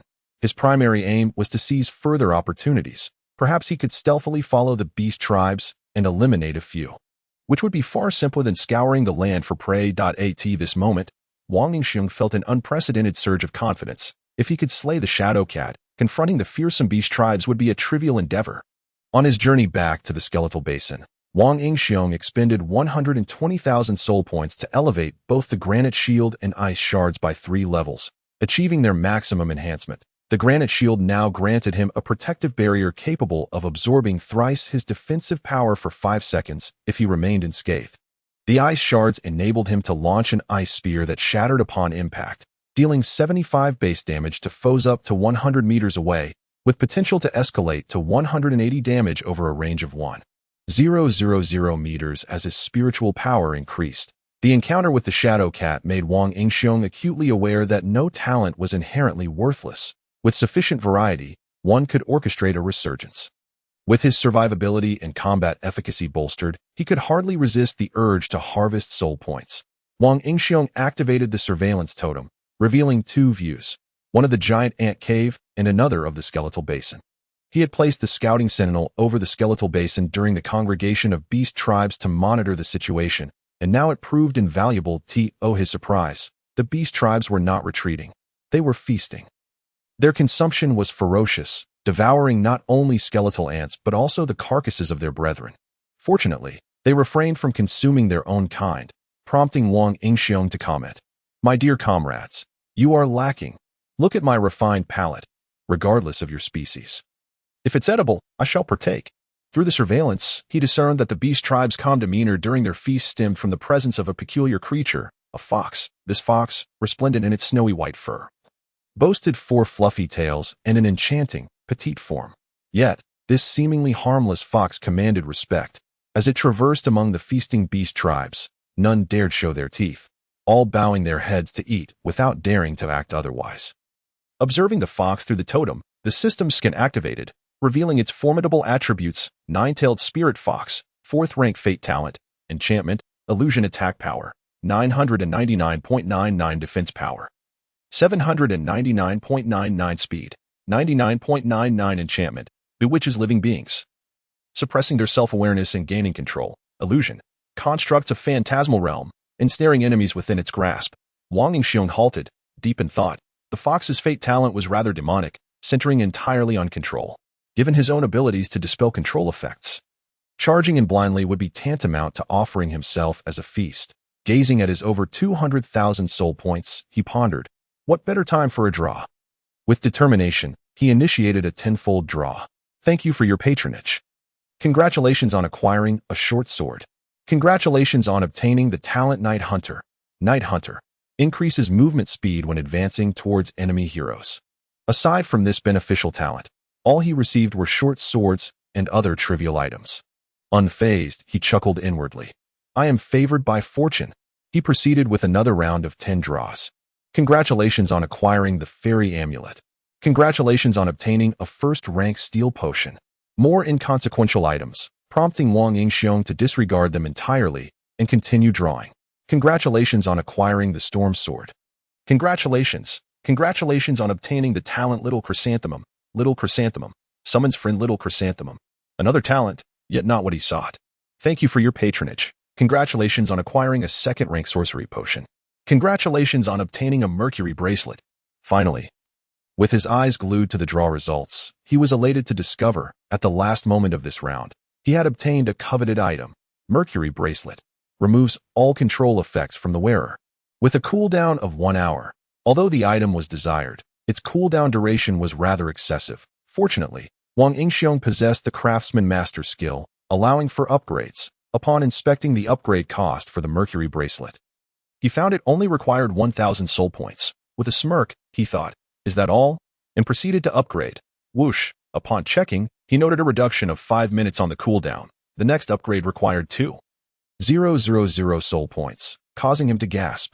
This was, with each subsequent upgrade, the cooldown continued to diminish by 5 minutes. Wang Yingxiong felt a twinge of regret as he pressed on. -3, 000 minus 5,000 minus 10. 000-20, 000. With 50,555 soul points remaining and a cooldown of 30 minutes, he marveled at the potency of this seemingly trivial item. The next upgrade would cost 30,000 soul points, leaving him with only one opportunity left. Taking a deep breath, he chanted internally, "I am favored by fortune. May the system bless me." -30, 000. Whoosh. Absorption collar. 010 absorbs various negative statuses for storage, with a maximum capacity of 10, and allows for the active release of stored statuses. Wang Yingxiong gasped, having triggered a 0.3 special effect. Craftsman Master can consume soul points to upgrade items. There's a 0.3 chance to bestow special properties upon upgraded items. This was indeed a blessing from the system. The transformed absorption collar, initially a mercury bracelet, was immensely powerful. Rather than merely dispelling control, it could absorb and then release negative statuses, turning the tables on opponents. Though limited to storing 10, the ability to absorb while simultaneously releasing made it virtually inexhaustible. Wang Yingxiong joyfully adorned the absorption collar, akin to a bracelet. Reveling in his newfound capabilities, he envisioned his path as an assassin. Now free from control and armed with various skills, he could unleash a barrage of abilities upon any foe he encountered. This, he mused, was the essence of an assassin. Unlike the Shadow Cat, mere invisibility would not suffice. If he could slow them down, it would be a simple matter to ensure their demise. However, as he glanced back at the surveillance totem, he noticed the beast tribes were beginning to disperse. Wang Yingxiong hastened his pace. Upon arriving at the skeletal basin in his concealed state, he beheld the retreating figures of a pack of wolves. His old acquaintances, Wang Yingxiong felt a surge of frustration. Having expended so many soul points to prepare a tool for them, they now chose to depart. In that moment, his fury surged, and he resolved to unleash his wrath upon the hapless wolves. Given his recent expenditure of soul points, he was in dire need of replenishment. It was time to harvest a bountiful yield. The poor wolves were blissfully unaware that they had become the target of a ruthless and fearsome individual. With a swift strike, a wolf's head soared into the air, startling the pack. Yet, before they could react, Wang Yingxiong had already activated his killing intent, and with a flick of the murder blade, 3 wolf heads had already taken flight. Howls of dismay echoed in the air. The leader of the wolf pack was filled with rage. However, its attributes had not reached the threshold of 900. Wang Yingxiong remained unperturbed, but a veil of smoke billowed forth, rendering his figure elusive. Each time he materialized, at least one wolf met its demise beneath his blade. Chapter 055. Meetsai upon the plains, the howls of the pack echoed, a cacophony of despair. Wang Yingxiong transformed into a harbinger of death. Wielding the scythe of the Reaper, mercilessly cleaving through countless lives, the alpha wolf, once leading the charge, had succumbed to its own overconfidence and now faced the grim Reaper, oblivious to who that might be. The blood-soaked grasslands bore witness to the carnage, with corpses strewn across the earth, painting a macabre tableau. The once formidable pack of nearly 400 had dwindled to fewer than 100, bereft of their leader. The furious wolves began to grasp the meaning of fear. With mournful howls, the wolves turned to flee, and like the wind, Wang Yingxiong swiftly dispatched a dozen stragglers, choosing not to pursue further. Removing his helmet, he observed the blood-soaked expanse before him, where pools of crimson had formed, an exceedingly gruesome sight. His pallor was not due to discomfort, but rather the exhaustion of spiritual energy. This was not his first encounter with such slaughter. His previous battle against the giant tortoise ants had been even more brutal. Since his arrival in this world and the inception of the Wolf Fang army, Wang Yingxiong had traversed a bloody path, and such scenes no longer unsettled him, for only the victors could survive in this merciless realm, where the weak had no right to exist. Perhaps he was cold-hearted, but as long as he could live freely, the rest was inconsequential. Wang Yingxiong leisurely extracted crystal sources from the fallen, absorbing them with practiced ease. After half an hour, he departed with the carcasses of several ground wolves, seeking a place to roast and consume them. This skirmish had yielded him 273,225 soul points, yet he refrained from another lottery draw. Sensing that his recent streak had rendered the chances of acquiring something valuable rather slim, his previous spree of 40 draws had resulted in an accumulation of numerous swords, both long and short, and other trivial items. Sufficient to open a general store. Among his new acquisitions were 2 talents, Night Hunter and Meatsai .1 enhanced speed, while the other summoned a creature. The speed boost was modest, and Wang Yingxiong deemed it not worth upgrading immediately. However, he had employed Meatsai during the recent battle against the wolves. The summoned Meatsai resembled a creature formed of stone, adorned with various types of grass, vibrant in hue, yet its attributes merely mirrored those of Wang Yingxiong. Boasting only a little over 300 in defense and attack, and lacking any skills that had been swiftly torn apart by the wolves, an unfortunate fate, determined to spare it such a pitiful existence in future summons. Wang Yingxiong resolved to enhance Meatsai, allowing it a better chance at survival in this world. He expended 60,000 soul points to upgrade it thrice. Meatsai, summon friend Meatsai. Meatsai's attributes are augmented by 20 in defense and 10 in attack based on its master's foundational attributes. Upon summoning Meatsai once more, Wang Yingxiong noted its significant increase in stature. Even the greenery enveloping it appeared more vibrant, a testament to the consumption of 1% of his spiritual energy. How splendid, he mused, filled with a sense of pride. Although Meatsai appeared devoid of intellect, it could execute commands autonomously, functioning as any sentient being would, allowing Wang Yingxiong to focus on other matters during combat. Regrettably, only one Meatsai could exist at a time. Otherwise, Wang Yingxiong would have summoned hundreds, if not thousands, and could have simply sat back, leisurely enjoying his snacks while soul points accumulated effortlessly. Just as he contemplated dismissing Meatsai, he realized it no longer required his spiritual energy, as it could draw energy from the surrounding air. Thus, he decided to keep it, allowing it to lead the way while he followed closely behind. The beast folk of the Bone Basin had vanished, thwarting any plans for stealthy assassination, and Wang Yingxiong could only proceed in the direction indicated by the spirit compass. As they traversed the landscape, Meatsai ambled confidently ahead, while Wang Yingxiong trailed at a distance, his movements decidedly furtive. Suddenly, a horde of giant tortoise ants was spotted foraging. Upon observing this peculiar being, their antennae twitched with curiosity as they communicated amongst themselves. They had never encountered such an extraordinary creature, entirely devoid of flesh, yet capable of movement. And it was approaching them with increasing speed. With a sly smile, Meatsai dashed towards one of the giant tortoise ants, raising its stone-like fist and delivering a thunderous blow. The impacted ant's head crumpled inward before bursting apart, its viscous innards splattering everywhere. A second-tier giant tortoise ant had been obliterated by a single strike. Startled, the remaining ants recoiled in shock, clearly intimidated by Meatsai's display. Wang Yingxiong, on the other hand, was elated. For each ant slain by Meatsai would grant him soul points. This creature is quite fearsome, but it seems it has just slain Little Black. It killed our comrade, the giant tortoise ants whispered among themselves. Meatsai emitted a series of peculiar giggles, raising its massive fists once more. It intends to strike us again.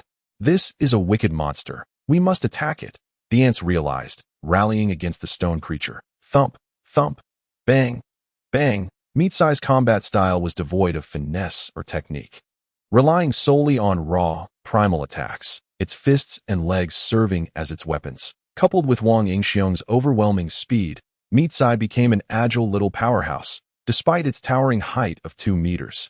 Yet, the giant tortoise ants were no mere pushovers.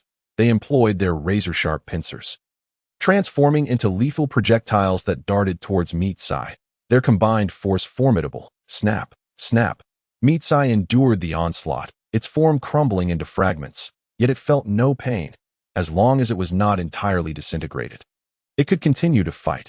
With a well-timed strike, Meatsai managed to land a blow on one of the approaching ants, causing its bodily fluids to erupt. Seeing that they could inflict damage upon Meatsai, the ants encircled it, brandishing their formidable pincers for another assault. After enduring several rounds of strikes, Meatsai was ultimately reduced to a pile of rubble. The ants, having lost 3 companions for a mere heap of stones, were incensed by the apparent loss. However, at that moment, another Meatsai descended from the heavens. The ants were stunned, Yet upon witnessing Meat-Sai's sinister grin and raised fists, they were filled with rage, retreating in anger before launching another attack. Wang Yingxiong found great amusement in the chaotic skirmish, reminiscent of children engaged in a playful brawl. Just moments prior, he had witnessed Meat-Sai's demise, prompting him to teleport above the giant tortoise ants. Swiftly summoning Meat-Sai once more before vanishing, executing the maneuver with such speed that the ants remained oblivious to his presence. Yet, aside from the 3 fallen second-tier ants, the remainder were all third-tier and beyond. After a few exchanges, Meat-Sai had only managed to land a handful of punches, which barely phased the formidable foes before it succumbed to disintegration. As the giant tortoise ants reveled in their perceived victory, Wang Yingxiong sprang into action. With a series of swift movements, he ended the lives of 5 third-tier giant tortoise ants before they could react. Chapter 056, The Peach Tree. Having toyed with Meat-Sai for a while, Wang Yingxiong soon lost interest. It had become utterly mundane. After all, Meat-Sai's attributes were derived from his own panel, and its strength was merely that of a mid-tier, third-tier creature, rendering it weak against the beast folk. 3 days passed in the blink of an eye. Wang Yingxiong. Age, 12 soul points. 232,031 rank. Third-tier fate talent. Seal of Qinyu, Frost Nirvana, Resilience, Night Hunter cultivation talent. Purple extreme cultivation technique. Spirit summoning technique. 28 increase in cultivation speed. Skills, martial arts. Demon Mirage, Master Craftsman, My Unique Essence, Skills, Illusory Array, Instant Step, Granite Shield, Ice Shards, Meat-Sai Attack Power, 428.53, 510,938.53 Defense Power, 395.52, 510,905.52 Speed, 59.99 Ancient Coins, 20 Soul Points. Hour Passive, Blessing. Creatures you slay may occasionally drop coins, providing you with 60 soul points or restoring 22 of lost spiritual energy. Surveillance Totem. 1/4 consumes a charge to place an invisible scout to monitor a 1-mile radius for 10 days. Every 5 days, it stores another charge, with a maximum of 4 charges to in 3 days. Wang Yingxiong's growth was exceptionally rapid. His combat prowess was no longer inferior to that of ordinary peak 4th-tier beings. Despite being only 3rd-tier himself, this could only be attributed to the incredible enhancements provided by the Killing Armor and Killing Sword. At this point, Wang Yingxiong's speed had reached the maximum for 3rd-tier beings, rendering further improvement impossible until he advanced to the 4th tier. All the soul points he had acquired in these 3 days were allocated towards upgrading the Ancient Coins and the Surveillance Totem. The Ancient Coins had been upgraded 5 levels, doubling its yield, an outcome that nearly made Wang Yingxiong spit blood. Now, each enhancement required 80,000 soul points that he promptly withdrew, realizing that this was an expense he could not sustain. It seemed that leisurely counting soul points was a distant dream. Conversely, the Surveillance Totem had been upgraded 3 levels, yielding remarkable results. The number of Scout Guardians had doubled, with their generation time halved and monitoring duration doubled. Currently, 1 Guardian remained in the Bone Basin, while the one in the giant tortoise ant cave had vanished. At this moment, Wang Yingxiong, guided by the spirit disc, ventured into a lush forest. Upon entering, the spirit disc suddenly spiraled out of control, the needle spinning erratically. Wang Yingxiong raised an eyebrow, remaining unflustered, for he had encountered a similar situation in the Bone Basin. He speculated that this forest must be the most spiritually enriched area in the region, and he continued onward in the direction indicated by the spirit disc before it went awry. Within the forest lay a hilly region, the hills low and resembling small mounds of earth. Yet they were teeming with beast tribes. At the center of the hills stood a slightly elevated mound, upon which grew a colossal tree. This tree loomed above, casting a vast canopy, its verdant branches adorned with fruits resembling peach blossoms. Albeit these fruits were over twice the size of ordinary peaches. The great peaches were a brilliant red, translucent, and glistening like massive rubies, exuding a fragrant aroma that enticed the beast tribes swirling below.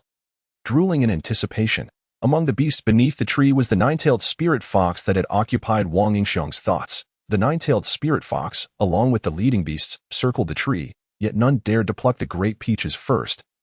As if waiting for something, scattered across the hills were numerous corpses, both of ant tribes and beast tribes, and not far from the great tree lay several large pits, likely remnants of ant nests overrun by the beast tribes. While the others remained unable to approach the tree, silently feasting instead. After wandering through the forest for half a day, Wang Yingxiong finally arrived at the hilly area, astonished by the scene before him. He hastily activated his demon shadow to become invisible. A wave of bitterness filled his heart. Could the beast tribes truly seize all the treasures within this secret realm simply by virtue of their numerical advantage? Certainly not. Wang Yingxiong felt empowered, ready to compete for the spoils, while inwardly deriding the others. Is this really the best the War Dragon Academy has to offer? Are these so-called geniuses of the War Dragon Kingdom? They dared to come and take a look last time, yet now they can't even muster the courage to do so? Pathetic. With fervent disdain for them, Wang Yingxiong cautiously approached the base of the great tree. Although he was unsure of what the beast tribes were waiting for, he thought it prudent to get closer and act quickly. Peach tree, ninth order remarks. Blooms once every 100 years. Bears fruit once every 100 years. Peach. Unripe, containing rich life essence and a hint of evolutionary power. Upon seeing the attributes of the peach tree, Wang Yingxiong's mouth watered with greed. There were thousands of fruits adorning the tree. Surely, it would be enough for him to feast upon for an entire year. Observing the unripe peaches, he understood what the beast tribes were awaiting and felt a sense of calm, deciding to bide his time. Finally, after what felt like a fragrant incense stick's duration, as Wang Yingxiong's spiritual energy had diminished by a third, the peaches began to ripen. The gentle spiritual energy started to converge upon the peach tree, which seemed to open its vast maw like a whale, voraciously devouring the energy, gradually creating a small spiritual tempest. At the edge of this tempest, Wang Yingxiong felt as though his own spiritual energy was being siphoned away by the peach tree. Indeed, the ninth order peach tree was terrifying. Had it awakened its intelligence to become a wood tribe, that would have been truly horrific. Bathed in the spiritual tempest, Wang Yingxiong found the surroundings growing hazy. As if he were trapped within a painting, this jolted him awake. Yet noticing that the absorption collar showed no signs of disturbance reassured him that he was not under any negative effects or illusions. And the beast tribes were all greedily eyeing the peaches. He realized he had been overly concerned at last. After half a minute, the spiritual tempest abruptly ceased, and the world fell silent in an instant. The transition from chaos to tranquility so swift and eerie. Suddenly, an exquisite fragrance wafted through the air, causing every cell in Wang Yingxiong's body to rejoice. Greedily consuming the ethereal aroma, it felt as though he were floating among the clouds.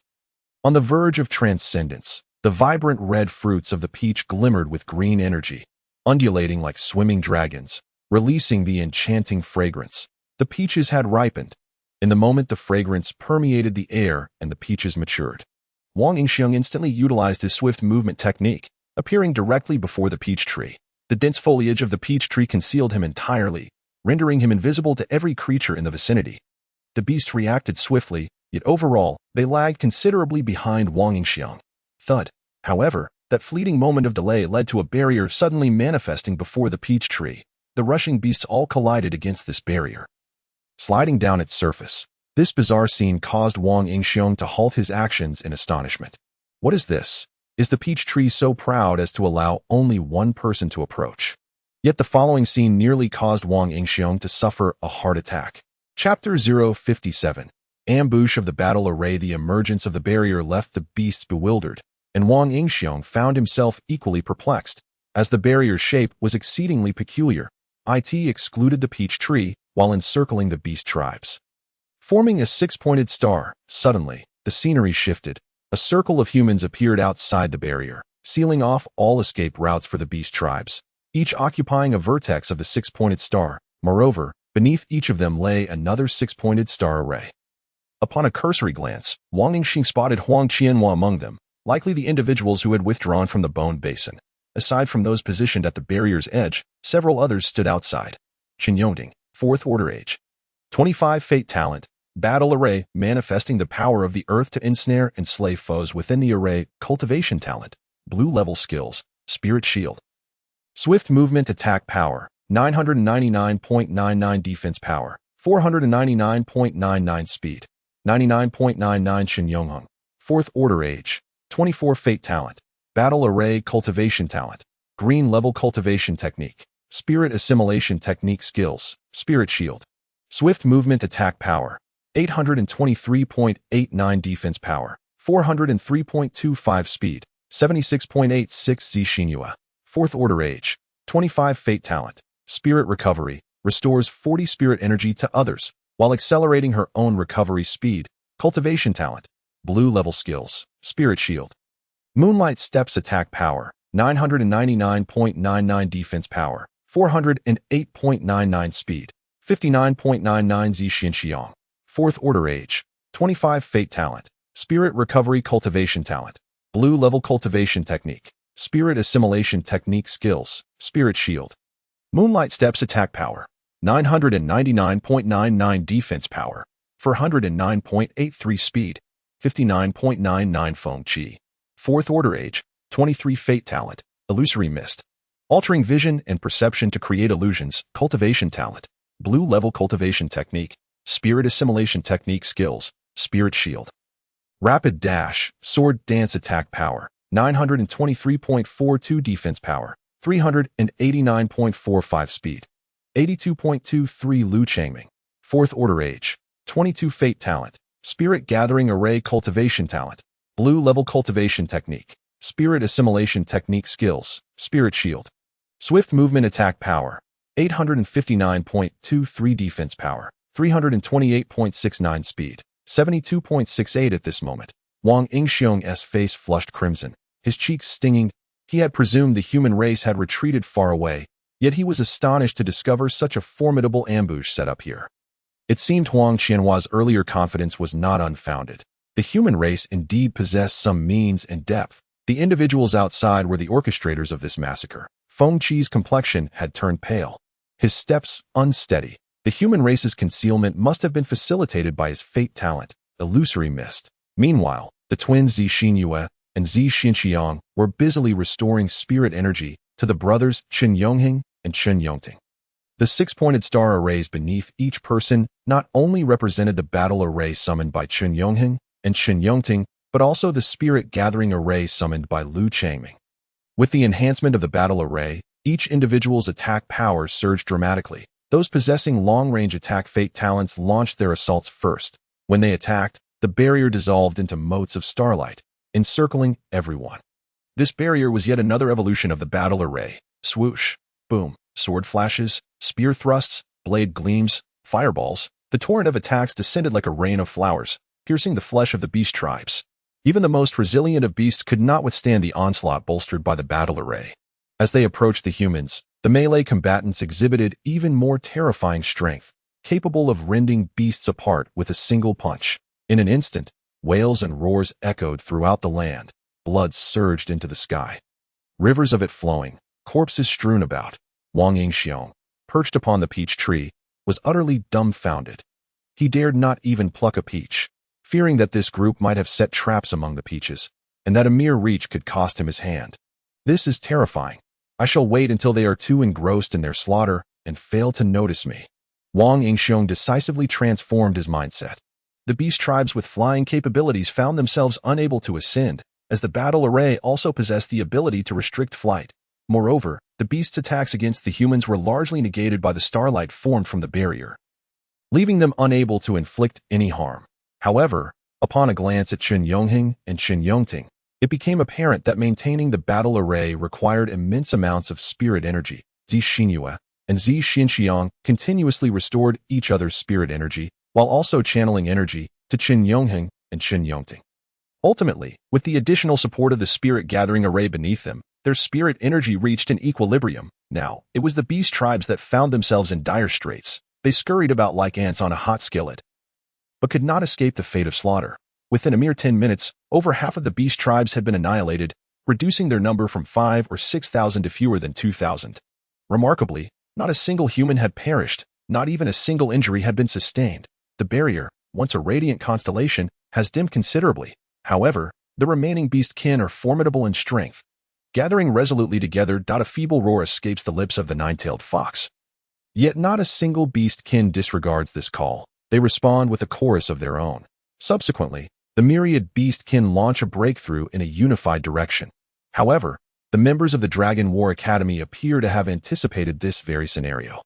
Displaying not a hint of panic, 60 individuals step forth from the grand hexagram formation, swiftly forming a smaller hexagram array. effectively obstructing the beast's advance. Clearly, the beastkin did not expect the human race to shift formations so rapidly. Nor did they anticipate that the power of the smaller hexagram formation would remain undiminished, bolstered further by the larger hexagram array. The hastily charging beastkin have now become living targets. Like chives, they are mowed down in successive rows. The scene resembles a slaughterhouse, with a murderous aura pervading the air. Though the faces of the onlookers are pale, none falter. They unleash their most ferocious assaults. This is a war of races, a moment not for personal sentiment. At this juncture, an unexpected scene unfolds among the beastkin. Under the leadership of the nine-tailed spirit fox, several small leaders of various beast clans actually abandon the charge of the beast horde, fleeing in the opposite direction. While the humans did not foresee such cowardice among the beastkin, bolstered by their formation, they remain undaunted, even with a slightly reduced number. This time, the nine-tailed spirit fox does not linger behind, but instead sprints at the forefront. A sword-wielding human, witnessing the approach of the nine-tailed spirit fox, is struck by a fleeting glance of disdain. At other times, he might have feared this creature, but now he stands resolute. In his eyes, the rapid retreat of the nine-tailed spirit fox is merely a desperate attempt, not worthy of fear. Moreover, with the support of the formation, she cannot harm him, as the nine-tailed spirit fox rushes forward. The sword-wielding youth strikes with his blade, and with the formation's enhancement, he unleashes a colossal sword of spiritual energy, powerful enough to rend the very fabric of space. With a sickening sound, the nine-tailed spirit fox, her face contorted in terror, is cleaved in two. The sword-wielding youth erupts in laughter. The nine-tailed spirit fox, the sage of the beastkin, is but this. Ruaji, what are you doing? Suddenly, a furious bellow rings out. The youth looks up to see Chun Yongting shouting at him. He feels disheartened. Having achieved a significant feat in slaying the nine-tailed spirit fox, he receives no praise, only reprimand. Ruaji, feeling invincible, slashes again, this time dispatching a bewildered thick-skinned rhino that stares vacantly at him. Ruaji believes he has become unstoppable, with the beastkin utterly powerless against him. He concludes that Chun Yongting must be envious of his triumph over the beastkin leader. Fortunately, Ruaji's blade swings with even greater ferocity and speed. Meanwhile, Wang Yingxiong, perched atop the peach tree, watches in disbelief. The foolish Ruaji is not slaying beastkin, but rather his own comrades. Observing a breach in the human ranks, chaos ensues, prompting Wang Yingxiong to take action and begin plucking peaches. Due to Ruaji being enchanted by the nine-tailed spirit fox and falling into an illusion, he aimed his blade at his companions, creating a rift in the once perfect formation, allowing the beastkin to surge forth like a swarm of locusts. Bang! Ruaji, still wishing to strike at his allies, is sent soaring into the sky by a charging beast. The excruciating pain jolts him back to reality, and he feels as if his bones are being crushed. Confused, he thinks, I just slay countless formidable beastkin? What is happening? Witnessing his fallen comrades sprawled in pools of blood, he is once again torn apart by a charging beast. Do not panic. Return to your positions. Let the hexagram re-emerge. Chun Yongting's expression is grave, his demeanor unwavering. Upon hearing Chun Yongting's voice, the previously flustered individuals find a sense of reassurance, quickly regaining their composure and rejoining the hexagram formation. The beastkin, seeing the hexagram re-established, realize their opportunity has vanished. If they do not flee now, they shall meet their end here, scattering in all directions. Chun Yongting and his companions choose not to pursue the fleeing beasts, but instead focus on encircling those that failed to escape the hexagram in time. Look, the peaches are dwindling. What is that shadow? Suddenly, a voice of astonishment breaks the silence, prompting everyone to look up at the peach tree. Upon doing so, they are struck with disbelief. A shadow darts back and forth, its form indistinguishable, only vaguely humanoid. With each movement, the peaches in its vicinity vanish, and its pauses last no longer than 1/10 of a second, leaving no one able to discern its appearance. We are here, fighting for our lives, only to have our fruits plucked by another. This is utterly insufferable. Change the formation. Encircle the peach tree. Chun Yongting glares furiously, gritting his teeth as he gestures, and the hexagram is laid around the peach tree. The group hastens to secure their positions, activating the formation. Wang Yingxiong, gleefully harvesting peaches from the tree, hears their shouts and feels quite displeased. I haven't even gathered half yet. and they are already done. Though he thinks this way, Wang Yingxiong is swift, executing several swift steps to evade the formation's reach, escaping before the others can position themselves, then vanishing without a backward glance, having witnessed the terrifying power of the formation. He certainly would not risk himself. However, as he flees, Wang Yingxiong is puzzled by the absorption collar, which just indicated that it absorbed a negative state. Absorption collar, 110 mist of illusion, alters vision and perception, creating an illusion. Wang Yingxiong is somewhat bewildered. He had assumed this mist was not a negative state, as both he and the beast kin had been deceived by it earlier, falling into the deadly array that Qin Yongting had previously set. Yet now, as he escapes, the absorption collar absorbs this phenomenon. Could it be that the last time it targeted him was merely to obscure his presence from other beings? And this time, it aimed to ensnare him. Hence the absorption of the released mist. Just as Wang Yingxiong surmised, beneath the peach tree, Feng Qi stares incredulously in the direction of Wang Yingxiong's escape, saying, "He actually negated my mist? Are you sure it was directed at him? Did you see clearly what he was?" Qin Yongting inquires. Feng Qi, his expression serious, asserts, "It was indeed directed at him. I saw a humanoid form. The mist had begun altering the terrain, yet he appears to possess something that directly absorbed my mist. That was half of my spiritual energy released as mist, enough to trap a peak 4th tier divine bestowed for half a day." Hearing this, the others are momentarily stunned. This entity is formidable, appearing and disappearing without a trace, impervious to illusions, yet they remain uncertain whether it is friend or foe. However, these concerns are quickly overshadowed by the joy brought forth by the peaches, aside from those harvested by Wang Yingxiong. There remain 2,000 to 3,000 peaches on the tree, sufficient for each person to receive more than 4. At this moment, Wang Yingxiong strolls along, joyfully holding a large peach, savoring its flavor. Burp. After finishing one peach, he lets out a satisfying belch, only to find that his talents remain unchanged. Could this evolutionary power be nothing but a sham? Yet the life essence within the peach warms him, akin to a soothing soak in a hot spring. Gazing at the 1983 large peaches in his system inventory, Wang Yingxiong feels elated. Even if he cannot evolve his talent, consuming one daily brings him immense joy, for the taste of this fruit is simply divine. Suddenly, a feeble cry from a fox halts Wang Yingxiong in his tracks, as he realizes he has been encircled by several beast kin. Peering closely, he spots the 9-tailed spirit fox he has longed for ahead. Flanked by a battle ape on the right, a flame lion on the left, and a violet-winged crystal tiger behind him, 9-tailed spirit fox, 4th tier fate talent. Enchantment, illusion attack power, 999.99 defense power, 799. 99 speed, 99.99 battle ape, 4th tier fate talent.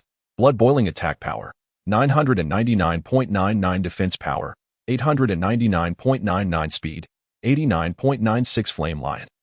4th tier fate talent. Fireball attack power, 999.99 defense power, 896.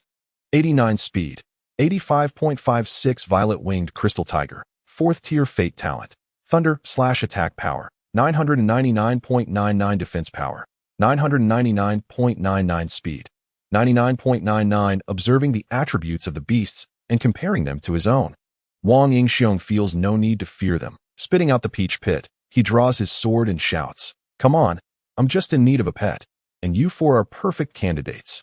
The 9-tailed spirit fox lets out a dainty gasp, and 2 pink wisps enter Wang Yingxiong's body. Instantly, the absorption collar emits 2 crisp sounds, granting him 2 new skills, enchantment and illusion, that I must perform to the fullest in this collaborative act.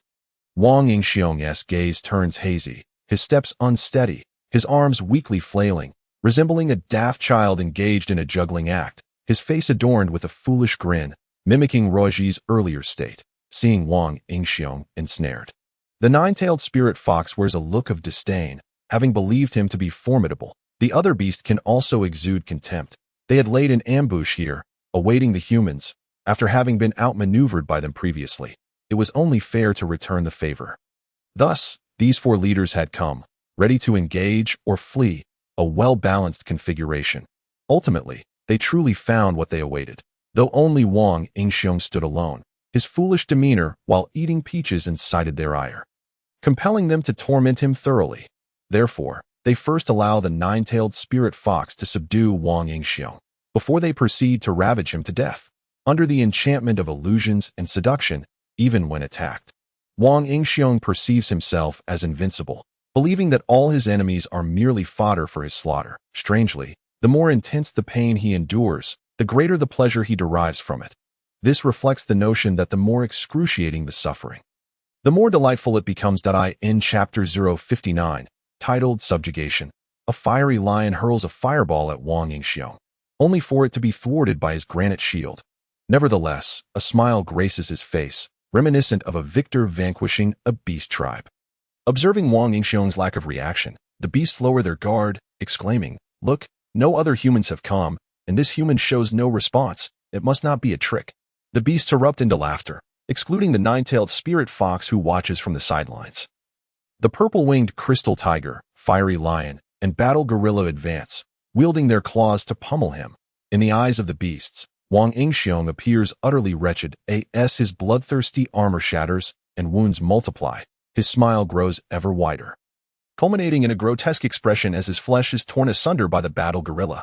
Yet, in a bizarre twist, another Wang Yingxiong materializes on the battlefield, causing no surprise among the beasts. Instead, they become even more exhilarated, eagerly resuming their assault on him. The nine-tailed spirit fox observes this gruesome spectacle with a mix of pleasure and unease. Suddenly, as a cold glint flashes, the fox realizes something is amiss. But it is too late. At that moment, while three beasts continue to batter the endlessly reappearing Wang Yingxiong, the real Wang Yingxiong inflicts grievous wounds upon the nine-tailed spirit fox. Shocked, the fox glances between Wang Yingxiong and the trio of beasts, confused by the realization that it has fallen victim to a method akin to its own innate powers, despite its forelegs being nearly severed and its abdomen brutally sliced open. The nine-tailed spirit fox continues to cast illusions and seductions upon Wang Yingxiong. However, after several attempts utilizing its fateful abilities, it finds itself too weak to continue. Yet Wang Yingxiong's gaze remains resolute. With a mocking grin, Wang Yingxiong declares, "Do not struggle. It is futile. Submit without resistance, or you shall meet a dreadful end." At this juncture, he revels inwardly, for the absorption collar has gleaned 5 instances of seduction and 3 of illusion. He brandishes a black spear, forging a pact with the nine-tailed spirit fox. Sensing danger, the fox desperately resists, but Wang Yingxiong swiftly severs one of its tails with a single stroke. The nine-tailed spirit fox emits a heart-wrenching wail, while Wang Yingxiong's expression twists into one of cruel delight as he warns, "Do not resist, or you shall perish this instant." Regret floods the fox's heart.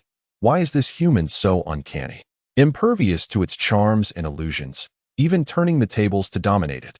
Now reduced to a state of incapacity, the fox realizes it cannot flee, nor can the 3 fools extricate themselves from the illusion. As it continues to resist, Wang Yingxiong decisively lops off another of its tails. With fear gripping it, the nine-tailed spirit fox witnesses Wang Yingxiong raise his blade toward its neck, refusing to accept death.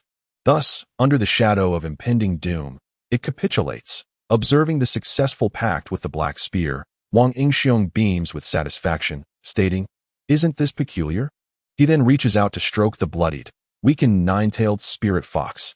The fox emits a soft, delicate sound, feeling strangely drawn to Wang Yingxiong, as if he were its closest companion. Incredibly, Wang Yingxiong perceives the fox's thoughts and proclaims, "Indeed, I am your beloved father. Henceforth, you must obey me." Understanding his intent, the nine-tailed spirit fox grapples with an inner conflict, pondering its identity as a beast while recognizing Wang Yingxiong as its master. Why must I call him father? Why does he command me as his servant? Yet, he is my master. His words are law. With a reluctant acknowledgement, the nine-tailed spirit fox replies, Wang Yingxiong, pleased, rewards it with a peach of immortality. The fox rejoices, realizing this was the purpose of its quest. Delighting in the taste of the fruit, it chirps, "Thank you, Master Father." As the nine-tailed spirit fox savors the peach, drawing upon its life energy to heal, Wang Yingxiong turns his attention to the 3 foolish beasts he intends to slay. Upon observing them, he is taken aback, for the trio has inexplicably begun to unleash their fateful abilities against one another. The purple-winged crystal tiger crackles with electricity, unleashing bolts upon the fiery lion and battle gorilla, while the fiery lion retaliates with a barrage of fireballs akin to a cannon. The battle gorilla, drenched in blood, strikes with unrelenting ferocity, The three beasts, now blood-soaked and battered, are a sight to behold, their once majestic forms reduced to a pitiful state. Wang Yingxiong is bewildered, questioning the potency of the illusion. However, the truth lies in the fact that these beasts have never encountered such treachery from humans, leading to an overwhelming sense of defeat. Once deemed the elite of their kind, now they find themselves ensnared in a human's trap, witnessing their kin being mercilessly slaughtered, utterly powerless. The realization that their former prey now perceives them as toys engenders a profound sense of loss. Akin to plummeting from the heavens into the abyss, they are compelled to attack a human ensnared in their illusion. The exhilaration they derive from such domination is intoxicating, amplifying the illusion's effects until they are irrevocably ensnared. Each beast becomes a hero in its own mind, reveling in the chaos as they inflict merciless violence upon the human. But as darkness envelopes the world, and their consciousness fades amidst the carnage, Wang Yingxiong mercifully ends their wretched existence, lamenting the loss of such exquisite sustenance. What a pity! They were such fine ingredients that can no longer be consumed. They're so pitiable, the clans will surely mourn their loss, the nine-tailed spirit fox chimes. Relishing the misfortune of others, Wang Yingxiong rolls his eyes, but, seeing that the nine-tailed spirit fox's wounds have healed, refrains from scolding it, albeit regretting that its fluffy tail will not regrow anytime soon. Do you know where the other beast tribes are hiding? Wang Yingxiong inquires, his eyes glinting with curiosity. The nine-tailed spirit fox instinctively senses something amiss but replies, certainly. They are resting in that valley. While we ventured out to engage in a skirmish with humans, fortunately, no harm befell you. Master Father, otherwise, I would have been heartbroken. Wang Yingxiong chuckles. Lead the way. Let us harvest the souls to atone for your transgressions. In Chapter 060, titled Ambush of Kin, with the nine-tailed spirit fox as his guide, Wang Yingxiong swiftly locates the hiding place of the fleeing beasts. These creatures, too, are unfortunate. Over 300 of them huddle in a small hollow, each nursing their wounds and licking their injuries. Little do they know that their hard-earned refuge is now coveted by Wang Yingxiong. Is it possible to draw them all into your illusion? Wang Yingxiong's mind races with an ingenious idea. The nine-tailed spirit fox responds, it can be done, but master, I need to recuperate some energy first. Not a problem. By the way, are you male or female? Wang Yingxiong suddenly poses a serious question, fearing he might have taken a male fox as a pet. Master, I am female, the nine-tailed spirit fox replies, eyeing Wang Yingxiong with suspicion, sensing an underlying strangeness that could affect its fate. Ah, that's a relief. Wang Yingxiong exhales, stating, from now on, your surname shall be Wang, and you shall be named Ali. Ali. The nine-tailed spirit fox is puzzled, unsure of the meaning, but delighted that Wang Yingxiong has bestowed a name upon it, responding, thank you, master. Ali likes it very much. Of course, you will like it because I like it. Wang Yingxiong chuckles inwardly. The purple-winged crystal tiger and its entourage have returned. Why only the purple-winged crystal tiger and battle gorilla? Where are the nine-tailed spirit fox and fiery lion? The beasts in the hollow express joy at the return of the purple-winged crystal tiger. But confusion lingers. The purple-winged crystal tiger announces, I bring good news. We have intercepted the humans, and the nine-tailed spirit fox has ensnared one. Now, let us go forth to slay them and relieve our pent-up rage. After which we shall share the peaches.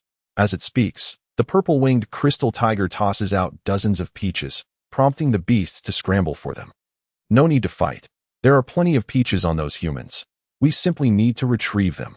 With a roar, the beasts become electrified with excitement, charging forward. Soon, they arrive at the nine-tailed spirit fox's location, eyes gleaming with anticipation as they behold the peach mountain guarded by the humans, rushing forth without awaiting the purple-winged crystal tiger's orders. Suddenly, blood splattered, and the atmosphere was charged with a palpable rage. Beyond the mist and illusions, the nine-tailed spirit fox observed the massacre of the beast tribe by Wang Yingxiong, trembling slightly, although these were not its kin. Being of the beast tribe nonetheless made it difficult to accept. However, with the power of the Black Spear's contract, it deemed all of Wang Yingxiong's commands as righteous and executed them unwaveringly. Just as now, despite feeling a twinge of compassion, it showed no mercy in its actions, diligently controlling the illusions, causing the beast tribe to become utterly lost in the phantasm. One by one, like lambs led to the slaughter. They willingly placed their heads on the guillotine, allowing Wang Yingxiong to extinguish their lives. The one-sided slaughter soon concluded, with 325 fourth-tier beasts effortlessly slain by Wang Yingxiong, yielding a bountiful reward of 326.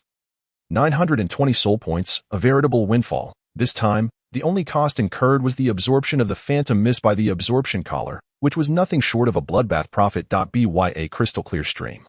Wang Yingxiong relaxedly roasted beast meat, while the nine-tailed spirit fox gazed longingly, its eyes fixated on the golden brown roast. Come, eat. Before long, the meat was ready. Having roasted an entire blazing lion, ample sustenance, Wang Yingxiong believed. Upon hearing that it was time to eat, the nine-tailed spirit fox pounced on the roasted meat, heedless of the heat, devouring it with an insatiable fervor, resembling one who had fasted for 3 days. Then, to Wang Yingxiong's astonishment, within mere minutes, the blazing lion was entirely consumed, while he had barely eaten 1/5. Woo-woo, master. The nine-tailed spirit fox continuously nudged Wang Yingxiong's ankle with its head, observing the fox's humble demeanor. Wang Yingxiong could not help but exclaim, "Well, I've gained another glutton." Fortunately, his system inventory contained little else but fresh meat, as he meticulously selected quality flesh from each beast he slaughtered to save for whenever he desired to feast.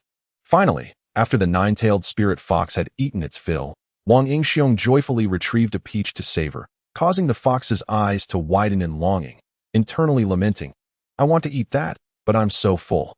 What should I do? Don't dwell on this too much. Overeating is detrimental to your growth." Wang Yingxiong discerned the fox's thoughts. Ridiculous. He could only afford to eat one a day for over 6 years. How could he share it with you? At most, he would allow you to have a taste once a week. Woo-woo. The nine-tailed spirit fox looked dejected, yet it could not defy Wang Yingxiong's commands. "Come, lead the way to your beast tribe's next location." From the nine-tailed spirit fox, Wang Yingxiong learned that they possessed a map of this secret realm, detailing the locations of precious spiritual herbs. Although it did not carry the map, it had seen it and knew the rough directions. Furthermore, with the existence of the spiritual compass, wherever high-tier spiritual herbs were found, the spiritual energy would undoubtedly be abundant. Thus, Wang Yingxiong devised a plan for the nine-tailed spirit fox to guide them in the general direction, fine-tuning the compass for a beast-hunting expedition. This plan received Wang Yingxiong's unequivocal support, and the nine-tailed spirit fox had little objection. After all, within the beast tribes, there existed a biological chain, and mutual hunting among the tribes was commonplace. Only among the royal clans, such as the nine-tailed spirit fox clan and the purple-winged crystal tiger clan, did they refrain from preying on each other. Below the royal class, the competition was brutal, relying solely on the laws of nature for survival and strength. This situation only ceased when warring against the human race, as their sustenance during such battles consisted of humans or fallen beasts, remarkably savage. Thus, as long as the nine-tailed spirit fox tribe was spared, Ali would not harbor any rebellious feelings, though Wang Yingxiong could entirely disregard Ali's emotions. He felt it prudent to maintain a harmonious relationship with his pet, especially since it was the only nine-tailed spirit fox to enter this secret realm that in this moment. Wang Yingxiong was elated, envisioning systematically slaughtering the beast tribes one batch at a time until none remained. What a staggering number of soul points that would yield. Just the thought filled him with exhilaration. "Help! Is anyone there?" Suddenly, amid his musings, he heard a woman calling for help, and his eyes lit up. Could it be another opportunity? Wang Yingxiong immediately turned invisible, stowing the nine-tailed spirit fox within the black spear's pet space, and stealthily approached. He beheld a young girl besieged by 3 robust long-armed apes. Chapter 061. Worse than beasts. Lan Lingxin. 4th tier age. 18 fate talent. Life and death power cultivation talent. Purple extreme cultivation technique. Spirit gathering technique skills. Spirit shield. Swift movement attack power. 623.58 defense power. 483.68 speed. 60.25. These attributes left Wang Yingxiong utterly astonished. Not only did she possess the remarkable purple extreme cultivation talent, but her fate talent was also both eerie and formidable. Life and death power. Mastery at 30, enabling control over a modicum of the rules of life and death. Should mastery reach 100, she could transcend life and death. Hiss. Gazing at this description, Wang Yingxiong inhaled sharply. This talent was overwhelmingly powerful. Moreover, the girl was clad in a garment of golden silk, boasting a staggering defense of 300. At this moment, Wang Yingxiong regretted not having contracted the nine-tailed spirit fox earlier. Had he done so, he could have formed a contract with this girl instead, which was rather enticing to ponder. Long-armed apes, 4th-tier fate talent. Iron arms, strength enhanced by 40, attack power, 723.58 defense power, 603. 25 speed, 61.23 among the 3 long-armed apes surrounding Lan Lingxin. Only one was a 4th-tier beast. Their long arms measured an impressive 2 meters, nearly matching their height, with grayish-black spiritual energy swirling around them like iron. Despite Lan Lingxin's desperate cries for help, she was far from in any real danger. A spirit shield enveloped her, and her movements were light and graceful, with fingers as delicate as jade dancing. Green energy was drawn from the long-armed apes, which she deftly manipulated, transforming it into gray energy that was re-injected into the apes' bodies through the 3-dimensional imagery provided by the Qiyu imprint. Wang Yingxiong clearly observed the apes' attack and defense power diminishing. The long-armed apes, filled with rage, continued to batter Lan Lingxin, yet her evasion was simply too adept, thanks to the speed enhancement from swift movement. She dodged their attacks with barely a shift of her feet. Wang Yingxiong realized that Lan Lingxin was not the least bit afraid of these 3 long-armed apes. This is bad. If she exhausts the long-armed apes, how will I implement my plan? Wang Yingxiong was alarmed and thus revealed himself, shouting, "Fear not, young lady. I am here. Release this girl, you brutes." Seeing someone approach, Lan Lingxin was momentarily stunned, having spent over half a month in this secret realm. She had consistently used this method to attract both humans and beasts, yet only beasts had come, leading her to pass her days monotonously slaying them. She had assumed today would be no different. Unaware that fate had taken a turn, Wang Yingxiong, bolstered by the passive abilities of the Night Hunter, dashed towards the long-armed apes with remarkable speed. The long-armed apes were furious, after being toyed with by this girl for so long. They wondered what he was up to. Did he wish to join in their game? With a swift strike, Wang Yingxiong severed the heads of 2 long-armed apes, leaving the last one in shock. Yet it too fell swiftly in the wake of its companions. Gazing at Wang Yingxiong clad in grotesque armor, Lan Lingxin searched her memory, but could not recall anyone from the Battle Dragon Academy resembling him. And she subsequently inquired, "Thank you. May I ask who this esteemed senior is?"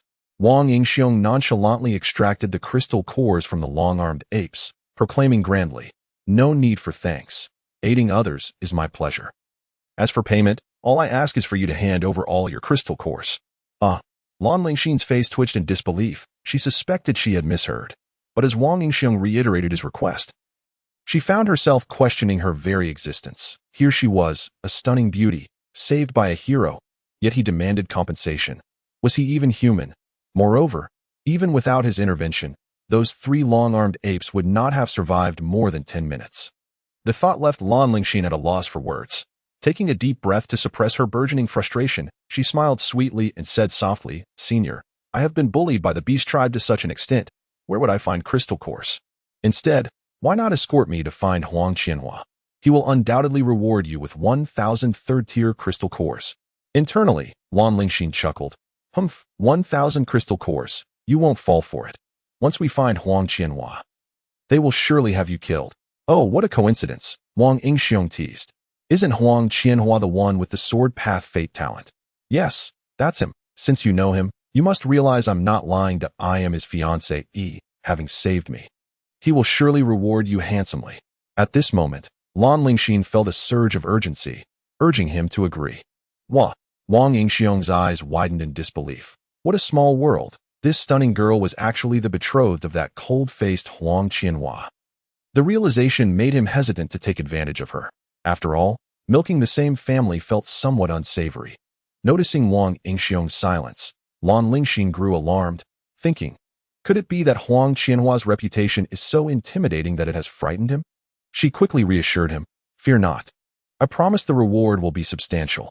We will not repay kindness with enmity." "Oh, my apologies. I was momentarily distracted.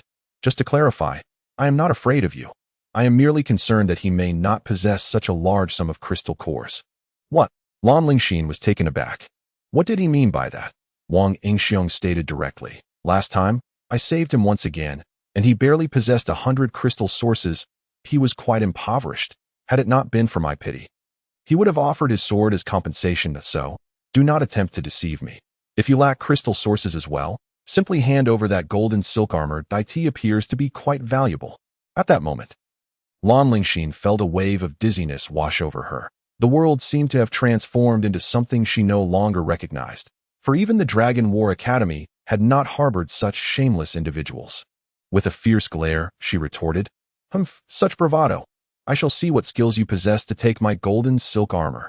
With her furious shout, Wang Yingxiong felt the environment shift dramatically around him, as tendrils of dark energy began to erode his being, causing something within him to dwindle, sapping his cells of vitality and rendering his spiritual energy somewhat dormant. Startled, Wang Yingxiong realized that Lan Lingxin had activated her innate ability, proving her formidable strength. However, he remained unfazed.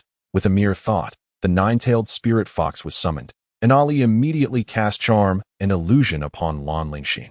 Caught off guard, Lan Lingxin succumbed in an instant, her gaze becoming dazed as she traversed through an unknown illusion. Wang Yingxiong chuckled and stepped forward to remove Lan Lingxin's spatial ring. Upon opening it, he was astonished to find 324 third-tier crystal sources and 34 fourth-tier crystal sources inside. What a little heiress. After collecting the crystal sources, Wang Yingxiong returned the spatial ring to her and swiftly departed the scene with a few swift movements. Moments later, Lan Lingxin regained consciousness, her eyes adjusting to the real world in an instant. She realized she had been ensnared in an illusion. The next moment, she frantically checked her belongings, relieved to find her attire intact, the golden silk armor still in place, and the spatial ring undisturbed. Save for the missing crystal sources. Pa, shameless beast. Chapter 62. The Power of Evolution. When Chun Yongting and his companions departed from the area of the peach tree, their expressions grew somber upon witnessing the corpses of the purple-winged crystal tigers strewn across the path. Zi Xinhua raised her delicate brows in confusion, asking, "Are the beast clans engaged in mutual slaughter?" Chun Yongting shared her bewilderment, noting that the wounds on these beasts appeared to be self-inflicted. Their fatal injuries are all knife wounds. Huang Qianhua suddenly interjected. All eyes turned to him as he continued. Though my innate ability is swordsmanship, I am quite familiar with various weapons. Observe closely. This purple-winged crystal tiger was pierced through the heart, the blade entering from the back and twisting around, leaving a smooth wound that resembles the hollowing done by beast claws. The war ape and the fiery lion are even more evident. Both have had their heads severed. However, the blade was swift, and you only see blood at their necks, without any visible wounds. As he spoke, Huang Qianhua approached and gently touched the heads of the war ape and fiery lion, causing their heads to separate from their bodies. The crowd gasped in disbelief. They all knew how formidable the defenses of the purple-winged crystal tiger, war ape, and fiery lion were. To pierce through their crystal armor and sever their heads with such ease indicated an extraordinarily sharp blade. None present could achieve such a feat. Huang Qianhua furrowed his brow, contemplating a certain individual whose blade was indeed razor-sharp. Moreover, the group turned to see Feng Qi speaking. I sensed the presence of another fate ability nearby. One similar to mine. It likely possesses the power to create illusions. The injuries on these beasts must have been inflicted while caught in an illusion, leading them to attack one another, while the one wielding the knife easily dispatched them. Have we heard of such a person in our academy? Qin Yongting queried. The others shook their heads, aside from Feng Qi and the teachers. No one in the Dragon War Academy was known to create illusions. Senior Chun, I caught a whiff of blood in the nearby mountains. It is quite potent, indicating a large-scale battle has occurred. One among them, endowed with a sense-related fate ability, reported. Let us proceed. Qin Yongting commanded, and the group followed the one who had detected the scent of blood. Upon their arrival, they were met with a shocking sight. In a low-lying valley, countless beast corpses lay scattered, limbs severed, shattered bodies, and entrails strewn about, their blood saturating the ground, painting it crimson. I sensed the aura of illusion mist. This place has been shrouded in illusion mist. Feng Qi suddenly exclaimed in shock. Illusion mist? Could there be someone with a fate ability like yours? The group was perplexed. No, this is my illusion mist, Feng Qi declared gravely. Are you saying you used illusion mist here? Qin Zhongheng looked at him with exasperation. Chun Yongting and Zi Xinhua, too, regarded Feng Qi with confusion. Feng Qi explained, It was not I who used it here, but this mist is indeed familiar to me. The crowd appeared even more bewildered. Feng Qi continued, "Do you remember the figure that fled from the peach tree?" They nodded, albeit still puzzled. At that moment, I cast illusion mist upon him, but it dissipated instantly. I sensed that he did not break my illusion, rather. He absorbed it. The time. I thought I was overthinking it. How could anyone absorb another's fate ability? Yet here, I feel this is indeed the illusion mist I released upon him. Are you suggesting he absorbed your fate ability and released it here? Qin Yongting enunciated slowly. Precisely. Feng Qi affirmed. The group collectively inhaled sharply. They had never heard of such an uncanny fate ability. Just then, Zi Xingyue interjected. I recall that the nine-tailed spirit fox possesses a fate ability that can solely create illusions, if she fell victim to it. It would explain how they managed to escape. Were those three beasts ensnared by the nine-tailed spirit fox's illusion? You mean to say the nine-tailed spirit fox ensnared them? How could that be? Qin Yongting instinctually countered. Yet, upon noticing the unwavering stares from Feng Qi, Zi Xingyue, and the others, he suddenly contemplated a possibility. The group spoke in unison. He absorbed the nine-tailed spirit fox's fate ability and ensnared those three beasts. Upon finishing this sentence, the three felt a wave of disbelief wash over them. I examined the corpses. All these beasts died from knife wounds. Huang Qianhua confirmed their suspicions to AT that moment. The group was filled with trepidation, and Huang Qianhua found himself uncertain whether this individual was Wang Yingxiong. Yet he refrained from voicing his doubts. Taking a deep breath, Qin Yongting announced, "Everyone has overthought this, though we do not know what this entity is. Since he has slain the beasts without harming us, he is likely one of our human kin, so there is no need for concern. Let us proceed as planned." Time flowed by, and 6 days had swiftly passed. During this time, Qin Yongting and his companions had amassed a following of over 2,000, yet their expressions remained somber, tinged with gloom. "Ah, another heap of corpses. It must be the work of that vile creature," Lan Lingxin exclaimed. The others, upon hearing her voice, felt numb as they gazed at the hundreds of beast corpses before them, devoid of any reaction. "Sister Lan, what did that person do to you for you to call him a vile creature? Was he inadequate in some way?" Zi Xingyue teased from the side, occasionally casting knowing glances at Huang Qianhua. "Ha, disgusting." Lan Lingxin's expression darkened. She could not disclose that Wang Yingxiong had merely stolen her crystal sources without even touching her, for that would be too demeaning. Wang Qianhua interjected, "Sister Yu, please refrain from teasing us." The group shared a knowing smile, for they were well aware of how the two had been robbed by the same individual. "I find myself quite intrigued by this young brother." Qin Yongting's eyes shimmered with contemplation. The others fell silent, their thoughts occupied with the realization that the figure they had encountered was indeed Wang Yingxiong, and they were all curious about the true nature of his fate ability. Meanwhile, the object of their speculation, Wang Yingxiong, was in a cave, engrossed in seclusion, with the nine-tailed spirit fox guarding the entrance. After a series of slaughters and consuming 6 peaches, Wang Yingxiong finally felt the power of evolution surging within him. At this moment, a thread of colorless energy, no thicker than a strand of hair, coursed through his body, continuously purging impurities and enhancing the attributes of his Qinyu seal to alleviate cellular damage. After circulating for several rounds, the white evolutionary energy slowly integrated into Wang Yingxiong's cells, prompting them to undergo a transformation.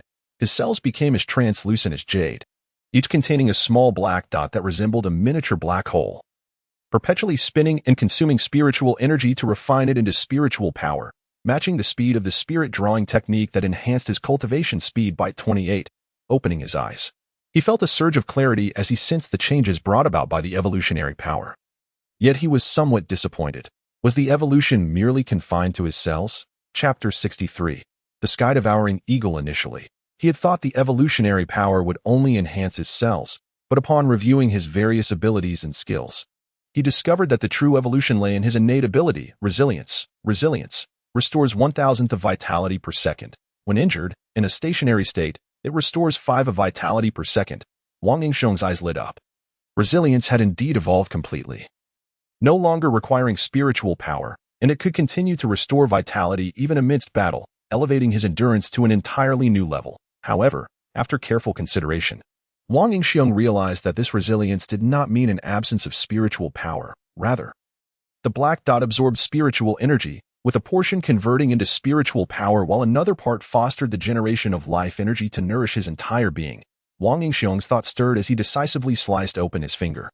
He stood motionless, observing as the dark specks within his cells fervently absorbed the essence of heaven and earth, instead of transforming this energy into spiritual power. The cells directly catalyzed it into life energy that surged into his injured finger. In the blink of an eye, the wound healed completely, leaving no trace of a scar. The restorative power was extraordinarily formidable, and Wang Yingxiong felt a surge of elation. He had indeed become quite competent in this regard. Over the past few days, he had successfully advanced to the 4th tier and elevated all his talents and skills to their current maximum potential. Wang Yingxiong. 4th tier age, 12 soul points. 1. 076, 151 fate talents. Qin Yu Seal, Frost Nirvana, Resilience, Night Hunter cultivation talent. Purple Extremity cultivation technique. Spirit drawing art, cultivation speed increased by 28. Skills, martial arts. Demon Mirage, Master Craftsman, My Unique Understanding. Skills, Illusory Array. Instant Step, Granite Shield, Ice Shard, Little Chrysanthemum attack power. 661.8, 1710, 1371.81 defense power. 619.347, 10, 1329.64 speed. 65.08 The Killing Armor and Killing Sword had also successfully advanced to level 4, significantly enhancing their attributes. Observing his soul points soaring to 1,000,000, Wang Yingxiong felt a deep sense of satisfaction, largely thanks to the assistance of the nine-tailed spirit fox. Without its help, such gains would have been unimaginable. In his delight, he rewarded the nine-tailed spirit fox with a peach from the celestial tree. "Thank you, Master," the nine-tailed spirit fox exclaimed joyfully as it began to devour the fruit. Wang Yingxiong was eager to utilize his 1,000,000 soul points, particularly since his Frost Nirvana talent had yet to be enhanced. However, recalling that each upgrade of his talents would refresh the cooldown period, he opted to conserve them for a more opportune moment. "Ollie, you may roam freely now and join your main force. I shall proceed alone." As he left the cave, he dispatched the nine-tailed spirit FOX to 8T. This moment, his combat power had reached an alarming level, and within this secret realm, he was uncertain if anyone could harm him. It was more advantageous to send the nine-tailed spirit fox out as a spy within the beast clans. Wang Yingxiong found himself in the location within the secret realm where the spiritual energy was most concentrated. In the distance, he could see a towering black tree that seemed to pierce the clouds. Yet, despite its seemingly close proximity, he had spent over a day traversing this distance, which remained as far away as when he first laid eyes upon it. This was the essence of the saying, to look at a mountain and tire a horse. Diamondwood, 9th tier note. Its sap and fruit can enhance bone strength, increasing both defense and attack power. While the effects of the diamond wood were commendable, Wang Yingxiong felt it paled in comparison to the celestial peach tree, leaving him puzzled as to why the most concentrated area of spiritual energy was found here. From the nine-tailed spirit fox, he learned that their mission in the secret realm was to deal with the Ant Queen, who needed to break through to the 5th tier. However, their primary goal was not to obtain the life crystal of the Ant Queen, but to eliminate her. Within the beast clans, there existed a legend. Every time a secret realm opens, it signifies a tribulation. The opening of this secret realm must involve a being on the verge of breaking through their tier limit. Should this being succeed, the secret realm would ascend, allowing its inhabitants to cultivate to higher realms. For instance, this secret realm is currently limited to a maximum of 4th tier. If the Ant Queen were to break through to the 5th tier, the tier limit of this secret realm would elevate to 5, enabling its inhabitants to cultivate to that level without hindrance until another being breaks the 5th tier barrier. Furthermore, once the secret realm ascends, its area would expand. If external factors do not intervene, when the beings within the secret realm reach the same tier as the deep blue continent, it could potentially become a second deep blue continent, inevitably leading to a conflict between the two lands, resulting in the downfall of one. Thus, numerous secret realms, which are dependent on the deep blue continent, will invariably manifest a passage linked to it whenever a being seeks to surpass their tier limit. The beings of the deep blue continent will then endeavor to prevent the ascension of these secret realms. These secret realms are guaranteed to appear within the territories of the beast clans and other alien races, where their supreme beings will sense the emergence of the secret realms and dispatch forces to thwart their ascension.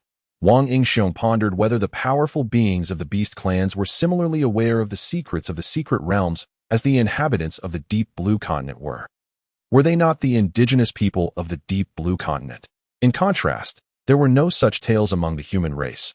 suggesting that the humans of that era were as weak and ignorant as the insignificant creatures inhabiting the current secret realms.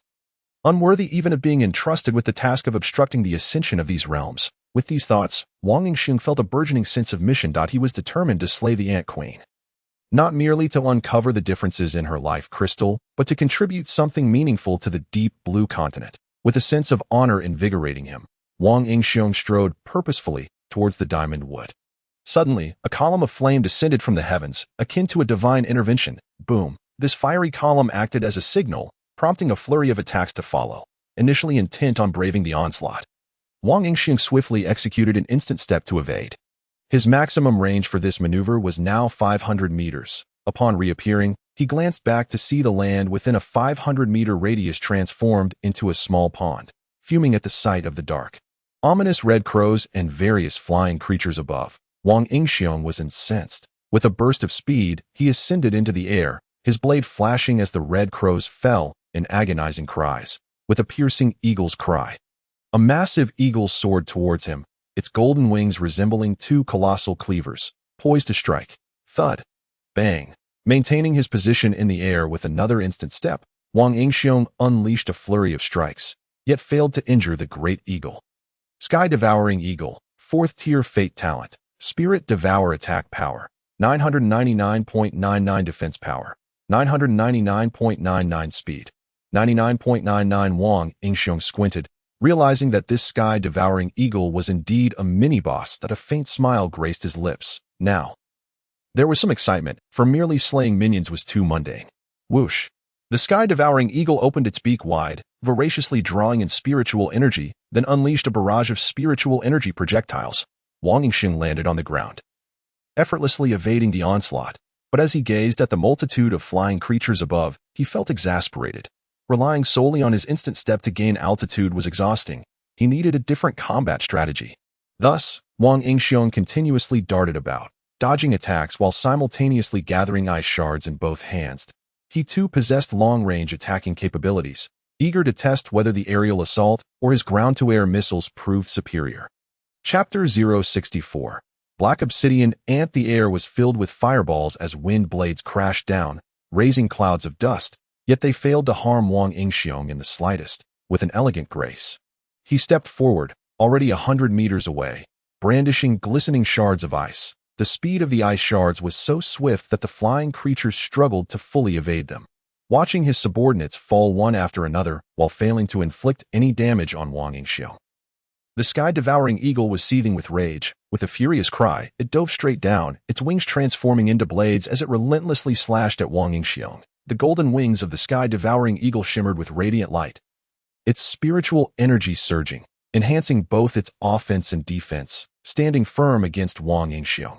However, Wang Yingxiong was not foolish enough to engage in a life-or-death struggle with it. With a subtle movement of his foot, he executed an instant step into the air, and in a flash of blinding light, the unprepared red crows were mercilessly cut down, in the span of mere minutes. The sky-devouring eagle not only failed to restrain Wang Yingxiong, but found itself on the receiving end of a massacre, losing dozens of its beast kin. With a triumphant screech, the sky-devouring eagle soared high, rallying its remaining forces into the sky, reaching a height beyond Wang Yingxiong's instant step capabilities. Observing the diminutive black shadow in the sky, Wang Yingxiong felt utterly speechless. Thud! Thud! Just then, the ground trembled violently, and Wang Yingxiong looked up to see a dark horde of ants charging towards him. This swarm of ants was unlike any he had encountered before. They were pitch black, resembling a singular mass of obsidian, their forelimbs sharp as swords, glistening with a chilling brilliance. Black Obsidian Ant. Insectoid tier, 4th fate talent, 20-fold strength, gold element affinity attack power, 876.98 defense power, 901. 35 speed, 82.25. These attributes belong to the smaller ants, who were gathering golden elemental energy, poised to deliver a crushing blow to Wang Yingxiong. Black Obsidian Ant. Insectoid tier, 4th fate talent, 30-fold strength. Sword stab attack power, 951.38 defense power, 982.68 speed, 89.68. These attributes belong to the larger, more formidable ants, and Wang Yingxiong noted the gleaming brilliance of their blade-like forelimbs. clearly indicating their formidable power. Nevertheless, a mere 30 black obsidian ants, 5 petite spellcasters, and 25 mighty swordsmen were insufficient to instill fear in him. Buzz, Wang Yingxiong concentrated his spiritual energy, quickly forming 2 fully charged ice shards. Ice shard, when thrown, it unleashes an ice spear that shatters upon hitting an enemy, dealing 80 of the base damage, with a range of 100 meters, and inflicting a certain degree of slowing effect as the amount of spiritual energy used increases. The damage and range also rise, potentially reaching up to 190 damage at a distance of 1,000 meters. This was Wang Yingxiong's enhanced ice shard following his advancement to the 4th tier, which now dealt 190 damage, amounting to an attack power of 1255 points. Whoosh! The ice shards flew with such velocity that the black obsidian ants barely caught a glimpse of the fleeting shadows. Crack!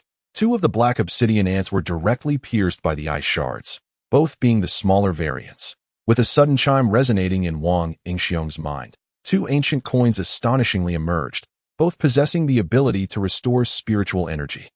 In an instant, Wang Yingxiong's spiritual power surged to its zenith. The obsidian ants, enraged yet startled, recognized the formidable prowess of this human, yet they harbored no fear. The mere hundreds of meters between them vanished in the blink of an eye, preventing Wang Yingxiong from unleashing another fully charged ice shard. Unfazed, Wang Yingxiong summoned Xiaoju with a mere thought. Xiaoju, summoning friend Xiaoju. Xiaoju's attributes enhanced the master's base attributes, boosting defense by 30 and attack by 20. Attack power, 793 defense power, 804. At this moment, Xiaoju was no less formidable than an ordinary 4th tier divine bestower, possessing the strength to contend with the obsidian ants. Boom! Upon her appearance, Xiaoju charged headlong into the throng of obsidian ants, with Wang Yingxiong trailing closely behind. Otherwise, Xiaoju would surely succumb to their onslaught. Swish! With a sudden burst of speed, he entered the ranks of the obsidian ants, activating the Mist Veil, my unique technique. Mist Veil, consuming spiritual energy to create a smoke screen that gradually expands to envelop a circular area. Within the smoke, visibility is obscured while speed is enhanced. When attacking, one becomes visible, but after 1 second, they are cloaked once more. The veil lasts for 10 minutes, with the same amount of spiritual energy consumed. The duration extends. Now, Wang Yingxiong only needed to activate the Mist Veil once for an entire frontal battle. Seeing Wang Yingxiong suddenly vanish and a smoke screen rise, the obsidian ants reacted swiftly. The nimble obsidian ants coalesced golden spiritual energy, enveloping themselves in a layer of golden shields. Subsequently, all the obsidian ants retreated from the Mist Veil's range and began assaulting Xiaoju outside. The mighty obsidian ants brandished their twin golden swords, launching a fierce thrust, transforming into beams of sword light, and instantly arrived beside Xiaoju. Their swords pierced effortlessly into her, their attack power exceeding 1,000 with 30 times the strength enhancement. Xiaoju was utterly defenseless. Witnessing Xiaoju on the verge of disintegration, Wang Yingxiong felt no regret, for at that moment, he had already coalesced 2 more ice shards. Whoosh! Crack! Splat! Even with the golden spiritual shield in place, it could not withstand the overwhelming attack power of the ice shards, effortlessly claiming the lives of 2 petite obsidian ants. At that moment, only the last petite obsidian ant remained, and the mighty obsidian ants immediately shielded it. The lone petite obsidian ant, filled with fury, let out a shrill cry, causing the concentration of golden elemental spiritual energy in the air to surge dramatically, then began to coalesce golden short blades. Whoosh! The short blades rained down in a dense flurry, leaving Wang Yingxiong astounded. Were they intent on turning him into a pincushion? Since you wish for a swift demise, allow me to grant your wish, Wang Yingxiong declared, instantaneously stepping into the midst of the obsidian ants, his sword gleaming as blood erupted. The obsidian ants raised their swords for a rapid counterattack, but Wang Yingxiong deftly maneuvered, utilizing the speed granted by the night hunter's pursuit to evade their strikes, effortlessly slaying the obsidian ants, who were enduring humiliation akin to that inflicted by the devouring eagle. Buzz! Golden spiritual energy surged, and Wang Yingxiong observed the petite obsidian ant attempting to cast a spell to enhance their defense and attack. Such a move could not be permitted. Boom! Xiaoju reappeared, successfully drawing the attention of the obsidian ants. Seizing the opportunity, Wang Yingxiong instantly teleported next to the petite obsidian ant, his killing sword descending. The ant, startled, cried out in panic. Yet it was powerless to defend itself, raising its forelimbs in a futile attempt to shield its body, while golden spiritual energy erupted forth, launching a fierce attack against Wang Yingxiong. Crack! The golden energy struck Wang Yingxiong, nearly shattering his granite shield. Throughout this lengthy battle, no attack had managed to injure him, and now it finally breached his defenses. Splat! However, as Wang Yingxiong's blade fell, its shield could not withstand the assault, cleaving the petite obsidian ant in twain. Chapter 065. Torn asunder as Xiao Ju scattered upon the ground. The obsidian ants were gripped by terror upon realizing their mage had been dispatched in an instant. Yet, Wang Yingxiong did not flee. His blade swung horizontally, cleaving 3 obsidian ants in half. This act only intensified the fury of the remaining ants, who, as if under the influence of a stimulant, charged forward with reckless abandon, oblivious to fear, desperate to strike at Wang Yingxiong. Wang Yingxiong was quite pleased with their response. After all, should they have fled, pursuing them would have consumed considerable time. In the brief span of a few minutes, the area fell into a temporary silence. This battle had granted Wang Yingxiong 107,660 soul points, bringing his total to an impressive 1,183,811 points. After reserving 1 million soul points for the Frost Nirvana refresh, he now had 183,811 points at his disposal. Without further ado, Wang Yingxiong opted to initiate a lottery. Congratulations! You have drawn a short sword. Thank you for your patronage. Congratulations! You have drawn a Tier 3 steel elixir. Congratulations! You have drawn the talent tier.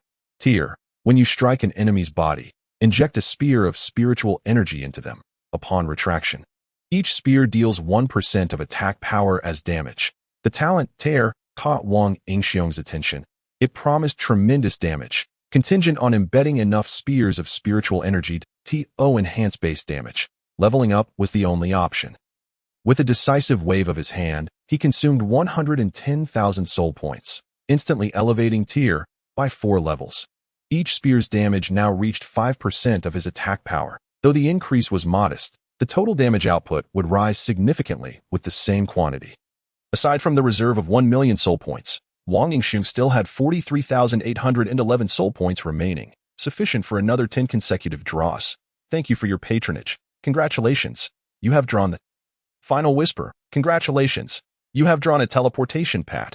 Teleportation pad. Deploy a teleportation pad at a target location, allowing you to teleport to that location from anywhere. Final Whisper ignores 20 of the target's defense, although he did not draw a talent this time.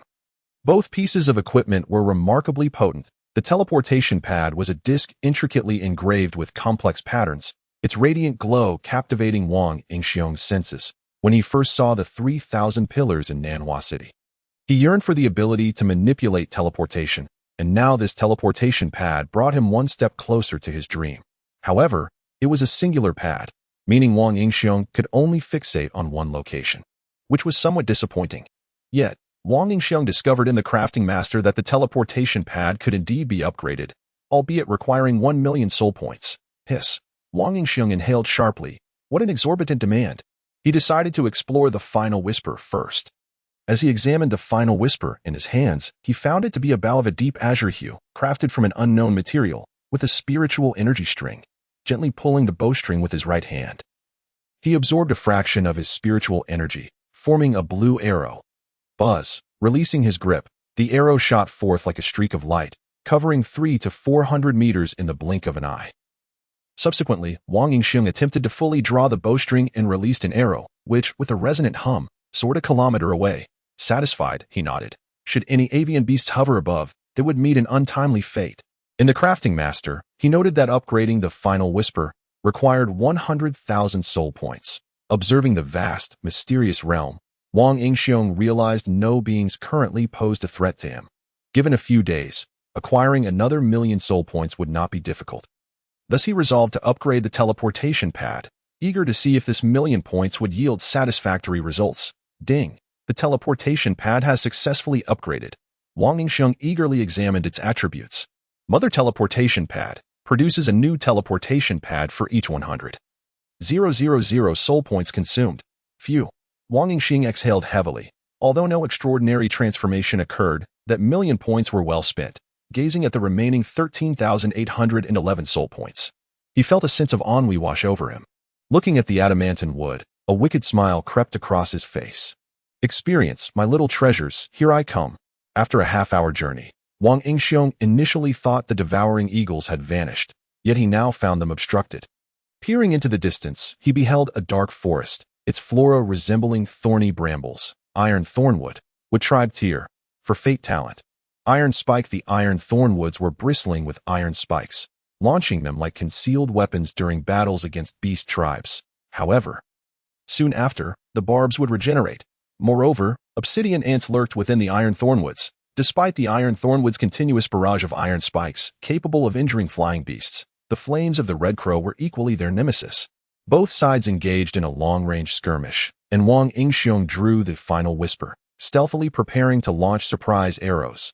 Whoosh! A spiritual arrow flew forth, striking a Red Crow instantly. With its inherently low defense, coupled with the talent that ignored 20 of defense, Wang Yingxiong's current attack power of over 600 was more than sufficient to slay them.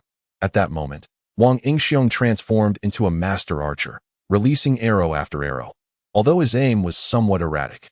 The sheer density of the beast tribes made up for it. The surprise arrows raining from behind inflicted significant casualties among the beast tribes, simultaneously inciting their wrath. In an instant, a squadron of avian beasts charged towards Wang Yingxiong, unleashing fiery beams, wind blades, and meteors in unison. Yet, Wang Yingxiong remained unfazed, utilizing his teleportation to create distance, swiftly turning back to fire a few arrows, then elegantly repositioning himself. In a matter of minutes, over 20 beast tribes had fallen to his arrows. At this moment, the devouring sky eagle was filled with fury. The iron thornwood forest was on the verge of being breached, but with Wang Yingxiong's interference, the iron thornwoods retaliated with even greater ferocity. And the obsidian ants continued to gather in increasing numbers, making any hopes of a swift breakthrough utterly futile. With a sharp cry, the devouring sky eagle summoned the birds to collectively return, launching an assault on Wang Yingxiong. Witnessing this scene, Wang Yingxiong was taken aback. It seemed he had stirred the hornet's nest, yet this aligned perfectly with his intentions. He continued to retreat with instantaneous steps, shooting a few arrows, and at a pivotal moment, he suddenly leaped into the air. The beastmen, startled by Wang Yingxiong's maneuver, flapped their wings in a panic, attempting to distance themselves, but it was too late. Swapping his bow for a great sword, the blade shimmered with a fierce light as Wang Yingxiong danced through the skies as if he could fly. Thousands of beastmen, utterly powerless, were swiftly slaughtered by Wang Yingxiong, who dispatched a dozen in mere moments. Just then, the devouring sky eagle approached, unfurling its razor-sharp wings to strike at Wang Yingxiong. However, the current Wang Yingxiong was no longer the same as before. He reveled in the close-quarters combat. Previously unable to breach its defenses, he now looked forward to engaging in a battle of hundreds of exchanges to see who would fall first. Exhilarated, Wang Yingxiong landed, and the devouring sky eagle eagerly matched his descent. Ready for close combat? The clashing of the killing sword against the eagle's wings rang out like the reverberations of metal, causing the surrounding birds to hesitate in their approach. The more they fought, the more exhilarated Wang Yingxiong became. Recent battles had been swift, relying on explosive skills, devoid of the satisfaction of a tangible struggle. Now, in this direct confrontation, every strike was a delightful release, invigorating him to the core. In this moment, he truly recognized the warrior instincts surging within his being. With every clash, a spear of spiritual energy pierced through the devouring sky eagle's wings and entered its body, yet it remained oblivious. As Wang Yingxiong engaged in this close combat, he grasped the significance of the combat arts that Lin Zhendong had spoken of. Gradually, he began to show signs of fatigue. His techniques were overly simplistic, and were it not for the protection of his killing armor, he would have been grievously injured. Suddenly, a surge of battle memories flooded Wang Yingxiong's mind, and upon a mere sensation, he became immersed in them. Externally, as he clashed with the devouring sky eagle, he shifted from a state of despair. The sword in his hand felt lighter, as if it transformed into a slender blade, swift and agile. With a flick of his wrist, he unleashed a flurry of strikes, one slash, a thrust, and a sweep. As the devouring sky eagle unleashed spiritual projectiles, its wings followed suit, attempting to encircle him. Wang Yingxiong deftly leaped 3 zhong into the air, effortlessly evading the onslaught of spiritual projectiles, then countered with horizontal slashes, causing the eagle's strikes to fall short. The eagle's eyes revealed a flicker of confusion. It sensed that Wang Yingxiong had changed. Had it not been for its formidable defenses, it would have surely withstood the spiritual projectiles, yet now it found itself evading with uncharacteristic calm. It seemed Wang Yingxiong had grown stronger as time passed. Wang Yingxiong's actions validated the eagle's suspicions. Although the experience infused slowly, his combat became increasingly fierce, his movements more fluid. Ultimately, the devouring sky eagle could not lay a finger on him, while Wang Yingxiong seized upon every minor flaw. Attacking with precision, after enduring a barrage of assaults, the eagle's defenses were finally pierced, its golden feathers severed and scattering through the air. With a sudden intake of spiritual energy, the devouring sky eagle expelled a spiritual projectile, launching it at Wang Yingxiong. In that fleeting moment, Wang Yingxiong sensed its intent, his instincts honed by experience guiding his body to react. He shifted slightly, creating space, and the projectile grazed past him. Upon inspection, he discovered he had amassed 425 spiritual spears. "Launch the spears," Wang Yingxiong exclaimed. The eagle, perplexed, thought, could this human be insane? But in the blink of an eye, it felt a tightening in its body. A violent tearing pain erupting from within. With a shriek, the devouring sky eagle emitted a piercing cry. The sound abruptly ceased as it disintegrated into a mist of blood. The surrounding beastmen were struck with terror. Halting mid-flight, none could comprehend what had transpired. Had their leader truly self-destructed? Had it succumbed to a mere human shout? They were baffled, but that did not hinder their flight. The beasts wished they could sprout extra wings, for they felt they were flying far too slowly. Wang Yingxiong, seizing the opportunity, drew his bow and began to shoot at the fleeing birds. However, within mere minutes, the beastmen had fled far away.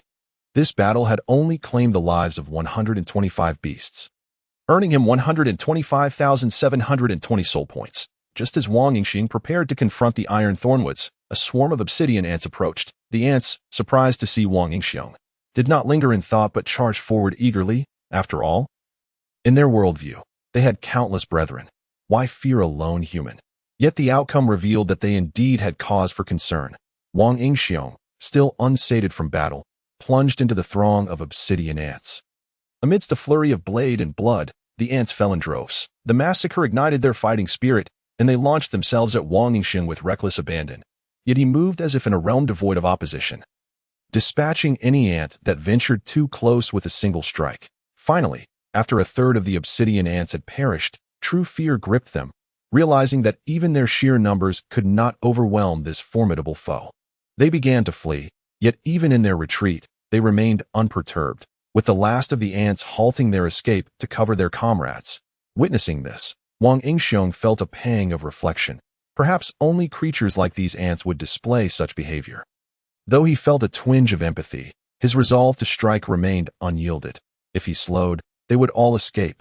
Just then, as Wang Yingxiong pursued the fleeing ants, a cacophony of beastly cries echoed from above. Turning his gaze skyward, he beheld a dark mass approaching, and confusion filled his heart. Are the beastmen returning to meet their doom? Before he could ponder further, an urgent message resonated in his mind. Originating from the nine-tailed spirit Fox to It was precisely due to his mental communion with the fox that he had allowed it to return to the beast horde, and now this ability was proving invaluable. The message was succinct. "Run, the beast emperor's lineage has arrived." Through the fox's explanation, Wang Yingxiong learned that the beastmen were stratified into royal, noble, and common ranks. The noble class included the nine-tailed spirit fox and the purple-winged crystal tiger, while the royal class was singular, the dragon clan. These dragons were akin to the legendary beings of the world Wang Yingxiong had traversed before, although he was uncertain of the peculiar and formidable powers of the dragon clan on the deep blue continent. Wang Yingxiong resolved to avoid confrontation and concealed himself in the shadows of the demon charm. After slaying 254 obsidian ants, he earned 108,560 soul points. Gazing at the fallen ants' corpses, he noted that their crystal cores had yet to be absorbed, promising nearly 100,000 soul points. Wang Yingxiong felt a pang of regret. "I must see what manner of creature you are to make me forsake such a bounty." He retreated far from the battlefield, awaiting the arrival of the dragon clan. Moments later, dark clouds gathered in the distance. and Wang Yingxiong finally discerned the beastmen's formation. Leading the charge were those who had fled earlier, followed closely by 5 Azure Dragons. Azure Dragon, Beastmen rank, 4th tier, Destiny talent. Wind element affinity, 100 attack power, 999.99 defense power, 999.99 speed, 99.99. Alongside the 5 Azure Dragons flew 3 three-legged Golden Crows. Golden Crow, Beastmen rank, 4th tier, Destiny talent. Fire element affinity, 100 attack power, 999.99 defense power, 799.99 speed, 99.99. Behind them trailed various other flying beastmen. Is this all? Wang Yingxiong scoffed dismissively, pondering whether the 9-tailed spirit fox had grown too accustomed to the dragon clan's reign, leading it to perceive them as invincible. This won't do. I am its master now, and it ought to view me as the true embodiment of power. He resolved to impart a lesson to the 9-tailed spirit fox. Chapter 067. 5-clawed Golden Dragon gazing at the Azure Dragons. Wang Yingxiong felt no sense of danger. In fact, he contemplated capturing a few for culinary purposes. Would they taste better roasted or steamed? He advanced, intending to catch them off guard. Just then, he noticed the terrestrial beastmen closely trailing behind, amplifying the grandeur of the scene. Following the ordinary beastmen were the nobility, with the 9-tailed spirit fox prominently positioned among them. While dozens of dragons soared in the lower skies, these dragons possessed elemental affinities for gold, wood, water, fire, and earth, and could glide through the air without needing wings. Yet, the most striking aspect for Wang Yingxiong was the presence of a unique dragon, a black-purple scaled creature suspended leisurely in midair. Shimmering like crystal under the sunlight, dazzlingly radiant, with attributes even more breathtaking. 5-clawed Golden Dragon. Beastmen rank, 4th tier, Destiny talent. Gold element affinity 100, water element affinity 100, wood element affinity 100, fire element affinity 100. Attack power, 999.99 defense power, 999.99 speed, 99.99 at this moment. Wang Yingxiong was utterly astonished. Rendered speechless, he immediately withdrew the foot he had just lifted, pondering the sheer terror of this fate endowment. This was an awakening of a 1st-tier fate talent. Moreover, all of them boasted full affinity. Among the human race, some individuals have cultivated for decades, reaching the 9th tier without achieving a 100% elemental affinity. For the 5-clawed Golden Dragon to awaken 4 talents at once was indeed too frightening. Observing the formidable formation of the beast race, Wang Yingxiong was not intimidated. He simply felt it unnecessary. Thinking how advantageous it would be for them to scout the path for him, while he was lost in thought, the beast race merely paused momentarily at the battlefield where Wang Yingxiong had just slaughtered both the beast race and the obsidian ants, devouring the corpses strewn across the ground, which left him utterly awestruck. Truly, these creatures were remarkably eco-conscious, wasting not a single morsel. As the beast race continued their advance, they soon arrived before the iron thorn trees, where the atmosphere suddenly grew still. The obsidian ants lay prostrate on the ground, their forelimbs brandishing long swords that shimmered with a chilling light. Though their bodies trembled slightly, they were prepared for battle. The iron thorn trees were also pulsating with spiritual energy, their iron spikes radiating a dark, cold glow, sharp enough to sever hair. Suddenly, at an unknown command, perhaps they were ready, the iron thorn trees unleashed all their iron spikes in one go. Whoosh, whoosh, the sky was filled with iron spikes that blotted out the sun, casting a shadow over the land. Roar! The formation among the beast race remained unshaken as thousands of elephant-like beasts bellowed in unison, sending waves of light rippling forth, creating a black and yellow semicircular shield of spiritual energy above them. Following closely, hundreds of beasts resembling white deer emanated green spiritual light, merging into the elephant's forms. Light Shield Elephant, Beast Race Tier, 4 Fate Talent, Light Shield Attack Power, 599.99 Defense Power, 999.99 Speed, 69.99 Light Shield. Releases a shield with 4 times the defense. Blessed Deer, Beast Race Tier, 4 Fate Talent, Blessing of the Deer Spirit Attack Power, 999. 99 Defense Power, 499.99 Speed, 99.99 Blessing of the Deer Spirit. Doubles the attributes of the blessed being. These attributes belonged to one of the light shield elephants and a blessed deer. The strength of the light shield was terrifying, and combined with the blessed deer, they formed an immense defensive force for war. Ding ding. As anticipated, the countless iron spikes rained down upon the shield raised by the thousands of light shield elephants, merely causing ripples to spread across the surface, akin to raindrops falling into the ocean, failing to create any significant splash. The iron spike assault lasted only a few minutes, exhausting all the spikes in one go. The iron spikes on the iron thorn trees could not regenerate quickly. Yet, the myriad obsidian ants launched a death charge. However, the beast race responded with even greater swiftness. 10 fire dragons and 3 golden crows soared into the air at the front of the formation. Without any visible movement, Wang Yingxiong felt the surrounding air suddenly grow scorching hot. The fire elements became animated, and the fire's spiritual energy thickened, transforming the sky into a fiery red hue, particularly above the obsidian ants and the iron thorn trees.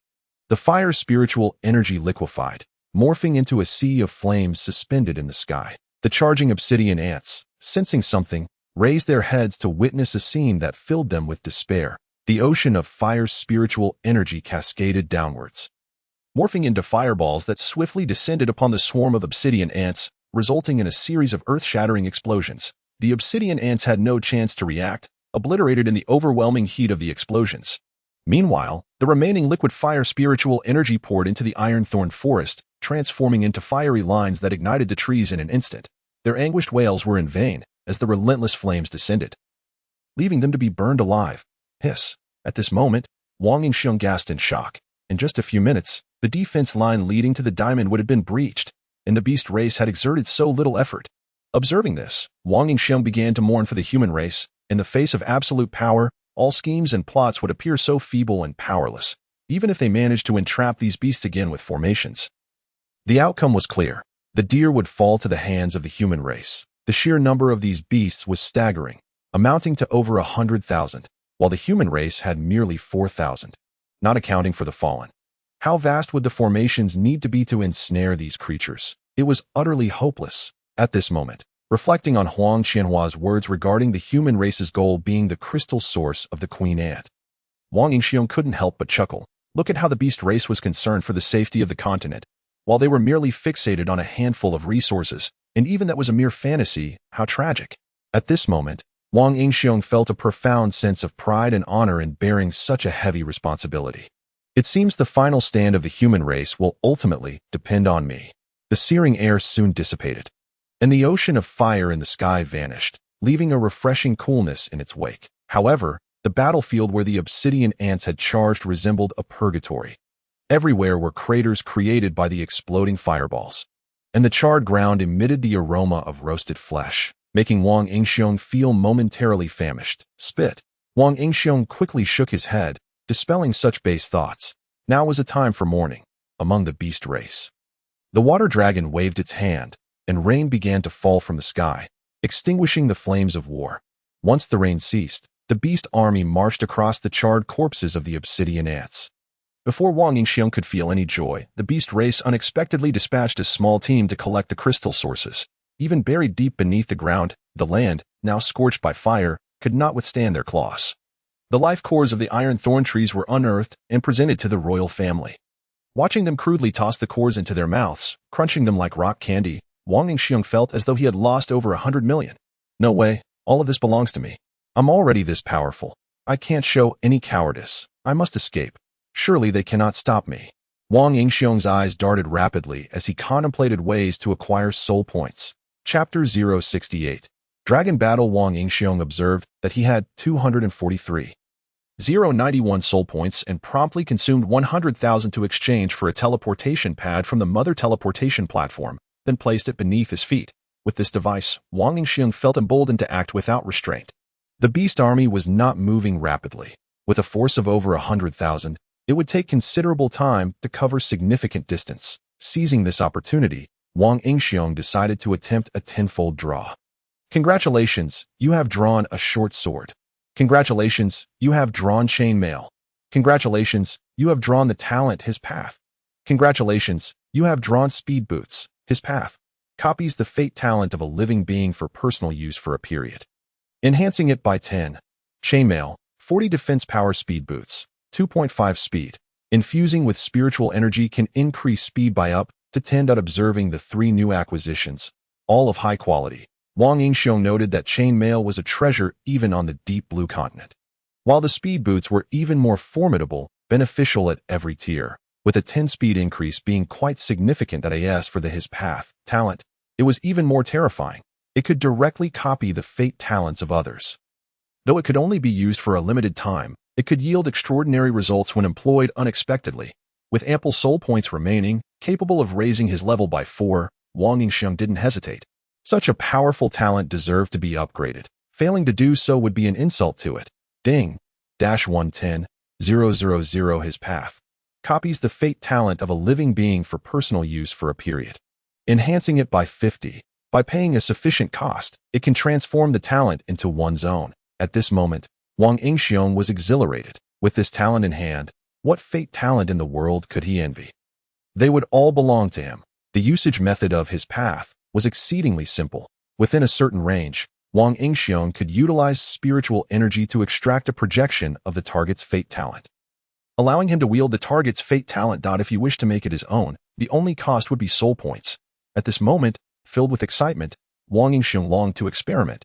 Just then, the beast army had traversed the iron thorn forest and was now several kilometers away from him. This distance was almost sufficient. Wang Yingxiong immediately used his instant step to close the gap.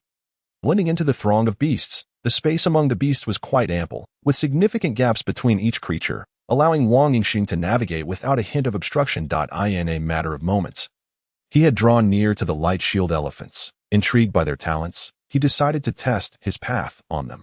Wang Yingxiong extended his hands, and a shadow of a shield enveloped him, merging into his body. While the light shield elephants remained completely unaware of the process. However, the next moment, Wang Yingxiong felt a most dreadful sensation. The instant the shield shadow entered his body, he exited the demon phantom, exposing himself amongst the throng of beasts. What terrified him most was that the demon phantom had not dissipated due to any action on his part. It had simply become unusable. Furthermore, he found that all his other talents were rendered inactive as well. Now, the only talent at his disposal was the light shield. Roar! The sudden appearance of Wang Yingxiong startled the light shield elephants, who instinctively stomped their feet. As the light shield elephant let out a call, the other beasts collectively halted their advance, and for an instant, the world fell silent. In Wang Yingxiong's eyes, only the gradually enlarging claw was visible. Whoosh! Just as the paw of the light shield elephant descended, Wang Yingxiong vanished in place. Thud! The earth trembled as the light shield elephant lifted its paw, discovering nothing on the ground, and let out a perplexed call. After a brief pause, the beast army resumed its march. On the other side, at the location where Wang Yingxiong had set the teleportation point, he materialized directly in that spot. At this moment, beads of cold sweat streamed down his face. Fortunately, he had left himself an escape route in advance, otherwise, he would have truly found himself in dire straits. He had never anticipated that this technique would harbor such significant drawbacks. Buzz! As his spiritual power surged, a luminous shield manifested, enveloping him in a semicircular form, amplifying his defenses by 50, capable of withstanding an attack with 6 times his defensive strength. Moreover, should Wang Yingxiong wish to convert this luminous shield into his own innate ability, it would require 100,000 soul points. However, he currently possessed only 3,091 points, rendering the transformation impossible at this juncture. As Wang Yingxiong regained his composure, he discovered another operation of this technique. He could determine the duration of its use. With a mere thought, the luminous shield faded away, and all his other abilities returned to him. Feeling the joy of reclaiming such a multitude of abilities, Wang Yingxiong realized how simple happiness could be. However, with the cessation of the technique, the luminous shield disappeared, and he could no longer spend soul points to transform it into his own innate ability. In that moment, Wang Yingxiong recognized that this technique was a battle of authenticity and deception, both parties wielding the same abilities, testing their strength against one another. It seems that utilizing this technique amidst the beast folk is ill-advised. After all, a single innate ability cannot compare to my multitude of versatile combinations. With this thought, Wang Yingxiong formulated a strategy for using the technique. He would accumulate more soul points to directly convert any favorable fate abilities he encountered, realizing that it was less applicable in actual combat. Having devised a plan for his development, Wang Yingxiong set forth once more, this time intent on engaging in battle without any pretense. Among the beast folk, the nine-tailed spirit fox seemed to sense something and glanced back. It had felt Wang Yingxiong's arrival earlier, and now it sensed him again, its anxiety mounting.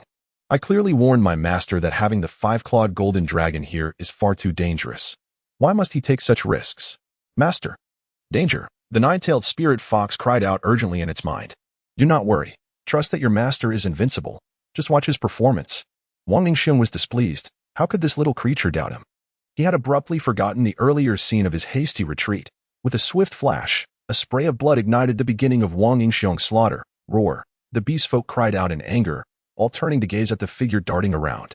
However, among the beast folk, certain innate abilities that executed area attacks rendered them hesitant to use their fate abilities, for they feared hitting their own kind if they missed Wang Yingxiong. Yet, those beast folk with elemental affinity bore no such reservations. Wielding flame swords, water blades, golden spears, and earth hammers, each like a martial hero commanding flying swords, relentlessly pursuing Wang Yingxiong's silhouette. Boom, the five-clawed golden dragon suddenly moved, appearing directly above Wang Yingxiong as he executed his assault on the beast folk. Making no grand gestures, yet the very heavens and earth shifted. Swish, swish. In the area where Wang Yingxiong stood, pillars of spiritual energy composed of gold, wood, water, and fire descended, sealing off that space entirely.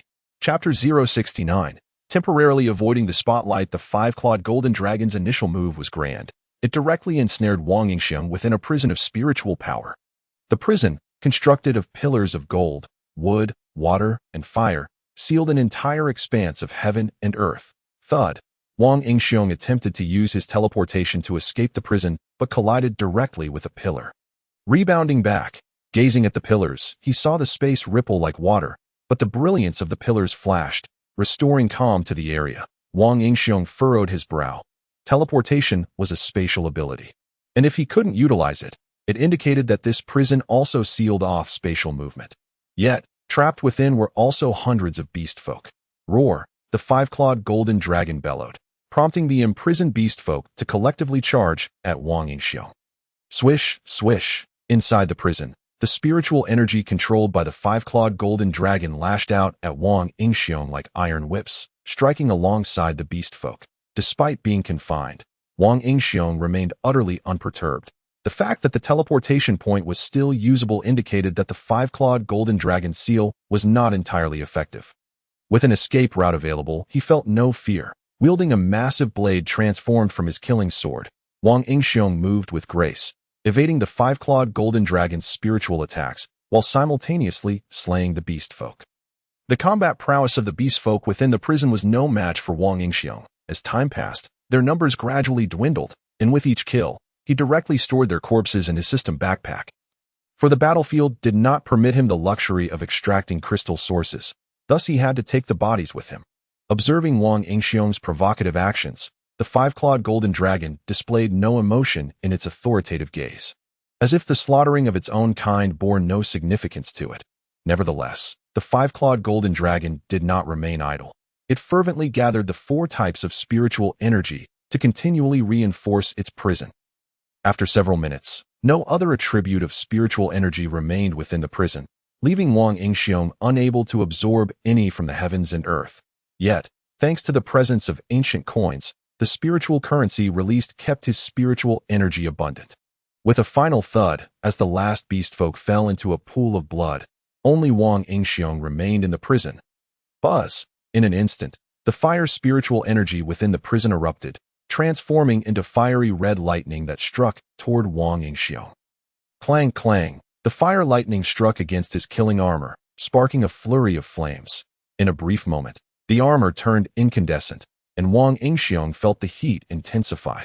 Just then, the fire lightning vanished, and the surroundings transformed into chilling water blades. Damn! Wang Yingxiong exclaimed. Is this a bid to create a paradox of fire and ice, causing me to explode in an instant? Without further ado, he made a hasty retreat. Buzz! Right beneath the noses of the beast folk, Wang Yingxiong vanished entirely, leaving them all bewildered, especially the five-clawed golden dragon. Initially, it believed that Wang Yingxiong could not escape due to the teleportation, thinking he was trapped, which is why it had sacrificed its subordinates. But now that he had fled, was the loss of its subordinates in vain? It had never encountered such an enigmatic human before. And its rage simmered, yet it could only endure. At that moment, among the beast folk, only the nine-tailed spirit fox secretly rejoiced. Although many beast folk had perished, it felt elated to see its master safe. The beast folk, though furious, found themselves helpless. The five-clawed golden dragon had failed. What could they do? Fortunately, the five-clawed golden dragon's authority remained intact, preventing the beast from descending into chaos, and they followed its orders to continue onward. Meanwhile, Wang Yingxiong, having absorbed the crystal sources, pressed on in pursuit. However, as he approached the beast folk army once more, before he could launch an attack, a peculiar beast folk materialized directly before him, moving with such speed that Wang Yingxiong only caught a glimpse of a fleeting shadow before it was upon him. At this moment, Wang Yingxiong was utterly perplexed. He was still in the state of demonic shadow, and logically, no living being should be able to perceive him. Yet, the next instant, with the beast's roar, he realized it had indeed discovered him. Listening beast, 4th stage fate ability. Listen to heaven and earth attack power, 399.99 defense power, 999.99 speed, 99.99. This listening beast was akin to a super scout.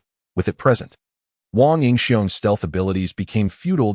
As expected, upon hearing the listening beast's call, the five-clawed golden dragon swooped down, erecting the prison in an instant, and the fiery purgatory re-emerged. With no other option, Wang Yingxiong could only teleport away once more. Returning to the teleportation point, the more he thought about it, the angrier he became, so he resolved to try again. However, in the subsequent attempts, the listening beast detected his position each time, thwarting Wang Yingxiong's plans entirely. Consequently, he had no choice but to abandon his method of harvesting experience. Alas, he had only garnered 239,380 soul points this time. Watching the beast folk retreat into the distance, Wang Yingxiong decided to steer clear of them and ventured off to the side. Crossing beyond the iron thornwood forest's defense line, he encountered another barrier. This line was not deliberately arranged, but had formed naturally. Adjacent to the iron thornwood was a series of low hills. Displaying a dark red HUE. As he approached, Wang Yingxiong felt a wave of heat. Stepping onto the ground, he found it incredibly soft, and as he placed his foot down, it sank in, with remarkable speed. He dodged away, realizing that molten lava flowed beneath where his footprint had been, which quickly returned to its solid black-red rock texture. Wang Yingxiong was astonished. These hills were comprised of lava. Continuing along the edges of the lava hills, after traveling for over 10 miles, the landscape remained unchanged, except now he could see that within the hills stood several towering volcanoes, each reaching a height of 100 meters. Their craters steaming. Although no lava flowed out, one could surmise it was filled with molten rock. Gazing at the endless expanse of lava, Wang Yingxiong could only return to the teleportation point and head in another direction. If this route proved impassable as well, he would have no choice but to follow in the wake of the beast folk and scavenge for scraps. After walking several miles and reaching the end of the iron thornwood forest, he found that this place was no longer a natural barrier. However, it had been breached. This was also a defense line constructed by the Wood clan, yet they were peculiar trees resembling willows. Not numerous, with branches and twigs scattered across the ground. The holes in the earth were where their roots had been, now all excavated. Observing the scene, Wang Yingxiong deduced that this must have been the work of the human race. After a moment of contemplation, he hastened forward. Having witnessed the beast folk's tactics, he had only seen a fraction of the human strategies. This final battlefield must surely be gathering all forces. Moreover, now holding over 200,000 soul points, should he encounter a favorable fate ability, he had every reason to replicate it, especially the fate talent of life and death possessed by Lan Lingxin, Huang Qinhua's swordsmanship, Qin Zhongding's battle formations, and Feng Qi's illusory mists. All of these are treasures. Just the thought of them becoming his own fills Wang Yingxiong with waves of excitement. Chapter 070. The greatest sadness in life. The mere idea of gathering all the formidable fate talents of the deep blue continent sends Wang Yingxiong into fits of joy. Could this be what it means to be invincible yet sorrowful? But why does it feel so exhilarating? With all his might, Wang Yingxiong traveled like the wind, leaving others only to see a fleeting shadow. As he hurried along, he noticed a peculiar phenomenon. There was not a single ant tribe in sight on this journey. By the time night fell, Wang Yingxiong finally caught up with the pace of the human tribe, only to find himself within the realm of the King Kong. Would he this moment, the sky had darkened. Yet the King Kong wood shone as brightly as day. Under the canopy of the expansive King Kong wood, every vein of its leaves was distinctly visible, each glimmering with a phosphorescent glow. While liquid flowed within them, creating a breathtaking spectacle, among the King Kong wood, the figures of the ant tribe were clearly visible, bustling about, fully occupying the area, with various nests constructed among the branches, evidently having turned the King Kong wood into their stronghold. Meanwhile, far from the King Kong wood, atop a small hill, the human tribe had set up camp, and Wang Yingxiong stealthily approached in one area. Several leaders of the human tribe were gathered, their voices rising in discussion, though their topic remained unclear. Wang Yingxiong hurried over. Chen Yongheng inquired of Chen Yongting, "Brother, we are now close to the ant tribe's stronghold. What should we do next?" Chen Yongting replied slowly, "The beast tribe's army has also arrived, and their numbers far exceed ours. It is not wise to act rashly. We should first observe their movements. If they seize the opportunity before us, won't our efforts be in vain?" Zhang Zhizhuang grumbled, his bulging muscles betraying his dissatisfaction. "I worked hard to earn my place. We must take bold action." Huang Qianhua interjected, "Let us not forget our primary objective. We are here in search of opportunities. We have already gathered a fair amount of spiritual fruits and herbs, including the heavenly treasure, the peach of immortality. What more is there to covet? Our human tribe is inherently weak, with only a few hundred of us. How can we confront tens of thousands of the beast tribe? We managed to obtain the peach of immortality through our proactive efforts. I see you as overly timid." Zhang Zhizhuang retorted. Before he could continue, Zixinyu chuckled softly. "Haha, I believe Huang Didi has a point. How many beasts can you truly defeat? You giant, can you single-handedly take down a few dragonkin?" "You," Zhang Zhizhuang fumed, his eyes blazing with anger. "Enough," Chen Yongting interjected swiftly. "There is no need for further quarrels. I understand Zhang Zhizhuang's sentiments. I too wish to slay more beasts in this excellent opportunity. However, as Huang Qianhua stated, we are vastly outnumbered, with barely over 2,000 of us against hundreds of thousands of beasts. Moreover, the ant tribe below is not a disorganized mob. We should wait for the beast and ant tribes to be locked in fierce battle before we set our formations and seize our chance." Upon hearing Chen Yongting's analysis, everyone's eyes lit up. Observing the group's discussion, Wang Yingxiong couldn't help but chuckle. Did they still think they could contend? It seemed they had never faced the brutal wrath of the five-clawed golden dragon. At this moment, Wang Yingxiong fixed his gaze on Lan Lingxin, utilizing her abilities directly. Just as a black and white shadow was about to enter Wang Yingxiong's body, he teleported away instantly. "Who?" the group exclaimed, having caught a glimpse of a fleeting shadow. But upon closer inspection, there was no trace of anything unusual. "It must be him, that shameless scoundrel, that beastly creature." Lan Lingxin cursed vehemently, recalling the thief who had stolen her crystal source. There was definitely a being nearby listening in. The skill he used had spatial fluctuations when he left, one among them, possessing affinity with spatial elements, asserted. There has been no news of such fate talents among the beast tribe. Zixinyu's eyes shimmered, as if a realization struck her. Wang Yingxiong, the group echoed in unison. What on earth is he up to? With such a bizarre method, he could cause great trouble for the beast tribe. Qin Yongheng's eyes flashed with envy. "Higi, there is no rush. Once we are outside, we shall meet him. At that time, we will settle the score." Chen Yongting's gaze was profound. In the teleportation area, Wang Yingxiong emerged, his fate talent now embodying the power of life and death. As spiritual energy flowed through him, he felt an illusionary sense of mastery over life and death. Observing the surrounding flora, Wang Yingxiong gently stirred his spiritual energy. As the power of life and death activated, the plants around him withered and decayed, green tendrils coalescing in his palm. In mere moments, all living entities within 100 meters had withered, devoid of any green, while Wang Yingxiong had formed a small green orb in his hand. The orb radiated a rich life essence, its vigorous vitality igniting a euphoric response in every cell of Wang Yingxiong's body. As they jubilantly craved to consume this life force, without hesitation, Wang Yingxiong absorbed the green orb. The life force fused into his being. The sensation of comfort elicited an involuntary exclamation from him. It was simply divine. Every cell in Wang Yingxiong stirred restlessly, as a small black hole voraciously devoured and reinforced his cells. With a slight movement, he was already 100 meters away, and once again, green appeared in his field of vision.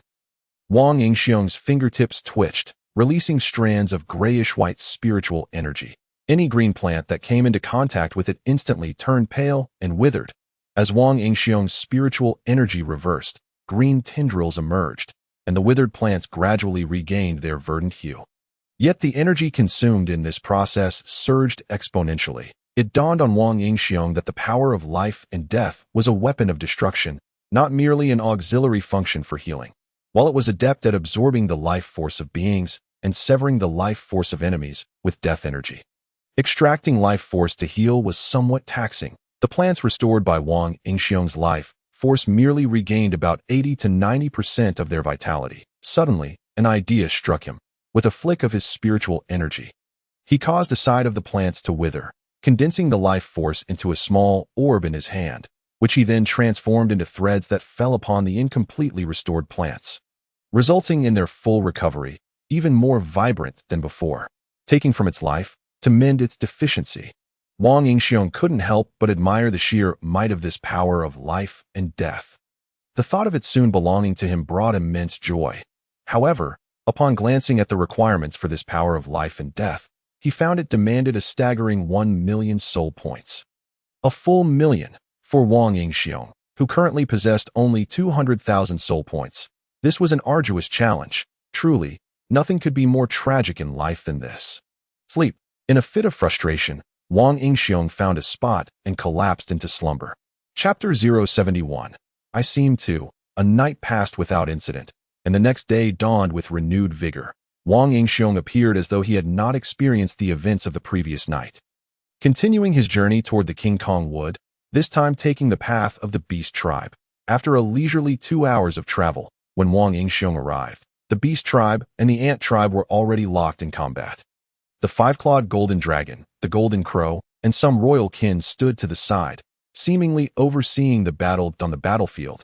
The two armies clashed, each relying on their own strengths. The Ant Tribe held the advantage of fighting on their home ground, boasting ample resources and reinforcements. Coupled with their overwhelming numbers, their morale soared like a pack of wolves. In contrast, the Beast Tribe relied on their unpredictable fate talents, a myriad of powerful abilities interwoven, something the Ant Tribe had rarely encountered, leaving them somewhat constrained. Yet even so, the Ant Tribe, with their substantial numbers and fearless charge, made it exceedingly difficult for the Beast Tribe to advance. The primary combatants of the Ant Tribe were the Obsidian Ants, with the smaller Obsidian Ants wielding metallic spiritual energy to bombard the Beast army from a distance, while the larger Obsidian Ants charged forth as warriors, preventing any beast from breaching their ranks or threatening the smaller Obsidian Ants.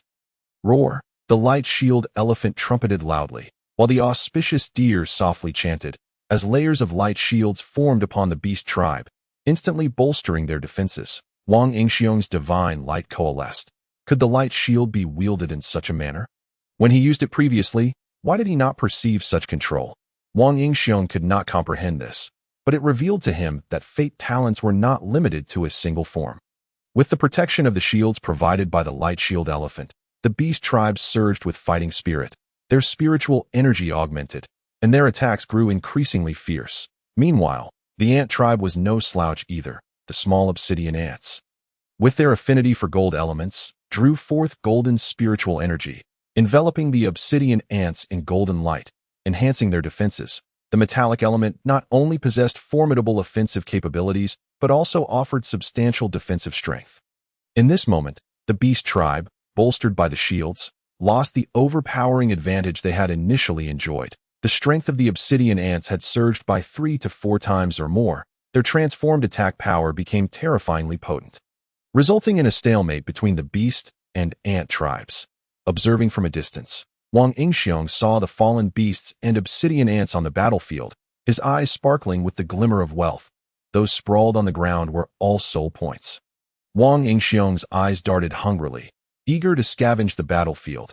Even though the battle was still ongoing at this moment, the Ant tribe was still bustling within the King Kong Wood. The leaves of the King Kong would shimmering brilliantly in the sunlight. While the surrounding spiritual energy was slowly being absorbed, Wang Yingxiong found himself perplexed. While it was understandable that the Ant clan's army was not making a full-scale attack, seemingly biding their time to allow the Ant Queen to break through, He was astonished that the Beast Clan was equally unhurried. How could the five-clawed golden dragon allow its own kin to perish so needlessly? It was a matter of a significant move, one that required the lives of its subjects as a toll. Moreover, if time were to stretch on, the Ant Queen might very well achieve her advancement, at which point a fifth-tier entity would undoubtedly wreak havoc upon all present. Yet, there was a silver lining. With the five-clawed golden dragon refraining from joining the fray, Wang Yingxiong could navigate the chaos to his advantage. The demon shadow entered stealth mode. Wang Yingxiong infiltrated the battlefield, amidst the carnage, where the air was thick with bloodlust and rivers of blood flowed freely. Wang Yingxiong skillfully evaded various assaults while continuously collecting the fallen bodies of both the beast and ant clans to eye in the heat of battle. Both sides, consumed by their fervor, paid little heed to the commotion surrounding them. And the leaders of the beast clan remained oblivious to the intricate details unfolding within the battlefield. Suddenly, as Wang Yingxiong reached for the corpse of a black obsidian ant, he was inadvertently struck by a flung beast clan member, causing him to materialize into visibility. The warriors of both the beast and ant clans, though momentarily puzzled by the appearance of this human, had been driven to a frenzied eye in their eyes. Anyone not belonging to their kin was an enemy. Roaring in fury as they charged at him, Wang Yingxiong lamented, "I merely wished to collect some scraps." Reluctantly drawn into the fray, he wasted no time. With a flash of his blade, he cleaved through the black obsidian ant and a long-armed ape in one swift motion. Subsequently, the imprint of Qianyu burst forth from the ant's body, merging into Wang Yingxiong, while the tiny black holes within his cells began voraciously consuming spiritual energy with the infusion of the Qianyu imprint. His attributes surged significantly. Elated by his first harvest of the day, Wang Yingxiong took a quick step and vanished in an instant. Reappearing elsewhere at this juncture, he ceased to conceal himself, brazenly collecting the corpses of his fallen foes right before the eyes of the black obsidian ants and the beast clan. This audacity incited tremendous ire among both factions. To collect the bodies of their kin, perhaps even their loved ones, right before their eyes was an affront no one could tolerate. Roaring in outrage, both sides, akin to enraged bulls, were determined to obliterate this unforeseen third party. Ignorant fool, Wang Yingxiong, unfazed, responded with ferocity. Amidst the shadows, blood splattered as he swiftly gathered the fallen before vanishing into the distance. With the sudden loss of several of their kind, the remaining black obsidian ants and beast clan members were bewildered, yet they understood the gravity of the situation. He has insulted the corpses of our comrades. This was unacceptable, while they could forgive the loss in combat. To witness such desecration was a grave insult. The air thickened with animosity as both sides unleashed all their spiritual energy, setting aside all else for a fierce confrontation. The madness of battle was contagious. Other members of the beast and ant clans, already in a blood frenzy, did not hesitate to join the fray without a second thought. From a distance, Wang Yingxiong observed the escalating chaos with astonishment. What had transpired to drive both factions into such a frenzy? It would be prudent to withdraw for the moment, waiting for the storm to pass before re-entering the fray, as the intensity of the battle significantly hindered his ability to collect crystal sources. In the blink of an eye, he vanished from the battlefield. Meanwhile, the conflict escalated swiftly, with the ferocity of the skirmish amplifying to unprecedented levels. The five-clawed golden dragon and the other members of the beast clan were left astounded. What had begun as mere probing attacks had devolved into an all-out clash. With this approach, it seemed inevitable that the beast clan would not reach the goldenwood intact. On the other hand, the ant clan reacted quite differently. They believed the beast clan was launching a full-scale assault, prompting a massive influx of ant soldiers from the goldenwood, with even some specialized ants descending from the skies. A true war was on the horizon. Chapter 072. Ceasefire. The sudden reinforcements from the ant clan jolted the beast clan into realization. Was the ant queen on the verge of a breakthrough?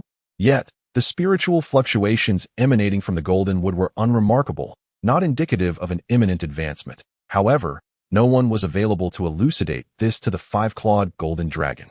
Roar, it bellowed, and a portion of the royal lineage joined the fray. Atop the mountain, the human observers were equally incredulous. Though their view of the battlefield was limited, the influx of troops from both the beast and ant clans was unmistakable. Qin Zhonghing remarked with confusion. Is the beast clan attempting to break through directly? This doesn't align with their strategy. Well, Qin Yongting found himself momentarily at a loss for words, struggling to comprehend the situation. It shouldn't be. The five-clawed golden dragon and some core royals remain in the rear, not yet engaged. They must be seeking to expand the scale of the conflict to draw out the ant clan's hidden strengths. Huang Qianhua postulated. What you say holds merit, but we cannot dismiss the possibility that the Beast clan may be employing unconventional tactics this time. Zi Xinyue added thoughtfully. The group found her reasoning valid. Zhang Zhizhuang boisterously declared, "If you ask me, we should join the fray amidst the chaos. A three-way battle offers great potential." The others collectively rolled their eyes at the robust Zhang Zhizhuang, uninterested in his suggestion. "Humph, you all act like timid maidens, dawdling. If we don't hurry, the Ant clan will allow the Beast clan to do away with them, and then we will reap nothing." Zhang Zhizhuang, a warrior at heart, continuously urged his companions to action, unfazed by their mockery. For him, only battle could unleash his fervor. Can you not think beyond mere muscle? A modicum of intellect would serve you well. Zi Xinyue chastised. Moreover, as His Highness just mentioned, the Beast clan has yet to deploy their full forces. That if we rush in recklessly, what if the Beast clan encircles us? You may be willing to die, but we do not wish to perish needlessly.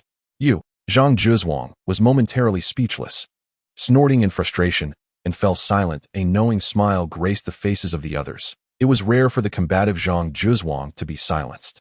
All right, while I can understand Zhang Zhizhuang's eagerness to slay the Beast clan, there is no need for such haste. We must deliberate thoroughly on our next course of action. Zi Xinyue interjected diplomatically, ensuring Zhang Zhizhuang did not lose face. Hearing this, Zhang Zhizhuang's expression softened slightly.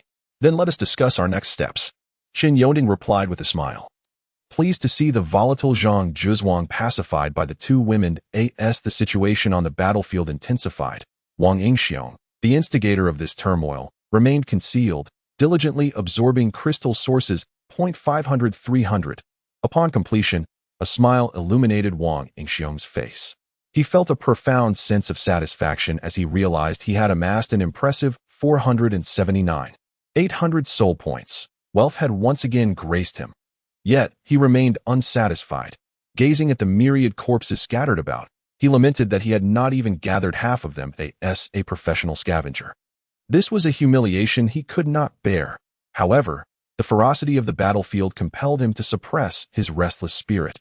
After a brief moment, Wang Yingxiong's eyes glimmered with a thought, and he relayed a message to the nine-tailed spirit fox. Among the ranks of the Beast clan, the nine-tailed spirit fox perked up its ears, casting a suspicious glance backward before hastily returning its gaze. "Your Highness, I observe that our warriors are heavily drained, and the Ant clan is reinforcing their ranks in droves. If this continues, we shall suffer significant losses. Shall we not retreat momentarily, recuperate, and then re-engage, thereby alleviating our fatigue?" The nine-tailed spirit fox articulated in its beastly tongue. Upon hearing this, the five-clawed golden dragon surveyed the battlefield. The Ant clan's reinforcements were unending, with injured ants retreating under the cover of their comrades, refreshing the battlefield's dynamics. Meanwhile, the Beast clan showed visible signs of fatigue, having committed all their forces to the conflict. Their spiritual energy was nearly depleted, and their stamina was waning.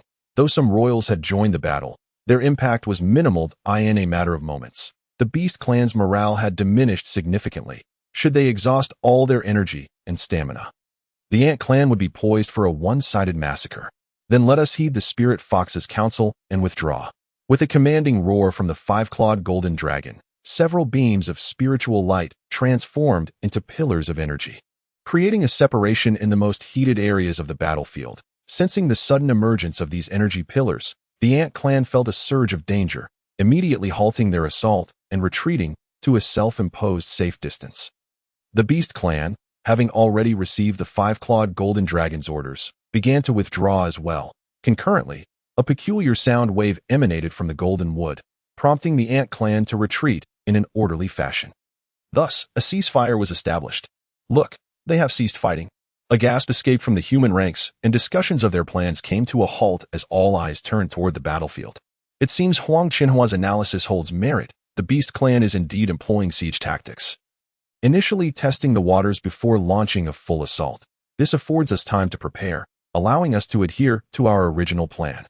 Qin Yongting issued commands decisively. Understood. The group replied softly on the battlefield. Life ebbed away, leaving behind a scene of devastation and corpses.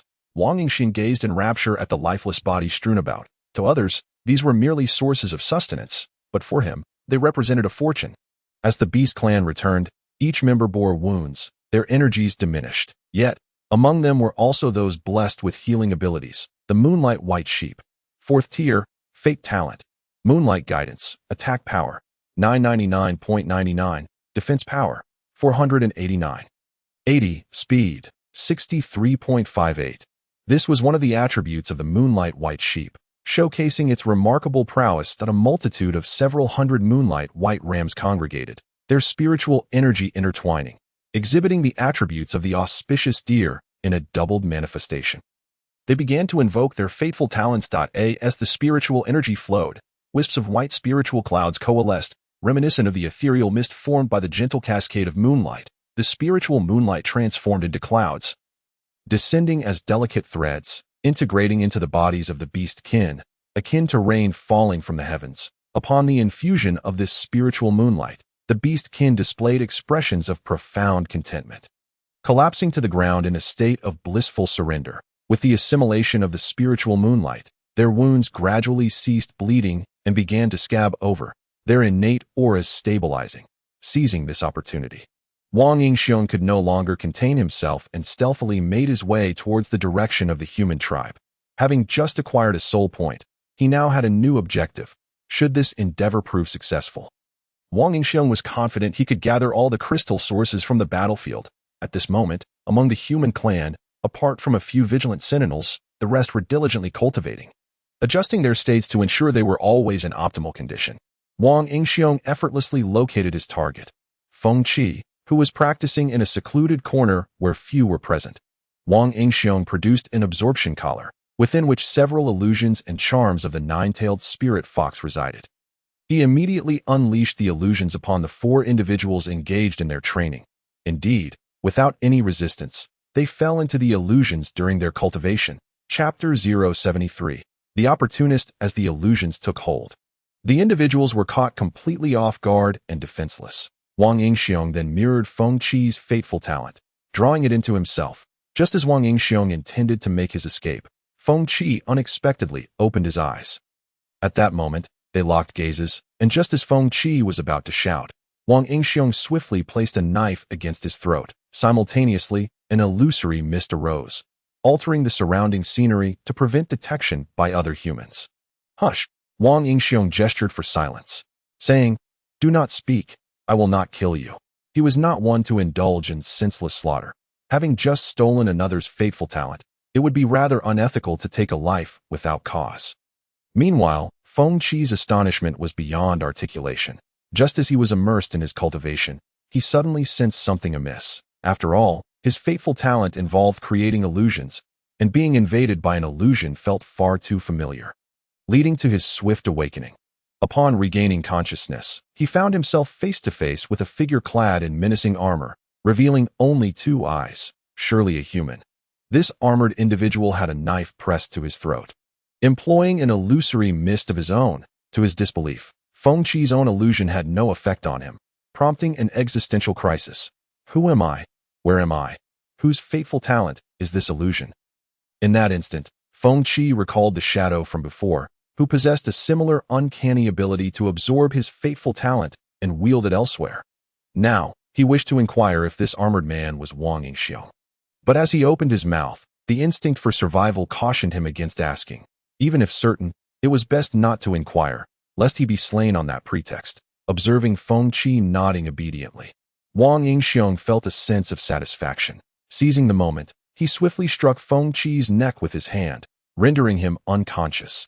Gently lowering his body to the ground, Wang Yingxiong then examined the soul points required to convert the illusory mist. It required only 500,000 soul points, and with over 700,000 in his possession, he grinned wickedly and proceeded with the conversion. 500,000 illusory mist alters perception and vision, creating an illusion. Wang Yingxiong reveled in his good fortune, elated to acquire a coveted fateful talent. After the illusory mist transformed into his talent, he could utilize his other abilities again. He swiftly incapacitated the remaining 3 individuals to prevent them from succumbing to madness within the illusion, then vanished with a blink. The illusory mist, lacking spiritual energy support, could not last long. Once it dissipated, the sentinels noticed the 4 individuals sprawled unconscious on the ground. Something's amiss, one sentinel shouted, awakening the others, including Qin Yongting, who hurried to rouse the fallen. Wasn't I just cultivating? What happened? Ouch, my neck hurts. What are you all doing? Apart from Feng Qi, the others looked bewildered at the gathering crowd. You all fainted on the ground. Do you know what happened? Qin Yongting queried. Fainted? No idea, the three replied, astonished. Feng Qi rubbed his sore neck and said, It must have been Wang Yingxiong who came. Dressed in sinister black armor, he employed a technique similar to my illusory mist to trap us. I am sensitive to such auras, so I woke up quickly and then saw him. Upon realizing I was awake, he used the illusory mist to alter our surroundings, making it seem as though we were simply cultivating in peace. And then knocked me out. Illusory mist, isn't that your fateful talent? How could Wang Yingxiong, that beast, use it? Lan Lingxin questioned, perplexed. What do you mean?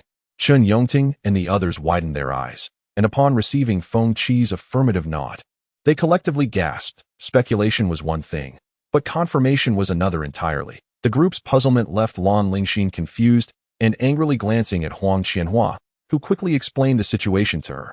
Meanwhile, Wang Yingxiong unleashed the demon shadow, speeding directly into the battlefield. At this moment, the battlefield was littered with corpses, swarming with flies, yet neither the ant tribe nor the beast tribe dared to step foot, both preoccupied with regaining their strength. This provided an excellent opportunity for Wang Yingxiong. Having just acquired the illusory mist, he now had a stage to showcase it. The mist rose, altering the visibility within a 100-meter radius, rendering any outside observer unable to discern anything unusual. Wang Yingxiong smirked wickedly, realizing he no longer needed to store the bodies in his system bag to extract the crystal sources. He could directly harvest them while absorbing their essence.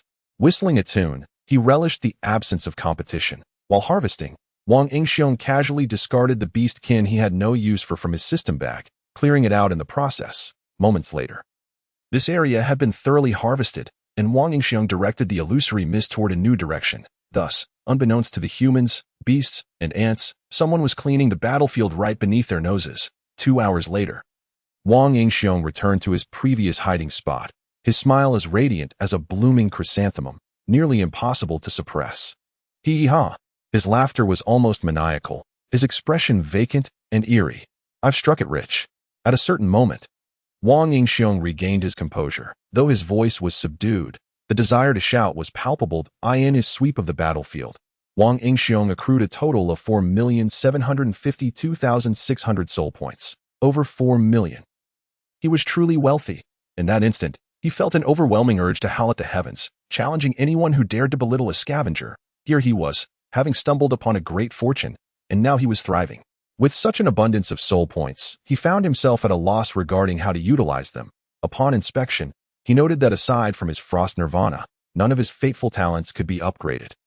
And the newly acquired illusory mist was also temporarily unavailable for enhancement. He decided against rushing to upgrade the frost nirvana. Having regretted such haste previously, it was better to allow for a cool-down period. Now armed with the ability to mirror others' talents, the thought of a lottery seemed trivial. Why not just replicate talents directly? Replication, huh? Wang Yingxiong suddenly discerned the usage of soul points, his gaze drifting toward the human tribe. However, recalling that he had just been there, he figured they were likely on high alert, so he opted to give them some time to calm down. Then I'll head to the beast tribe. The five-clawed golden dragon possessed numerous fateful talents, all related to elemental affinity, something Wang Yingxiong also possessed. Thus, he would be considered a magic-type practitioner. With a light chuckle, he set off towards the direction of the beast tribe. Chapter 074. The flying golden ant speeding along his path. Wang Yingxiong swiftly approached the territory of the beast tribe. Yet, before he could get close, a familiar beast suddenly dashed before him. It was the listening beast. Overcome with a sense of triumph, Wang Yingxiong was instantly reminded of the existence of this creature within the beast tribe, filling him with regret. Yet, he was also relieved that they were still a couple of miles away from the battlefield, beyond its perceptive range, observing the five-clawed golden dragon and a host of royal beasts rapidly approaching. Wang Yingxiong initially considered turning to flee. However, in a moment of mischief, he cast a sidelong glance at the listening beast. Feeling the weight of Wang Yingxiong's gaze, the listening beast suddenly felt a tightening sensation, letting out a low whimper as it cautiously retreated, aware of its own lack of combat prowess and the need to maintain a safe distance. Buzz! At this moment, The five-clawed golden dragon had also arrived, deploying its spirit pillar prison. Following this, the other beasts launched a barrage of various attacks that in this critical moment. Wang Yingxiong mirrored the listening beast's fateful talent and activated his teleportation pad, making his escape. Next time, I shall harvest your fateful talents. Wang Yingxiong's arrogant words echoed through the air, soon drowned out by a flurry of colorful attacks. Roar! The five-clawed golden dragon let out a furious bellow. This time, it was genuinely enraged. Wang Yingxiong had provoked it one too many times, and each time he had easily escaped, which undermined its authority. Nine-tailed spirit fox, why did you not enchant him and trap him in an illusion? The enraged five-clawed golden dragon demanded of the nine-tailed spirit fox. Your Majesty, I tried, but I couldn't ensnare him. The nine-tailed spirit fox replied, looking utterly dejected. The five-clawed golden dragon's eyes widened like lanterns, as if trying to discern whether it was being deceived. Your Majesty, the nine-tailed spirit fox did not lie. I witnessed it release the attack. And the human race showed no reaction. A golden crow defended the nine-tailed spirit fox. Humph. The five-clawed golden dragon snorted coldly, turning to depart. Its mood considerably displeased. Daiti had intended to find an outlet for its frustrations, to alleviate its burden without diminishing its authority, yet it found its dignity utterly disregarded. Clear the battlefield and launch another attack. Shortly thereafter, the five-clawed golden dragon issued another command. Roar, roar, roar, the beast race roared. Their momentum grand and imposing. The sentinel ant race, noticing the beast race's movements, quickly rallied their forces in preparation. The human race also observed, keen to ascertain the battle status. However, as the beast race entered the battlefield, they dispersed, not daring to encroach upon the central border, lowering their heads to commence feasting. The ant race was taken aback by this maneuver, but the next moment, they too received orders to enter the battlefield, designating the center as their boundary to reap the fallen. Yet moments later, both the beast and ant races sensed something amiss. Where had the crystal sources of the corpses gone? Without the crystal sources, the bodies were devoid of flavor, utterly unappetizing. Roar! The beast race expressed their grievances with mournful dissatisfaction. The five-clawed golden dragon and other beasts arrived at the battlefield, their fury intensifying as they beheld the corpses stripped of their crystal sources. In an instant, they thought of that detestable human. Though anger boiled within them, it was of no avail. They could still satiate their hunger, after all, and could not afford to waste the opportunity. Meanwhile, King Hero reappeared at the teleportation point. Humph. You underestimate me if you think you can keep me here, King Hero proclaimed with an air of triumph, channeling his thoughts to directly expend 300,000 soul points to transform the talent of the listening beast into his own boon. Listening to heaven and earth. Any abnormality within a mile radius escapes not your perception. As the new talent fused with his being, King Hero felt the world around him shift dramatically. His awareness amplified manifold. Even the slightest rustle of the wind or stir of the grass was within his grasp. That 100 meters away, a small insect feasted upon a withered leaf, with a flicker of his spiritual energy. King Hero's perception surged, and upon closing his eyes, he felt as though he stood beside the insect, able to discern its movements clearly in his mind. Opening his eyes, he executed a sudden step, appearing before the insect, astonished to find it match the image in his mind perfectly. King Hero reveled in delight. The formidable talents of his foes would ultimately become his own, utilizing the abilities of others, leaving them bereft of their strengths. Such a sensation was indescribably exhilarating. Onward, my talents, I come. King Hero became a blur, leaping towards the beast race. In merely a few minutes, the beast race finished their meal and rested for over half an hour. As dusk approached, they launched another fierce assault. The ant race, prepared and unperturbed, had also intended to initiate a surprise attack, albeit preempted by the beast race. Look, the beast and ant races are clashing again, a human sentinel exclaimed. This likely marks the beast race's final fate. Chun Yongheng remarked. Then what are we waiting for? Let's get moving, Zhang Zhizhuang eagerly urged, clenching his fists. Chun Yongheng, uninterested in his enthusiasm, retorted. Tomorrow they will launch their full-scale offensive. We will proceed with the plan tonight. Understood, the others replied in unison. On the battlefield, a substantial portion of the royal forces had mobilized. A golden crow joined the fray, flames soaring in the sky, fireballs and flaming lines raining down like shooting stars, wreaking havoc upon the ant race's rear. Inflicting widespread devastation, The sky-swallowing eagle led the aerial forces, unleashing their fateful talents without restraint, as if they were expendable, eager to unleash their full might. Several dragon clans also summoned the spiritual energy of the heavens, raining down elemental attacks, coordinating with the Golden Crow in a devastating onslaught. In an instant, the ant race, caught off guard, suffered severe casualties. However, the ant race was not without its own strengths. Equipped with long-range capabilities, they too were not lacking. Although the small black obsidian ants lacked the elemental affinity of the Golden Crows, their sheer numbers mitigated the damage disparity. Concurrently, over 1,000 new type ants soared from the direction of the Diamond Wood. Flying Golden Ants, 4th tier, Fate Talent, 50-fold Strength, Flying Golden Stinger, Attack Power, 999.99, Defense Power, 799.99, Speed, 99.99. These flying golden ants were unlike other ant races. Their bodies glimmered with gold, their wings as delicate as cicada wings, and their tails bore a stinger akin to that of a bee. In an instant, the flying golden ants reached the battlefield's edge, and before they could formally join the fray, a buzzing sound echoed as their stingers coalesced with golden divine light, shooting forth like lasers into the beast horde. Whoosh, whoosh. The golden divine light was remarkably swift and exceedingly sharp. Even with the beast race's light shields, they were pierced through. In an instant, 500 to 600 beasts fell. The morale of the ant race surged as the small black obsidian ants enveloped the flying golden ants with golden spiritual energy, enhancing their defense and attack. Chapter 075. The Might of the Five-Clawed Golden Dragon with the support of the aerial forces. The combat prowess of the ant race skyrocketed, yet the beast race was not to be trifled with. Under the command of the sky-swallowing eagle, the aerial forces of both races clashed fiercely.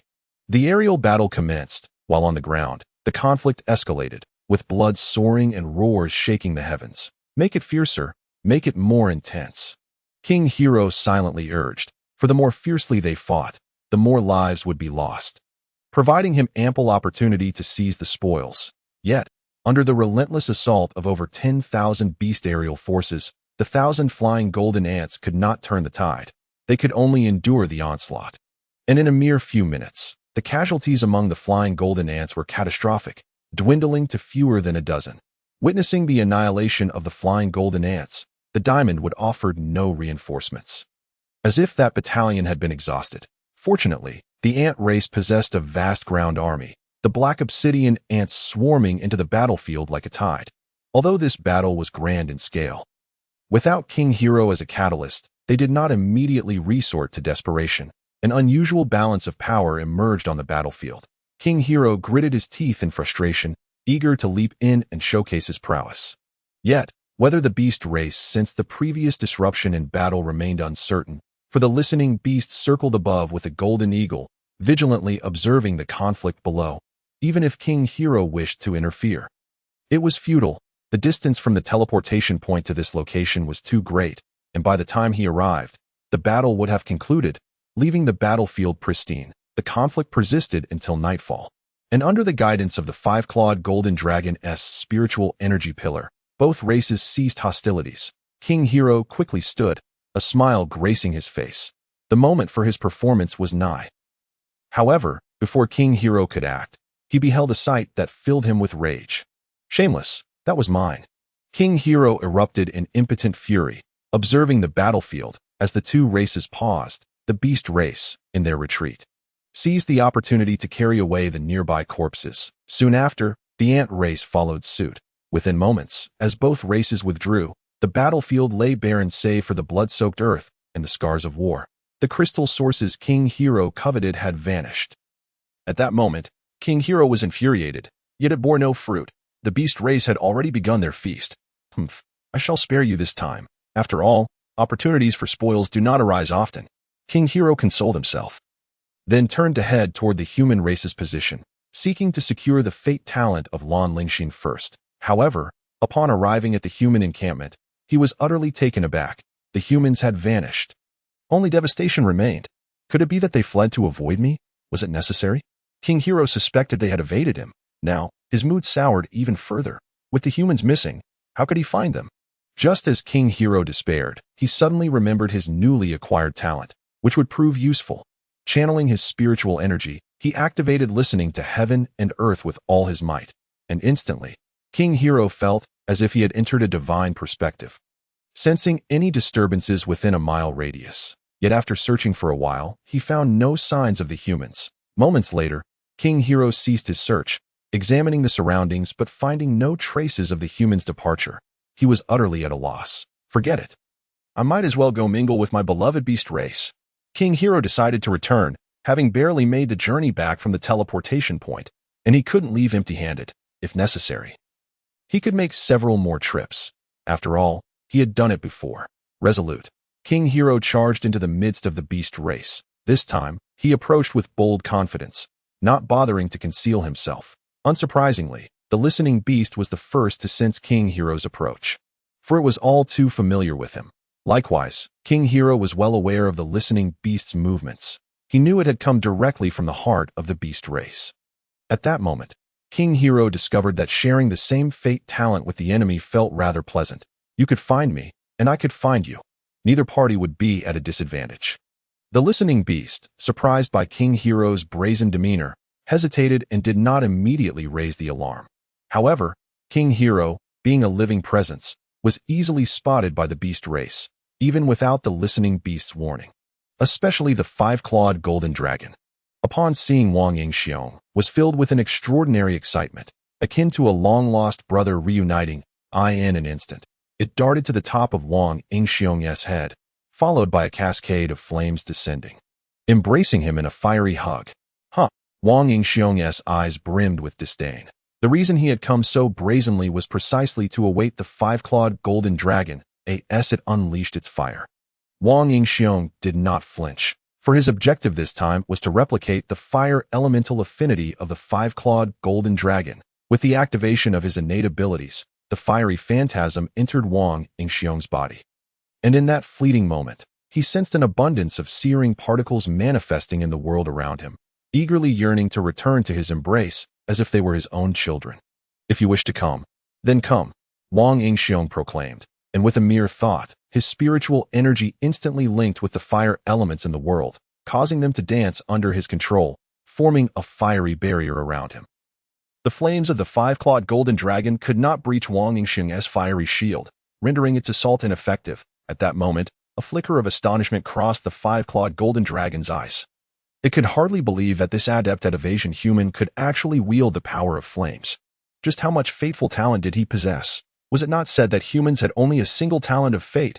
At this juncture, the five-clawed golden dragon felt somewhat perplexed, yet this confusion did not hinder the outpouring of its inner fury. This time, the five-clawed golden dragon refrained from using its energy pillars, for it understood that such a tactic would only drive it to flee immediately. It was better to confront the battle head-on. Thus, the five-clawed golden dragon, wielding flames, water jets, and golden blades, charged directly at Wang Yingxiong. Simultaneously, Wang Yingxiong did not retreat. He too wished to witness the extent of the fire element's power in his hands. In the face of the five-clawed golden dragon's assault, Wang Yingxiong conjured a long whip of elemental energy, deftly deflecting each attack. Subsequently, he continually manipulated the flames to form various weapons and launched a barrage of attacks against the five-clawed golden dragon. At that moment, Wang Yingxiong resembled a child who had just acquired a new toy, unleashing an array of unimaginable and peculiar assaults. However, ultimately, Wang Yingxiong's foundational damage proved too feeble. His combat prowess was simply not on par with that of the five-clawed golden dragon, and he soon found himself at a disadvantage. Boom! In an instant, Wang Yingxiong was caught off guard, receiving a direct strike from a golden blade across his chest, leaving a mark on his protective armor. Following that, a deluge of various attacks surged towards him, yet Wang Yingxiong remained unfazed, activating his teleportation pad to escape. Chapter 76. Slaying the Golden Dragon while battling the five-clawed golden dragon. Wang Yingxiong had already expended 1,000,000 soul points to convert his fire elemental affinity into his own talent. Even though he could utilize other talents, he still could not evade the golden dragon's relentless pursuit with his instant step. Thus, the quickest and safest method to escape was to activate the teleportation pad, which Wang Yingxiong promptly did. Upon returning to the teleportation pad, Wang Yingxiong cursed under his breath, but with nightfall, he had no desire to continue his journey. Fortunately, he decided to rest there until the following day. A night passed in silence. and at dawn, Wang Yingxiong hastily consumed a peach before setting off toward the direction of the diamond wood. By the time Wang Yingxiong arrived, the beast folk had already advanced 2 to 3 miles beyond the battlefield of the previous day. Nearing the base of the diamond wood, it turned out that as soon as dawn broke, the beast folk launched another assault. This time, the ant folk had presumed the beast folk would engage in a lackluster skirmish as they had the day before. They never anticipated that, while ordinary beast folk led the charge, the dragon and royal factions would suddenly initiate a full-scale attack. Caught completely off guard, the ant folk suffered devastating losses and losing the initiative. They could only be pursued relentlessly by the beast folk until reinforcements from the ant folk were dispatched from the diamond wood, allowing them a moment to catch their breath and preventing the beast folk from breaching their stronghold. Observing the distant battle, no one was more delighted than Wang Yingxiong, as the beast folk were too preoccupied with their onslaught to attend to the corpses of the fallen ant folk scattered on the ground. Haha, fortune favors me. Wang Yingxiong laughed heartily, plunging into the depths of Crystal Source Collection. Roar! Just as Wang Yingxiong reveled in his collection, he suddenly sensed an approaching presence, accompanied by the sounds of the beast folk. Looking up, a smirk graced his lips, for it was an old friend. He beheld the Ting beast charging towards him like an arrow released from a bow, with a golden dragon soaring above. Humph. Seizing food from a tiger's mouth is akin to seeking death. With the last whisper in hand, he drew the bowstring, conjuring a spiritual arrow. In that instant, an idea struck him. Could the fire elements be condensed into an arrow? No sooner had he thought it than he acted. The spiritual energy around him shifted, and the fire elemental energy rapidly condensed upon the bowstring. In the blink of an eye, a flame arrow, entirely forged from fire elemental energy, took shape. So close was it that Wang Yingxiong could feel its heat and the explosive power contained within. Whoosh! The flame arrow shot forth, trailing a stream of fiery brilliance in the air, akin to a meteor streaking across the sky. Its velocity was astonishing, reaching the Ting beast merely moments after its release. A mere 300 meters away, puffed! Boom! The Ting beast had no time to evade. The flame arrow pierced through its defenses and entered its body, subsequently exploding within it, tearing apart half of its form. In that instant, the Qianyu imprint returned to Wang Yingxiong's body, bestowing an enhancement to his attributes. Roar! The golden dragon was enraged. It had not expected this human to be so audacious and violent as to slay the Ting beast before its very eyes. The golden elemental energy surged wildly, and with it, the golden dragon launched a frenzied assault towards Wang Yingxiong. Utilizing his instant step, Wang Yingxiong flickered and dodged the golden dragon's strikes, yet he found the dragon's control over its attacks to be formidable. Relentlessly pursuing him as if it had a tracker attached. Crack! In a moment of desperation, Wang Yingxiong enveloped himself in a fiery energy shield, yet it was still breached by the golden elemental energy, confirming that the attack power of the golden elements surpassed the defensive capabilities of fire elements. Fortunately, the granite shield managed to absorb the brunt of the impact. Then, with a sudden instant step, Wang Yingxiong closed the distance to the 5-clawed golden dragon, brandishing his killing sword in a fierce slash, determined to shatter it. Dong dong. The golden dragon remained unfazed by the close proximity. Its golden elemental energy manifested various weapons and attacks, swirling around it like meteors, blocking each of Wang Yingxiong's assaults while counterattacking, forcing him to retreat. Boom boom. The clash between man and dragon resonated thunderously, yet Wang Yingxiong felt increasingly distressed. His strikes could not touch the golden dragon's body, and the tearing spiritual spears could not penetrate its form, rendering his efforts futile. Moreover, the golden dragon floated in the air, and even summoning Xiaoju could not reach it. In that moment, many of Wang Yingxiong's talents were rendered ineffective. Even after expending 1,000,000 soul points to transform the golden dragon's fire elemental affinity into his own talent, he still could not best it. After all, Wang Yingxiong's combat power largely stemmed from the killing sword.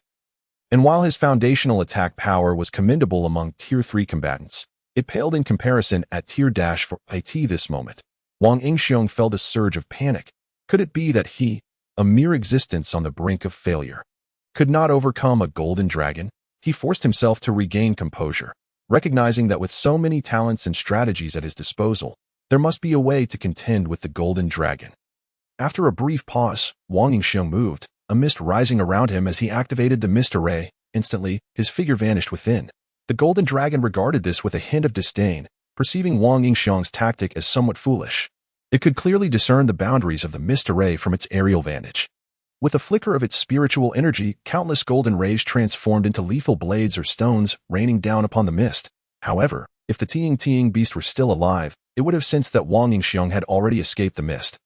Utilizing the devil's shadow to flee several hundred meters away, 500 meters distant, Wang Yingxiong re-emerged, observing the golden dragon still fervently attacking the mist array, as it heard the cries of agony emanating from within. Unbeknownst to it, Wang Yingxiong had positioned himself 500 meters away. Within the mist array, the source of the anguished cries was the Xiao Ju. Wang Yingxiong, wielding the last whisper, drew the bowstring taut. This time, he did not condense golden elemental energy or fire elemental energy, but rather shards of ice. This was yet another spontaneous idea. He had initially intended to test it, but was astonished to find it feasible. The shards of ice morphed into a frost arrow, with spiritual energy continuously coalescing within until reaching its maximum power, an attack power of 190, with a staggering attack power exceeding 1,300. Coupled with a 20 defense penetration, this would be devastating.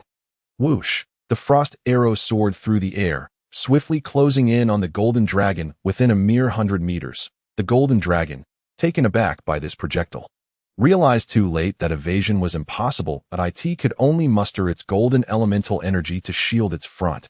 Crack! Puffed! Contrary to its expectations, the frost arrow effortlessly breached its defenses, embedding itself in its body. With the arrowhead emerging from the opposite side, boom! The frost arrow detonated within, creating a gaping wound the size of a thigh. Roar! The golden dragon let out a howl of anguish, yet it remained alive. The intense deceleration and pain rendered it unable to sustain flight, and at that moment, Wang Yingxiong had already instant-stepped to its front. As the golden dragon writhed in agony, it caught sight of a glint of blade light, before it could even react. Wang Yingxiong severed its head. Chapter 77. The Black Gold Divine Ant with the Golden Dragon slain. The area fell into a temporary silence. Finally, no one can obstruct me. Wang Yingxiong feigned innocence, as if to say, did they really need to come and gift him their heads merely for wanting to pick up some scraps? The body of the golden dragon is extraordinarily vast, and with no hesitation, Wang Yingxiong directly stored it in his System S backpack. After all, he had long been aware of the saying that dragon meat from the heavens is akin to donkey meat from the earth. Having tasted the latter, which was exquisite, he could only assume that the dragon meat, renowned in its own right, would be even more extraordinary, given that dragons stand at the pinnacle of the food chain in this world. In the distance, the listening beast lay in shambles, charred and broken, thus unworthy of consumption. During the remaining time, Wang Yingxiong hurriedly collected the crystalline essence to prevent the beast clan from dispatching more beasts. Whether due to the intensity of the battle or their overconfidence in the golden dragon, no further beasts from the clan came to investigate. In just over an hour, Wang Yingxiong had cleared the battlefield. However, drawing from his previous experience, he remained unfazed. After all, it was merely 3,800,000 soul points. Though his body trembled and his face flushed, it was not from excitement, but merely the chill in the air. Raising his gaze to the sun, which blazed like fire, it seemed as though, upon arriving at this deep blue continent, every season felt like summer. Observing the distant combat, Wang Yingxiong's eyes sparkled. There were still some crystalline essences on the ground that he could collect along the way. Before that, however, he casually performed a tenfold draw. For having acquired such a multitude of soul points, spending 30,000 on a tenfold draw was as effortless as drinking water. Even if he did not obtain anything remarkable, it mattered little. Congratulations, a short sword. Congratulations, a witchcraft potion. Listening to these chimes, Wang Yingxiong had long since lost the joy and anticipation he once felt. After all, his means of acquiring destiny talents had become exceedingly simple. He no longer needed to rely solely on draws. Therefore, even if he only obtained some useless items and failed to draw a talent, he felt no disappointment. Just as he was about to set out, Wang Yingxiong suddenly heard the last draw sound from the system, prompting him to stop in his tracks. Congratulations, you have drawn the talent Fiery Blaze. Fiery Blaze increases fire element affinity by 10. Each attack inflicts an additional burn damage of 1 of attack power, which ignores defense. Every 10 layers of Fiery Blaze will cause an explosion, dealing damage equal to 1 of attack power. Gazing at the talent description, Wang Yingxiong found himself momentarily at a loss for words.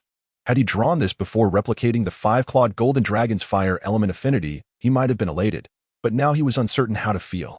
After all, the maximum elemental affinity could only reach 100%. Thus, An additional 10% felt almost negligible. However, Fiery Blaze was not without its merits. At the very least, the extra attack it provided was decent, albeit somewhat low at just 1,000th of his attack power. Currently, with an attack power of 735, the burn damage amounted to merely 0.7, which, although it ignored defense, was still rather low to achieve the desired damage. One could only rely on the frequency of attacks. Especially since the passive explosion every 10 layers was quite commendable. Besides this, Wang Yingxiong had another method to enhance its damage, by upgrading the Destiny talent. Directly consuming 110,000 soul points, he could elevate Fiery Blaze to its current highest level. Fiery Blaze increases fire element affinity by 50. Each attack inflicts an additional burn damage of 2 of attack power, which ignores defense. Every 10 layers of Fiery Blaze will cause an explosion, dealing damage equal to 5 of attack power. The enhancement of Fiery Blaze was indeed substantial. In a buoyant mood, Wang Yingxiong decided to strengthen his equipment, particularly the Last Whisper, which had not been upgraded despite the time spent. Upgrading it required 100,000 soul points, but Wang Yingxiong was unperturbed and proceeded with the enhancement. Last Whisper ignores 30 of defense. The improvement was evident, and with plenty of soul points remaining, he continued to upgrade. 500,000 -1 million after consuming another 150,000 soul points. Wang Yingxiong hesitated to proceed further, as the next level required 500,000 soul points, which felt daunting. Last Whisper ignores 50 of defense. Alas, Wang Yingxiong sighed with a hint of helplessness. While the items were indeed valuable, they demanded a considerable expenditure, which he could not satisfy in the short term.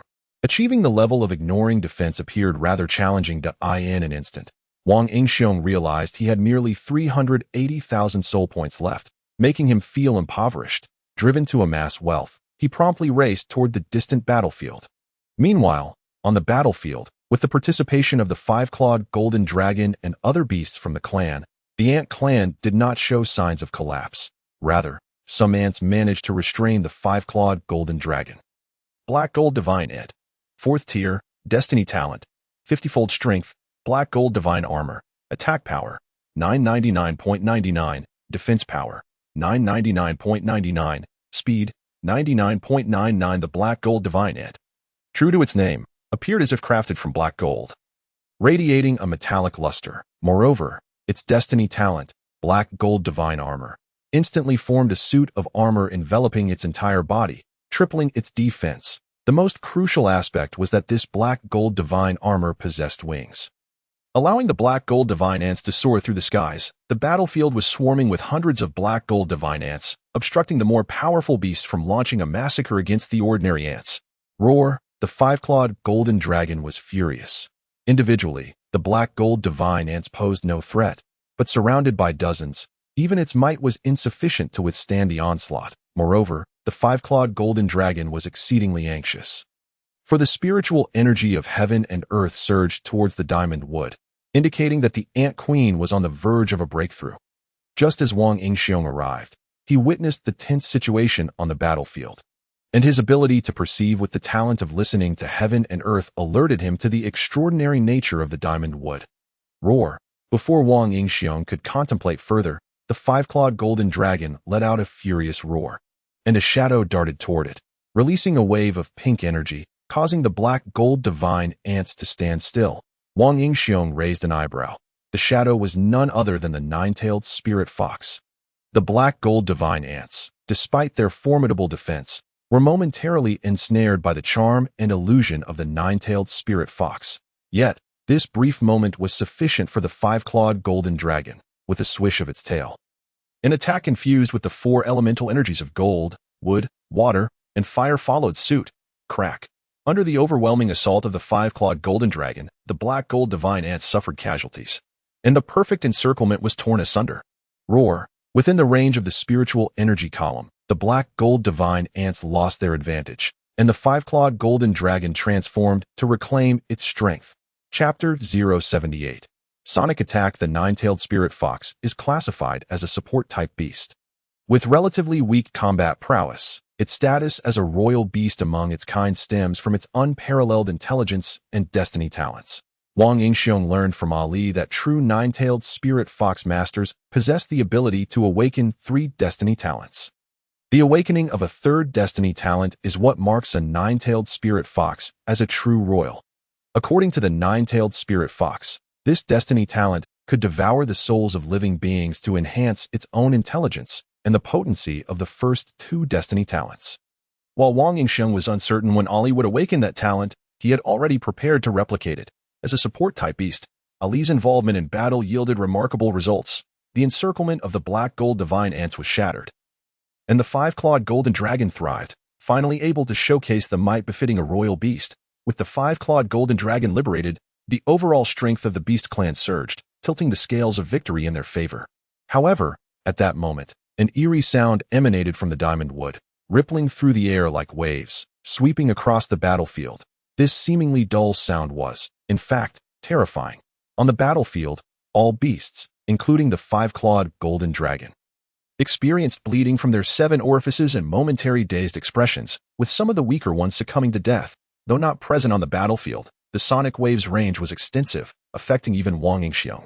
Fortunately, thanks to the granite shield, its shattering mitigated the majority of the attack's power, leaving only a slight discomfort from the residual waves. After that single strike, as if it had expended all its energy, no further sonic waves emanated from the diamond wood.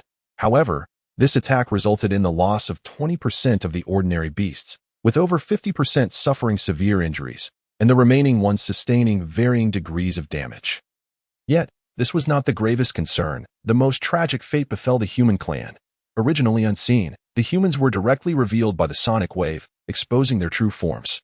It turned out they had intended to implement the previous plan involving the peach tree, relying on the night and the fog conjured by the destiny talent of Windrise to stealthily bypass the ant clan and reach the vicinity of the diamondwood.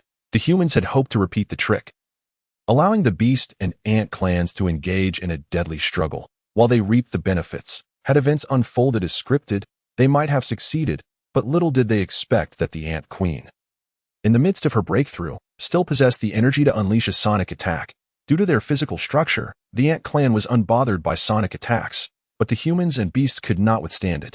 Thus, dozens of humans perished, many more were severely injured, and Windrise, caught off guard, could not maintain the fog, leaving the humans exposed behind the ant clan. Without needing to utter a word, the ant clan swiftly enveloped the humans, who dared to ambush them from behind, fully aware of the consequences of being surrounded.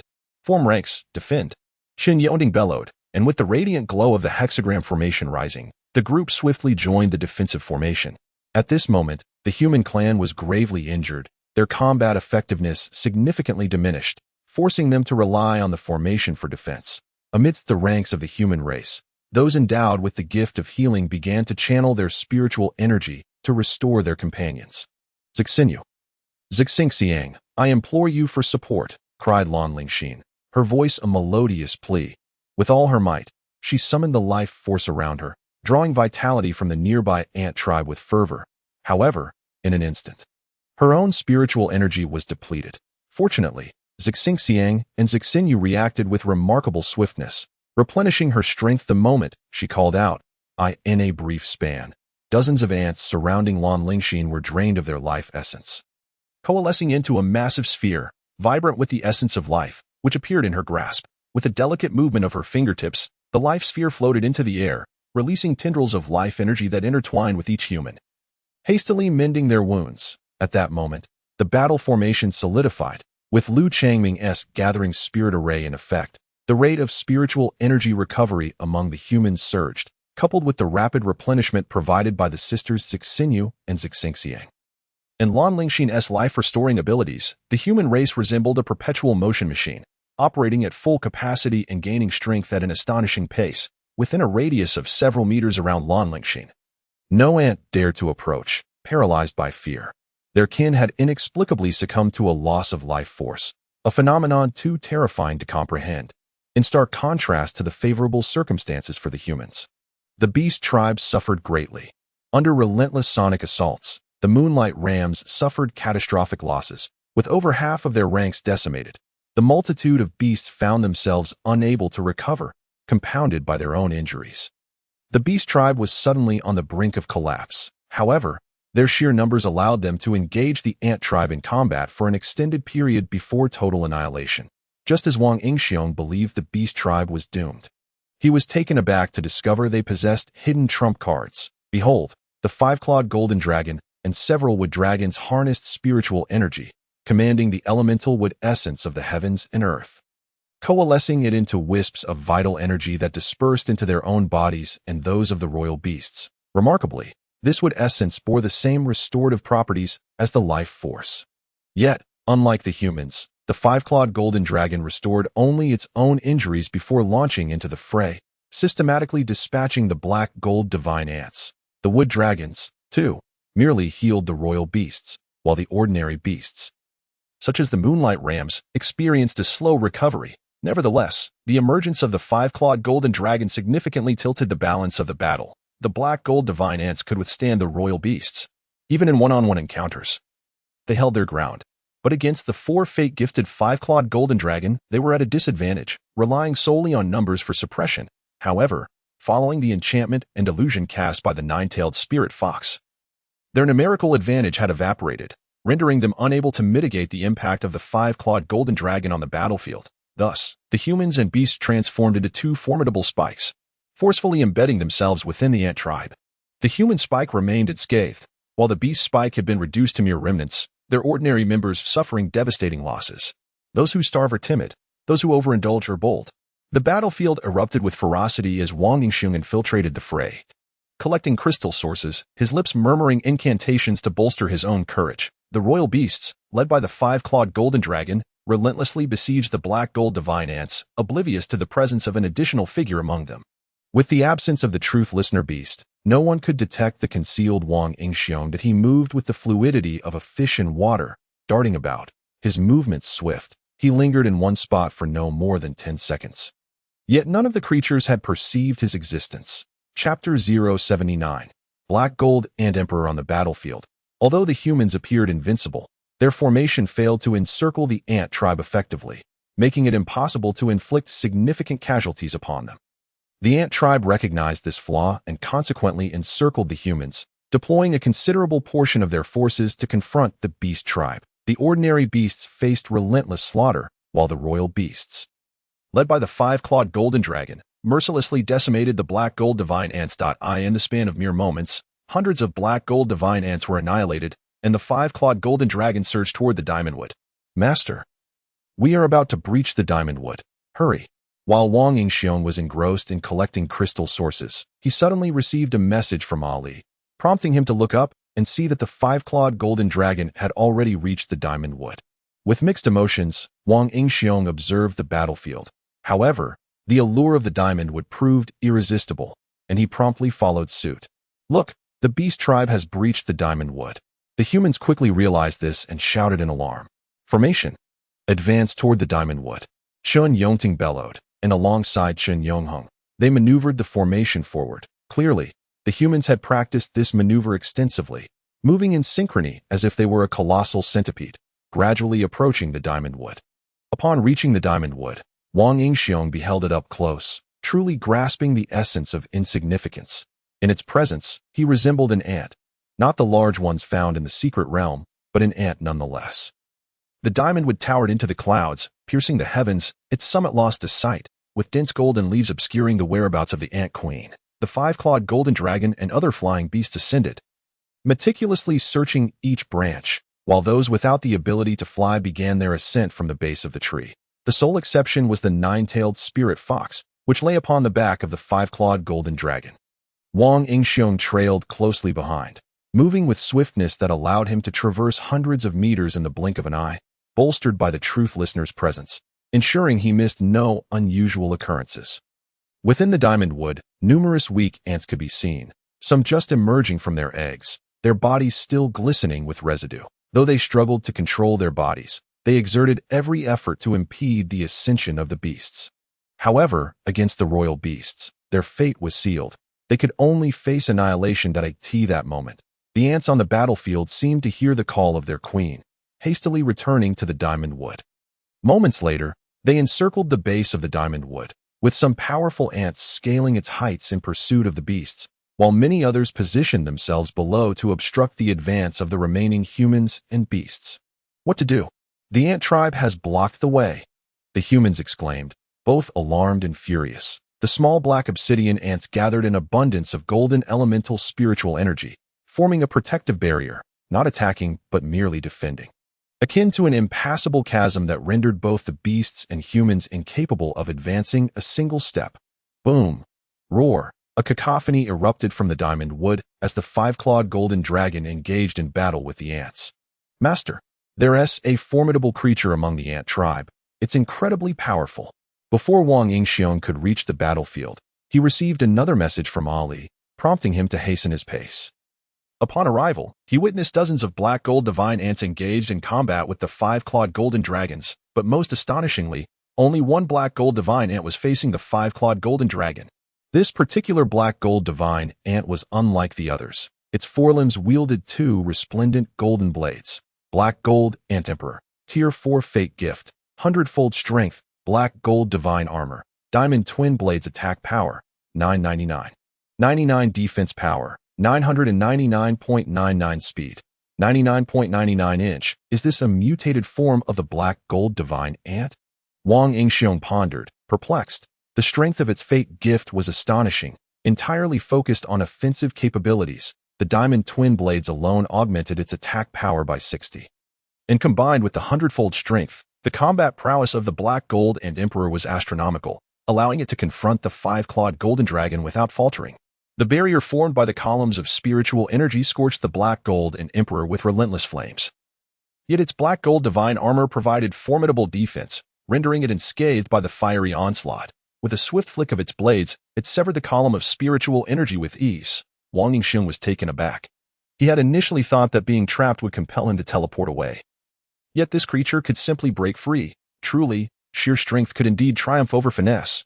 Boom! The black gold and emperor struck the five-clawed golden dragon, leaving a deep gash in its side, causing the dragon's massive frame to shudder as Ali was flung away. Ah! Ali cried out, plummeting uncontrollably. But the five-clawed golden dragon paid her no heed, focusing solely on the confrontation with the black gold ant emperor, while the five-clawed golden dragon could afford to disregard Ali's plight. Wang Yingxiong could not allow her to fall. A drop from such heights would surely end in disaster. In a flash, he utilized his swift movement to rescue Ali. I instructed you to gather intelligence as an informant, and you risked your life so recklessly? Wang Yingxiong expressed his frustration. Master, it was the black gold ant emperor's might that rendered my fate gift ineffective, inciting its wrath, which is why it did not come to my aid. I was fortunate to have you. Ali replied, her voice tinged with grievance. From now on, do not refer to any other beast as royal in my presence. You may only call me that. Wang Yingxiong admonished, irked that his pet would dare address another creature in such a manner. Yes, Master, Ali will remember. Ali hastily nodded in agreement. Wang Yingxiong then inquired, by the way, have you located the ant queen yet? Master, not yet. We were abruptly confronted by this swarm of ants. According to the five-clawed golden dragon, this black gold ant emperor was an ascendant from the last secret realm breakthrough to tier 4. It's incredibly strong. I never expected it to still be alive. Last breakthrough. How many years ago was that? Wang Yingxiong asked, intrigued. After a moment of contemplation, Ali responded, it should have been several hundred years ago. Several hundred years. Wang Yingxiong exclaimed, suddenly curious. How long do the powerful among your beast tribe typically live? Having entered this world, he remained unclear about the lifespan of various races. My grandfather is over 1,000 years old, and he is a tier 9 powerhouse. Ali replied, her expression filled with pride. How many tier 9 powerhouses are there among your kind? Wang Yingxiong inquired. Ali beamed with pride. Many. I believe there are over a dozen. There are still many clansfolk I have yet to meet, and they too are likely tier 9. At that moment, Wang Yingxiong felt an overwhelming urge to pinch himself, questioning whether he was trapped in a dream. Having ensnared a pet, which possesses over a dozen known 9th-tier ancestors, this situation is nothing short of fantastical. If the esteemed Ali were to discover this, one can only imagine how many times I would meet my demise. You should first take a moment to rest within the Black Spear. I shall ascend to investigate. Without waiting for Ali's response, Wang Yingxiong immediately retracted it back into the Black Spear's pet space and, with a swift teleportation, traversed past the battling beast men and ant tribes. In just a few moments, Wang Yingxiong located the ant queens. At this height, the branches of the adamantine wood were astonishingly broad and flat, resembling a vast expanse of level ground, spanning the size of 2 or 3 basketball courts, beyond the numerous ant eggs. Only 5 ant queens remained. Chapter 080. Receive my arrow. Before Wang Yingxiong lay not only the ant eggs, but also the 5 plump ant queens, embodiments of pure protein. Regrettably, Wang Yingxiong found little appetite for such fare. Otherwise, it would have been beneficial to replenish Black Gold Ant Queen. 4th tier fate talents. Reproduction, leadership, sonic attack power. 999.99 defense power. 999.99 speed. 10.00 The attributes of the 5 ant queens were identical. Almost as if they were mere replicas to AT this moment. 4 of the ant queens were channeling their spiritual energy and an unknown force into one of their own, which subsequently consolidated the collective energy of the 5 into an ant egg nestled within her abdomen. This egg was a lustrous white, akin to mutton fat jade. Through its translucent shell, one could discern the fully formed ant within. Black Gold Ant Emperor. Fate talents. Attack power. Defense power. Under the system's scrutiny, a series of question marks bewildered Wang Yingxiong, but there was a final annotation. Annotation. The Black Gold Ant Emperor, gestated by the 5 ant queens, embodies their hope of breaking through the 5th tier, barring external interference. The success rate is exceedingly high. This Black Gold Ant Emperor, birthed from the fortune of the entire secret realm, would be immensely powerful. Wang Yingxiong felt a sense of relief, realizing that the Black Gold Ant Emperor battling the 5-clawed golden dragon might have been born in this very manner. From Ali, he learned that previously, the royal family had underestimated the potential of this secret realm, resulting in a dearth of royal entries, none of whom were emperors, ultimately leading to the successful advancement of the realm. This time, however, they had learned from their past missteps, entering with an overwhelmingly powerful lineup, yet they had not anticipated the ants' thorough preparations. They had nurtured a 4th-tier ant population several times greater than that of the beasts. Alongside formidable mutated black gold divine ants, transforming what was believed to be a simple mission into a far more arduous endeavor. Most crucially, the Black Gold Ant Emperor from the last encounter was still alive, rendering their preparations seemingly futile. According to the patterns of their prior interventions, the offspring of the last breakthrough in the secret realm rarely survived to the next. Hence the beast men found themselves thwarted once more. A single misstep had led to a cascade of errors. The 5-clawed golden dragon seethed with impotent fury. As a proud descendant of royalty, it was a bitter humiliation that it could not best a native of the secret realm despite possessing for fate talents. Though enraged, it could not overcome its adversary. The Black Gold Ant Emperor, born of the realm's fortune, was indeed terrifying. The elemental attacks from the 5-clawed golden dragon inflicted only trivial damage, while a strike from the Black Gold Ant Emperor would be catastrophic. Wang Yingxiong believed that, given his current attributes, he could not withstand the full force of the Black Gold Ant Emperor's strike. After all, 100-fold power was exceedingly daunting.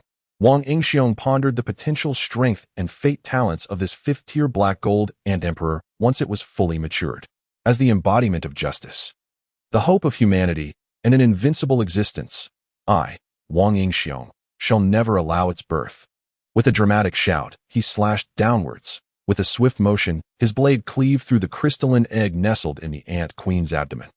However, to Wang Yingxiong's astonishment, the egg was merely nicked, oozing a few glistening droplets of liquid. Upon hearing Wang Yingxiong's battle cry, the ant queen realized an enemy was upon them. But Wang Yingxiong's teleportation was too swift. He had already unleashed his strike. Following closely behind, the sonic attack aimed at birthing the Black Gold Ant Emperor was initiated, for only it possessed the energy to launch an assault. Crack! The granite shield shattered first, and Wang Yingxiong, standing at the source of the sonic wave, felt his head throb and his body tremble, every cell threatening to burst. Wah! Puffed!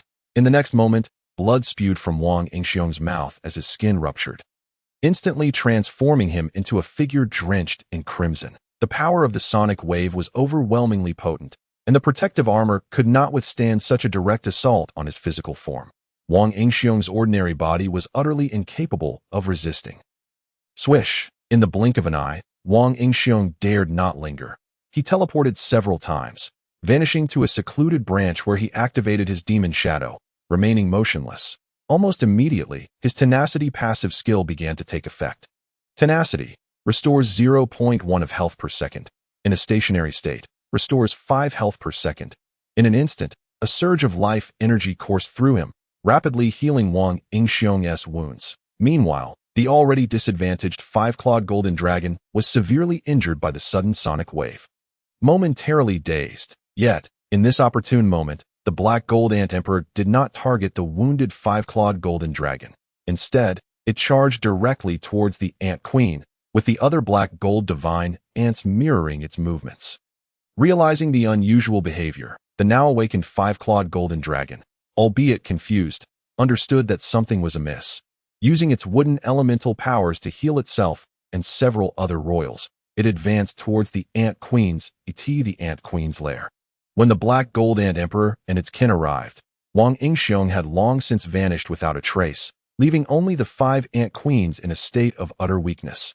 The black gold divine ants stood guard beside the ant queens, while the black gold ant emperor sliced through the adamantine wood, extracting golden sap for the 5 ant queens to consume. Having thrived upon adamantine wood, the black gold ants relied on its sap to enhance their physical condition and aid in recovery. In the next moment, the 5-clawed golden dragon and its kin arrived, witnessing the 5 ant queens jointly nurturing the black gold ant emperor. Though still nursing their wounds, they charged towards the ant queens. Their objective was to prevent the ant tribe's breakthrough, and the boss of this endeavor lay directly before them. How could they possibly refrain from engaging? Roar! The beastmen surged forward, and the ant tribe, equally enraged, rallied in response. The black gold ant emperor, unaware of the identity of its attackers, knew it must first eliminate these beastmen. This time, the black gold ant emperor was furious, its twin blades aglow with golden light. Radiating divine brilliance, resembling a warrior wielding dual blades, the already injured 5-clawed golden dragon found itself overwhelmed by the wrath of the black gold ant emperor, retreating continuously. As time passed, a swarm of smaller obsidian ants crawled up from beneath the adamantine wood, harnessing the elemental energies of the earth to assist their kin in battle, forming a protective barrier around the ant queens. However, at this moment, no one noticed Wang Yingxiong's return. In the brief span of a TS brewing time, bolstered by his tenacious recovery, Wang Yingxiong was revitalized. Moreover, he was now fully drawn back his bow, and having failed to slay his target previously with his lethal sword, he was determined to unleash the final whisper, which could ignore 50 of defenses. Wang Yingxiong was eager to test this. Thus, he concentrated fully, crafting ice shards as arrows. "Haha, receive my arrow!" Wang Yingxiong shouted. Buzz! The icy arrow sliced through the air, becoming a streak of luminous brilliance aimed directly at the gestating black gold ant emperor. Chapter 081. Departure. Wang Yingxiong's voice drew the attention of all beings. Under their watchful gaze, the icy arrow soared forth. Eek! The ant queen shrieked in terror, but the previous sonic attack had drained too much energy for her to retaliate. And even if she could, it would be futile against the icy arrow. At that moment, the ant queen desperately wished to increase her speed, yet her innate need to remain dormant and her regress legs rendered her immobile. Her meager speed of 10 left her incapable of movement. The black gold ant emperor forsook the battered 5-clawed golden dragon, becoming a streak of light racing toward the icy arrow. Yet, it was too late. Pfft. The icy arrow effortlessly pierced through the golden elemental shield, maintaining its velocity without any sign of slowing. Pfft. In the ant queen's eyes, filled with terror and despair, the icy arrow punctured the crystalline ant egg, embedding itself within her body, leaving a fragment of the arrow's tail protruding from the shell. Eek! At that moment, the black gold ant emperor finally arrived, but it was too late, only able to howl mournfully while gently caressing the trembling egg with its quaking hands. Boom! In the next instant, the icy arrow detonated within them. Though the black gold ant emperor, standing in close proximity, was unharmed, it was drenched in the egg's liquid. "Hey, silly giant, look at this!" Wang Yingxiong taunted. As all beings turned to gaze, Wang Yingxiong relaxed his grip, sending another icy arrow hurtling towards the black gold ant emperor. Eek! The black gold ant emperor, furious, roared, swiftly dodging the arrow with ease. Puffed. However, while it evaded, one of the ant queens behind it met a grim fate. Obliterated in the process, the remaining 3 ant queens widened their small eyes, exchanging glances, emitting frantic squeaks as they attempted to move, though it was a monumental struggle. Witnessing another ant queen perish sent the black gold ant emperor into a frenzy, with wings unfurled. It charged at Wang Yingxiong. "Hey, you all have fun. I'll take my leave." At this juncture, there was no time to linger, and Wang Yingxiong teleported away, vanishing into the shadows of the demon shadow. The enraged black gold ant emperor was on the verge of exploding with fury. It had never encountered such shameless beings, ones who only struck from the shadows and fled after sowing discord, yet could not be caught. The furious glare of the black gold ant emperor swept across the beings present, causing the five-clawed golden dragon to feel an involuntary tightening in the next moment. They witnessed a shadow darting straight toward them. Beneath the towering adamantine tree, following the demise of the first ant queen, the ant tribe no longer obstructed the beast and human tribes, collectively scrambling up the tree. Observing the panicked ant tribe, the beast and human tribes were bewildered, unsure of what had transpired. "Do you feel that? It seems we can leave." Suddenly, a voice from among the humans exclaimed in astonishment. Others began to sense carefully, discovering that they had established a peculiar connection with the world around them. It seemed that with just a thought, they could exit the secret realm and return to the deep blue continent. Chen Yongheng queried, What has happened on the tree? Has the ant queen fallen? What should we do?" The crowd gazed at the beast and ant tribes as they hurriedly ascended the tree, feeling somewhat lost. Should they follow suit or retreat? "Let us go take a look. Perhaps we could benefit." Zhang Zhizhuang waved his hands excitedly. "Or perhaps we should observe. What if they both suffer greatly?" Zixin Yu was also somewhat tempted. After all, having come this far, it would be a great pity not to participate or take a glance, seeing that everyone was somewhat stirred. Chen Yongheng spoke solemnly. "Then let us take a look. If danger arises, we shall retreat immediately." "Yes." The crowd cheered. The ant and beast tribes raced upward in a frenzy, completely disregarding the humans, prompting Chen Yongheng and his companions to abandon their battle formation and disperse to climb. At this moment upon the adamantine wood, the beast tribe suffered heavy losses. Even the five-clawed golden dragon bore numerous gruesome wounds, were it not for its ability to heal with fire elements. It would likely have perished by now. On a tree branch, Wang Yingxiong revealed himself, having sensed the possibility of leaving. However, there were still many valuable items on the battlefield that he had yet to collect, so he was in no hurry to depart. Seizing the opportunity amidst the chaos, with the ant queen unattended, Wang Yingxiong swiftly dispatched the remaining 3 foes and reclaimed their crystal sources. This action utterly enraged the black gold ant emperor. The most vital element of the ant tribe was the ant queen. Without her, their race faced extinction.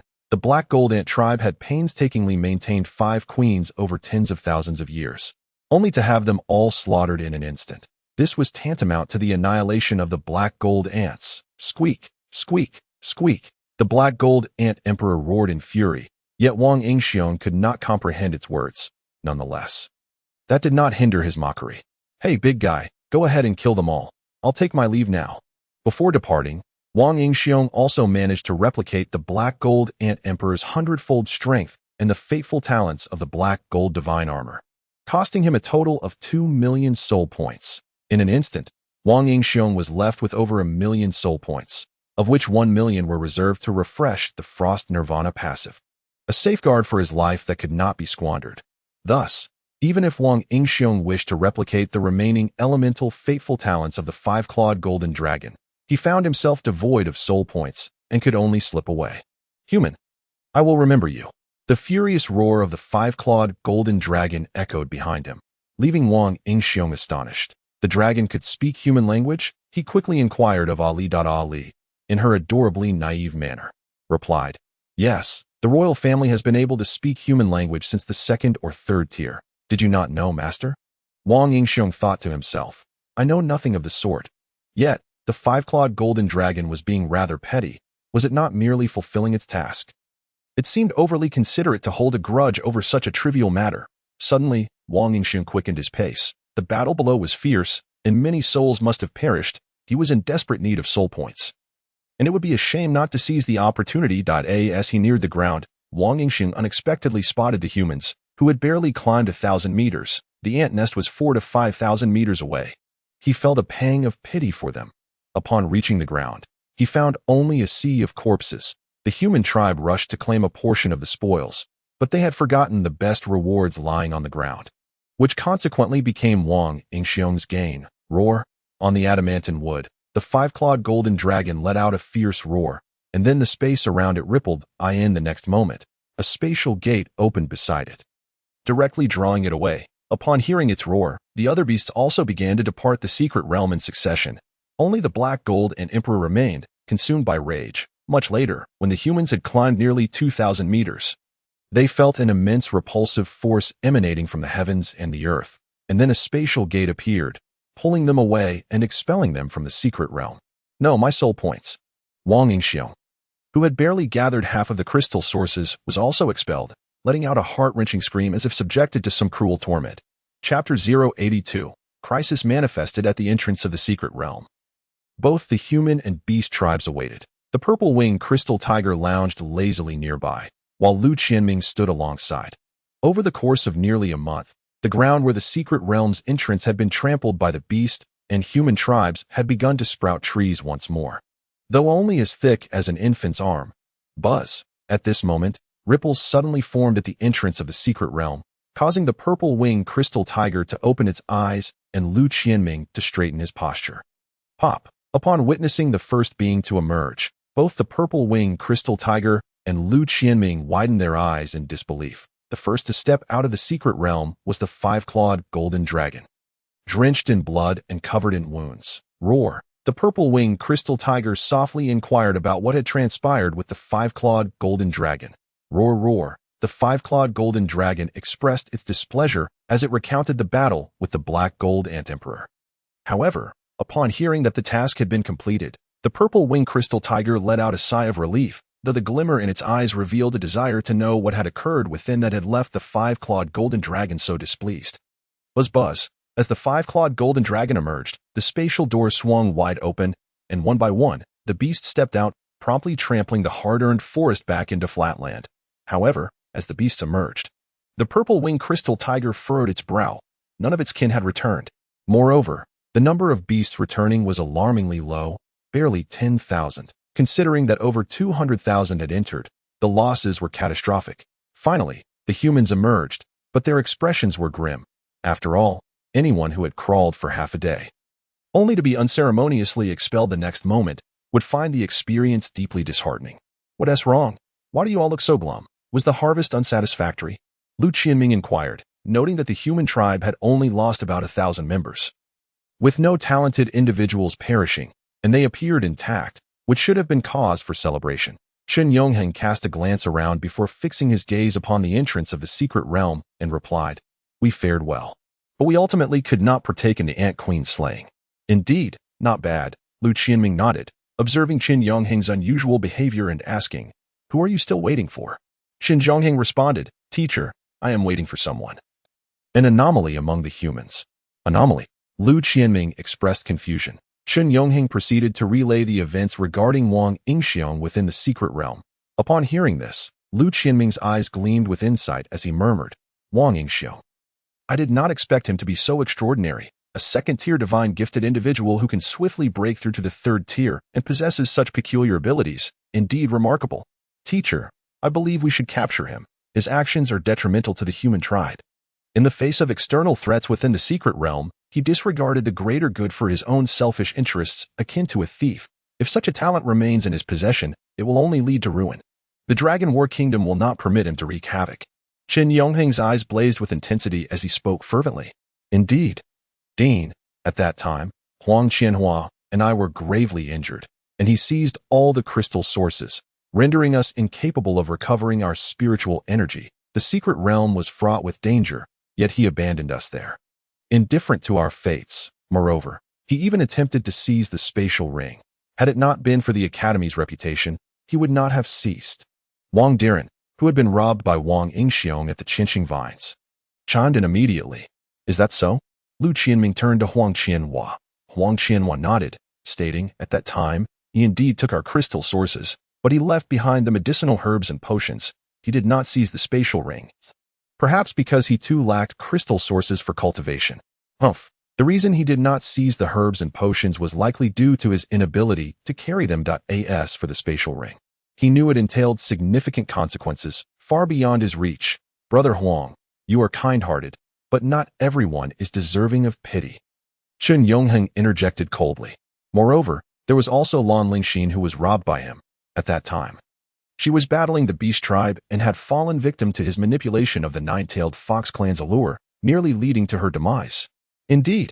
At this moment, Lu Qianming's fury erupted. He understood what Lan Lingxin represented. If anything were to go awry, he could not bear the responsibility. Teacher, Lan Lingxin began to speak but was interrupted by Zixinyu. Sister Lan, I know you are soft-hearted, but he must be punished for his actions. Otherwise, if he were to commit a grave offense against the human tribe in the future, it would be too late. But Lan Lingxin tried to argue. This time, Huang Qianhua grasped her hand. Shaking his head, Lan Lingxin had no choice but to relent. At this moment, accompanied by Wang Yingxiong's heart-rending wails, he emerged from the secret realm's entrance. At that moment, both the human and beast tribes turned their gazes toward him, with the five-clawed golden dragon's eyes almost bursting with flames. As its recently healed wounds were on the verge of tearing open once more. What happened? Did this human cause you trouble? Should we get rid of him? At this moment, the purple-winged crystal tiger was in a foul mood. Eager to spill some blood, the five-clawed golden dragon shook its head. No need, we must retain some of these so-called geniuses among the human race to ensure their vitality, lest we become too bored. Let us proceed. Ever since the emergence of Wang Yingxiong, the portal to the secret realm had been sealed. The beast clan showed no reluctance and left immediately. At this moment, the atmosphere grew rather peculiar. Wang Yingxiong noticed the strange glances cast upon him by the human crowd. Sensing that matters were not as simple as they appeared, he wished to leave, yet found himself unable to do so. For the instant he emerged, Lu Qianming had arrived at his side, a hand firmly pressing down upon his shoulder, rendering Wang Yingxiong immobile, his internal spiritual power stifled. May I inquire, esteemed elder, what is transpiring? Why do you hold me so tightly? Wang Yingxiong feigned a look of grievance. Humph, Wang Yingxiong, is it true that you extorted your kin within the secret realm? Lu Qianming questioned sternly. Elder, you do me a grave injustice. That was merely a reward for my assistance in saving them. How can it be termed extortion? Matters between divine bestowers cannot be dismissed as such. Director, behold, this scoundrel still attempts to argue. At that time, we were all severely injured by the thousand-star vine. He merely seized the opportunity to launch a sneak attack. Ultimately, he took advantage of our depleted strength to humiliate us. Wang Diren roared vehemently. Hey, I say, you were all clearly incapacitated by the thousand-star vine, without the strength to resist. Were it not for me, you would have long since become fodder, and now you dare to turn the tables. Truly shameless. Wang Yingxiong scoffed, astonished at the thickness of their skin, for he believed that those devoid of shame could conquer the world. You. Wang Diren's face flushed with rage. Chun Yongting quickly interjected. Director, look, this fellow shows no signs of remorse. We ought to take him back to the academy and confine him in the dungeon. Chapter 083. The Escape, Elder, as an 8th-tier divine bestower. Do you not feel any shame in bullying a mere child? Wang Yingxiong showed no signs of nervousness, daring to mock Lu Qianming. Humph, such a young age, yet so glib of tongue. Instead of contemplating righteous matters, your mind is filled with selfish schemes. I believe it would do you good to be confined for a time, to temper your character and prevent your talents from being wasted, lest you bring calamity upon humanity. Lu Qianming's expression turned serious, his grip tightening, causing Wang Yingxiong to feel discomfort. At this moment, Chen Yongting and the others looked on with amusement. They knew Lu Qianming was one who succumbed to softness rather than hardness. The more one resisted him, the less favorable his response would be. Initially, they had some concerns, but now it seemed unnecessary, for Wang Yingxiong was digging his own grave. Elder, you have only listened to one side of the story and hastily concluded that I am a villain. Is that not rather rash? Return with me to the Battle Dragon Academy. This matter will have its resolution. Wang Yingxiong retorted mockingly. If I return with you, what resolution will there be? You merely covet my secrets. Why bother with such pretenses? Lu Qianming hesitated. Falling silent as his grip relaxed, Lu Qianming recognized that Chan Yongding and the others' intentions were clear. They sought Wang Yingxiong. Upon hearing of his talents, Lu Qianming was also tempted. For the ability to replicate another's talents was unprecedented in human history. Who could resist such a lure, such a desire to uncover its secrets for oneself? While Lu Qianming would not resort to outright coercion, Wang Yingxiong's self-destructive actions, daring to strike against his own comrades and leaving behind incriminating evidence, would warrant severe punishment under the laws of the Battle Dragon Kingdom. Thus, he found it impossible not to apprehend him, especially given the involvement of many others. Let us go. Any grievances can be addressed at the Battle Dragon Academy. With a surge of spiritual energy, Lu Qianming initiated a powerful spatial distortion, a cascade of silver light descending, ready to transport everyone away. However, At that moment, a disc fell from Wang Yingxiong, landing upon the ground and vanishing in an instant. Lu Qianming gazed at Wang Yingxiong in confusion, only to find him smiling. "Old man, you cannot take what is mine. My fate lies solely in my hands that I act in accordance with my conscience. And thus it is not for you to judge my right or wrong. You lot should live well. Await my return for some entertainment." Everyone was taken aback. What was this madness? Did he truly believe he could escape from an 8th-tier divine bestower? What a farce! Lu Qianming was equally perplexed. While he knew Wang Yingxiong possessed a spatial talent for instant movement, escaping his grasp seemed utterly impossible. Yet, at that moment, Lu Qianming felt an immense force emanating from Wang Yingxiong's body. And suddenly, Wang Yingxiong threw a punch toward him. 100-fold strength. Just as Lu Qianming had relaxed his grip, Wang Yingxiong had managed to place a teleportation disc on the ground and activated his 100-fold strength ability to break free from Lu Qianming's hold. In that instant, Lu Qianming was genuinely taken aback. He had not anticipated Wang Yingxiong could unleash such formidable power, causing him to loosen his grip, just as Lu Qianming attempted to seize Wang Yingxiong again. The latter's figure flickered and vanished entirely. The atmosphere grew awkward, as Qin Yongding and the others exchanged glances, unsure of what to say. Lu Qianming's face flushed, for a 4th-tier divine bestower had escaped from his grasp. Employing a spatial talent at that. Though he believed Wang Yingxiong was merely flaunting his strength, he had not anticipated that Wang Yingxiong would succeed and mock him in the process, at this moment. After the initial embarrassment, Qin Yongting and the others' expressions turned grim, recalling Wang Yingxiong's parting words. With such bizarre abilities, if he had set his sights on them, how could they find peace? This was akin to losing the hen while trying to catch the fox. "Teacher, this," Qin Yongding mustered the courage to ask cautiously. Before he could finish, Lu Qianming snapped. The fluctuations in energy earlier, though infused with spatial elements, were not akin to instant movement or similar fateful talents.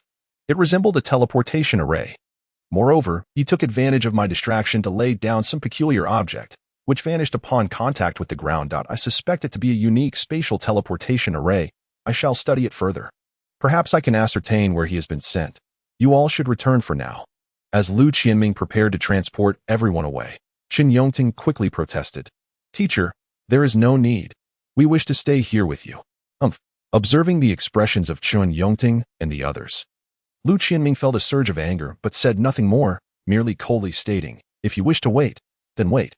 He then began to examine the ground where Wang Yingxiong had stood for any anomalies. Meanwhile, Wang Yingxiong had relied on the teleportation disc to return to the secret realm. However, at this moment, he felt no joy in escaping. Rather, he wore a grave expression, for he sensed the realm's rejection of him, although it did not expel him outright.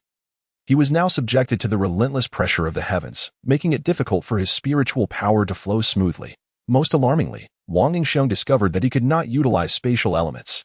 In the instant of his departure, he had employed the abilities of others to replicate Lu Qianming's fateful talent, the affinity for spatial elements at 90, expending 800,000 soul points to do so. Yet, when he attempted to harness the spatial elements, he found himself unable to sense them within the secret realm. Furthermore, the spatial barriers within the realm were as solid as iron. His instant movement could only cover a distance of several dozen meters. "It cannot be. I cannot be trapped here." Wang Yingxiong was filled with terror, quickly accessing the system, where both teleportation discs were lit up and available for use, instantly reassuring him. "I wonder if they have departed."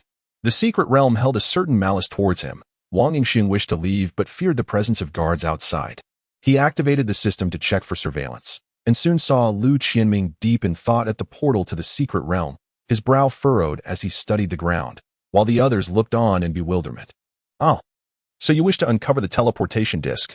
Good luck with that." Wang Yingxiong wore a mocking grin. The teleportation disc only exhibited a form when placed. Once set, it became completely invisible. Merging with the world, no one could hope to find it. Thus, Wang Yingxiong felt no concern about being discovered by Lu Qianming. Moreover, before his departure, he had set up a vantage point to monitor the situation outside, which now proved useful. Chapter 084. A Dead End. Wang Yingxiong. 4th tier age, 12 soul points. 4,733,251 fate talent. 1000 jade seal, frost resurrection, resilience, night hunter, listening to the heavens, blazing flame cultivation talent, purple extreme cultivation method, spirit drawing technique, cultivation speed increased by 28. Skills, martial arts. Demon Shadow, Master Craftsman, My Unique Principle, Mist Array, Instant Movement, Granite Shield, Ice Shard, Little Chrysanthemum, Tear, The Way of Others, Illusory Mist, Hundredfold Strength, Black Gold Divine Armor, Fire Element Affinity 100, Gold Element Affinity 100, Spatial Element Affinity 90 Attack Power, 735. 91 Defense Power, 694.42 Speed, 72.08. Gazing at his attributes, Wang Yingxiong felt a surge of joy. With soul points exceeding 470,000, he had ample resources for indulgence. Observing his myriad talents, Wang Yingxiong experienced a dizzying sensation, realizing how formidable he had become. In the human race, the emergence of two fateful talents signified unparalleled genius. What of his own situation? Was he not a monster? Ah! The triumphant smile of Wang Yingxiong is truly delightful. Coupled with the 710 points of attack and defense granted by the Murder Armor and Murder Sword, Wang Yingxiong is now capable of facing an early-stage Tier 5 Divine Bestower. Invincibility is a form of sorrow. Wang Yingxiong could hardly contain his laughter. Among the plethora of talents, the one with the highest consumption is undoubtedly the Hundredfold Strength. Just moments ago, while escaping from Lu Qianming, it drained 1% of his spiritual energy in merely 5 seconds. And even when exerted to its fullest, it could only last a little over 8 minutes. Moreover, this Hundredfold Strength places an immense burden on the body. After its recent use, he felt a slight throbbing pain in his cells. It is bewildering how the ant clan's physique is structured to utilize such power for extended periods without apparent discomfort. However, with the presence of the tenacity passive, life energy is constantly replenished, making this burden negligible for Wang Yingxiong, though it still requires time to recover. Thus, the Hundredfold Strength can only serve as a desperate trump card, not to be employed frequently. Descending the hillside, the battlefield at the Iron Thornwood remains lush with vegetation. Yet traces of the prior conflict can still be discerned. Amidst the flora, some small iron thornwoods have sprouted, but regrettably, they lack sentience and do not even qualify as first-tier spiritual herbs, merely possessing some value as medicinal plants. If they wish to regain their former glory, it is uncertain how many years they will require. Glancing towards the direction of the diamond wood, Wang Yingxiong dared not approach. He could not afford to engage in battle fully at this moment, as he harbored some trepidation towards the Black Gold Ant Emperor. Furthermore, he had just slain the Ant Queen before the Black Gold Ant Emperor's very eyes, a grievance that could not be easily forgiven. If the Black Gold Ant Emperor were to discover Wang Yingxiong's presence, a fierce battle would be inevitable. Wang Yingxiong had come here merely to seek refuge and perhaps scout for treasures, not to engage in a life-and-death struggle. Hence, he resolved to retreat as far as possible. Subsequently, he began to depart in the opposite direction. After a short while, it dawned on Wang Yingxiong that he possessed an item he could utilize within the secret realm. Taking out the spirit disc, the needle pointed unwaveringly towards the direction of the diamond wood, instantly igniting within him the impulse to bend it to his will. Faced with such a rudimentary instrument, Wang Yingxiong felt a profound concern for the level of crafting on this deep blue continent. He then decided to employ his master artisan skills to upgrade the device, hoping to elicit some delightful surprise for himself.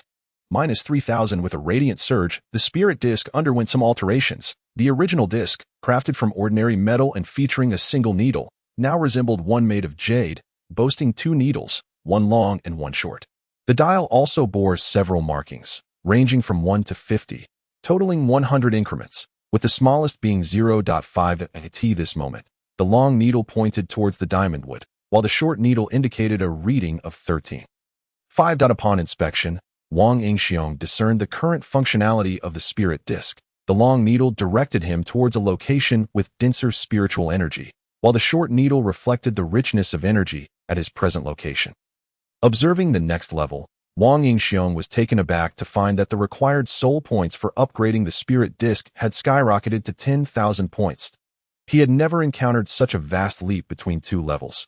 Could this device undergo unforeseen transformations? Fortunately, with his current wealth, Wang Yingxiong was unfazed by the soul points and decided to upgrade it directly. 10,000 in an instant, the spirit disc erupted in brilliance, obscuring the details of the transformation within. After a brief moment, the light dissipated, revealing a markedly altered spirit disc that now exhibited a pearlescent white hue, akin to a block of pure jade, and the dial presented a highly technological interface. Infusing it with spiritual energy, the spirit disc pulsated with light, projecting an ethereal image of Wang Yingxiang's location marked by a red dot, from which several arrows emanated, pointing towards other areas of denser spiritual energy. Removing the arrow pointing towards the diamond wood, Wang Yingxiang casually selected another and began to advance. However, just as he stowed away the spirit disc, he felt a sudden sensation of something rapidly approaching from behind. Turning around, he was met with the sight of the black gold and emperor closing in at an alarming speed. Without a moment's hesitation, Wang Yingxiang unleashed the Thousand Jade Seal, conjuring its three-dimensional image in his mind, and drew the last whisper into his hands, effortlessly pulling back the bow to shoot at the black gold ant emperor. Whoosh! Yet, with a slight movement, the black gold ant emperor deftly evaded the arrow. Now less than 100 meters from Wang Yingxiang. Wang Yingxiang quickly retracted the last whisper, donning the murder armor entirely, with the murder sword transforming into a blade form, striking towards the black gold ant emperor. Bang! The black gold ant emperor's dual blades clashed against the murder sword, producing a thunderous sound. In a single strike, the granite shield shattered into fragments, sending Wang Yingxiang staggering back several meters, his arms tingling as if they might shatter. Hiss! Wang Yingxiang inhaled sharply. The black gold ant emperor's strength was simply excessive.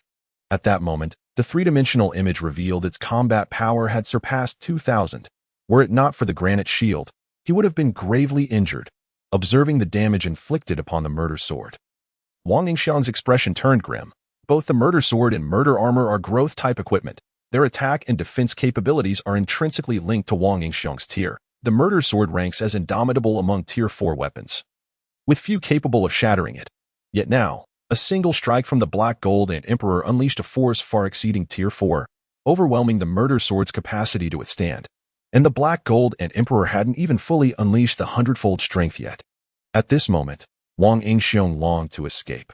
However, even with his instantaneous movement spanning several meters, it was insufficient to elude the black gold ant emperor. Moreover, outside the secret realm, other humans were lying in wait for him, leaving Wang Yingxiang with nowhere to flee. Nevertheless, he remained unfazed. He had faced death before and feared nothing. Bravery, after all, is the essence of action. Chapter 085, Battle with the Black Gold Ant Emperor. Let us engage in a thrilling battle. Wang Yingxiang bellowed, mirroring the black gold ant emperor as he activated his fate talent, the black gold divine armor.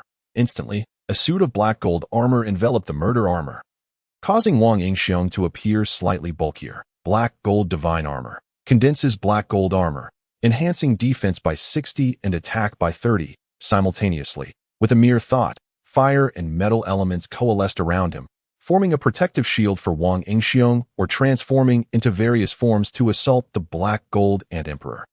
In an instant, man and ant clashed rapidly, their blades flashing in a dazzling display, as two dark figures flickered in and out of sight, engaging in over 100 exchanges in the blink of an eye. However, upon closer inspection, it became evident that Wang Yingxiang consistently found himself at a disadvantage. Moreover, the fire and metal elements he could manipulate were exceedingly limited, inflicting no real harm upon the black gold ant emperor. Puffed! Another strike from the black gold ant emperor landed on him, causing Wang Yingxiang to spit out a mouthful of blood. Thankfully, this blow merely further damaged the black gold divine armor without penetrating the murder armor. Otherwise, it could have cost him half his life. Whoosh! A thick smoke rose, and Wang Yingxiang activated the mist array, concealing himself within to catch his breath and prepare for the next opportunity to strike. Meanwhile, although the black gold and emperor's black gold divine armor remained relatively intact, it was also engulfed in flickering flames, a result of the searing heat, despite having previously accumulated 10 layers and experienced an explosion. It only elicited a single cry from the black gold ant emperor, causing no further damage. The only solace for Wang Yingxiang in this moment was that during their fierce exchanges, he had embedded 16 spiritual energy spears within the black gold ant emperor, waiting for their numbers to be sufficient to tear apart its defenses in an instant. This was his sole reliance for overcoming the black gold ant emperor, hidden within the mist array. Wang Yingxiang became undetectable to the black gold ant emperor, who was momentarily unable to locate him. Wang Yingxiang remained still as the tenacity passive began to take effect, gradually restoring his life energy and healing himself. Concurrently, he channeled his spiritual energy to mend the shattered black gold divine armor. Squeak! After wandering amidst the smoke for some time, the black gold ant emperor seemed to possess a form of X-ray vision. As it suddenly pinpointed Wang Yingxiang's location, Its dual blades glinted with cold light, heading straight for Wang Yingxiong's body. Swish! Although the distance for instantaneous movement was heavily suppressed, it still bore some effect. The black gold ant emperor reacted with remarkable speed, its wings flapping as it flew towards Wang Yingxiong. At this point, Wang Yingxiong could no longer evade, and was left with no choice but to brace himself with the murder sword. Crack! The granite shield, having cooled down, was easily shattered once more, yet it did provide Wang Yingxiong with a moment's defense against the attack. Buzz! Spiritual energy surged, and Wang Yingxiong thrust his palm forward, sending the illusory mist toward the black gold ant emperor. Swish! An illusion materialized instantly, causing Wang Yingxiong's eyes to brighten, but before he could revel in his excitement, the black gold ant emperor swung its blade, cleaving the illusory mist in two. Following that, another strike from the black gold ant emperor aimed directly at Wang Yingxiong's throat. Wang Yingxiong dared not take the blow head-on. Instead, he swiftly moved behind the black gold ant emperor, delivering a strike of his own. Yet, the black gold ant emperor seemed to possess eyes in the back of its head. Effortlessly blocking the attack with a golden blade, Wang Yingxiong could only retreat in resignation. However, mere moments later, the black gold ant emperor had him pinned down, forcing him into a direct confrontation, subjecting him to relentless assaults. This battle was undoubtedly the most frustrating Wang Yingxiong had ever faced. Not only was he hindered by the secret realm, which suppressed his talents, but the black gold ant emperor had inexplicably become exceedingly perceptive, able to sense his position even amidst the smoke. Each attempt at a surprise attack using instantaneous movement was thwarted. Were it not for Wang Yingxiong's knowledge of its fate talents, he might have suspected it possessed an ability akin to listening to the heavens and earth. As the battle dragged on, Wang Yingxiong continuously utilized various talents, ultimately elevating his spiritual energy far beyond that of his peers, yet he had already expended half of it, while the black gold ant emperor exhibited no signs of fatigue. Instead seeming to grow fiercer with each passing moment, its attacks becoming increasingly ferocious. At this juncture, the murder armor bore several cracks. Upon closer inspection, Wang Yingxiong uncovered a terrifying dilemma. Although the aura within the secret realm was extraordinarily dense, and Wang Yingxiong's body had undergone evolution, allowing him to absorb spiritual energy at an astonishing rate, comparable to the state of an ordinary person cultivating. Now, the natural spiritual energy he could absorb was exceptionally scarce, even less than what he could gather back in the deep blue continent. In stark contrast, the black gold ant emperor seemed to have a pump installed within its body, with spiritual energy surging in uncontrollably. Damn it! This damned secret realm is playing tricks on me. Wang Yingxiong's frustration boiled over. Did this secret realm possess consciousness, deliberately targeting him? If so, why not crush him outright? He found himself baffled, yet at this moment, he had no desire to comprehend. Although he possessed the passive ability of Frost Nirvana, he engaged in battle with utmost cunning, resorting to ambushes rather than confronting foes head-on, for he feared pain and dreaded death. But now, being singled out by the secret realm and unable to return to the deep blue continent, Wang Yingxiong's blood surged, igniting a sense of boldness within him. The elemental powers of gold and fire could not unleash their full might. And after some calculation, he realized that nearly all of his talents had been rendered ineffective, though the 1,000 Jade Seal could create a three-dimensional image, allowing him to discern the movements of the black gold ant emperor. Its speed was simply too swift. The difference between having that image and not having it was negligible. At this moment, Wang Yingxiong's only hope for a turnaround lay in the act of tearing apart. He had already thrust 16 spiritual energy spears into the emperor's body, inflicting a mere 588 points of damage, while the black gold ant emperor's defense, bolstered by its current state, soared to an impressive 1,600 points. Those few spiritual energy spears were utterly ineffective against it. Wang Yingxiong's mind was in turmoil. He found himself primarily on the defensive, and whenever he attempted to strike, his attacks were largely thwarted by the emperor's indomitable golden blades, preventing his strikes from making contact and rendering his spears useless. Wang Yingxiong cried out in desperation. His sole chance of victory hinged on this tearing action. Thus, he held nothing back, unleashing his spiritual energy to activate a 100-fold increase in power. In an instant, he qualified for a counterattack, albeit at the cost of excruciating pain coursing through his body, as if his cells were on the verge of rupture. Bang! Bang! Wang Yingxiong's sudden resurgence startled even the black gold ant emperor. Yet, even with his explosive vigor, they merely matched each other. and Wang Yingxiong felt a sense of satisfaction simply for managing to embed those spiritual energy spears into the emperor's body. 1, 2. He paid no mind to his bloodied form. At this moment, the black gold divine armor had vanished, and the killing armor lay shattered, his body riddled with deep, bone-deep wounds. Nevertheless, Wang Yingxiong felt elated, for he had managed to embed a total of 96 spiritual energy spears into the black gold and emperor, accumulating a staggering 3,528 points of damage, overwhelming its defenses. Die, you oversized fool. Wang Yingxiong's lips curled into a sinister smile, tainted with blood, and as his voice fell, the tearing commenced. Squeal, the black gold and emperor let out a howl of pain, its body trembling, the black gold divine armor quaking as if something were about to burst forth. Yet, all that flowed from it was blood, with no explosion in sight. Wang Yingxiong was taken aback upon glancing at the three-dimensional image. He noticed that the emperor's skeletal defenses had surged, emitting golden light that stabilized its flesh. The tearing had been thwarted. Chapter 086. Death. Observing the unsuccessful tearing, Wang Yingxiong's face was one of disbelief. He stood dazed for a moment before raising his killing sword to charge forward, but he was utterly drained, his body battered and devoid of any spiritual energy. Were it not for his unwavering will, he would have collapsed. Squeal, the black gold and emperor, witnessing that Wang Yingxiong was still alive, was filled with rage, yet it was also terrified, never expecting that this human could be so bizarre, nearly bringing about its demise. Had it not been for its long-term consumption of the goldenwood fruit and juice, enhancing its skeletal and flesh defenses, it would have been torn to shreds. Thus, it was filled with both fear and fury towards this human.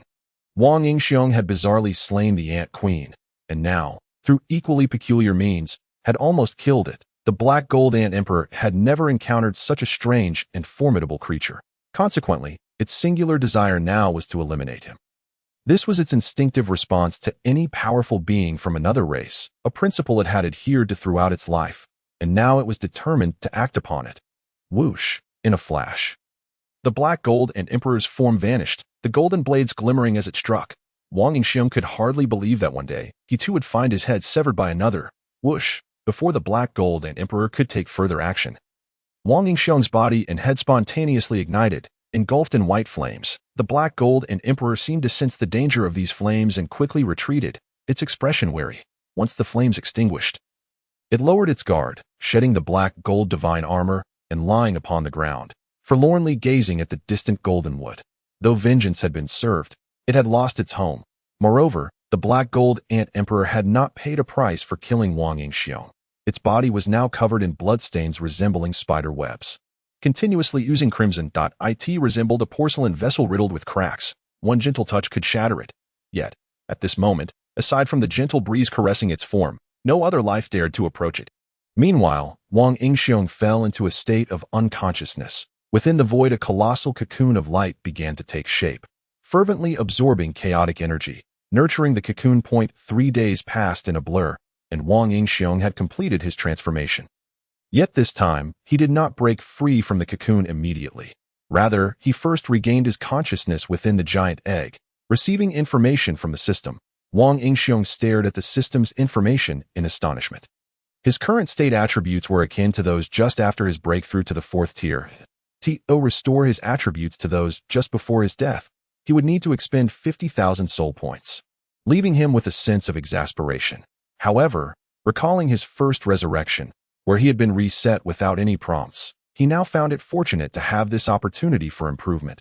Could it be that this enhancement was only available because his soul points were sufficient?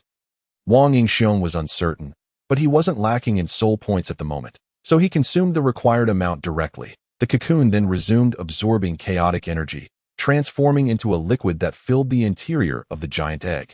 And Wang Yingxiong lost consciousness once more as the liquid energy coursed through his body, enhancing his attributes. This process of attribute enhancement was exceedingly slow. Unlike the 1,000 jade seal's instantaneous growth, it was more akin to a natural metabolic process, gradually increasing, a lengthy endeavor that persisted for an entire day. When Wang Yingxiong finally opened his eyes again, he found himself back within the secret realm, the giant egg shattering into white flames, revealing his gloriously naked form. Fortunately, there were no humans around. Otherwise, they would surely deem him a pervert. Hastily, Wang Yingxiong retrieved clothing from his system backpack. as he was not one to revel in such exposure. Looking at the tattered garments transformed from his killing armor, he felt quite helpless. The killing armor had remained in the system backpack for 4 days, unable to absorb external spiritual energy for recovery. Thus, still appearing in a broken state, to facilitate its restoration, he had no choice but to wear it, resembling a beggar. This resurrection had not altered his physical attributes. After all, during his first time, his training talents had already reached their peak. Feeling the deep-seated malice of the secret realm, Wang Yingxiong vowed that one day, he would turn this realm into his personal harvest ground for experience. However, the prerequisite was to slay the Black Gold and Emperor. Just the thought of the Emperor sent a shiver of fear down Wang Yingxiong's spine. His killing armor was practically useless, and his killing sword was damaged. He could hardly withstand a single strike. Instinctively, he hastily consumed 1 million soul points to upgrade Frost Nirvana, refreshing the cooldown time of his passive ability.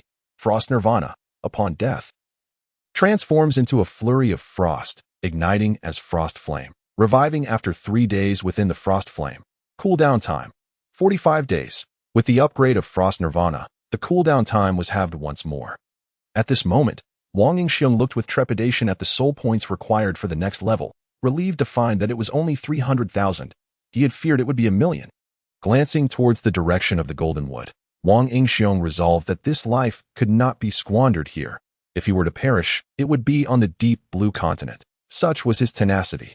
Through reconnaissance, Wang Yingxiong noted that the members of the War Dragon Academy had departed from the teleportation platform, and Lu Qianming was absent as well, yet 3 unfamiliar figures lingered in concealed positions nearby. Wang Yingxiong's heart leapt with joy. Upon investigation, he found that these 3 were merely of 5th or 6th tier strength.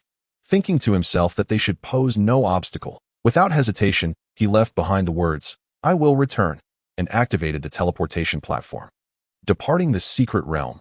At this moment, near the entrance of the secret realm, 3 individuals were perched atop a large tree, fixated on the spot where Lu Qianming had drawn a circle before leaving. "How long do we have to wait? It's been 2 days, and nothing has emerged," one of them complained. "Sigh, this is the city lord's order. We must abide by it." The others sighed, feeling somewhat helpless. They were deep within the beast's domain, where 5th and 6th tier beasts frequently roamed. Were it not for the city lord's command, they would dare not linger here. Thankfully, no beast had appeared in the last 2 days. Otherwise, they would have fled long ago. For the mission was not worth risking their lives.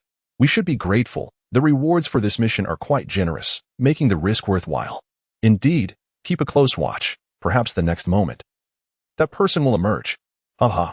The group exchanged low chuckles, dismissing the possibility, for after all, who would return once they had escaped? They could only wonder what on earth had possessed the War Dragon Academy to send people to guard this place. Buzz. At that moment, a slight disturbance rippled through the circle, leaving the 3 individuals exchanging glances. Could it be that their words had indeed hit the mark? Daring not to hesitate, they swiftly moved to the front of the circle. With a pop, a figure materialized before them, and just as they were about to take action, a thick smoke suddenly billowed up, causing the figure to vanish in an instant. The trio hurriedly retreated from the smoke's range. One of them closed his eyes to sense carefully, yet he perceived nothing at all. Minutes passed, and as the smoke dissipated, it became evident that they were alone, with not a single trace of the figure remaining. Chapter 087. The Shift. Did you sense anything? In response to the inquiries from the other 2, the scout shook his head with a grim expression. The fact that a 4th-tier divinely gifted being could elude the perception of a 6th-tier one and vanish right before their eyes was a blatant affront to their dignity. The trio's faces darkened. After all, their target had escaped with such ease, leaving them unable to even glimpse his face. It was utterly humiliating. What should we do? They exchanged glances, uncertain of how to explain the situation. The city lord instructed us to guard this place for 5 days. 2 days have already passed without any anomalies. We can remain here for 3 more days, and then return to report. Indeed, nothing has transpired here. With a shared understanding, the 3 synchronized their thoughts and obediently returned to their perch in the trees, closing their eyes to meditate, resolutely avoiding any further glance at the circle. Meanwhile, Wang Yingxiong revealed himself, dispelling the demonic shadows. His face radiated with a smile, and he felt an overwhelming urge to laugh heartily. Truth be told, Wang Yingxiong had not anticipated his escape to be so effortless. Ah, the sorrow of invincibility. In a buoyant mood, Wang Yingxiong eagerly activated the lottery system, opting for a draw. This lottery had been available to him since his revival. A monthly gift from the system. Under normal circumstances, he would never participate, as the rewards were usually meager. Typically, he would accumulate draws to create a sense of anticipation. However, feeling jubilant this time, he decided to indulge in a celebratory draw. Ding! Congratulations on acquiring the innate talent, Born Enchantment.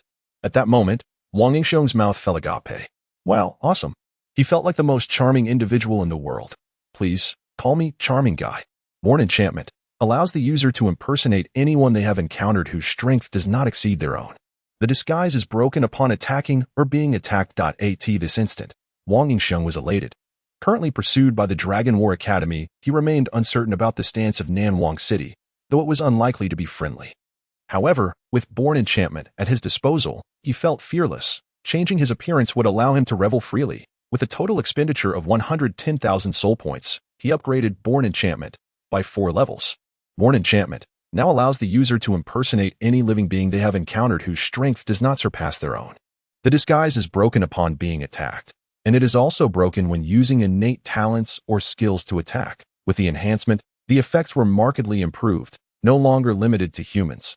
Additionally, as long as he did not use innate talents or skills, attacking others would not break the disguise, elevating the effectiveness of Born Enchantment to a new level. Feeling playful, Wang Yingxiong channeled his energy, transforming into a grand tree. This tree bore an uncanny resemblance to the ones nearby. Upon closer inspection, one would discover they were identical. However, this guise lasted only a moment before Wang Yingxiong reverted to his original form, morphing into that of a young man. Were members of the Dragon War Academy present? They might recognize him as Xinzhong Yuan, the individual Wang Yingxiong had rescued from the giant AO ants lair. At that time, Xinzhong Yuan and Yu Shihai had stealthily fled while Wang Yingxiong was distracted. However, he had not encountered them among the human race since, leading him to surmise they had perished in the secret realm. It was a pity for Wang Yingxiong's iron blade, which he believed could fetch a handsome price of several silver coins. Striding confidently back to Nanwang City, after nearly a month apart, Wang Yingxiong found himself reminiscing about the city. Yet, along the way, he noticed a peculiar phenomenon. There were hardly any people on the road from the Beast Plains to Nanwang City. An unusual occurrence. Could it be that due to the secret realm, the human race was too fearful to hunt in the Beast Plains? Wang Yingxiong speculated, but quickly dismissed the notion, for several days had passed, and the beastmen had already departed. The humans would not be so easily intimidated. Upon arriving at the city walls of Nanwang City, Wang Yingxiong indeed spotted his wanted poster affixed to the wall. The reason for his pursuit being his alleged harm to his own kin. Seeing this, he chuckled silently, paid the entrance fee, and swaggered into the city. Inside, the scene was markedly different. The bustling marketplace remained vibrant. Yet Wang Yingxiong felt that something was amiss. As he strolled leisurely, he eventually arrived at the Free Alliance Guild, only to discover a stark change. The once bustling Free Alliance Guild was now tightly shut, sealed with a notice. It had been closed by Nanwang City due to charges of treason. Wang Yingxiong was taken aback. What had the rogue cultivators within the guild done? Had they staged a rebellion? Being charged with treason implied that they had indeed revolted. He could only wonder about the state of the conflict. As night fell, Wang Yingxiong returned to his inn. After a day's worth of inquiries, he finally unraveled the events that had transpired in Nanwang City during his absence. Firstly, shortly after Wang Yingxiong and his companions had entered the secret realm, all the rogue cultivators affiliated with the Free Alliance had vanished. Just as Nanwang City began an urgent investigation, news broke that the rogue cultivators had captured Southgate Town. Due to the town's remote location, nearly all the military forces were engaged in the Beast Plains, and the number of high-tier divinely gifted individuals within the town was limited.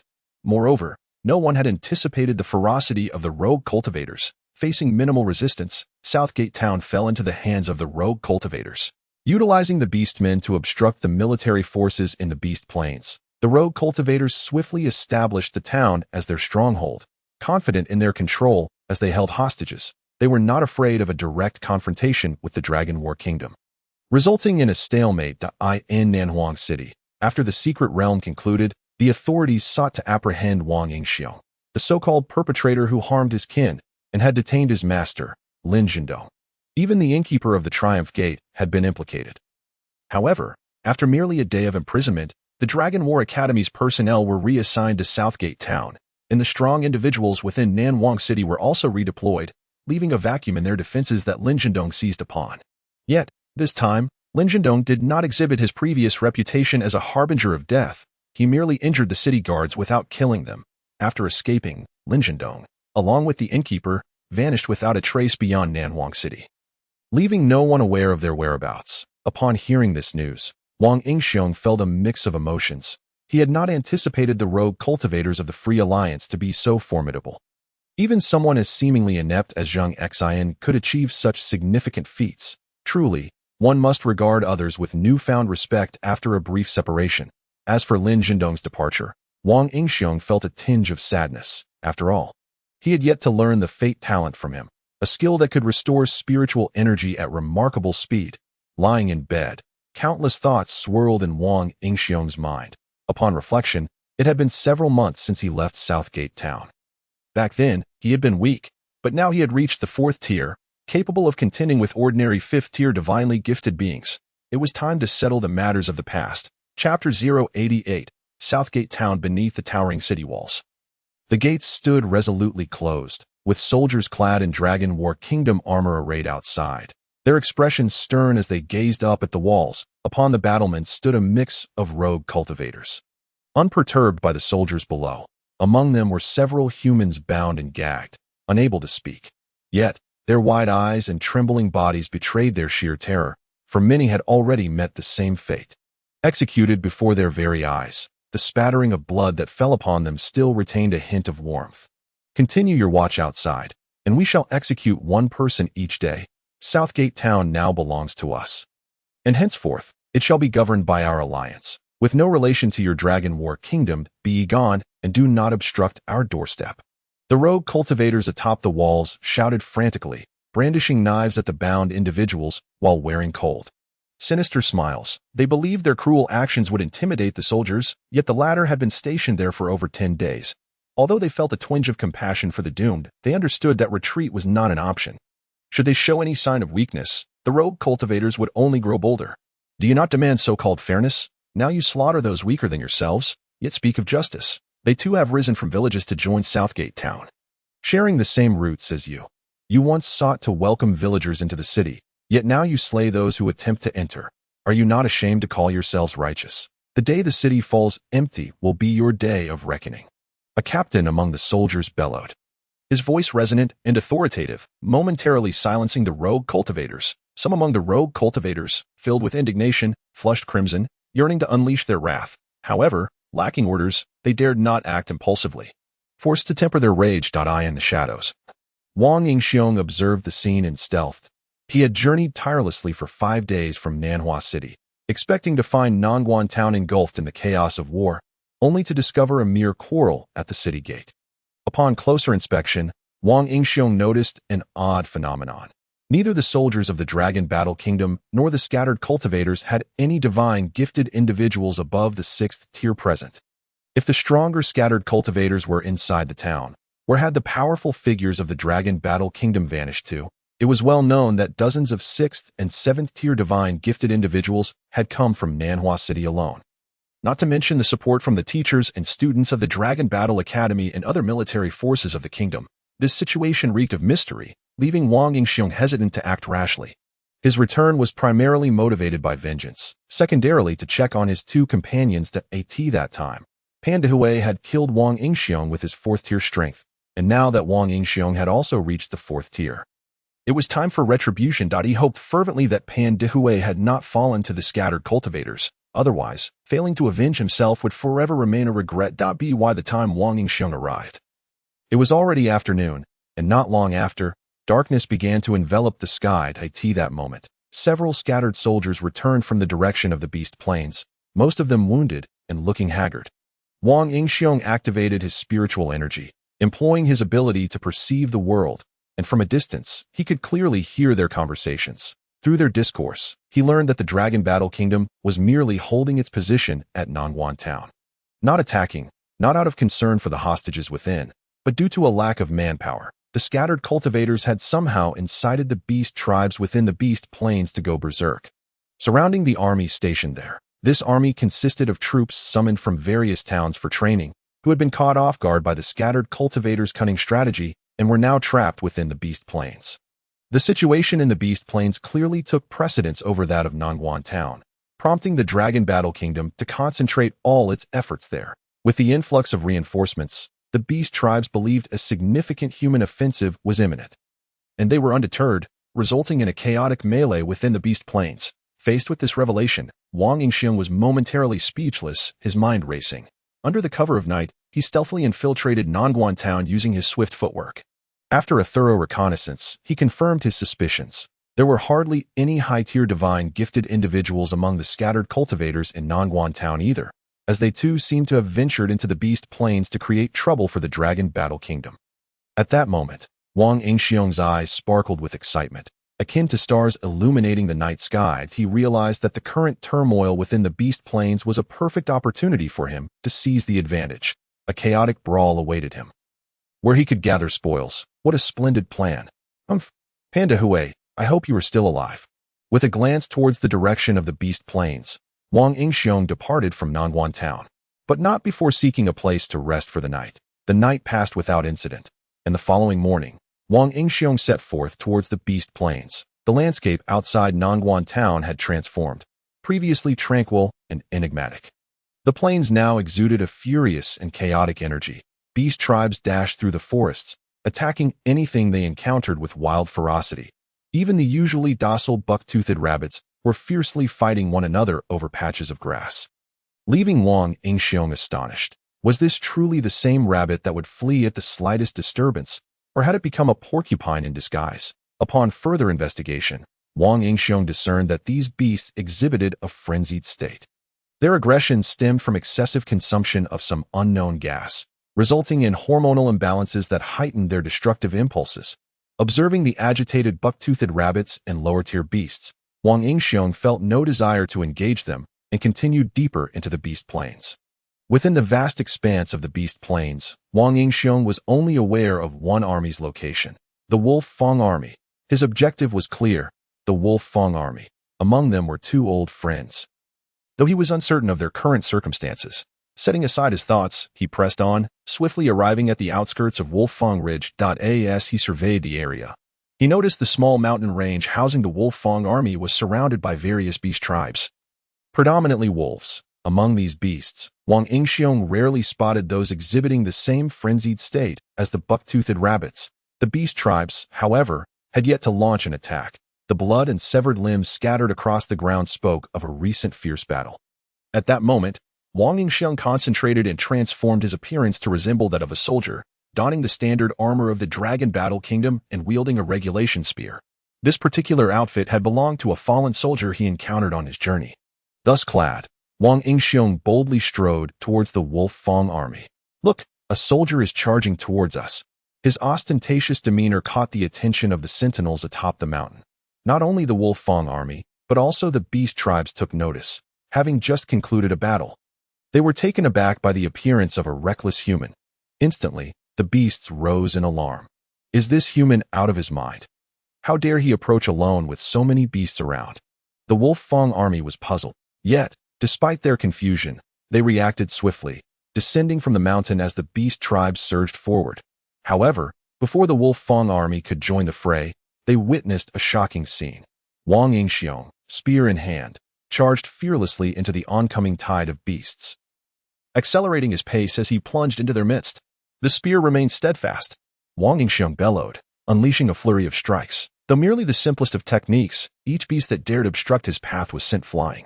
Blood sprayed, and roars echoed. Within the throng of beasts, Wang Yingxiong navigated as if in an uninhabited realm, with not a single beast able to approach within 3 feet of him, with a swift movement. The ground wolves howled, their spines erupting from the earth in an attempt to pierce Wang Yingxiong's feet. Yet, he deftly evaded the deadly spikes, effortlessly shattering them with a kick. The wind wolves unleashed razor-sharp gusts. But Wang Yingxiong was no longer the novice he once was. He thrust his spear forward, channeling a flicker of spiritual energy that shattered the wind blades. Wang Yingxiong called out, his feet pounding the ground as he surged ahead, executing a sweeping motion with his spear that unleashed a cascade of blood, sending beasts tumbling in a half-circle of emptiness. With a subtle lift of his spear, he heard the sound of crystalline resources being ejected. and instinctively he reached out to catch all 7 shards, pausing slightly before instinctively placing them into his system's backpack. With a few more charges, he easily broke through the beast tribe's encirclement. While the Wolf Fang army had only just reached the foot of the mountain, as the Wolf Fang army descended, they beheld Wang Yingxiong, and the wolf pack retreated with a few whines. Wang Yingxiong sighed with relief, thankful that these beasts were so weak. He had not needed to employ his talents. Nor had he been attacked, or else his disguise would have been compromised. The Wolf Fang soldiers were left speechless, their awe palpable. It had been ages since they had witnessed such a powerful divine gifted individual. The last time seemed to be when their leader had rushed out to support another location. "My lord, may I inquire as to your origin?" Zhao Zhanqing asked, his face filled with admiration. "Are you the leader here?" Wang Yingxiong inquired, eyeing the 4th-tier divine gifted individual before him, whom he did not recognize. Zhao Zhanqing, flustered, hastily replied, "My lord, jest. Our leader has gone to provide support elsewhere. I am merely a captain. The Wolf Fang Ridge is on the periphery, devoid of 5th-tier beasts, so I lead a squad to guard this area. What brings you here, my lord?"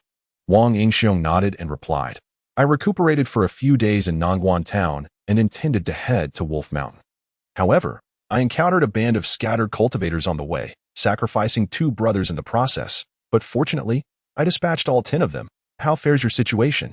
With an air of calm, Wang Yingxiong spun a tale, while Zhao Zhanqing and the others gazed at him with newfound respect. To intercept a 4th-tier divine gifted individual, the scattered cultivators must have also been of that tier, and to withstand 10 men with only 3, culminating in the survival of 1.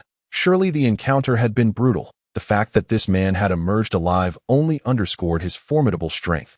Zhao Zhanqing and the others filled in the gaps with their imaginations, envisioning Wang Yingxiong as a powerful, responsible figure. Given that most of those arriving from Nongguan town were likely recuperating from injuries, Wang Yingxiong's swift return to the beast plains earned their admiration.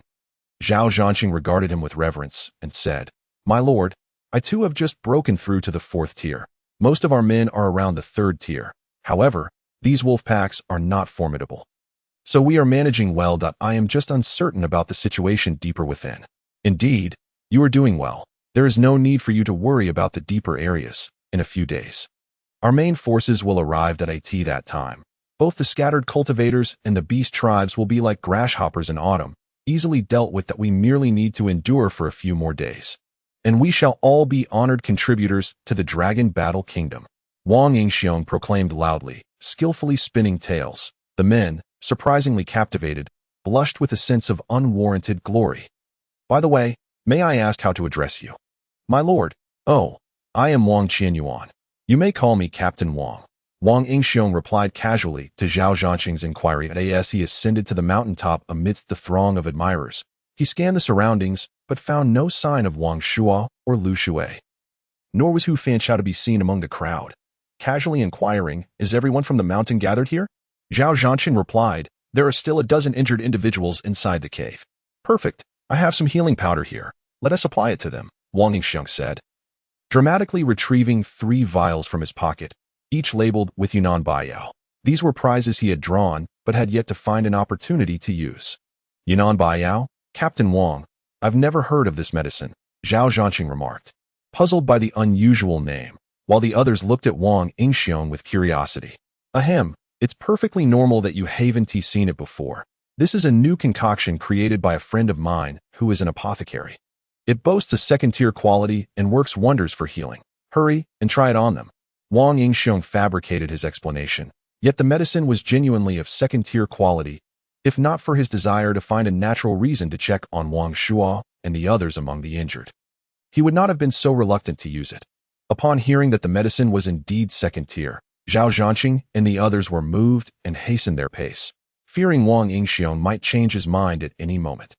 Upon entering the cave, darkness enveloped them, and it took Wang Yingxiong some time to readjust his vision. Upon spotting the injured, his heart sank, for he did not see Wang Shuo among them. Although he failed to find the person he sought, he did not turn to leave immediately.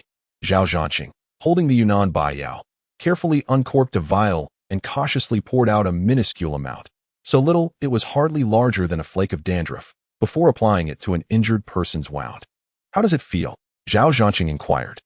Filled with anticipation, the injured man, however, wore a bewildered expression, pondering. You touched a small wound on my finger and asked how it feels. Who am I? Where am I? He remained in a state of confusion. Ahem, Wang Yingxiong remarked dryly. You should pour more. Zhao Zhanqing's face flushed with embarrassment as he quickly complied with Wang Yingxiong's instruction. The ensuing spectacle convinced everyone of the medicine's efficacy. The wounds treated with Yunnan Baiyao rapidly stopped bleeding and soon formed scabs. Strangely, after tending to over a dozen injuries, Zhao Zhanqing had barely used up one vial of Yunnan Baiyao. Leaving Wang Yingxiong with newfound insights, Zhao Zhanqing, shamelessly pocketing the remaining Yunnan Baiyao for future use, claimed it was for when others were injured. Chapter 090, Encountering the Fat Man having failed to locate his desired individual. Wang Yingxiong contemplated leaving immediately. He informed Zhao Zhanqing of his intention to go to Wolf Mountain, which was no lie. Wolf Mountain also fell within the territory of Wolffang Ridge, but was situated deeper within.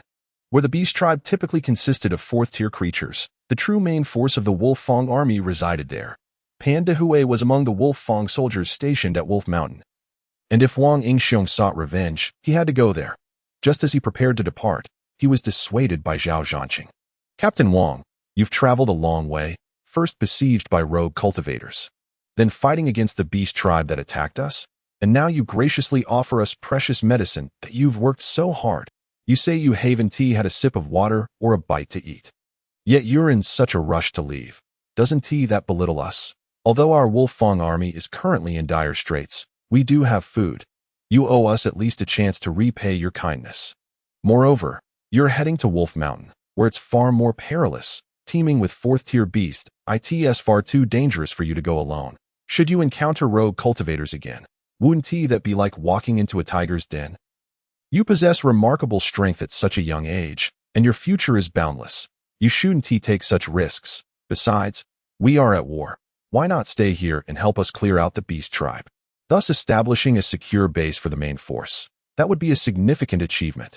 Listening to Zhao Zhanqing's lengthy discourse, Wang Yingxiong found himself genuinely impressed and momentarily at a loss for a counterargument. Indeed. Captain Wang, please stay. While you are powerful, a single individual can accomplish very little. Exactly, at the very least, wait until reinforcements arrive before you leave with them. The others chimed in, urging him to stay.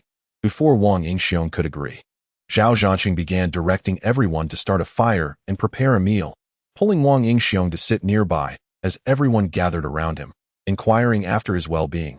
Faced with such warm hospitality, Wang Yingxiong reveled in an unprecedented royal treatment, feeling somewhat euphoric and unable to find a reason to refuse. Observing the humans on the mountain feasting and toasting while consuming the flesh of their kin, the beast tribe seethed with anger but dared not act recklessly, mindful of the formidable humans. However, a few wind wolves stealthily slipped away from their pack, heading deep into the beast plains.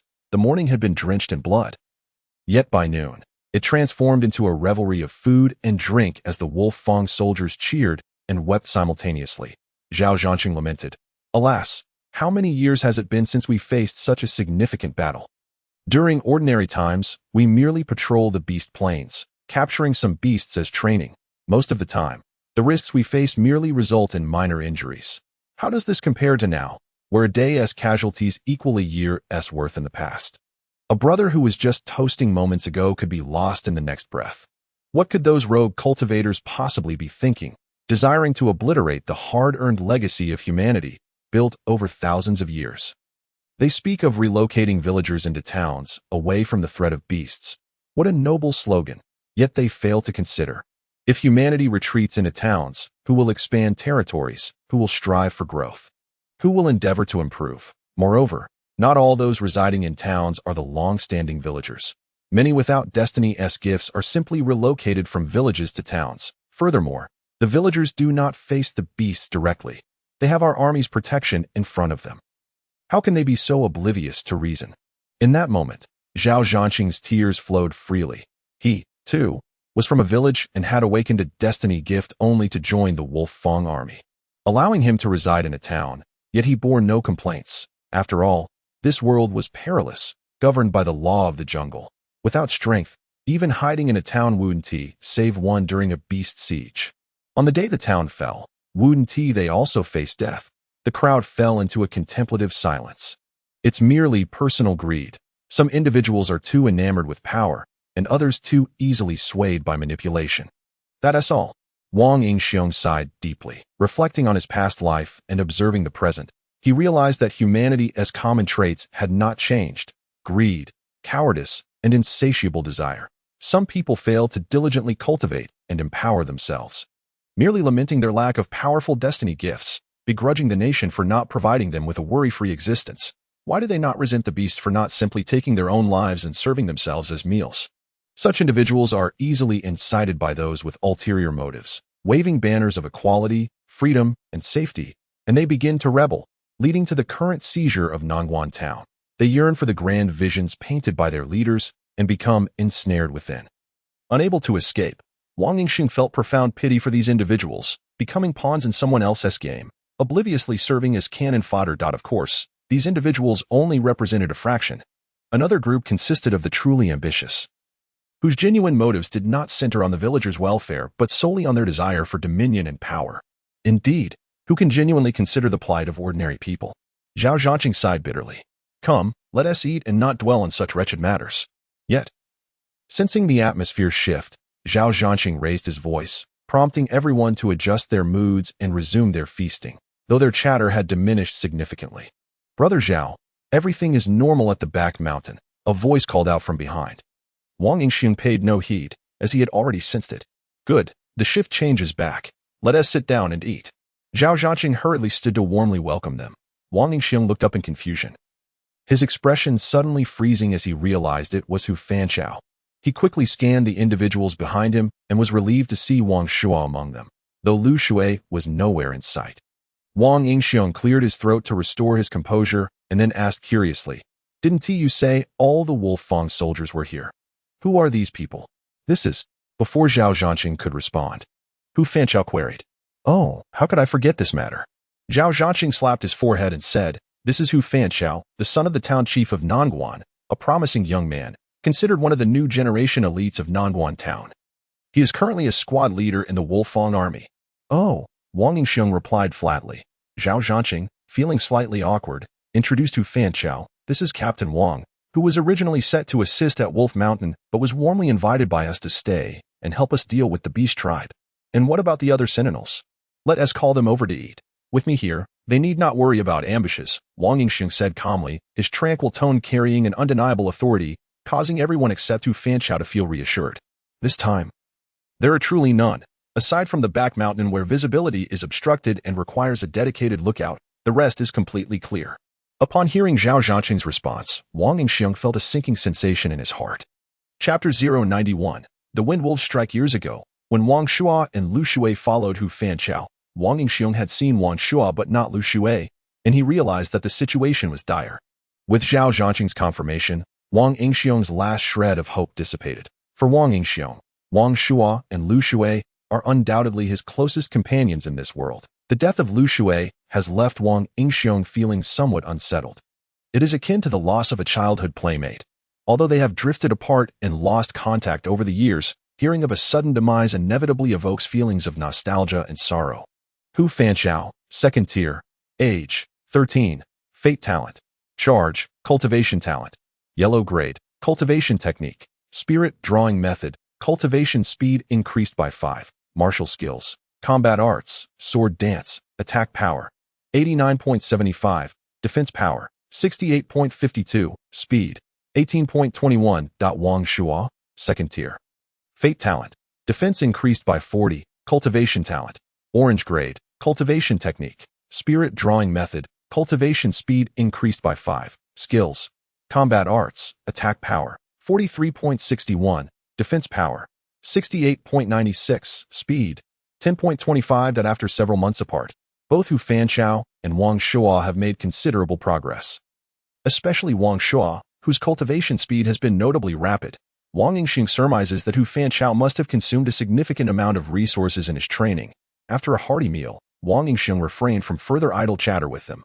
Extricating himself from Zhao Zhanqing's persistent company, he wandered casually up the mountain, a place where he had once resided for an extended period, thus remaining quite familiar with its surroundings. Finding a secluded spot, he began to cultivate, replenishing his depleting spiritual energy. Fortunately, The innate charm of his abilities consumes spiritual energy at a slow rate, and his body's cells continuously absorb spiritual energy. Otherwise, his reserves would have long been exhausted. Yet, even so, his spiritual energy had already diminished to half, necessitating a prompt recovery to ensure optimal condition.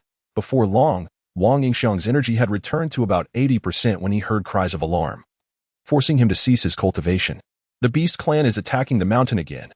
Gather and prepare to strike. By the time Wang Yingxiang arrived at the battlefield, the clash had already begun. He immediately spotted a unique wind wolf among the pack of wolves. Wind wolf, 4th tier, fate talent, wind blade, attack power, 753.85, defense power, 583.69, speed, 69.58.8. That moment, Zhao Zhanqing, the only 4th tier divine bestower in the Wolf-Tooth army besides Wang Yingxiang, was engaged in a fierce struggle to thwart the wind wolf's rampage. Zhao Zhanqing's fate talent enhances his strength by 20%. However, under the wind wolf's swift assaults, even his formidable power struggled to manifest.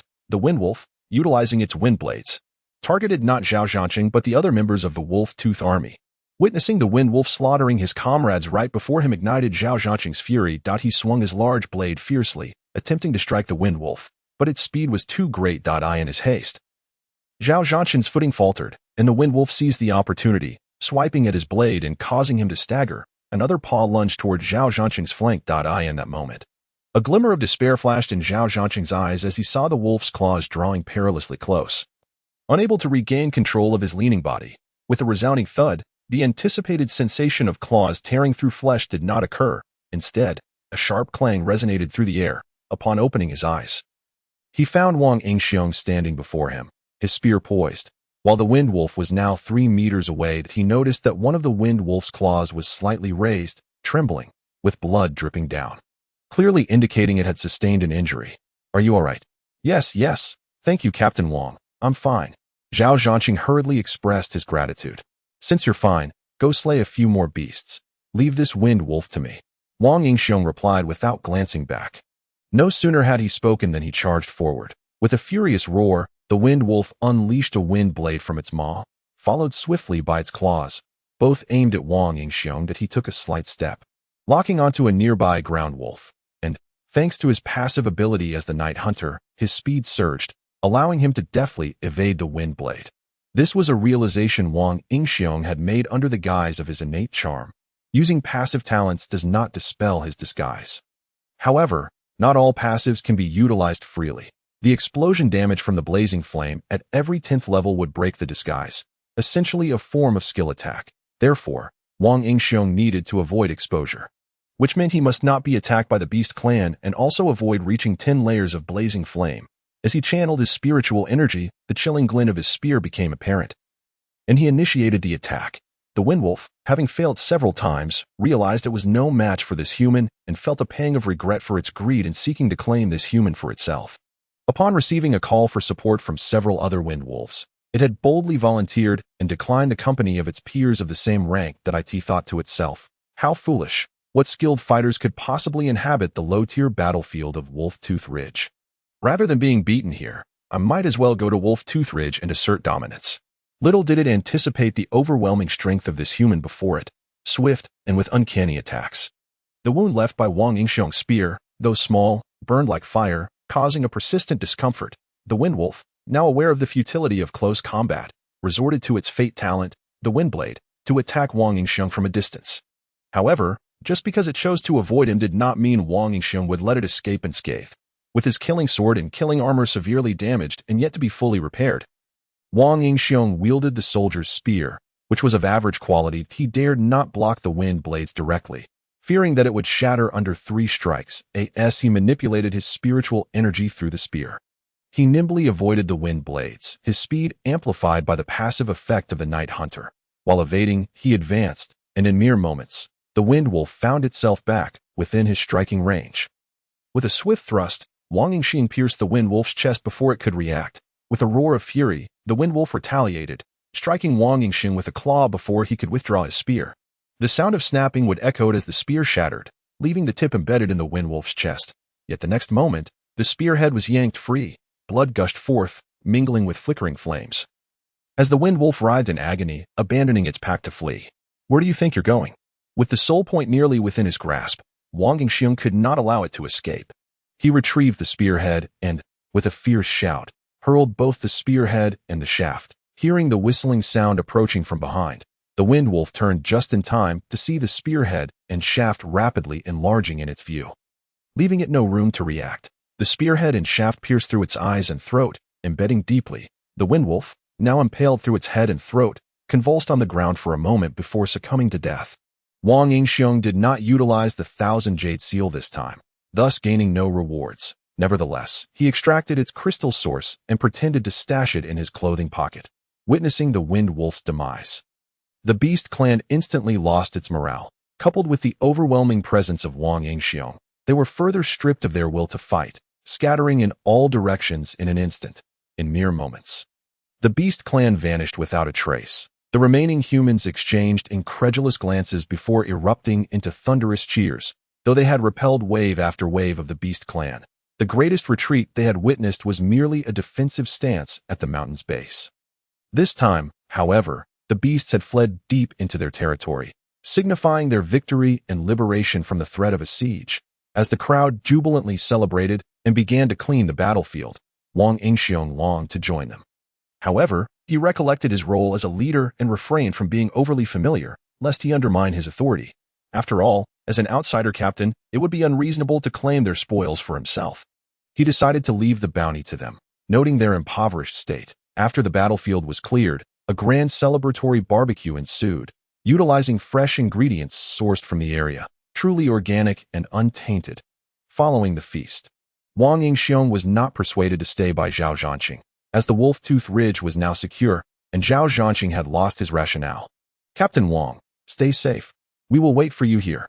The crowd bid him a heartfelt farewell. And this time, Wang Yingxiong did not grant Zhao Zhanqing the opportunity to speak, departing without uttering a word. In a few swift leaps, he vanished from their sight, and upon sensing the absence of life around him, Wang Yingxiong reverted to his true form. "How stifling! My true self is far more comfortable." Disguised no longer, Wang Yingxiong executed a series of swift steps, traversing the forest until he reached a vantage point across from the rear mountain of the Wolf-Tooth Army. Climbing a large tree to conceal himself. At that moment, within the Wolf-Tooth Army, Wang Shua cowered in a corner, glancing around nervously. Once he confirmed no one was near, he pulled out a slip of paper from his pocket. At a distance of 2,000 meters across the rear mountain, "The Ground Wolf Squad awaits you." Wang Shua stared at the note in shock, trembling at the mention of the Ground Wolf Squad. The mere word struck him profoundly, while others may not grasp its significance. He understood all too well. The memory would haunt him for a lifetime. The Dust Wolf Squad was named by Wang Shua, Wang Yingxiong, and Lu Shui to commemorate their first joint victory against a beast tribe. However, the once vibrant squad has now dissipated into nothingness. Apart from him, the other two have perished. Lu Shui met his end during the initial beast tribe assault, a sight Wang Shua witnessed firsthand, as it happened right beside him. As for the other member, Wang Yingxiong, though he did not personally see his demise, Hu Fanchao claimed he was dead, and the Wolf Fang army also issued a notification confirming his death. Thus he had no choice but to accept this grim reality.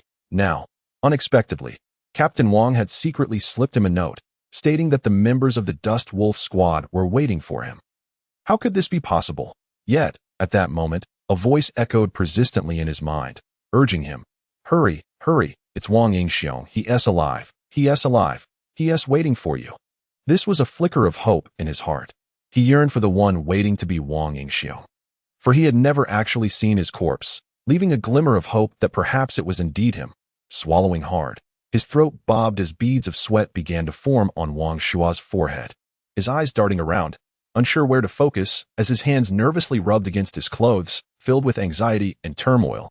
After much contemplation, Wang Shua approached Hu Fanchao, scratching his head with his fingers, and softly said, "Captain, I'm going to patrol the back mountain with them."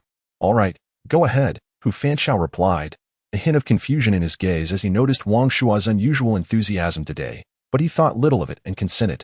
With the approval granted, Wang Shua felt a wave of relief wash over him and quickly jogged to catch up with the patrol team ahead.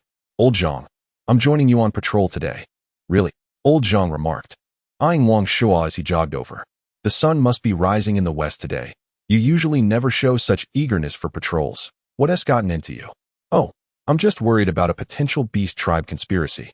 You know how much I despise fighting. If I discover any plot by the beasts first, I can report back immediately, thus avoiding a confrontation. Wang Shua's eyes darted around as he spun this tale, showing no signs of embarrassment, though the sweat on his forehead was now trickling more profusely. Hey, that's quite the idea.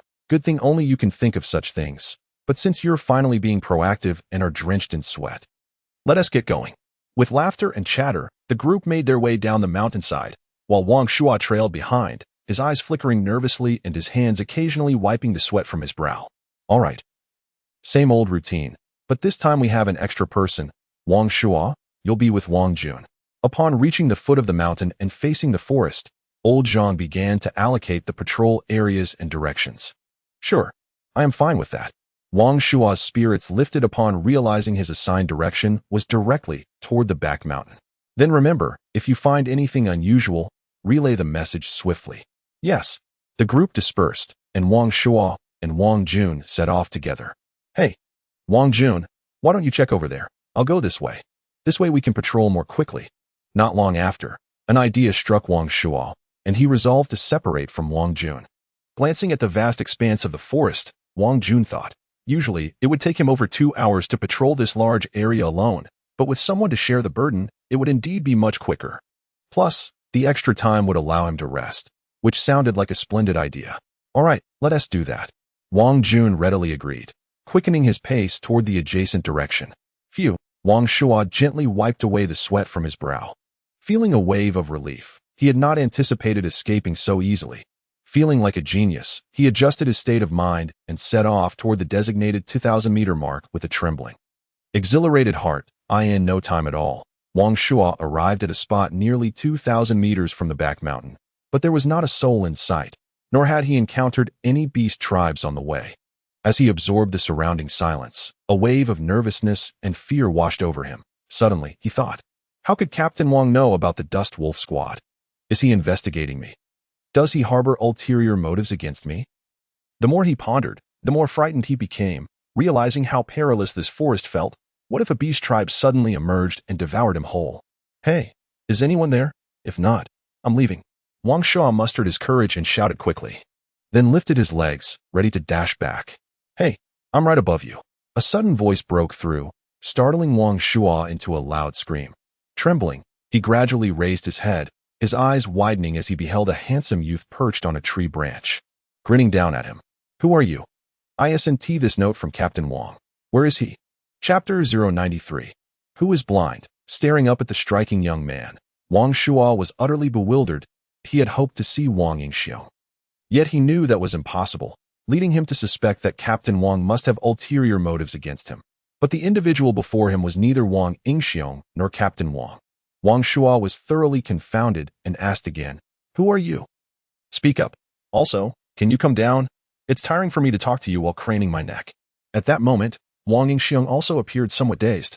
Rubbing his face, he confirmed that he still bore his own features. Yet how could the chubby one fail to recognize him? I am Wang Yingxiong. Don't tell me you no longer recognize me. Wang Yingxiong leaped down from the tree. You. Wang Shua chuckled and said, Big brother, stop joking. Although I hate to admit it, Wang Gu is dead. Even if he weren't, after knowing him for so many years, how could I not recognize him? You may share a similar height and build, but I must say, he was less handsome than you. Suddenly, Wang Shua's expression turned melancholic as he sighed. Even though Wang Gu was always so vain, claiming to be quite dashing, I believe I am more handsome. Alas, I will never get to tell him that. Chubby, are you certain? At this moment, Wang Yingxiong's gaze turned dangerous. However, Wang Shua remained oblivious, continuing, Big brother, certain about what? By the way, who are you? How do you know about the Dust Wolf Squad? And what is your relation to Captain Wang? Was it you who called me here? In that instant, Wang Shua transformed into a curious child, filled with 100 questions. Wang Yingxiong took a deep breath, forcing himself to calm down, and tried to speak as gently as possible. I'm giving you a chance to reorganize your words and take a good look at me. You have 10 seconds. Startled, Wang Shua froze, suddenly hugging himself defensively. Why are you being so cryptic? I'm a model citizen. If there's nothing else, I'll be on my way, and I advise you not to joke about others' privacy. Or else. Wang Shua trailed off, realizing that this handsome youth seemed to possess a strength surpassing his own. Or else what? Go on, continue. Wang Yingxiong teased, stepping closer to Wang Shuo when they were just a step apart. Wang Shuo, frightened, quickly retreated, then turned and ran. However, as soon as he took off, Wang Yingxiong landed a punch, sending him crashing to the ground. Big brother, don't kill me. I'll give you everything. We're both humans. We shouldn't harm each other. Without waiting for Wang Yingxiong to act further, Wang Shuo curled up in a pleading posture, resembling a coward. Wang Yingxiong was left speechless. He hadn't even exerted much force in that punch. All right, get up and let us talk.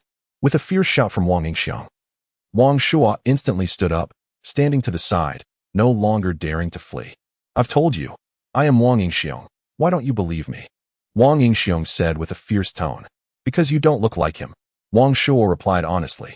Wang Yingxiong rolled his eyes, aware that after being reborn as a demon shadow, his form had been reshaped. Although his physique was the same as before, he had indeed become much more handsome. He hadn't anticipated that Wang Shuo would fail to recognize him. Do you remember when you were 7 and wet the bed? The next day you claimed it was just excessive sweating. But we all knew it was because you wet the bed, you little rascal. When you were 8, you stole Lu Shui's saved up pocket money for half a year just because you were greedy. And spent it all on food, only to return the empty snack bags to where Lu Shui kept his change. As Wang Yingxiong recounted all of Wang Shuo's embarrassing moments, his expression finally changed. Wang Shuo's eyes widened as he stared at Wang Yingxiong for a long time, finally noticing a hint of resemblance. You investigated. However, Wang Shuo remained skeptical and was about to refute again when he caught sight of a wolf spirit projection rising around Wang Yingxiong. His mouth fell agape, rendering him speechless. This wolf spirit was too familiar. It was the projection of Wang Yingxiong's fate talent. Although he had never seen Wang Yingxiong release it during battles, he had witnessed it more than once. This wolf spirit, aside from Wang Yingxiong, he couldn't fathom who else possessed it, at least not in the vicinity of Nangguan town. You truly are Wang Yingxiong. Wang Shuo confirmed once more. Without a doubt, Wang Yingxiong affirmed with conviction. Wang Shuo's eyes widened as he circled around Wang Yingxiong, examining him closely, occasionally reaching out to gently touch him to confirm he was indeed real. After the final verification, he realized this was indeed the real person. Wow. Big brother, it really is you. They all said you were dead, but I just couldn't believe it. I knew my big brother was incredible, a man who could not be defeated even by a wind wolf. How could a mere individual kill you? Big brother, I've missed you so much. Suddenly, Wang Yingxiong was overwhelmed with emotion, bursting into tears as he threw himself onto Wang Shuo, who towered over him by an entire head and whose bulkiness dwarfed Wang Yingxiong's frame. Wang Yingxiong felt as though he had plunged into a mountain of flesh, and with his face smothered by Wang Shuo's corpulent embrace, he struggled to breathe, hastily breaking free from Wang Shuo's fervent hug. He anxiously exclaimed, I understand that you are overjoyed, and I share in your joy, but surely you wouldn't want to see me suffocate upon our reunion, would you? Wang Shuo sheepishly scratched his head and chuckled. I'm just so thrilled. A bit too excited. At that moment, Wang Yingxiong's expression shifted as he cautioned, Hush, someone is coming. While speaking, Wang Yingxiong channeled his spiritual energy, causing Wang Shuo to experience a momentary disorientation. Yet, the next moment, he looked around and found nothing had changed. Puzzled, Wang Shuo thought to himself, didn't he say someone was coming? Why aren't we leaving? What are we waiting for? However, his long-standing habit of adhering to Wang Yingxiong's commands compelled him to remain silent. Thus, the two stood there in quietude. Just as Wang Shuo began to feel impatient, someone finally arrived, none other than Hu Fanchao. Wang Shuo's expression shifted dramatically, realizing, it's over, if Wang Yingxiong is discovered alive. They certainly won't let him off easily. He glanced at Wang Yingxiong in panic, urging him to flee, but was taken aback by Wang Yingxiong's calm demeanor. He thought, Brother, the fire is at our heels. And yet you remain so composed. Hurry. Then came a scene that left him utterly astounded. Hu Fanchao walked right past them, seemingly oblivious, like a blind man who hadn't noticed their presence at all. At that moment, Wang Shuo was in a state of bewilderment, questioning, what on earth just happened? Am I blind? Is he blind? Or are we both blind? He flailed his arms in confusion, gesturing towards Hu Fanchao and then at Wang Yingxiong. Finally pointing at his own mouth, Wang Yingxiong, equally perplexed, queried softly, what are you trying to convey, brother? At this point, Wang Shuo felt utterly flabbergasted. Didn't you say we shouldn't speak? Chapter 94. Evolution Wang Shua was genuinely questioning his existence. You said not to talk, yet you spoke first, and the blind man has walked far. Did you think he was deaf as well? To his dismay, Hu Fanchao appeared truly oblivious to Wang Yingxiong's words. Continuing to walk away. It's all right. He can't hear us if we speak softly. I just didn't want you to cause a commotion. Wang Yingxiong replied nonchalantly. Wang Shua felt as if something was lodged in his throat, rendering him momentarily speechless. After a prolonged silence, Wang Yingxiong grew impatient, waiting for Wang Shua to close his mouth, as he found it uncomfortable to see him gaping. Finally, Wang Shua managed to utter, I just wanted to ask. Is he truly blind? Why can't he see us? Wang Yingxiong smiled and said, That's a secret. Take a couple of steps forward, and you'll understand. Wang Shua, intrigued, tentatively stepped forward. When he turned back, he realized Wang Yingxiong had vanished. Just as he was about to shout, the scene shifted abruptly, engulfing him in flames. Help, it's so hot. Wang Shua screamed in a frenzy, feeling as if he were about to be incinerated. Yet after some time, he discovered he was perfectly unharmed. The flames seemed devoid of heat.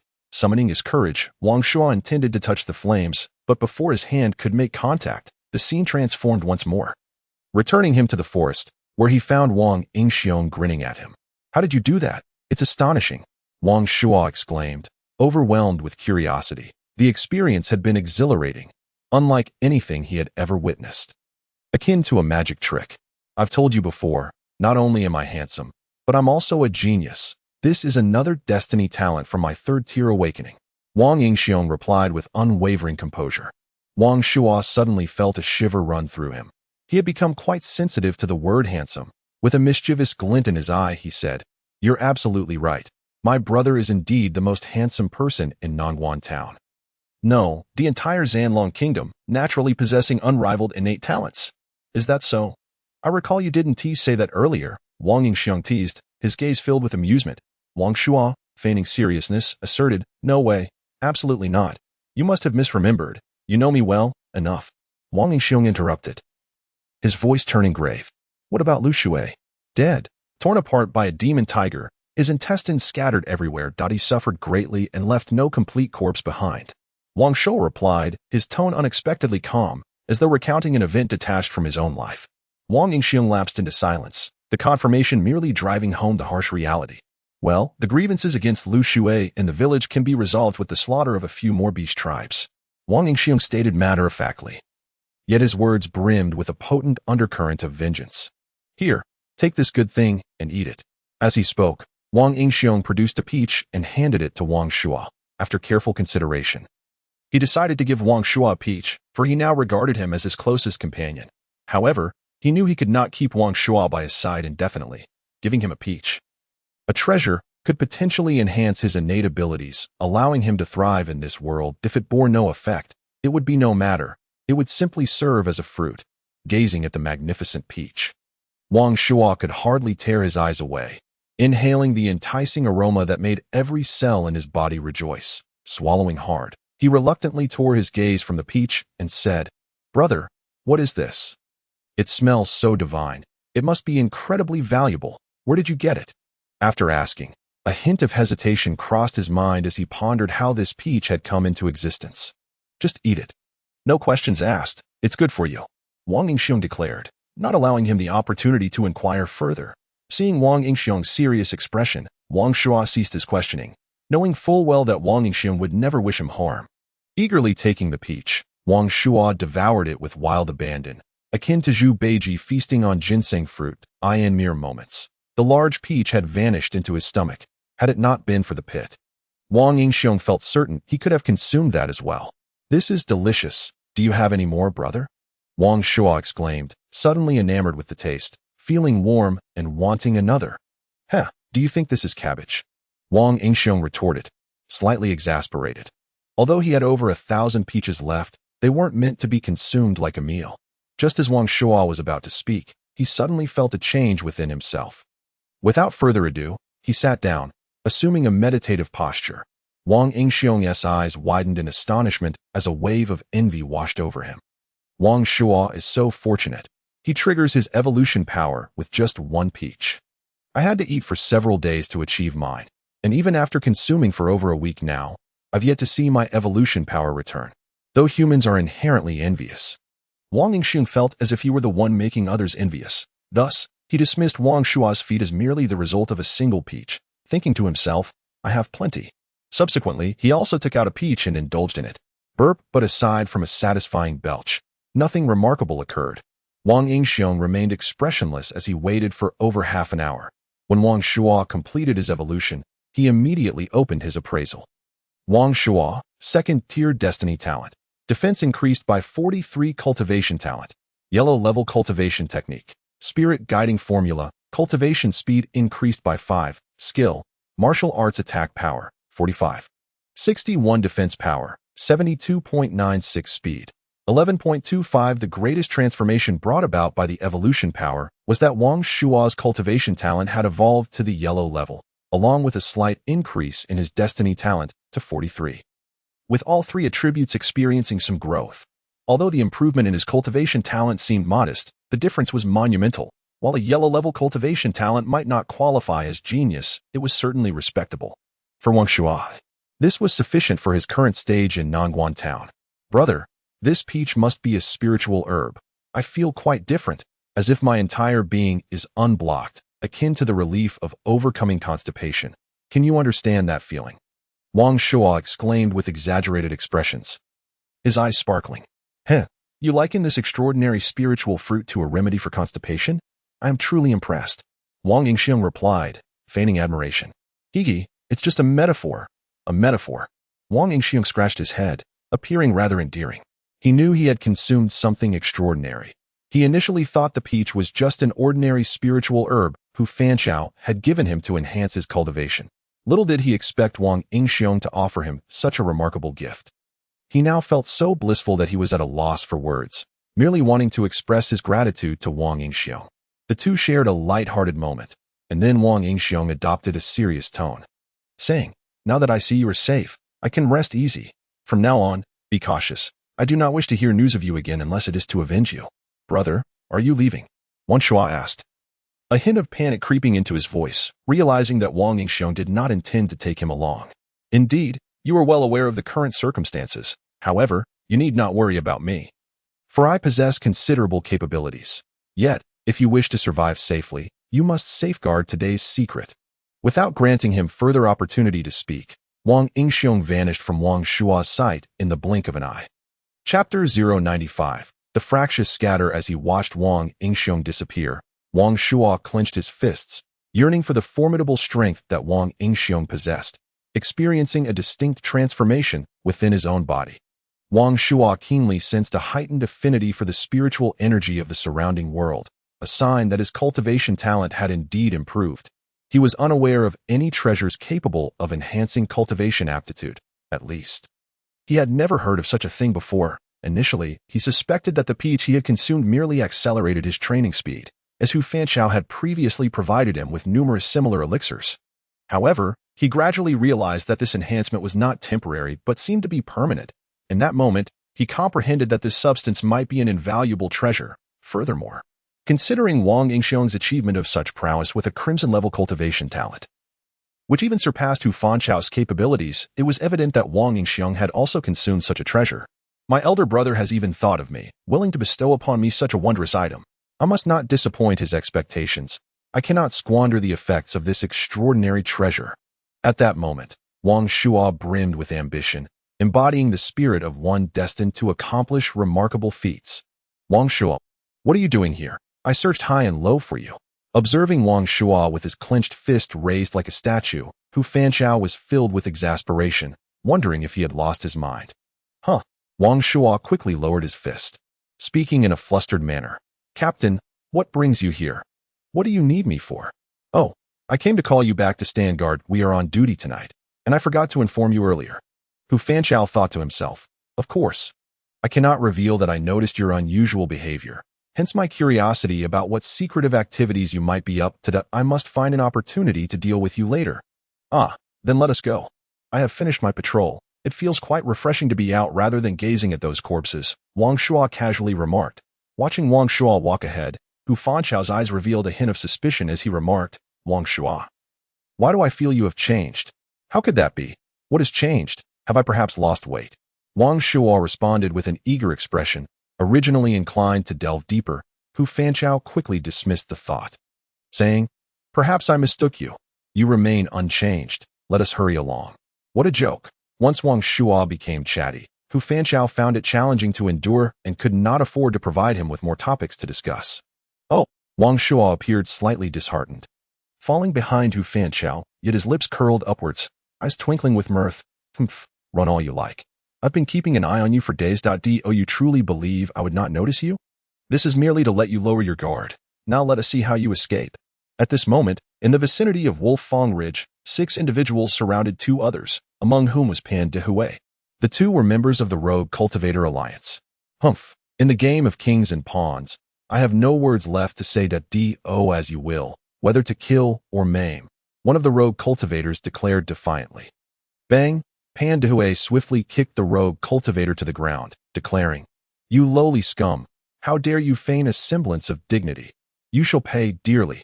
Quickly divulge the location of your stronghold in the Beast Plains, or face dire consequences." Bah! The fallen Rogue Cultivator, Dang Luan, disdainfully spat, nearly hitting Pan Dehui's face had he not dodged in time. "You seek death." Pan Dehui's face contorted with fury as he prepared to strike Dang Luan again. "Enough. Take them back for interrogation to avoid further complications," a man interjected, frowning as he stopped Pan Dehui. "Yes, my lord." Pan Dehui immediately complied, relinquishing his aggression, donning a smile while directing 2 nearby individuals to bind the Rogue Cultivators and suppress their spiritual energy. After they departed, Wang Yingxiong emerged from the shadows, having rushed from the direction of the Wolf Fong army, arriving just in time to witness the altercation.